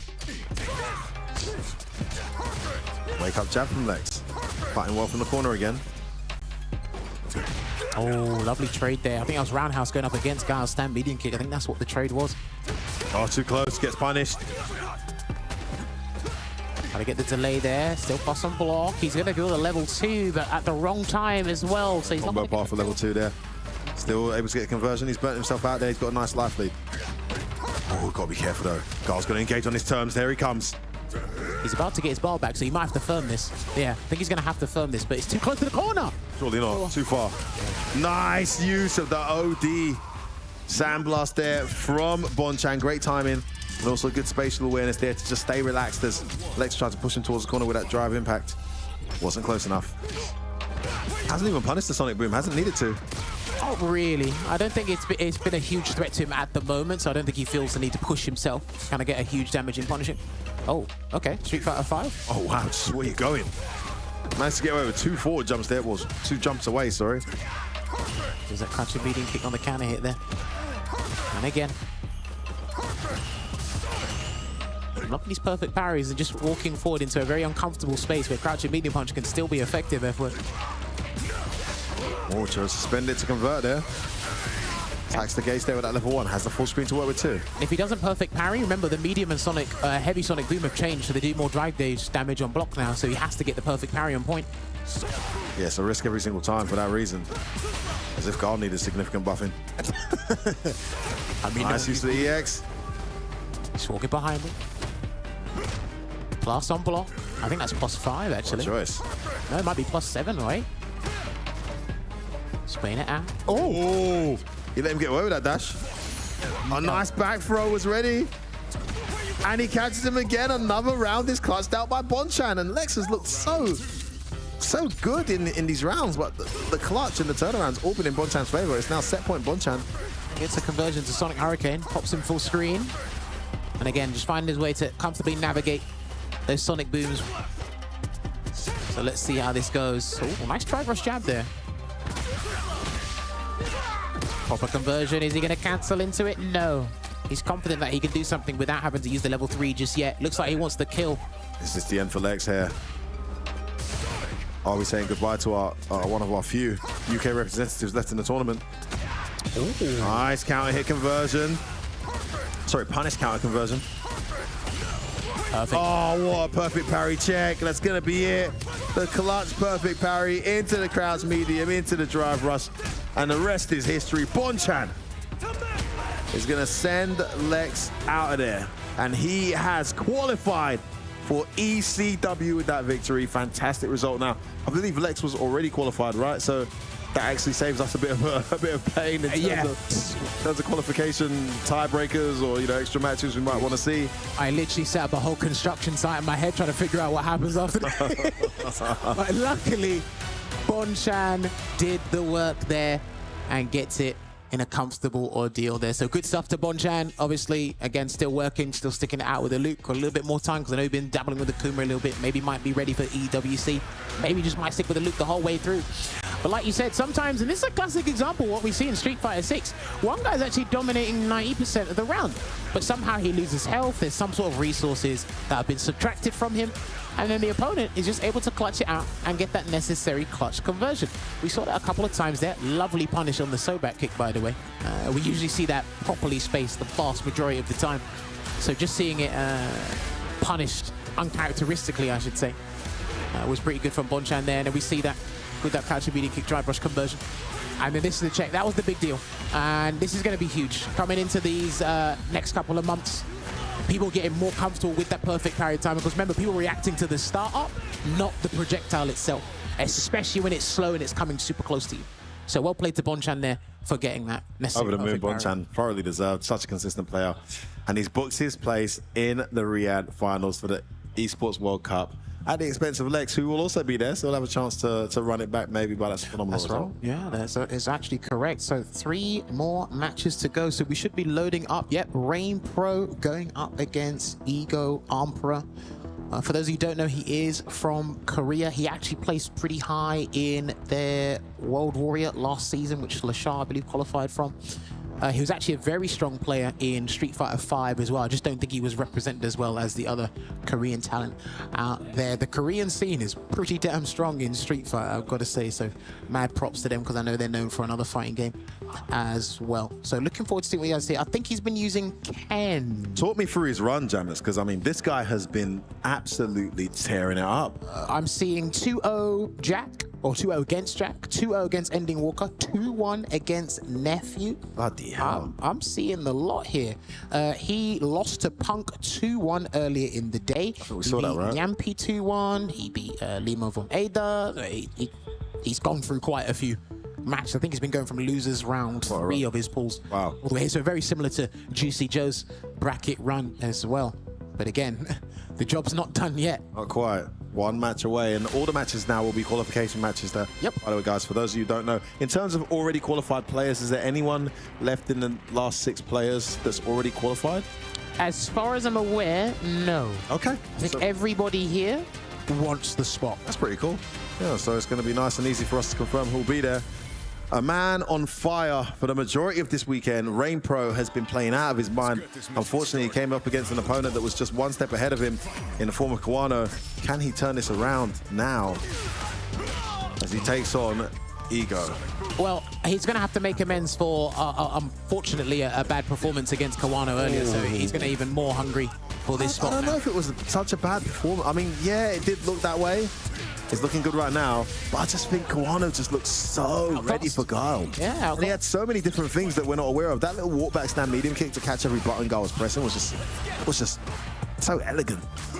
If you've not seen that before, how are you going to be ready? Oh, he thought he was crossing up, but it wasn't. Nasty jump angle from Emperor. Nice crouching medium punch there to kind of check him in his tracks. But then there's the Ampere. All right. He's got to be very careful with his defensive buttons in the corner, Rainpro, because Emperor will probably clock onto that unless he's going to flash kick instead. Oh, man, he has been so unlucky. Oh, no punish, though. I am so sorry. I am so sorry. I didn't mean that. Commentator's cursor at his finest. Another trade combo. There we go. Bro. Oh, this is a good spot. Very good spot for Rainpro. Oh! He didn't want to burn himself out for the round. Okay. Oh, he got it anyway. Carried at the wrong time there, did Rainpro. Bro, that's a very interesting jiggle there with his face and mouth as he secures that round. Almost robot-like. No wonder he's so good. He's not human. Oh, he gets the whip punish there. I'm not sure if a flash kick would have connected from that range. It might have, to be fair. But I mean, I've never seen it miss, but that might have been one of the ranges where it did. Don't want to risk it. I might be going to bank on it. Oh, where you going? Back throw there does Umbra get, and he's low on drive gauge here, 1 stock, so he's going to have to play a little bit passive. Oh, beautiful whip punish. Not going to spend a meter. Goes in. Rainprow's in big trouble here. Yeah, he wants the round. Oh, there it is. That deceptive range on that Kraus medium pays off again. And that is a dead Guile. First game going to Emperor, continuing the form that he's shown in the losers bracket so far. And Rainpro, unfortunately, continuing the form we saw most recently in the winner's side. So what's happened, and this was actually similar to Kawano, the Shotos have had him in the corner, and somehow they've been able to kind of really put the pressure on him and catch him standing up, challenging on his buttons. Obviously, Kawano did the beautiful spacing traps, as you mentioned before. Something bad has just been happening in the corner to Rainbow. He's had a hard time getting mileage out of his boom game as well. True. I mean, he wasn't ready for the anti-air.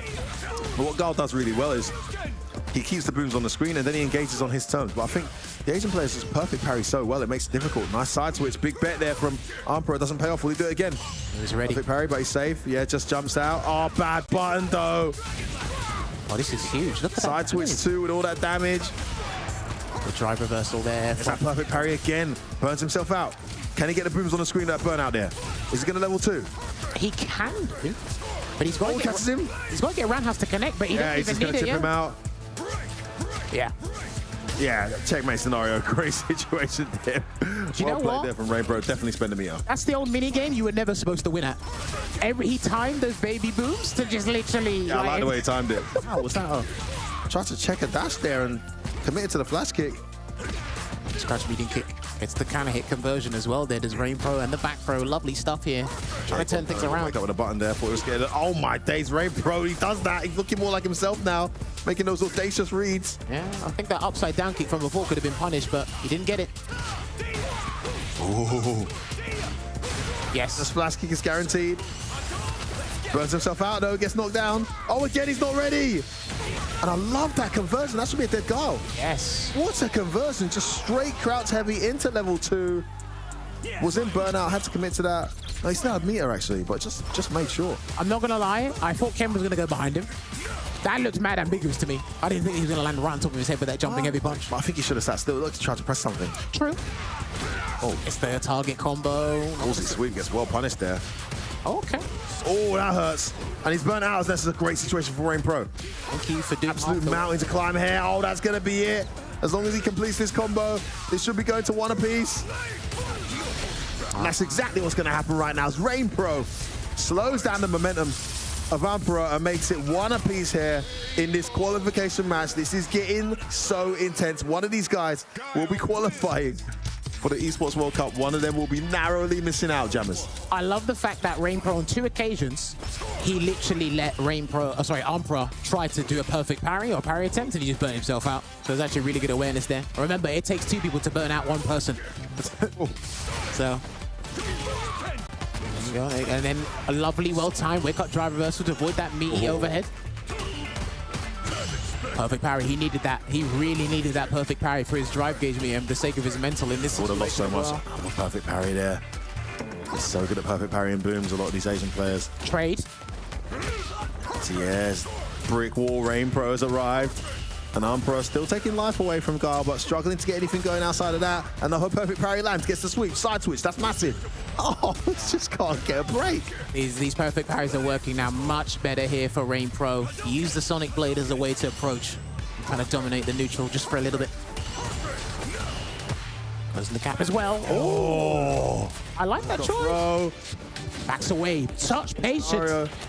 Nice jump air throw. Goes in. Oh, base out of stand throw. Rainpro opens up 2 qualification spots here. Sorry, points against Emperor. And there's the bazooka knee conversion there. I thought it was going to go straight to level 3. It didn't. I See them start around like that often. That perfect parry just cannot miss at the moment. No. Where are you going? Oh no! Oh, he dropped it. The link. Oh, you got to cancel that instantly for it to link. It's going to cost him his place. It's going to cost him his tournament. Oh no! What a way to go! Rainpro has qualified off the back of a huge drop from Emperor. All the way from Korea, will not be making it. But hailing from the UK, come on, son! Rainpro, one of our own. has booked his place alongside the likes of Problem X to go all the way to Riyadh in a few months' time at the Esports World Cup. What a result, but you've got to be feeling it for Emperor. What a run, and to go out like that, you're going to be smashing your stick and wondering what on earth went wrong. That's a new buff that Ken has, but for the crouch medium kick, it's got to be an instant cancel into the run DP for it to link. No matter how you look at it, your mistake is my reward. And boy, was it a big one at that. Rainpro taking it, and like you said, just those little things that you identified slowly, surely he was just adjusting it. The perfect parries, they were okay in the first game, but the third game, oh my god, significant difference. Psychic blade just happened to be every single opportunity where there's some momentum just worked out in the favor of Rainpro, making all those right calls. That parry game in neutral was just so frustrating to deal with as well, because it's not like you're showing a pattern. It was in scramble scenarios, -2 scenarios. He just had the read on Emperor's timing, and he got that win. Listen, Emperor will obviously remember how he went out, but Rainpro doesn't give a damn. He's qualified for the Saudi Arabia finals, and he cannot wait to be there, I'm sure. And you know what, Jammers? We got a bit of a surprise here, haven't we? Yeah, we do. We're actually going to be talking with Rainpro, sponsored by Guild Esports. Shouts to the Guild Esports crew back at home in the UK. Those guys do wonders here, and boy, have you picked up such a fine talent. We saw him at the Capcom Cup, and now you will see him at the Esports World Cup as well as we close out this round here. Again, this was such a beautiful turnaround. We'll ask him in just a few moments a couple of questions regarding this set and the one against Kawano as well, but you're going to see a total lockdown with that air throw as well, and then he just flinched at the very last frame possible, and as you see, he spotted it there. I think as soon as Rainpro saw that, he said, thank you very much, I'm not dropping this combo into the crossfire somersault there. 2-1, and that's what you see, absolute exquisite adaptation there from the Guild Esports talent. And we're actually I can't believe it. On the camera here. Hello? Yeah, David, yeah, I'm with him now. Yeah, congratulations, mate. That's awesome. Yeah, all right. I'm live. All right, see you, mate. Yeah, my mate, David Beckham, celebrating his player that he signed earlier this year from Guild Esports, has just qualified for the Saudi World Cup finals. Man, Rainpro, what a performance. You had that loss earlier in winners top 8, and it was quite a convincing loss, right? It was quite tough the way Kawano played. How were you feeling, and how did you adjust to do what you had to do just there? Because I think the problem against Kawano is not the player, it's the characters. Akuma is too broken. Of course, Kawano is very good. But yeah, I mean, Kawano had a little bit of size. It's just a little bit, yeah. He's better than me, but it's that one side because Akuma. Well, you don't know the character that well yet, though, right? Actually, I know it very well. I practice with Vietnam every day, but it's just completely different style, and I can adapt to it.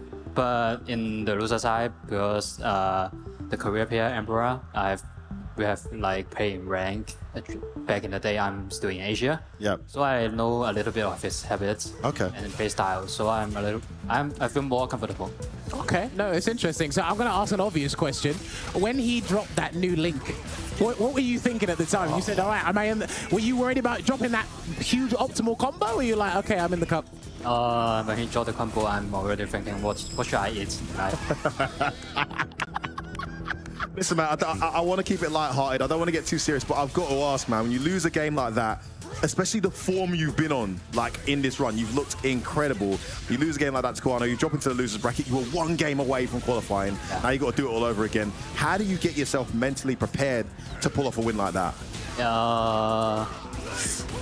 It's actually pretty hard, but I think if I went this far, I can do it one more game. Okay. Yeah. That's actually a very strong mentality. Simple, but very true. You've done all that work. Don't erase it now, right? Man, Rainpro qualifying for the Esports World Cup later on in Saudi Arabia. Please get your name signed on there, Sonny. Come on. UK's very own. One of our own, mate. Qualifies. One of our own. He's one of our own. Rainpro. He's one of our own. As British as it gets, guys. I think the FIFA guys were doing it at the back with you. Yeah? I think somebody responded. Come on. Listen, give him a few nights with me. Couple dinners, fish and chips, Cockney accent before you know it, mate. Just leave it with me. Listen, while you figure out that's yours. how to have a good night with Rainpro, you have a good night as well. All right, there you go. Well, we mix it up. Okay. Mix it up. I love it. Anyway, listen, I don't play Guile, so I can't, I don't have a right game plan anyway. But nah, he's gonna kill me later. I know he is. But the next match here, we have on camera. Beautiful stuff there from Rainpro. Love this, guys. Absolutely perfect. we're going to be having Punk going up against Xian. Now, I'm trying to recollect. I actually don't think these two faced each other at all at Capcom Cup. No, I don't think they did. I'm going to have to do some research on that real quick. But it will be Cammy versus DJ. Still strong in their own right. And it's going to be huge. Still first to two territory, by the way. This is the scary thing about all these qualification matches. First to two territory. Right? And these are two guys that were just a fraction away. I mean, Shen almost out. Punk almost in. One just about survived. One just about missed out. Still an opportunity to qualify, though, if you can. Big ask. And I think after that tweet from Xiaohai that you showed me, hopefully Punk hasn't seen that, because that can get in your head. 100%. One of those moments that can easily mess up your overall tournament form. All right, there you go. There's the waning moon and a lovely DP. So she actually gets like guaranteed stuff against the knee, regardless of what happened with it. Yeah, anyone with a DP is like, you know, guaranteed all the time. I was just do crouch DP with Lily every single time, but still, it just takes one whiff button for that knee to get in. Of course. There you go. Good identification there from Punk. Identified that, saw the parry, walked forward, tried to take his turn back, and it did work out. He's burnt out, though, Xian. And he got the knee, literally as you were talking about it just a few moments ago, Edward. See what I mean? It doesn't matter how many times you anti-air it. It's like a dive kick, man. You press a button at the wrong time, it hits, and that happens. So good persistence and stubbornness there from Shen to take that one and get the first round there. I can't believe one of these guys is not going to qualify. That is such a shame. Crazy to even. Two of my favorite players, man. Both so talented. But only one at this point can make it. One round up here for Xian at the moment. Low on drive gauge. That's going to be a huge punish there into the... Well, he kept it simple. Into the medium sober. Yeah, I like that crouch medium punch that he's using. It doesn't get... it's got no scaling penalties on it at all. Got a very good hitbox. One of the initiators on Cammy's tool set. So I like the way that Cammy players have been using it at a high level recently. So... Oh, I love that check. Interesting neutral jump after the funky slicer there as well. And there you go. That should be the round. He's going to have to spend. He will have to spend on the Delta Red Assault to get this round. Don't take the risk. Kill that DJ. One round apiece. Good conversion there from Punk. Expensive, but gets him into the next round. Shen working on getting to 3 bars, though. Every round's going to be super tense for both these players. It's going to be crazy. Both the guys, their sponsors, are watching from home. Because one guy gets to qualify for the cup, the other go home. Good dive What a kick. bet. Good dive kick. If you think they're going to throw, go and do a dive kick. Oh, nice conversion there. Just caught him with that jab. Nice check on the drive rush. Beautiful check there. And Nice EX to keep him in the corner as well. Loses Oki, but gets positional advantage. Puts himself back in the corner though by mistake. And again, the EX to side switch. Won't make that mistake again, I'm sure. on drive rush cancel should do it for Punk when he interrupted there. All right, burn out. No! Oh, no! Oh, no! Dear. Hold on a minute. Oh, he needed, I think that was supposed to be super, right? That must have been either super or spiral out or something. But this is a dangerous spot, and he's only got level 1, or he's going to have to perm it. Big time, that's expensive. Wake up, buttons! Can you get the conversion though, F-word? Oh, that's plus. Yes, Oh, and he he knew bet it. everything. He bet it all. Shen didn't think he'd do it. It was his turn. Oh, massive breath from Shen. He cannot believe that Punk made that read. Just when it like it was going in his favor, but to be fair to Punk, he did have that round pretty much secure. Dropped his combo. I'm pretty sure he's going for the super. It can be tricky sometimes going to super off of 2 lights. You've got to get the execution absolutely spot on. Well, that's Hours in training mode to get that down. That's literally it. Are you going to do it or are you not? Despite me being plus, it doesn't mean I don't have an option. Oh, Dear. well, I don't know if you guys can hear that on stream, but I'm guessing a massive game is hitting the main stage right now because the whole building is vibrating from the sound. And the knee Ceremony of again. DreamHack right now as we're in this match. And Shen is doing big damage to Punk. I like that more DJ players are starting to use that level 1. He got a few changes here and there. Not sure how significant they'll play a role in the long run. Crosscut again. Lovely crosscut. Gonna burn him out. Shen's got to be careful here. Burnout? Not quite. Very close though. Slither. Oh, I bet everything on that wake up drive impact. It doesn't pay off. And Punk, familiar territory. Qualification point again. Well, this is what happens, man. Me and Logan were talking about it before. You're just put in those uncomfortable situations now with some of the changes to the drive gauge damage across the board. I mean, Shen has lost a lot of gauge again this round. Gained some back there with that anti-air. Well, he does regenerate passively. His anti-airs with Cannon Spike have been on point today, Punk. Let's see it there, low on drive gauge again. Big whip. Gotta burn him out, yes. Yep, great choice. He's got the level 2. Oh, he's not going to cancel in time. Punk should do it. The level 2 should kill. We got ourselves another qualifier, and this time around it's Punk the Beast making his way to the Riyadh Esports World Cup Finals. Jammers, he's finally done it. That was crazy. It looked a little bit scary in that early stage of that set, but turning it around, a couple of execution errors as well, because we already saw that with Umpro before, and I thought we were going to see a repeat there with Punk. We managed to turn it around. I do think one of the pivotal moments, we may actually see it on the highlight reel as well, was probably when he blocked the Sobat in Burnout, and then he just took the Rick with the level 1. That was massive. That was massive. That was literally 1-0 Shen.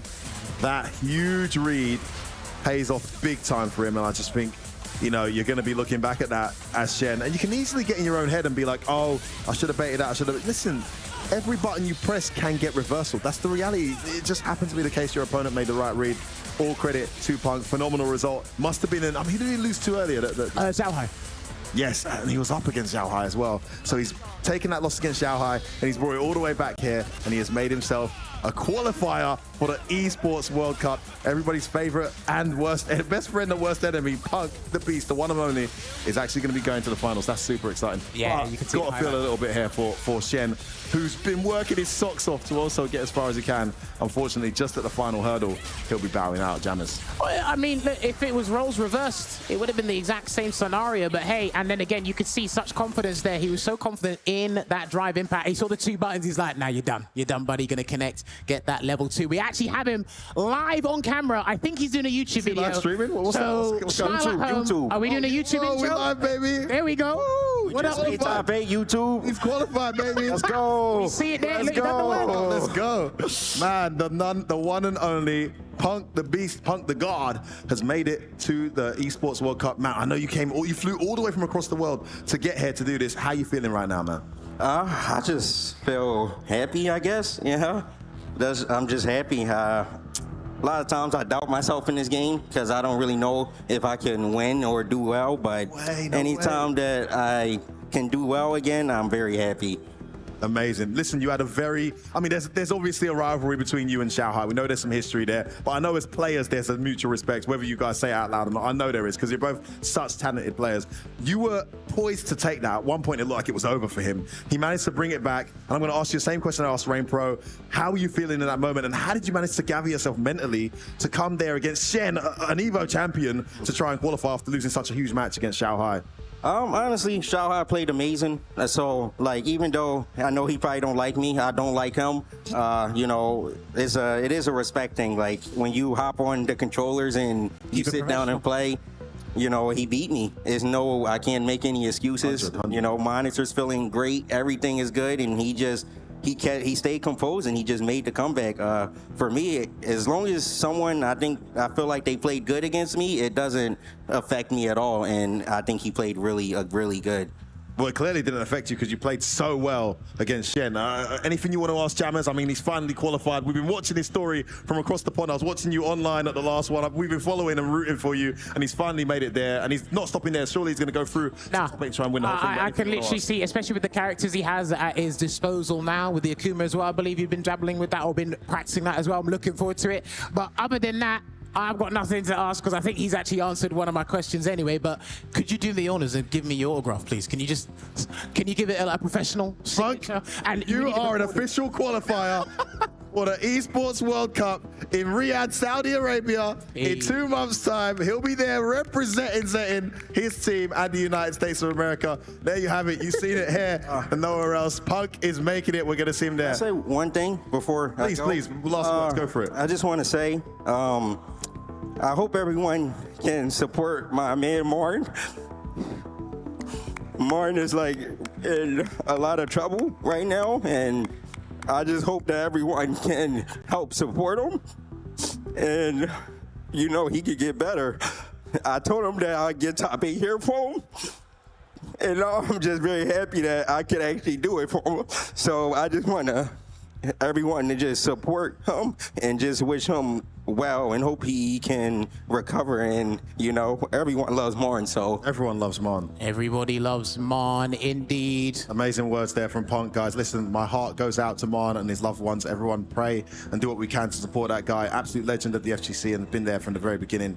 So sorry to hear the situation he's in. Punk, amazing words. Congratulations. Thank you. To take this moment and to give it to one of your longtime friends like that, it just goes to show the human being that you really are, man. Thank you so much. Thank you. Guys, I think after that emotional, before I start hitting the waterworks, let's take a short break, right? We've got a few more players to qualify when we come back. Don't go anywhere. More Street Fighter 6 action coming your way.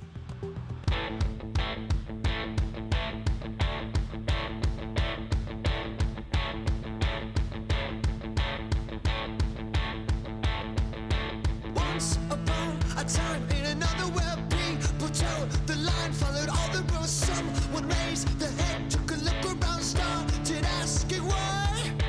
People rushing round, don't know where to go, worshiping a god. No one sees it, no one to do. Be like people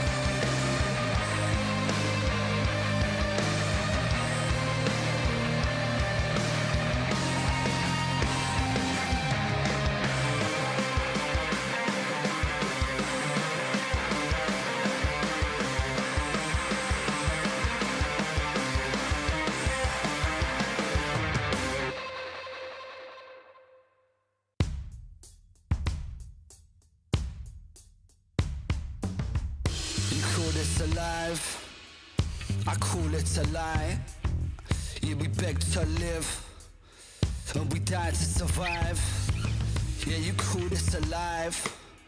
Well, I call it a lie. Yeah, we beg to live, and we die to survive. If it smells like fear, yeah, then cool off the search. And if it tastes like doubt, dig it back in the dirt. If it smells like fear, yeah, then cool off the search. And if it tastes like doubt, dig it back in the dirt. We are one, so why divide? Yeah, we are one, why divide? Yeah, we are one, why divide? Yeah, we are one, why divide? You call this alive? Yeah, I call it a lie. Are we built to live? And we die to survive. Yeah, you call this alive? Well, I call it a lie. Yeah, we built to live, and we die to survive. Yeah, we are one. Why divide? I said we are one. Why divide? I said we are one. So why divide? Yeah, we are one. Why divide? If it smells like fear, then cool off the search. And if it tastes like doubt, dig it back in the dirt. And if it smells like fear, then cool off the search. And if it tastes like doubt, dig it back in the dirt. We are one, so why divide? Yeah, we are one, why divide? Said we are one, why divide? Yeah, we are one, why divide? I said we are one, why divide? Yeah, we are one, why divide? I said we are one, so why divide? Yeah, we are one, why divide?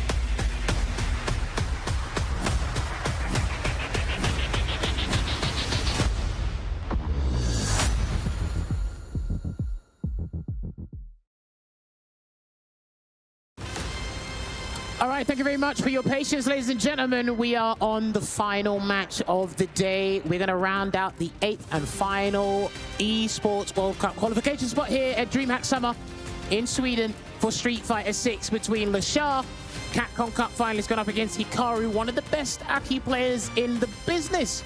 And those buffs have been accentuating how amazing his style is. One more game, F-Word. One more. Yeah, man, it's a shame it's come to an end here in terms of today's matches, but I'd like to be right about my pick with Hikaru. But, you know, I wouldn't mind Lashar proving me wrong. I think he's made a huge mistake dropping that Chun-Li that won him how much money at Capcom Cup did he win with this character? Fair 70k, I think. I mean, you win 70k and then you tell me you're bored? I mean, dude. But hey, he knows better than we do. Let's see if we can prove ourselves wrong here against a very informed Hikaru who's just been obliterating the competition and the wins he's had. Well, that checks a good start. He had a fantastic show against Puga earlier, and it's going to be a all right punish. So Ed is actually one of the characters that does get affected by the wake up dry reversal because he only has he doesn't have a 6-frame medium. He has to use his lights and convert it to medium, which means it's heavily scaled. So it hurts him really bad. Yeah, with the new changes, that's a massive deal. Well, you know, some characters can't even link into mediums, right? You know? Just saying. Wink, wink. All right, there it is. So nasty. He just slips that sway forth and back into the string. His opponents haven't been ready for it so far. I mean, it puts you out of range where you don't think she's going to do anything. You feel like the right range to do whatever you want, and she drive rushes in, gets a jump. Oh, nice. A jab perfectly placed and buffered it into the drive rush too to convert. Tiny little walk back as well there from Lashar. But yeah, it's almost like a DJ Sway the way he uses that. I mean, nowhere near as deadly, but conceptually it's similar. All right, he's going to get the pickup here, a basic Psycho Cannon conversion. Safe jump as well. Oh, trying to jump in, that's not going to work. Hold this heat. And Lashar definitely looking to make a statement here. All right, gets the burnout there with the EX Snake there, and it will be a conversion into the Super R3, the cause of Yazi. I think he's full screen, actually, so I think he's all right. Able to recover a lot of gauge, too. Yeah, he's full screen. Oh, the perfect parry changed everything. There you go. Psycho Storm going to close it out there. Game 1 to Lashar. And this is the most interesting thing. You got characters like Chun-Li, Aki being another one. Nightshade is so slow, you just don't think the opponent is going to perfect parry you. So 90% of the time, you're more than comfortable with going, nah, I'll just continue my pressure and run my game, and then they just catch you, and then bang, full conversion there. And that's what you saw from Lashar. It's the forward fierce again. Nice perfect parry there on the OD snatcher. Oh, there you go. That's gonna hurt. Huge conversion here into the safe jump. And good parry as well to kind of reduce that. And then a perfect parry on top of that as well, F-Word. Yeah, it changed everything. Not so much damage, but position and momentum shifted significantly. Oh, okay. He tried to challenge with something, so he got hit by the hit grab instead. We wanted a stand throw, didn't come. Parry, throws the parry though. Hikaru one down. Gonna get his first round of the set there with that conversion. Able to slow down some of this Lashar momentum. He's beaten 2 Eds, right, so far, I think. 1 Ed before, I think. Just one? Yeah, oh, yeah, he stands set to do exactly what we saw. Yeah. Big Bird do earlier. Taking the 2 Eds out in a row. Puga, nowhere near as good as this, though. Oh, is this the decent combo? Is this the new combo? I might have missed the startup of that. That might be the new combo that the Ed players have been developing. Great corner carry and burns him out. Very locked. Yeah, too much blocks done. Might work out better because he's doing more damage than he was doing earlier now with the pressure. All right, yeah, lovely. Trying to bait it, doesn't come. As the Serpent Lash there goes full screen, about to recover. Drive gauge open and ready for business again. Ooh, medium in the string. That works out. He's going to get a follow-up from this. Should be able to kill. So that's exactly what he's done. Hikaru with the pickup. Gets himself back on the board here. 1 game apiece, Jammers. Last game of the day. 1 more qualifier to confirm. And how fitting it goes to the final game.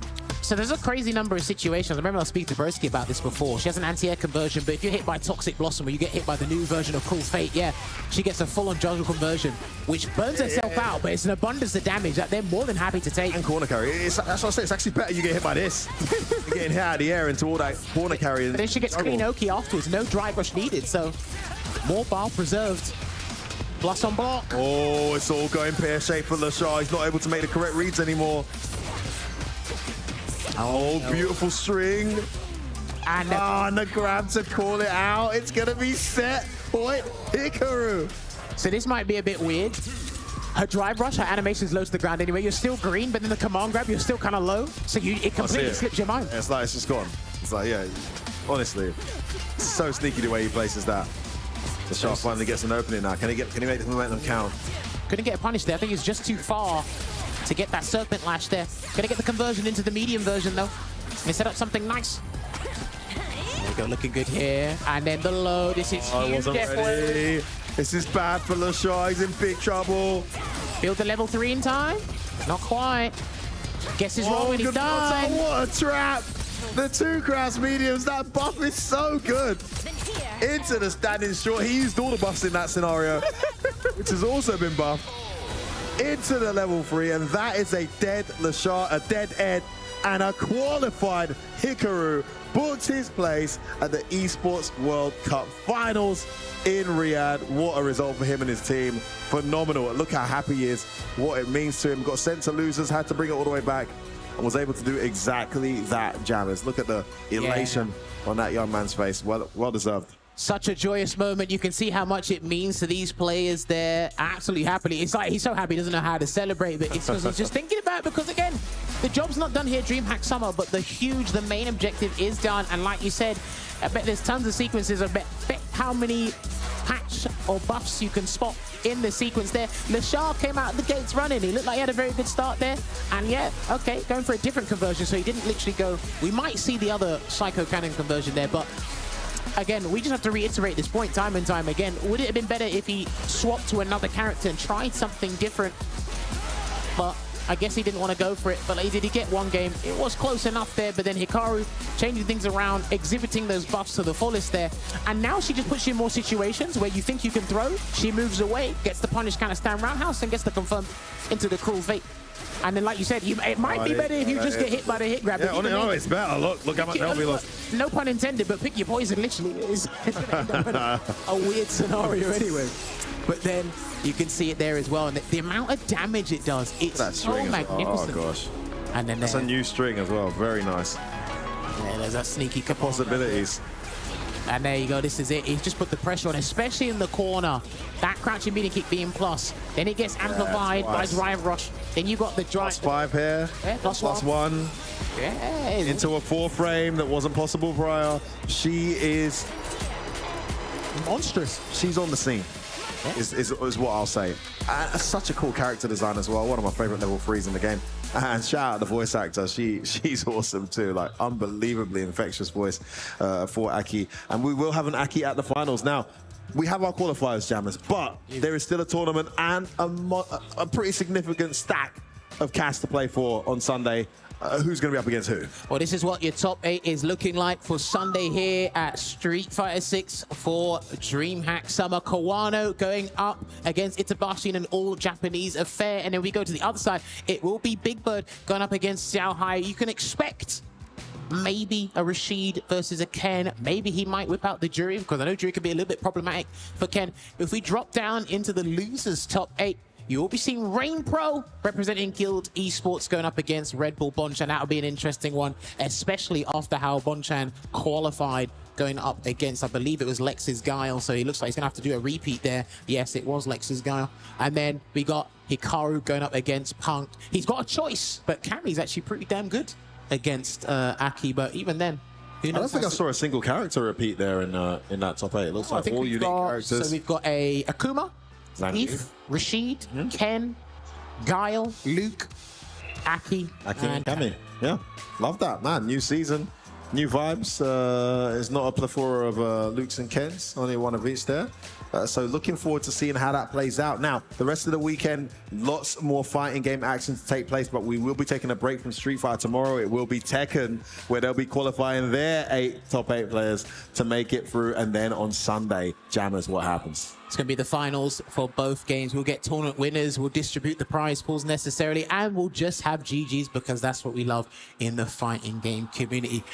I think that about rounds it up. So that's going to be it from us today. Hopefully you enjoyed the action. Make sure you follow this Twitch channel tomorrow and on the Sunday to continue to catch the action.